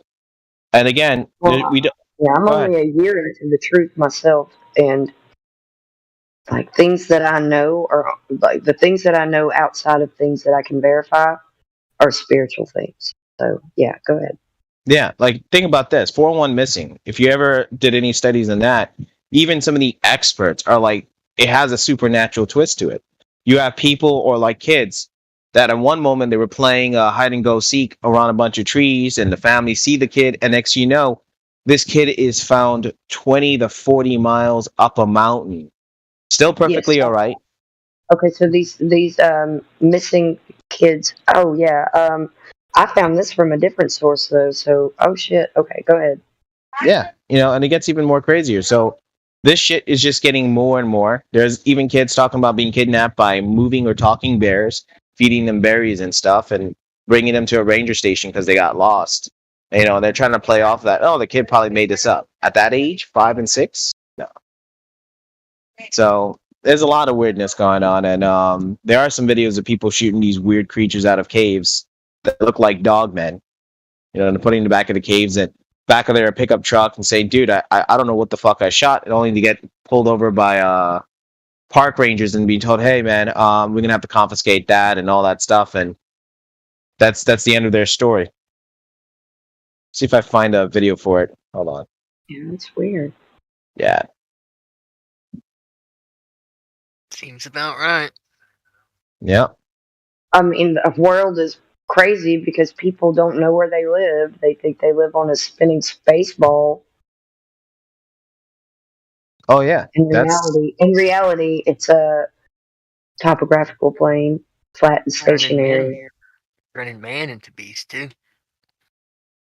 Well, you know, I've heard the stories, you know, from the mixing of breeds and kinds and stuff like that. So I've not seen evidence that that has been a thing. I've just heard it talked about in the supposed scientific community. I don't know, you know. Yeah, it's gonna get more crazier. Like Well, they shit. talk about it, but they don't show evidence of it. This is the problem. Like, what kind of idea are they trying to feed us? What are you talking about? Like the globe Well, or with the spider goats, or what? I mean, all of the things you hear about it, but you don't see evidence of that kind of stuff. yeah, that's true. I'll say this though, it's like for instance, not to change subject, but it has something to do with this. Think about the UFO activity. There's almost like now an alarming 400% activity last month, and it's going double now to almost 800% activity based on Naval Command's data. But you hear about these things, these anomalies, and they can easily be explained. You know, they're not something that's just not that defies the laws of physics or natural laws. If you take something and you suspend it in a certain medium with some sort of charge on top, some sort of charge on bottom, we've seen magnets act in crazy ways. You can absolutely manipulate that kind of thing and make something shoot off somewhere in a trajectory that would be unfathomable. If you manipulate the electromagnetic energy in the sky, in the field, the medium, whatever you want to call it. You're right about that. It's look, the concept we don't know exactly. We when we're looking at the UFOs and how they move about, we go like, okay, they're moving maybe using magnetism, right? But imagine this, right? I just always go. I don't like to imagine anything. I like to go with the simplest answer. You know what I mean? No, I get what you're saying, but is huge. yeah, they're whatever these UFOs are, they're clearly far more advanced than anything. You know, they're able to dump 700 Fahrenheit. Maybe it's not that very advanced. It's just manipulating certain charges and making it seem like it's something that it's not. Well, we're talking about heat. Like, so look at heat dump, right? So these UFOs, because these jet pilots are looking at the thermal readings of the UFOs, and they're about like 700 F Fahrenheit, sometimes jumping about 900 Fahrenheit. They have And then to use infrared. They have to use infrared to even detect them. yeah, but guess what? They dump that heat in less than 0.1 seconds. There's nothing they have currently in physics to explain how they could dump heat that fast, and that's what baffles them. Like, it's like, holy shit, what the fuck? And you know, they go cold instantly, and they go hot very instantly, but like less than a second. So that's the thing they're like not understanding. There's a lot of things that these UFOs are just beyond them. And when they go on TV and they admit it, like, dude, we can't shoot these things down. We shoot the drones, the little slow ball things that they send out, but we can't shoot the main ones. Okay, so when they're Where's this information coming from? so when okay, go ahead. Sorry, Tim. The government's been posting this shit like multiple times. Yeah. So why would you now believe that the government's telling the truth? Because there's a difference between the military branches, who are pretty much like, if you talked or dealt with anyone in the military for long enough, when someone had seen a UFO or whatever, they would get laughed at and told. And I have a few friends in the military. Now there's an entire now there's an entire. Go ahead. Sorry. No, go ahead. No. What you're saying, like Bill Cooper even said that he saw something come lift out of the sea and come and shoot into the air and then go back under and then shoot into the air and then go back. Like he saw this occur, and they were told not to talk about it. You know, they were told that they couldn't disclose any information about it. So whatever is going on, it's not like. I would just like to say, when they see the heat in the infrared, you know, like it detects things that, you know, that you can't detect that without it eliminates atmospheric conditions and all of that. So when you're talking about there's like a sudden heat change in the object, like, is that right before it shoots off somewhere, or is that like at a certain point? I need to know more about it. Like, I need to know every stipulation about it.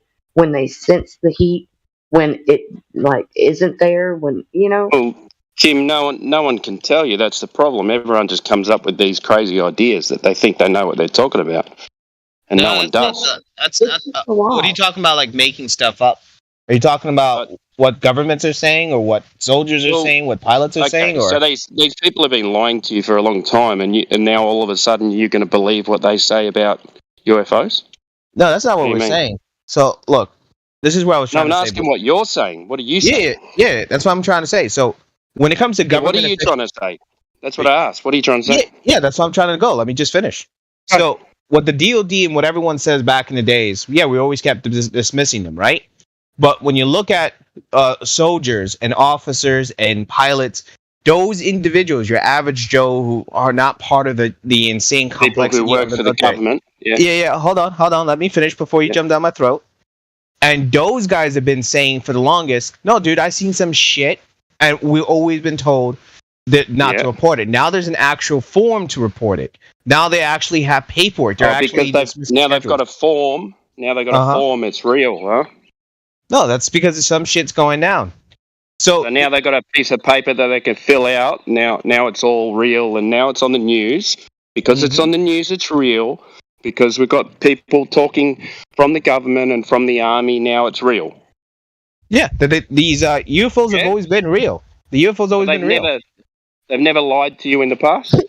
Yeah, why all of a sudden are they now telling the truth? Because shit hit the fan. Something's going on. And shit hit the fan. Now all of a sudden they've grown a conscience, and they'll tell you the truth now. It's not about whether they're telling the truth. It's now they're telling the normies. Well, no. Here's the narrative that's been in the works, because narratives do this. It's like they play the long game. It's so if you're believing something that they're doing now, that they've been kind of just hinting towards here and there, you've got to have a little bit of discernment when it comes to this kind of thing. Exactly. That's not what oh my God. I'm not putting out that I'm 100% now we believe the fucking government. I know. Like we're just challenging you, buddy. No, I'm just saying in personal, right? that when these UFOs, like I said, I've been a big believer of the UFOs for a long time. Before the government was suiciding all the ufologists, being one of the highest suicided jobs in the fucking job market over there since 1990s all the way up. And then you go now like they're putting it on the news, and now it's exactly. all right. That's why a lot of people are fucking saying it's not fucking aliens from space, right? It's something else. My main thing is these UFOs are coming from Hollow Earth, Operation High Jump, the German Vril, and so on. And now they're making their moves. I don't think that I've ever subscribed to the Hollow Earth idea because I can't verify the diaries of Admiral Byrd. I don't know. Those things were released after his death. Yeah, he's another government admiral. You know, like that's so. Here's the issue, right? If you like, for instance, man, if you worked, say, at fucking a government job, right, and you're not a fucking chill normie NPC, and you saw some shit, and you're like, you know what, I can't do this. This is getting too hot, and you leave your fucking job. You come on this Discord and you start telling like, dude, I was a former this guy and I sell some shit. So we should just write you the fuck off. Is that your logic? Yeah, well, what if they were no, right? No, my logic what if is they were? I'm not going to listen to people who have lied to me in the past because they're known liars. I'm in agreement for that, but I'm not going to dismiss other average Joe motherfuckers who are, you know, in their own way kind of try. Because every evidence, if you're not going to dismiss it, just put it on the 50-50 board. 50-50 board. Not trying to dismiss it, just trying to gather all of those evidences together because, like I said, this was introduced to me through Bill Cooper also. So I'm not, like, ignorant to the idea that this has been shown to some military men, Navy men, you know, people that are out there on the water or in certain stations where they see this phenomena, but it can easily be something, you know, that's another compartmentalized government doing this to a certain unit just so that they can spread this story later on. Yeah, but like I said before, every time I come across any sort of conspiracy theory or any sort of evidential theory or even half-ass evidence, I put it on the 50-50 board because right now, after all the shit has been said and seen, it's like you can't really fully dismiss some shit. There was a lot of stuff that I saw that were dismissed by a lot of, you know, supposed flat earthers, and only for it to come out to being 100% fucking true. So that's why I'm trying to say the pandemic, the fucking pandemic. Yeah, I got you. I'm not saying 4 years ago I was saying that shit was coming, and I got dismissed. And when the shit finally hit the States, everyone's like, "Oh shit, Def, you're fucking right." No fucking shit. Then I was telling people about the fucking jab and what's in it and what it is supposed to do, and they what? No, I can't do this. Dismiss it. There was even military guys fucking talking about this shit. But you're like playing chess with them. It's like you're playing chess with them, and you want to know their moves, right? Yeah. Exactly. Okay. Well, this is the problem. This is the problem when it comes to people that are in the truth community. They want to know the moves that are like 10 moves ahead. And this is where they get you because they don't even know 10 moves ahead, buddy. No, look. There's a certain, like I said, there's a certain consideration of like I said before. You should investigate all leads. You should figure things out on your own. Yeah. That's true. But how do you investigate something like that? Well, you look for every sort of evidence, and you start asking people around what you got. Well, examples. So let's pattern recognition. Sorry, Jedi. Go ahead, Jedi. I don't know. I'm sorry, Jedi. I didn't mean to. You're not interrupting me. I'm just making noise in the background, trying to not giggle. But carry on. You're being rude, mate. Sorry, mate. No, you're all right. How are you? Yeah. So, like I said, like for instance, the Hollow Earth. So I wouldn't start looking up for maps. I start looking at old manuscripts. I started looking at Operation High Jump. I started looking into what Admiral Byrd was, how he died, how his son fucking died. Where did the books go? How did they went to go about denouncing it? How does the Republicans and the Democrats, when they were talking about censoring, only talks about fucking flat Earth, and now they're also talking about dismissing anything that has to lead to Hollow Earth? Why is Hollow Earth always interconnected with flat Earth, not globe? So there's a lot of weirdness when it comes to this conversation. I look and archive all that data point, articles that talking about it, and then just keep it there, right? And then see if it ever has a connection to it. I've only seen Hollow Earth attributed to the globe Earth. Yeah, me too. That's it's mostly attributed to flat because as soon as you bring that shit to Globers, they fucking make fun of it because they think that the Earth down there is a molten core. For It's a it to be hollow, it has to be a ball. I've had, Yeah, I've it has to be only had hollow. the other experience. No. If a flat Earth has just got holes in it, not necessarily hollow, it's just got holes underground, different cavernous areas. So hollow Earth does work for the flat Earth. Yeah, cavernous. Yeah. Yeah, like I said, I just put a picture of a giant cave in China with atmospheric clouds and rains and shit, and it goes on for hundreds of thousands of miles. They have not fully explored the place. It has a forest, has unknown species. Hundreds of thousands. Yep, they did it. They did an X-ray. Hundreds of thousands. Hundreds of thousands. That's their official report from the Chinese. If you want to believe what they say. The Earth, then. From the Chinese. That's bigger than the Earth, mate. Hundreds of thousands. It's bigger. Yeah, I know. This is what I'm saying. This is their official annoying reports from the Chinese. But this is why I say you got to discern what the fuck is posted in red. You know, all I know is the basic evidence when British explorers went over there to this giant Chinese cave. I can give you that. They said, yeah, there's an atmospheric cloud. It rains. There's fucking forests, and yes, there are some undiscovered species of animals. That's it. I was right with you because I heard about a sinkhole that had just finally burst or something, and there was like atmospheric clouds underneath and a jungle underneath. But when you said hundreds of thousands of miles, you know that's bigger than the radius, circumference, and diameter of the Earth that we know at the moment. So it'd be kind of impossible for the Chinese to fucking figure that out. Well, here's the thing, though, right? Now that would also that's why I say I don't dismiss it because I also put it. Yeah, okay. No, I get what you're saying, but I put that also into the expanding Earth. There's like more land beyond the dome, right? So if you wanted to believe Earth was an eternal plane, that would be some sort of lead to evidence. Here, I'll post a map to it. The reason I was just asking you questions is because, like, I've been listening for the last half an hour, and you've made a lot of claims which none of those things can actually be substantiated. Yeah, and that's why I'm not saying it's a fact. I'm saying it's theories. Yeah, I know that. That's why I was asking, how do you come across this evidence? You know what I mean? Yeah, no, that's understandable. That's why when I read most of this stuff, I literally this is my theory to it. You know, I could be wrong, but like for instance, like I'll say what is a fact. Yeah, the 1800s and 1900s, people thought the dinosaurs were dragons and monsters. You know, that's why this whole dinosaur thing has been debunked already with facts. But so for that to be true, then those dinosaur fossils would have to be real. Yeah, some of those fossils are real and some of them are fake because, you know, the fact that the Smithsonian and some of these museums work with the plaster company, and there's many times that the museums have created scams. I don't know if you remember this one, that they made a whole ass animal out of a tooth. Yep, I know that one. Yeah, so there's a few of them like that. And, you know, they're constantly going about it, like saying, no, the dinosaur's real. They were billions of hundreds of years old or whatever, that kind of number. They also made a dinosaur out of a whale bone as well. So yeah, chicken bones too. And they get caught all the fucking time. And then they expect you like, okay, we lied for the 9th time, but believe us this 1/10 time, we're telling the truth.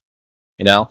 So you're saying you believe in dragons. Is that right? Yeah, dragons and monsters. That's my standpoint. And this to that, is proof from dinosaur bones. Bones from prior actual explorers. So like the 1800s, where people were going and taking these bones out, they even indicated, yeah, this must have been dragons. So there's a discovery from the 1800s, and there's discovery from the 1900s. Like I believe in giant skeletons and giant human beings. There's even New York Post back then about it. Do you know about the fossil wars? Yeah, I know about the two idiots and the fossil wars and the Jews, but so Jews. Yeah, the Jews. I think it was the Royal Society, wasn't it? Yeah, but guess who was mostly in control of the Royal Society and all the other organizations and all the other secret societies? Yeah, that was a British organization, wasn't it? Royal Society was infiltrated by the Jews. Yeah. Yeah. Oh, was it? Okay. Yeah, and guess what? When the Rothschilds got the birthing rights over the crown, Queen Elizabeth is whom to whom what? She's a Rothschild. You look at the Rothschilds family emblem; it's the lion and the unicorn. And what do you think was in Buckingham Palace for a long time? Lions and unicorns. Yep.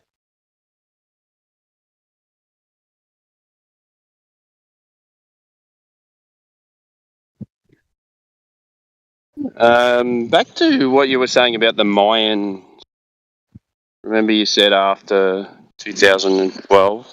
Yeah, that's my theory to it. Based on the stuff I've been seeing and reading, I think that the Mayans were probably predicting the end of the world, but not the end of the world like in the sense that the world has ended. Maybe the end of an era, like, you know, the end of the modern era. I've always been interested in, you know, how they came up with that date, 2012, because, you know, the calendar's been changed and... Calendar's technically wrong. Yeah, so... 13 months, 28 days, 2 intermissions, or 1 intermission, depending on the star chart. Yeah, and there's also the case of a missing 100 years as well, but maybe a missing longer than that too. Sorry, but what does it? Where did they get this Mayan calendar? Where did they get this 2012 date from? I always wondered that. There was some sort of priest, and they found some sort of like giant tablet that kind of breaks down all these calendars and stuff. And once they deciphered it, they were looking at that the priests had made these little chat logs on the side of the wall for certain years and time periods, and they saw 2012, so they thought maybe something must have been up for it. Same thing that this priest wrote down for 2000. But I always find it kind of weird because when I found out that the calendar was fucked up, year disparity between the timelines were weird because they covered that whole thing up. So how do you know exactly when 2012 actually hit? You know? Yeah. Yep. So, yeah, that's why I've been pretty confused. But I think that the age of Aquarius and a lot of the stuff that I've been seeing now, you know, a lot of weird anomalies, a lot more activity. And when you think about this whole shit going on, I think something's up. Especially when the Jews are fucking all terrified and fearful this time around. So something's up.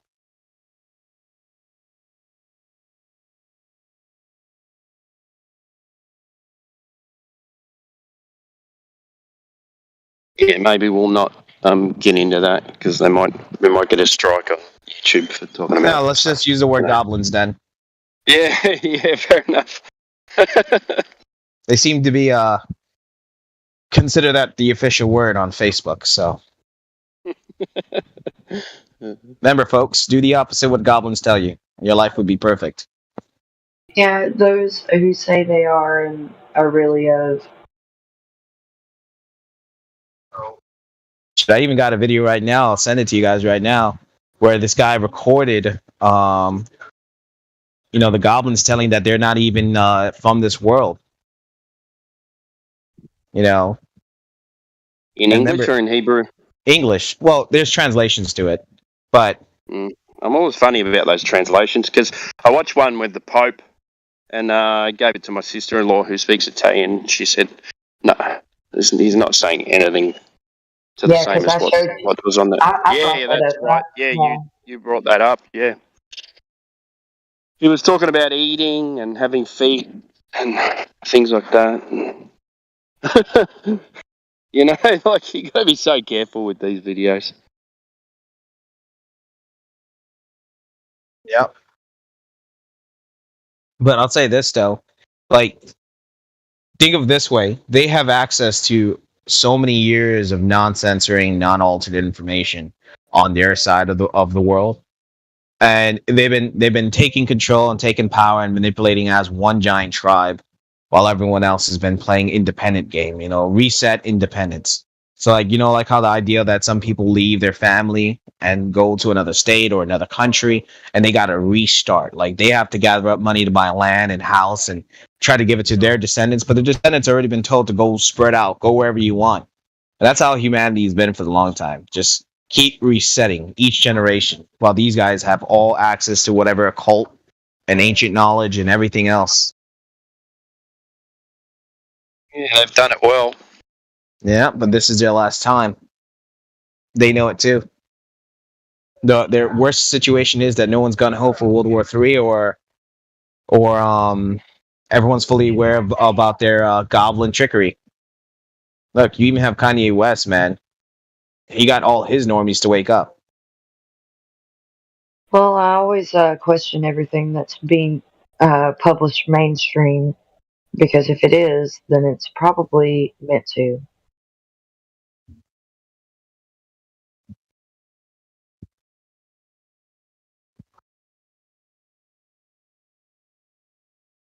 There's always some nuance in everything that you know. You don't know everything. Nobody knows everything. Nope. But sure as hell, I won't take fucking And that's wisdom. that's one thing that I've learned growing up. Like, I'm 31 now.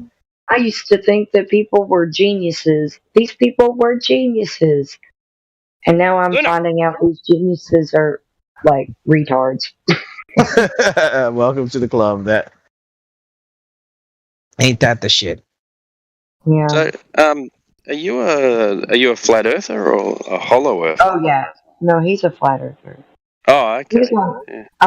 Don't let me speak for him. I'm so sorry. Please just reject what I said and say what you said. No, that's all right. A flat Earth and hollow Earth, or infinite realm, or I don't fucking know. Like, I'll tell you straight up, I got a lot of theories, but I don't know the shape of the Earth.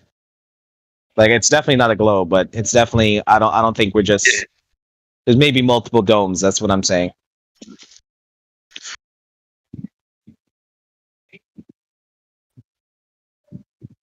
I've listened to you on other Earth Awakenings, and you don't take any shit from some folks on there. No, I don't. It's like a lot of these globers, and a lot of them just kind of just pander around, and the shit just annoys me way too much. We challenge people on here, so when you say something, you gotta like back it up. Yeah, by all means. I just got to get my fucking archives to work. It's just giving me the Discord is loading bullshit. So I'm like only posting things from other chats that I could find.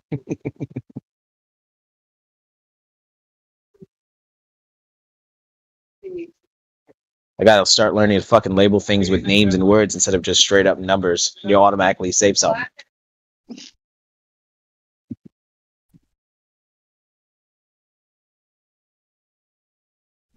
Yep, Adam's right.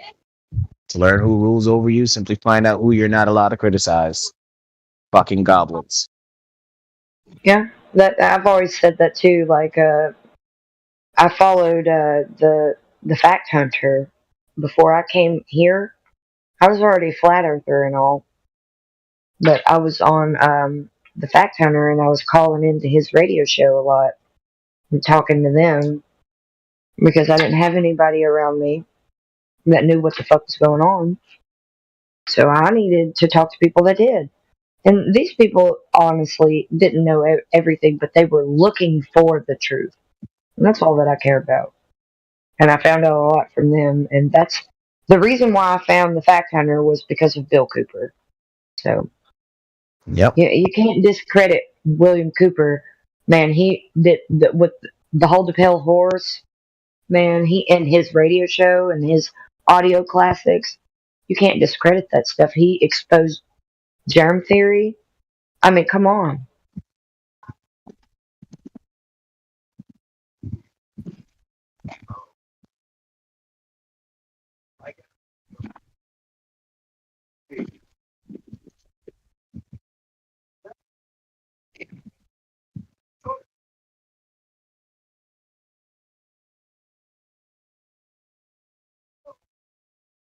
Flat Earther is my skeleton key. Like, Flat Earth is my skeleton key to all of the deception.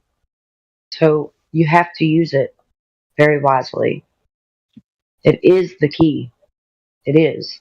Because you can clearly see that not everybody sees it. They don't have eyes to see, which is right in front of their face, and ears to hear, which we're here trying to say it. And people that aren't trying to say it, or they are trying to say it because of whatever law of nature. Hey, they Tim. say it, and they are telling you right in front of your face. Go ahead, Timbo. Oh, sorry. No, I didn't mean to interrupt. I'm just looking in locker room. Just looked at your last message. What? I don't expect you to say anything here, but do you know what I don't happened want there? to say anything. Okay. I don't know. I mean, I don't know, but I would hope that it can be reconciled. So.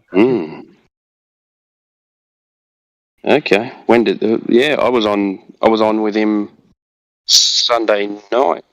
On last night. Oh, Saturday night Yeah. for me. It would have been Saturday wasn't. late morning. I wasn't on last night, so or you know what I mean. Sunday night. Yeah, it would have been I, Saturday. It would have been Sunday morning for you guys, like early morning, then like Saturday yeah, night kind of thing. Yeah. like Okay. in between Sunday and Monday. All right. Sweet.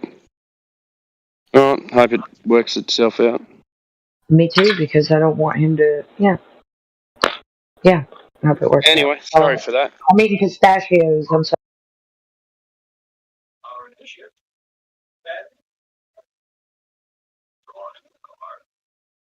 Also, I've got to go. This has been very interesting, though. I imagine that Timbo and Jedi can keep this going because of their position on this flat stationary plane. And I yield the floor to you guys. But it's been fun, Deathbringer, to actually talk to you because I don't get I don't get to talk in those other places. Doesn't seem like a Yeah, it's constant because over talking. Yeah. yeah, the Glovers in there, and even the Flat Earther, like Clay under Seal, man, he monologues a lot. I'm not disagreeing with what he says, but he also just has like such a way about him that he doesn't allow anybody to talk, man. Oh yeah, that dude.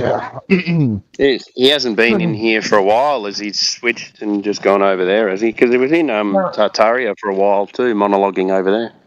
Yeah, he's just monologuing so much, nobody can get a word in, and even like Yeah. I know that both sides of the spectrum when it comes to Globers and Flat Earth, like Flat Earthers, that nobody can say anything. He's just over there talking, and he's not paying attention to the fact that people are like, "Hey, you've been talking for like 2 minutes. Can you please stop?" Man, I tried to say something in 2 minutes. That was a short one then. yeah, that's true, But I tried to say something, and he got offended or something. Like he was like, "Do you not hear me talking?" Like, dude, you've been talking for like looking at my clock. Like, I mean, come on. People are in here trying to talk. I can't even remember my point I was making. Oh yeah, it was somebody on there was saying something like they even said that they didn't know that they were seeing a bunny rabbit, and they're or they were asking if somebody believed this in the Easter reality bunny. discussion. Yeah, well, they were asking if somebody believed in the Easter bunny, and then almost like in the same breath said that they didn't even know if they were seeing an actual rabbit bunny, like hop in reality, like because their reality might be subjective. And I was like, so what? You just lost all your credibility right there. Whatever you're arguing towards, you've lost all credibility because you can't even distinguish what's reality and what's fiction. So he sees a just bunny imagine. rabbit hopping across the ground and says, "I don't even know Right. if that's real or not." Yes. Okay. And that's all I was trying to say, and everybody else was talking about other things instead of addressing that point. And I'm like, did you not just hear what he said? Tell him that his credibility is gone. He just told you that he doesn't even know what reality is. So why is he arguing for what we're supposed to believe reality is? So fuck off. Sorry. I'm gonna have to start. I'm gonna have to get used to calling you Patsy now. Flatsy. Sorry. You can call me Kim. I just like Yeah. Patsy Cline. You know who I am. But Patsy Cline, I can sing like Patsy Cline, so I Sure should call can. myself Patsy Cline. That's good. It's been nice though, guys, and it was good seeing you in here, Deathbringer. I gotta go. Take care. Have a nice Jedi, night. Jedi, good to see you briefly. Thank you, Kim. Have a great day. See you soon. Night, Kim. Not Timbo. You be good down under the Across over there. across over yonder. Way Love the you fuck guys. over there. Yeah. Bye. See ya. Yeah, it's in the middle of nowhere. It's like the furthest place you could possibly go. Australia. It just takes so long to get here.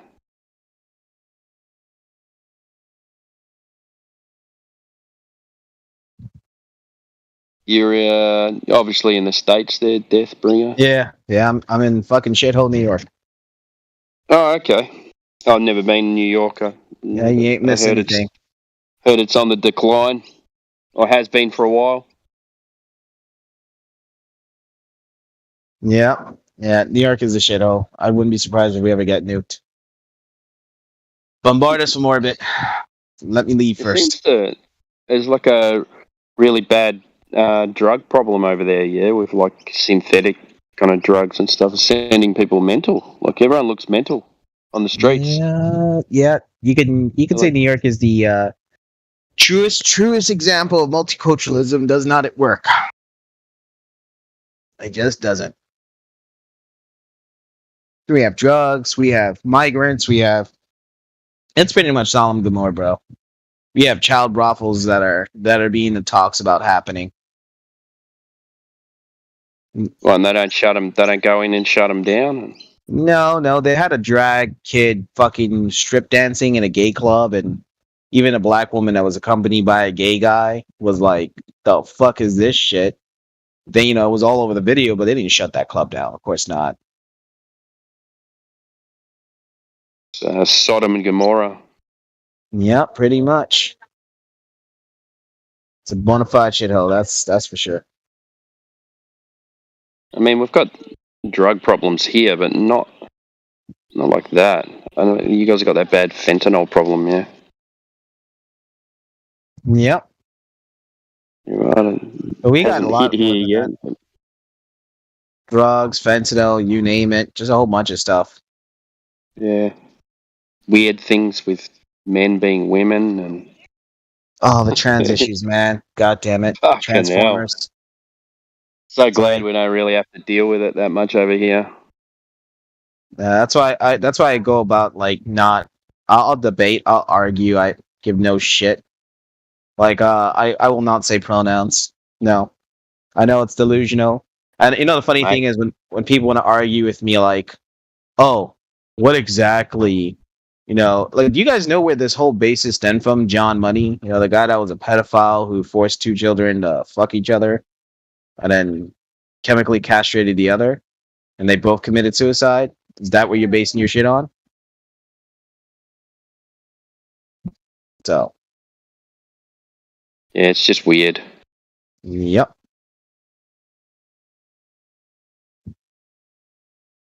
So it wouldn't be so weird if it wasn't pushed so hard. That's the weird thing is that's the thing that's weird. Like adults can go and do whatever the fuck they want, Yeah, but that's the thing. It's the only way they spread and breed.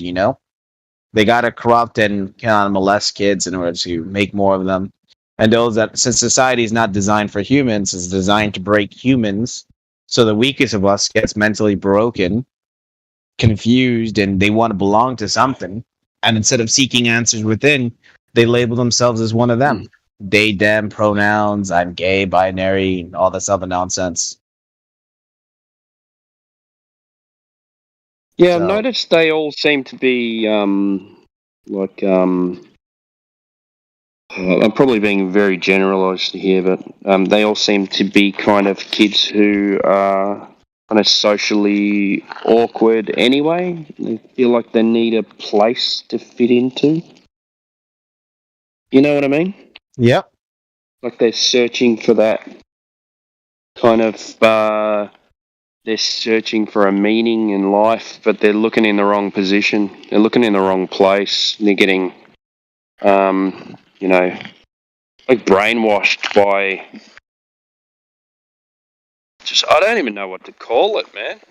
Like, I don't even know if it's that real. Like, is it just online it's real?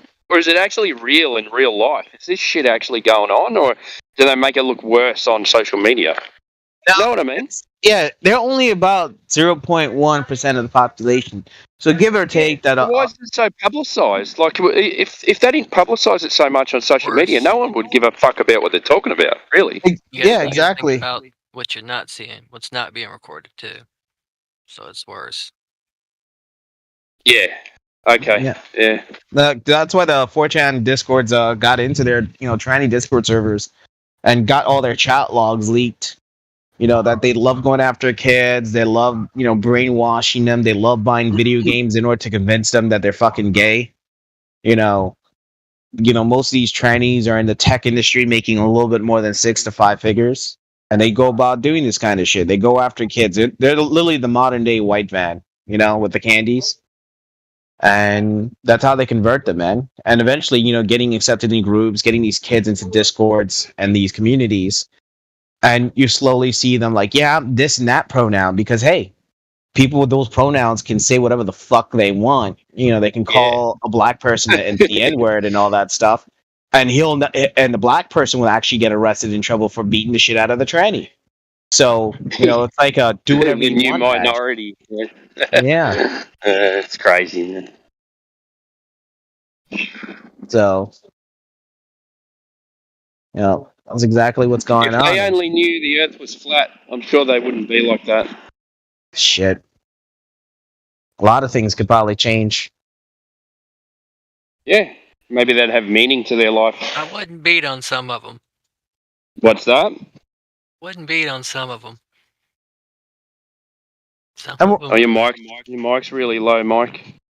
Yeah, it boosted you to 200. May not just be transgender, but they could also be transhuman. So it may not be wise to beat on people. The unknowns.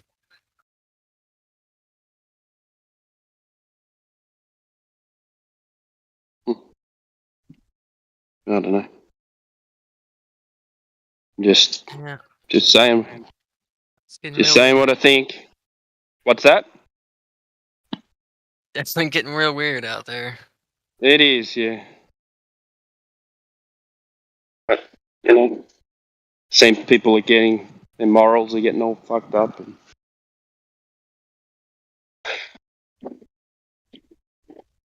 going in the wrong direction.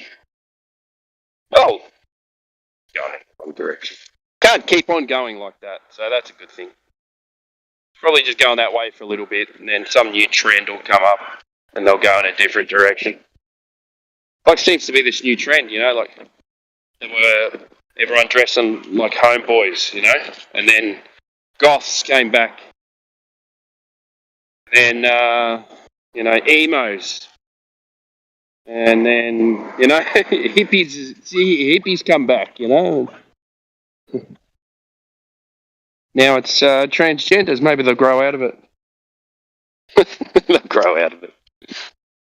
I don't know. Whatever.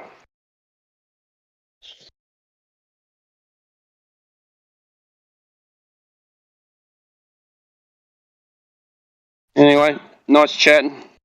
I've got to get going.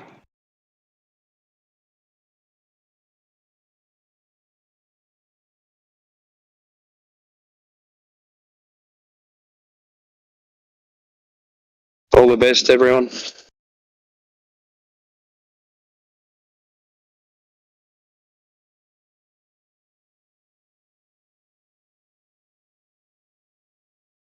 Heading out. Catch you guys later.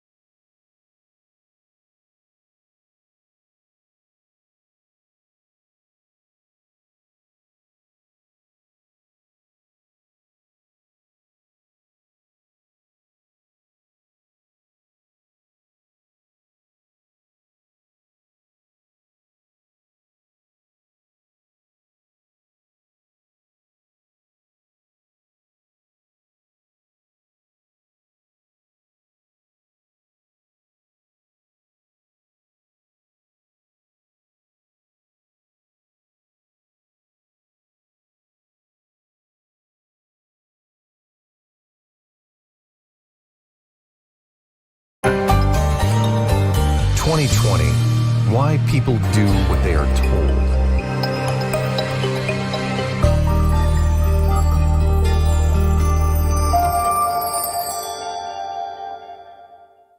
I've spoken with a lot of people since the nightmare of 2020 began and have heard a variety of common themes. How that everything is a hoax, we're all doomed, Jesus will save us, Trump will save us, maybe even that we don't deserve to be saved. One of the themes that seems to get hidden in all the noise and chaos is why so many people are going along with the insanity without any resistance at all. You know who I'm talking about. The sheep, the zombies, the drones, the mouth-breathing troglodytes, whatever you want to call them. They are everywhere, and despite how much pressure and heat are turned up on this civilization, they keep adjusting their daily lives and lurching forward, or in this case, backward. Yes, it's frustrating to watch. How is it that your friends, family members, and coworkers can't see the giant red flashing lights right in front of their face? How is it that they are comfortable turning on their own? How is it that they are actually helping to tear down their own civilization without wringing their hands and looking to the heavens for inspiration and guidance? The short and brutal answer is that it's built into us.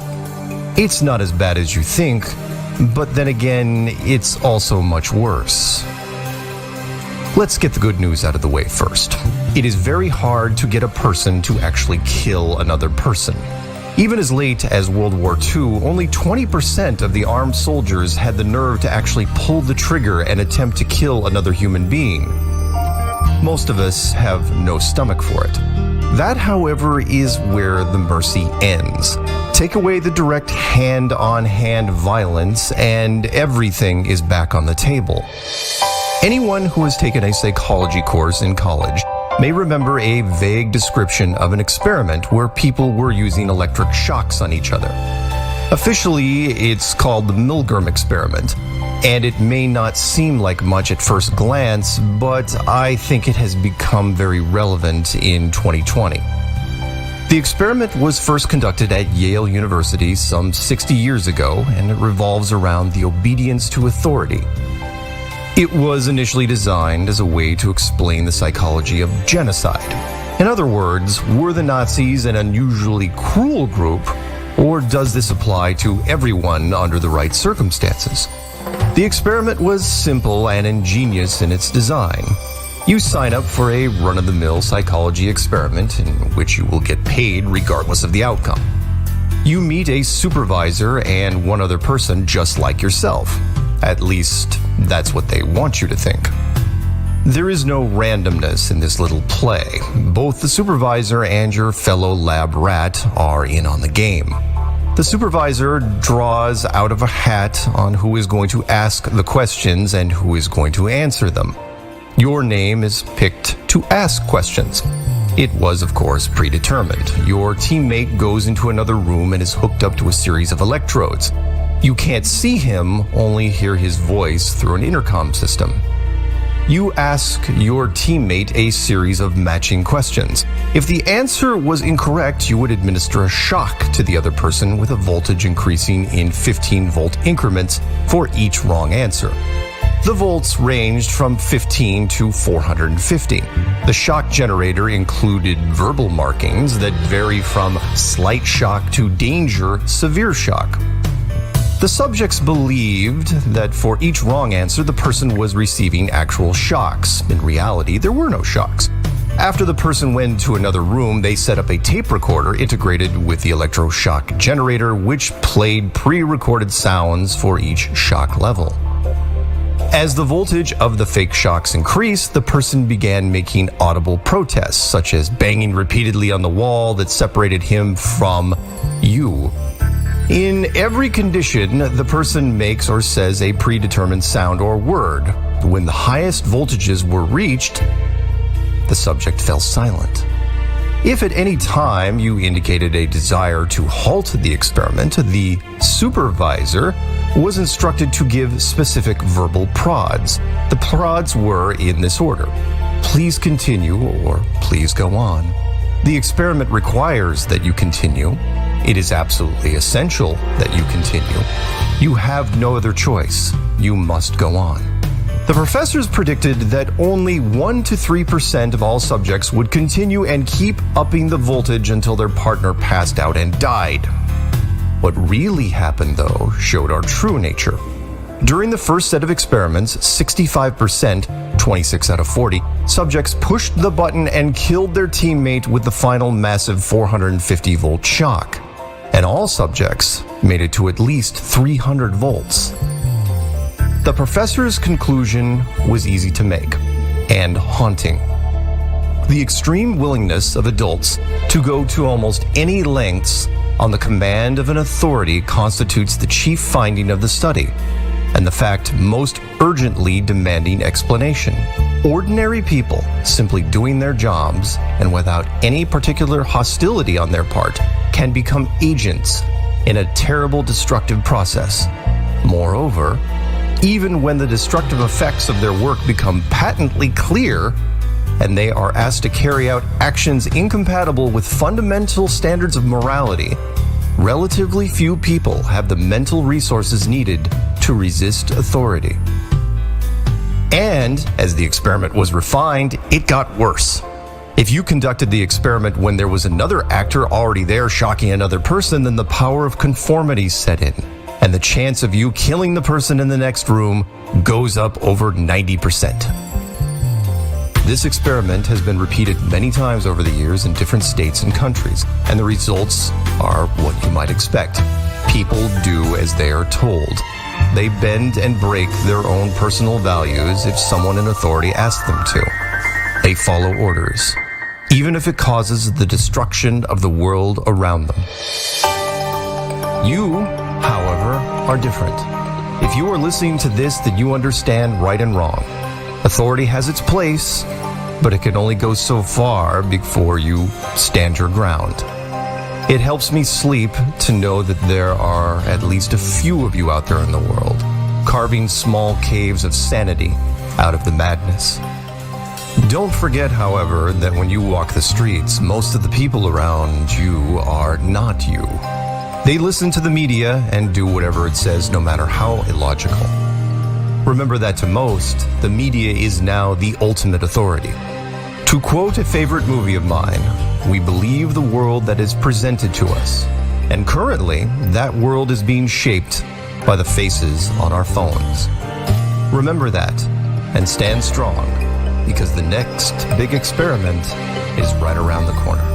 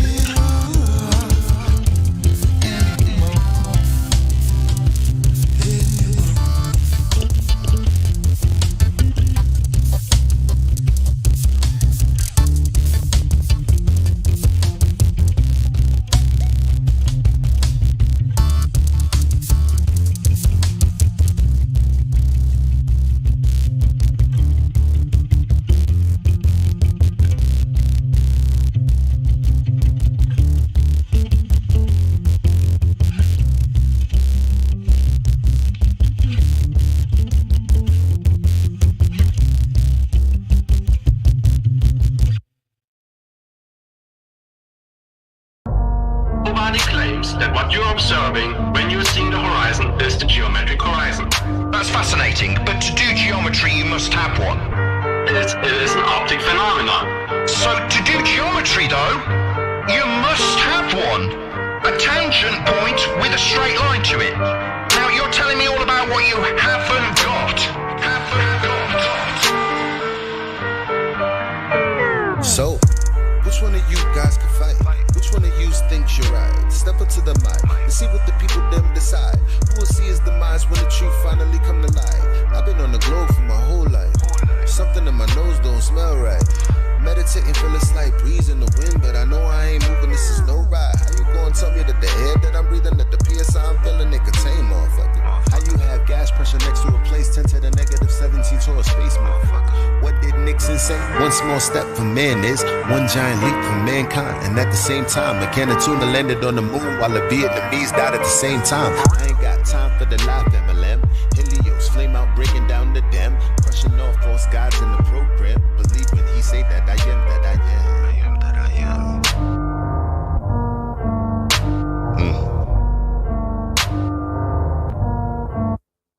So, which one of you guys can fight? Which one of you dies tonight? Step up to the mic and see what the people them decide. Who will see his demise when the truth finally come to light? You should raise them to be free. If not, they might rebel. You are not an educator, you bringing me down like an elevator. Better yet, an escalator. You keep gumming my shoes so that I never make it. I'ma put you down like you a tire levitator. Speaking of the elevation, the black swan, why is the horizon 10 times further than the geometry you predicated? Probably cause you never did it. Never did, never will. Now global, tell me how you really feel. This is not a globe, this is the appeal. This is not a globe, this is just for real. This is for your soul, something you can feel. Saying you won't change, but I know you will. Here's your Dr. Bill.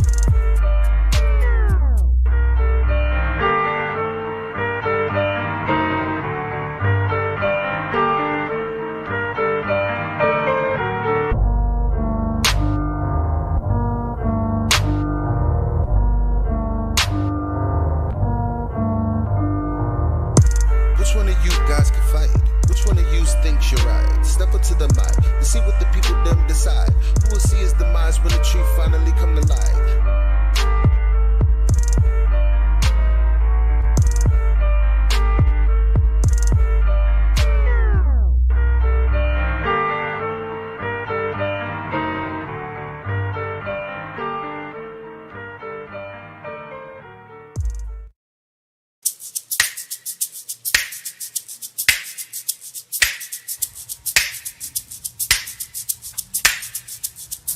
Love, love, love, love, love, love, love, love, love, love, love, love, love, love, love,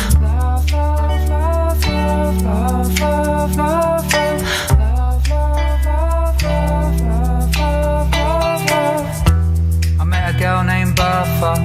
She said she was a flat earther. On our way to the conference, I said, you know that's nonsense. She said the shit's not nonsense, you don't even know, have you heard my silence? I said what about science? And she said science don't give me no love. I got talking to Linda, she was out on a bender, flicking through Tinder. I said how's that working for you? She said it's not working, it's regret and embarrassment lurking. But it's late and I'm lonely and hurting, and where else can I get me some love?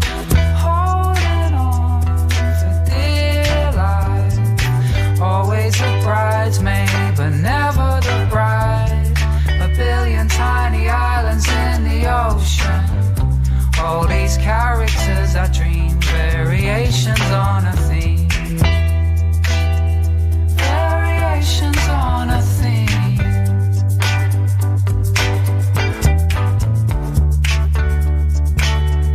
Variations on a theme. I met a boy called Casper.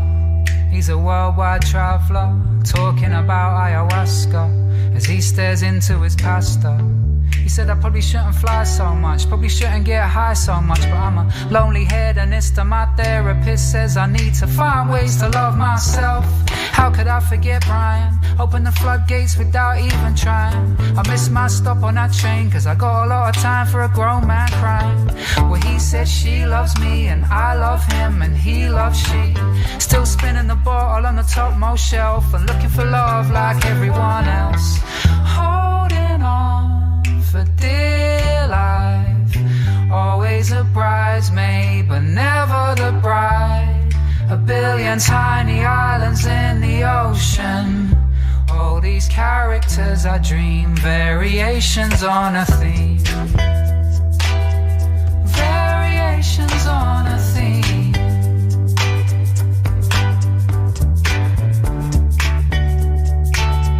Variations on a theme.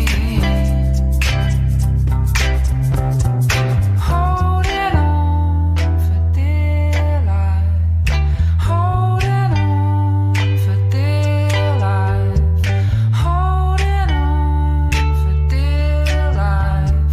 Holding on for dear life. Like everyone holding on for dear life. Like everyone holding on for dear life.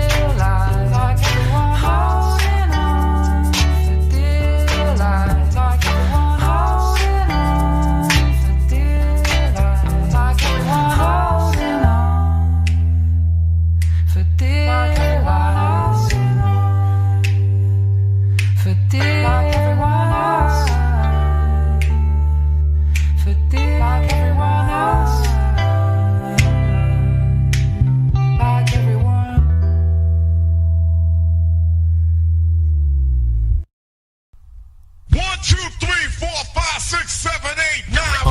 It's the 10 Black Commandments. Yeah. This Globy can't tell me about this curve. Can't tell me nothing about this curve, this speed. I'm a real truthist. Truth is on the beach. I ain't forget about you, brothers. My Nikon shooters. Shout out to the lobby. I've been in this game for years. It made me an animal. It's rules to this shit. I wrote me a manual, a step-by-step booklet for you to get your game on track. Don't let your way get snatched. Rule number uno, speak on what you know. You shouldn't make claims unless you know for sure. Otherwise you're telling lies. And if that man catch on, then your ass is gone. Number two, never let them think the earth move. Don't you know the pendulum tricks are not science? Yeah, take it from your highness. They need to be set up from high up and kicked or fired up. 3, never trust nobody. Your science guys will set that ass up properly gassed up. Fellas need to throw it up. Shit for the fast buck. They be lying in the comments, just confuse that ass up. Number 4, know you heard this before. Never get high on the CGI. Number 5, never speculate on the unknown. I don't care if they fight with an ounce, tell them bounce. Number 6, that goddamn citation, get it. You think a Globy backing up the claim and forget it. Number 7, this rule is so underrated. Keep ladder society and servers separated. Shadows and sticks don't hit this bullshit. 2021, man, that shit's archaic. Number 8, DC checking 1 or 2. Stop typing and get a mic or something to speak through. Number 9, should've been number 1 to me. If you ain't trolling back, get your ass in BC. If the team must get you slipping, they ain't trying to listen. They be pitching your ass out straight out to Congress. Number 10, a strong word called a measurement. Strictly for honest men. If not, just watch them spin. If you ain't got the globe proof, say hell no. Flat earthers want that proof, rain, sleet, hail, snow. All these rules, you'll smash globes until they break up. If not, 24 trolls who won't wake up. Truth hit your mental, watch your mind shake up. You was sleeping, now you about to wake up. Snacks in the back on your way up. Bathrooms on the left, urinal caked up. DJ on the way, about to play some. Chairs good, stogies lit, feet up, 24/7. Discord.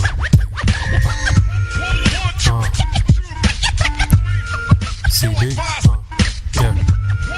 Shout out to the mods, golds, silvers, values. Lobby gang. Yeah.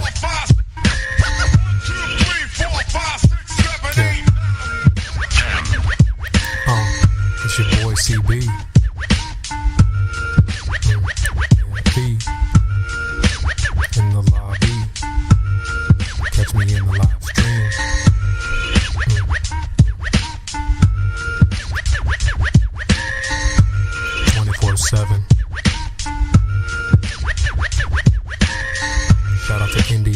CJ, Baba Yaga. Yeah. Nemus. Effie in the house. Tell him bounce.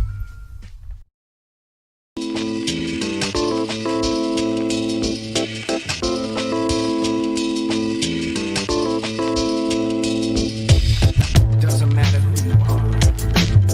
They've been telling you a story.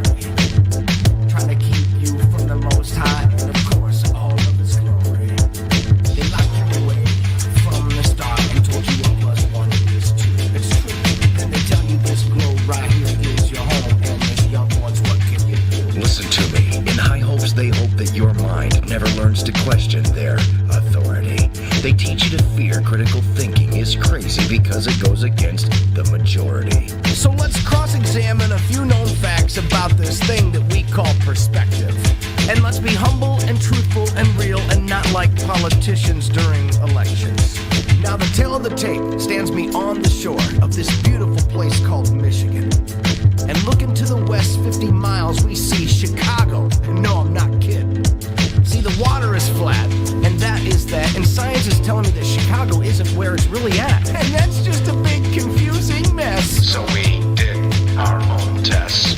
8 inches times the mileage squared. That's right, 8 inches times the mileage squared. 8 inches times the mileage squared gives you the curvature of the earth. Now to find out the curvature in feet, just divide by 12, because, well, that's how it works. Now remember, we were 50 miles away from Chicago going all the way back over the water of Lake Michigan. Break it down! So we take 50 times 50 times 8 inches, it gives us 20,000 inches. You divide by 12, it gives you 1,667 feet below the horizon that Chicago should be. But it isn't. It isn't a ball. It isn't at all. It isn't at all. Just say 1,000 words and sometimes it I need it at all. Just say 1,000 words and sometimes it I need it at all. Just say 1,000 words and sometimes it I need it at all. Just say 1,000 words and sometimes it I need it at all.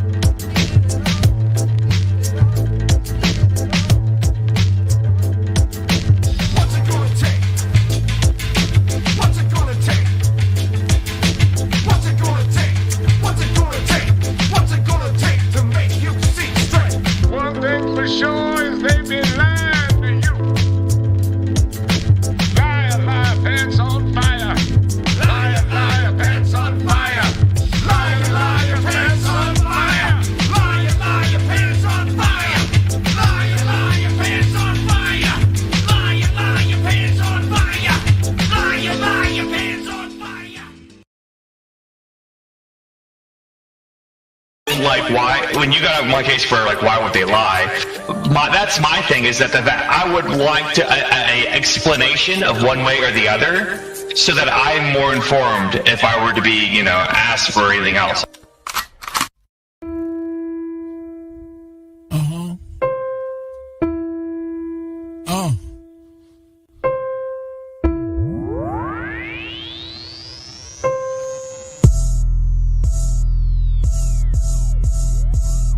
Why would they lie? Why would they lie? Why would they lie?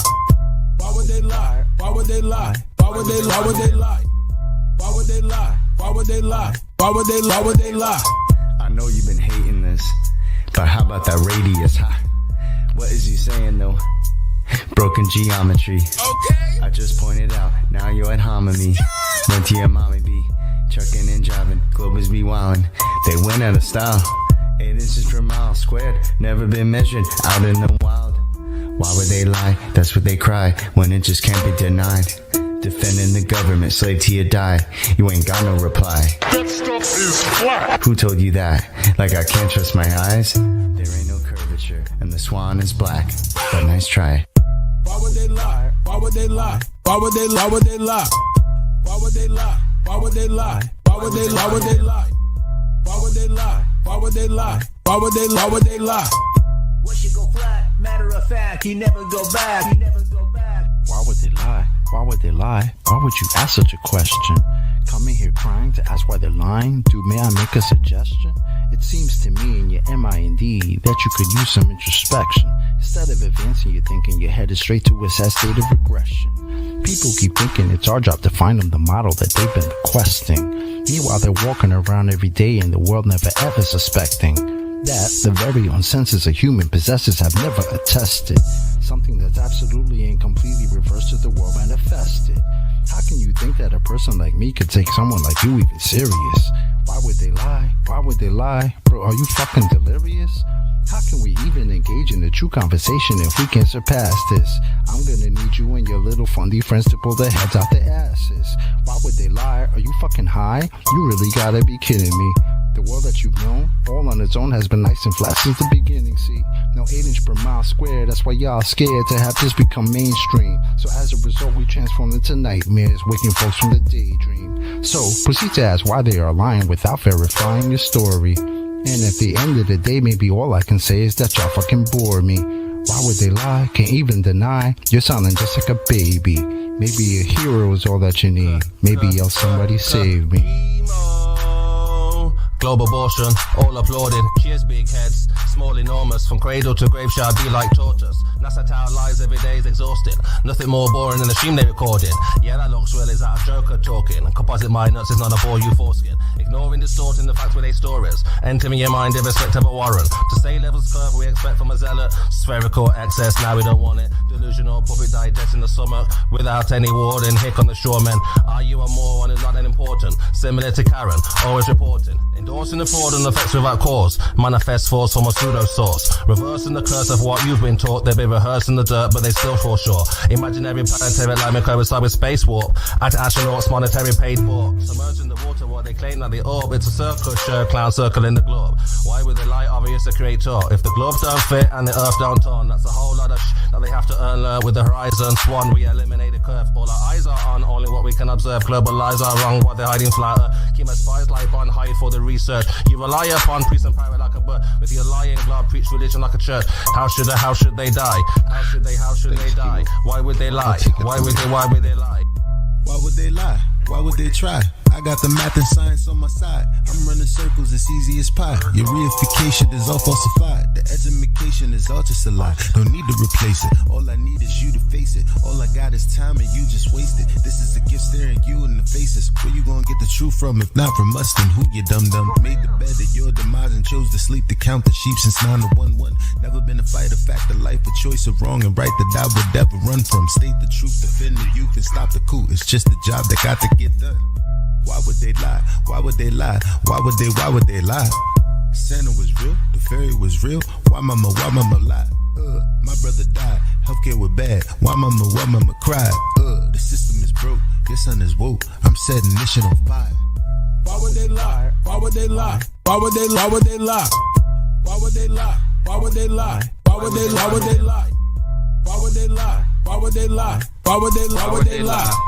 Why would they not? The plot and derive by watching the sky and they know it's a clock. They picking both sides and listed with lies. The people pretend that they pick who they got. The people divide and then they disguise and now they devising a plot. You ask why they lying from behind closed eyelids. You disguising an iris that's lifeless. You're denialist, but this lie is why you're a nihilist. Guess you're lying for the pride then. They enticing the brightest to get deprived in contrived confinement. Lie about what the meaning of life is. Get a degree in a 9-to-5 shift. Only way that you'll survive this. What's that mean? They have to bribe them. Yeah, it's tragic. Their only tactic when the model under attack is asking where a map is. If they lied about the earth, what you even asking? Weaving past them, leaving blasting. Everything you believe is backwards. Occult belief is practice. That's what they achieve in masses. Yeah, it matters. You believe what masses. Massive incoherent magnets have a weak attraction. That's electrostatics. They always invert it backwards. Wonder what's the verdict, pastors? Religious zealots preaching, talking past us. Sent a blitz right up the middle. Who can block the fastest? Falsify the radius. You cannot walk right past it. Yeah, they truly think they got the masses, but God's got the backing, so they can't stop what happens. Why would they lie? Why would they lie? Why would they lie? Why would they lie? Why would they lie? Why would they lie? Why would they lie? Why would they lie? Why would they lie? Why would they lie? Why would they lie? Why would they lie? Oh gee.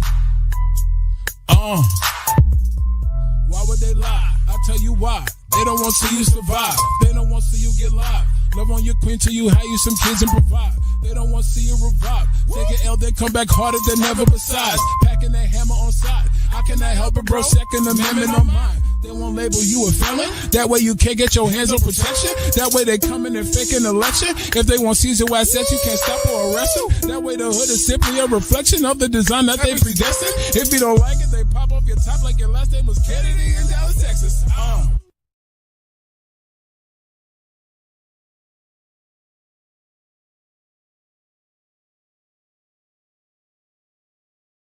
There's this one video where the actor is going around a corner and he is faded out before making it completely out of the viewer's sight.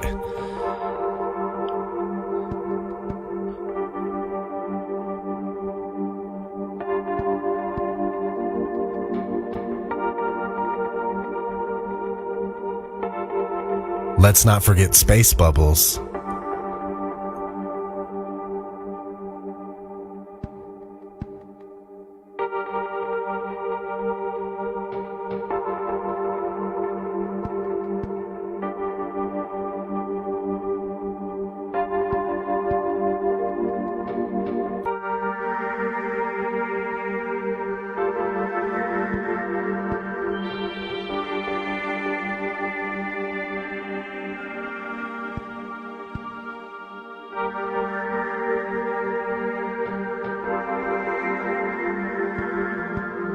Dave Williams about to move out of the Quest airlock. Those particles that you see emanating from the airlock is said by the EVA officer Paul Baim in Mission Control to be particles of water from the crew's sublimators on their spacesuits.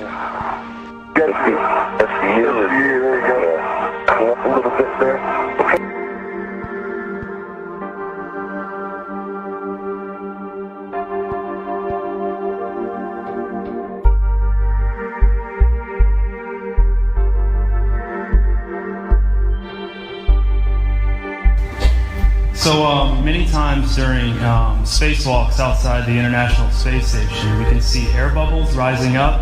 Can you touch on how there are air bubbles in space? Can you be more specific? Air bubbles? So yeah, like a lot of times during the footage, the NASA footage, you can see bubbles coming up out of the helmets or kind of from underneath you. How do you explain bubbles in space? Yeah, I'm not sure exactly what you're talking about. Oh, and it just happens that actors train in an underwater tank.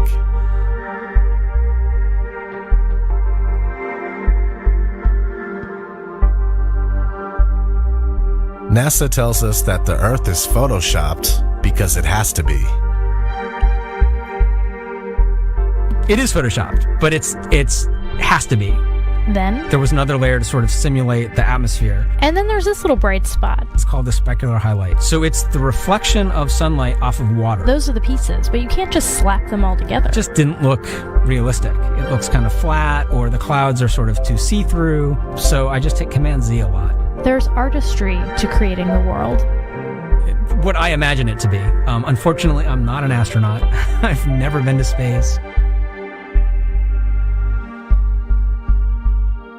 Some NASA actors say that you can totally see stars when you're in space. Whilst in space, have you ever looked away from Earth into the black void? Yeah. Because you can see. Because you can see the stars. Oh yeah. You know, and pretty much all the time you can see the stars. Yeah. It's not a black void. I mean, it's black, but there's all kinds of little polka dots. There's all the stars there, and the cool thing is about it, you can see it during the day. Yeah, you can, and there's more than stars. You can see planets. You can see moons. You see the gas. Magellan clouds of the Milky Way you see galaxy. The Magellanic Clouds. Magellanic. See, I just wanted the Magellan there's a large clouds. one I didn't and a want to small one, right? Yeah. And then you can see the zodiacal light. Whoa! But the NASA actors from 1969 say that you can't see the stars in space. We were never able to see stars from the lunar surface or on the daylight side of the moon by eye without looking through the optics.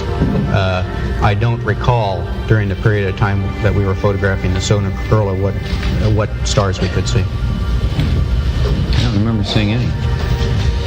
because you can see the stars. Oh, yeah. You know, and pretty much all the time you can see the stars. I don't remember seeing any. NASA says that we can't leave low Earth orbit.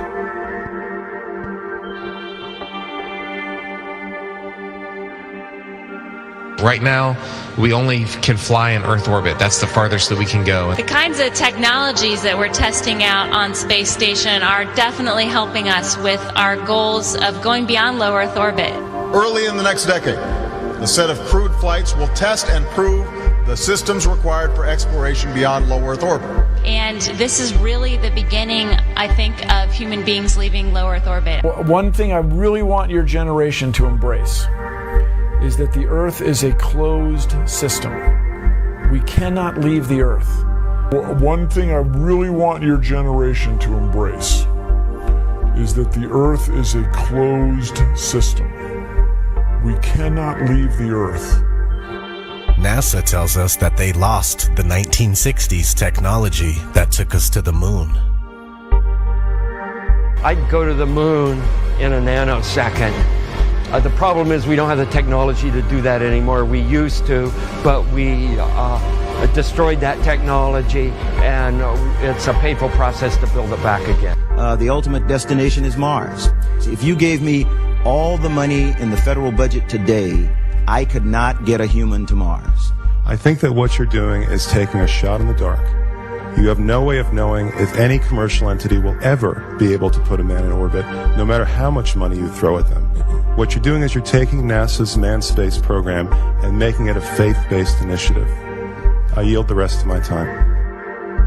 NASA also says that they lost the telemetry data for the moon missions. I haven't seen anything that indicates the telemetry data is even in existence, and as I said, even if we had it, we don't have the machines to play it back. Unfortunately, I'm afraid I can't really give you much of a clue as to where this data ended up and whether it still exists or not. Welcome to the show where you don't know if it's part of the show. Welcome to the show. If you don't know, it's part of the show. Didn't they teach you to reach for the stars while opening up the bars and keeping you chained down with mortgage bills and cars?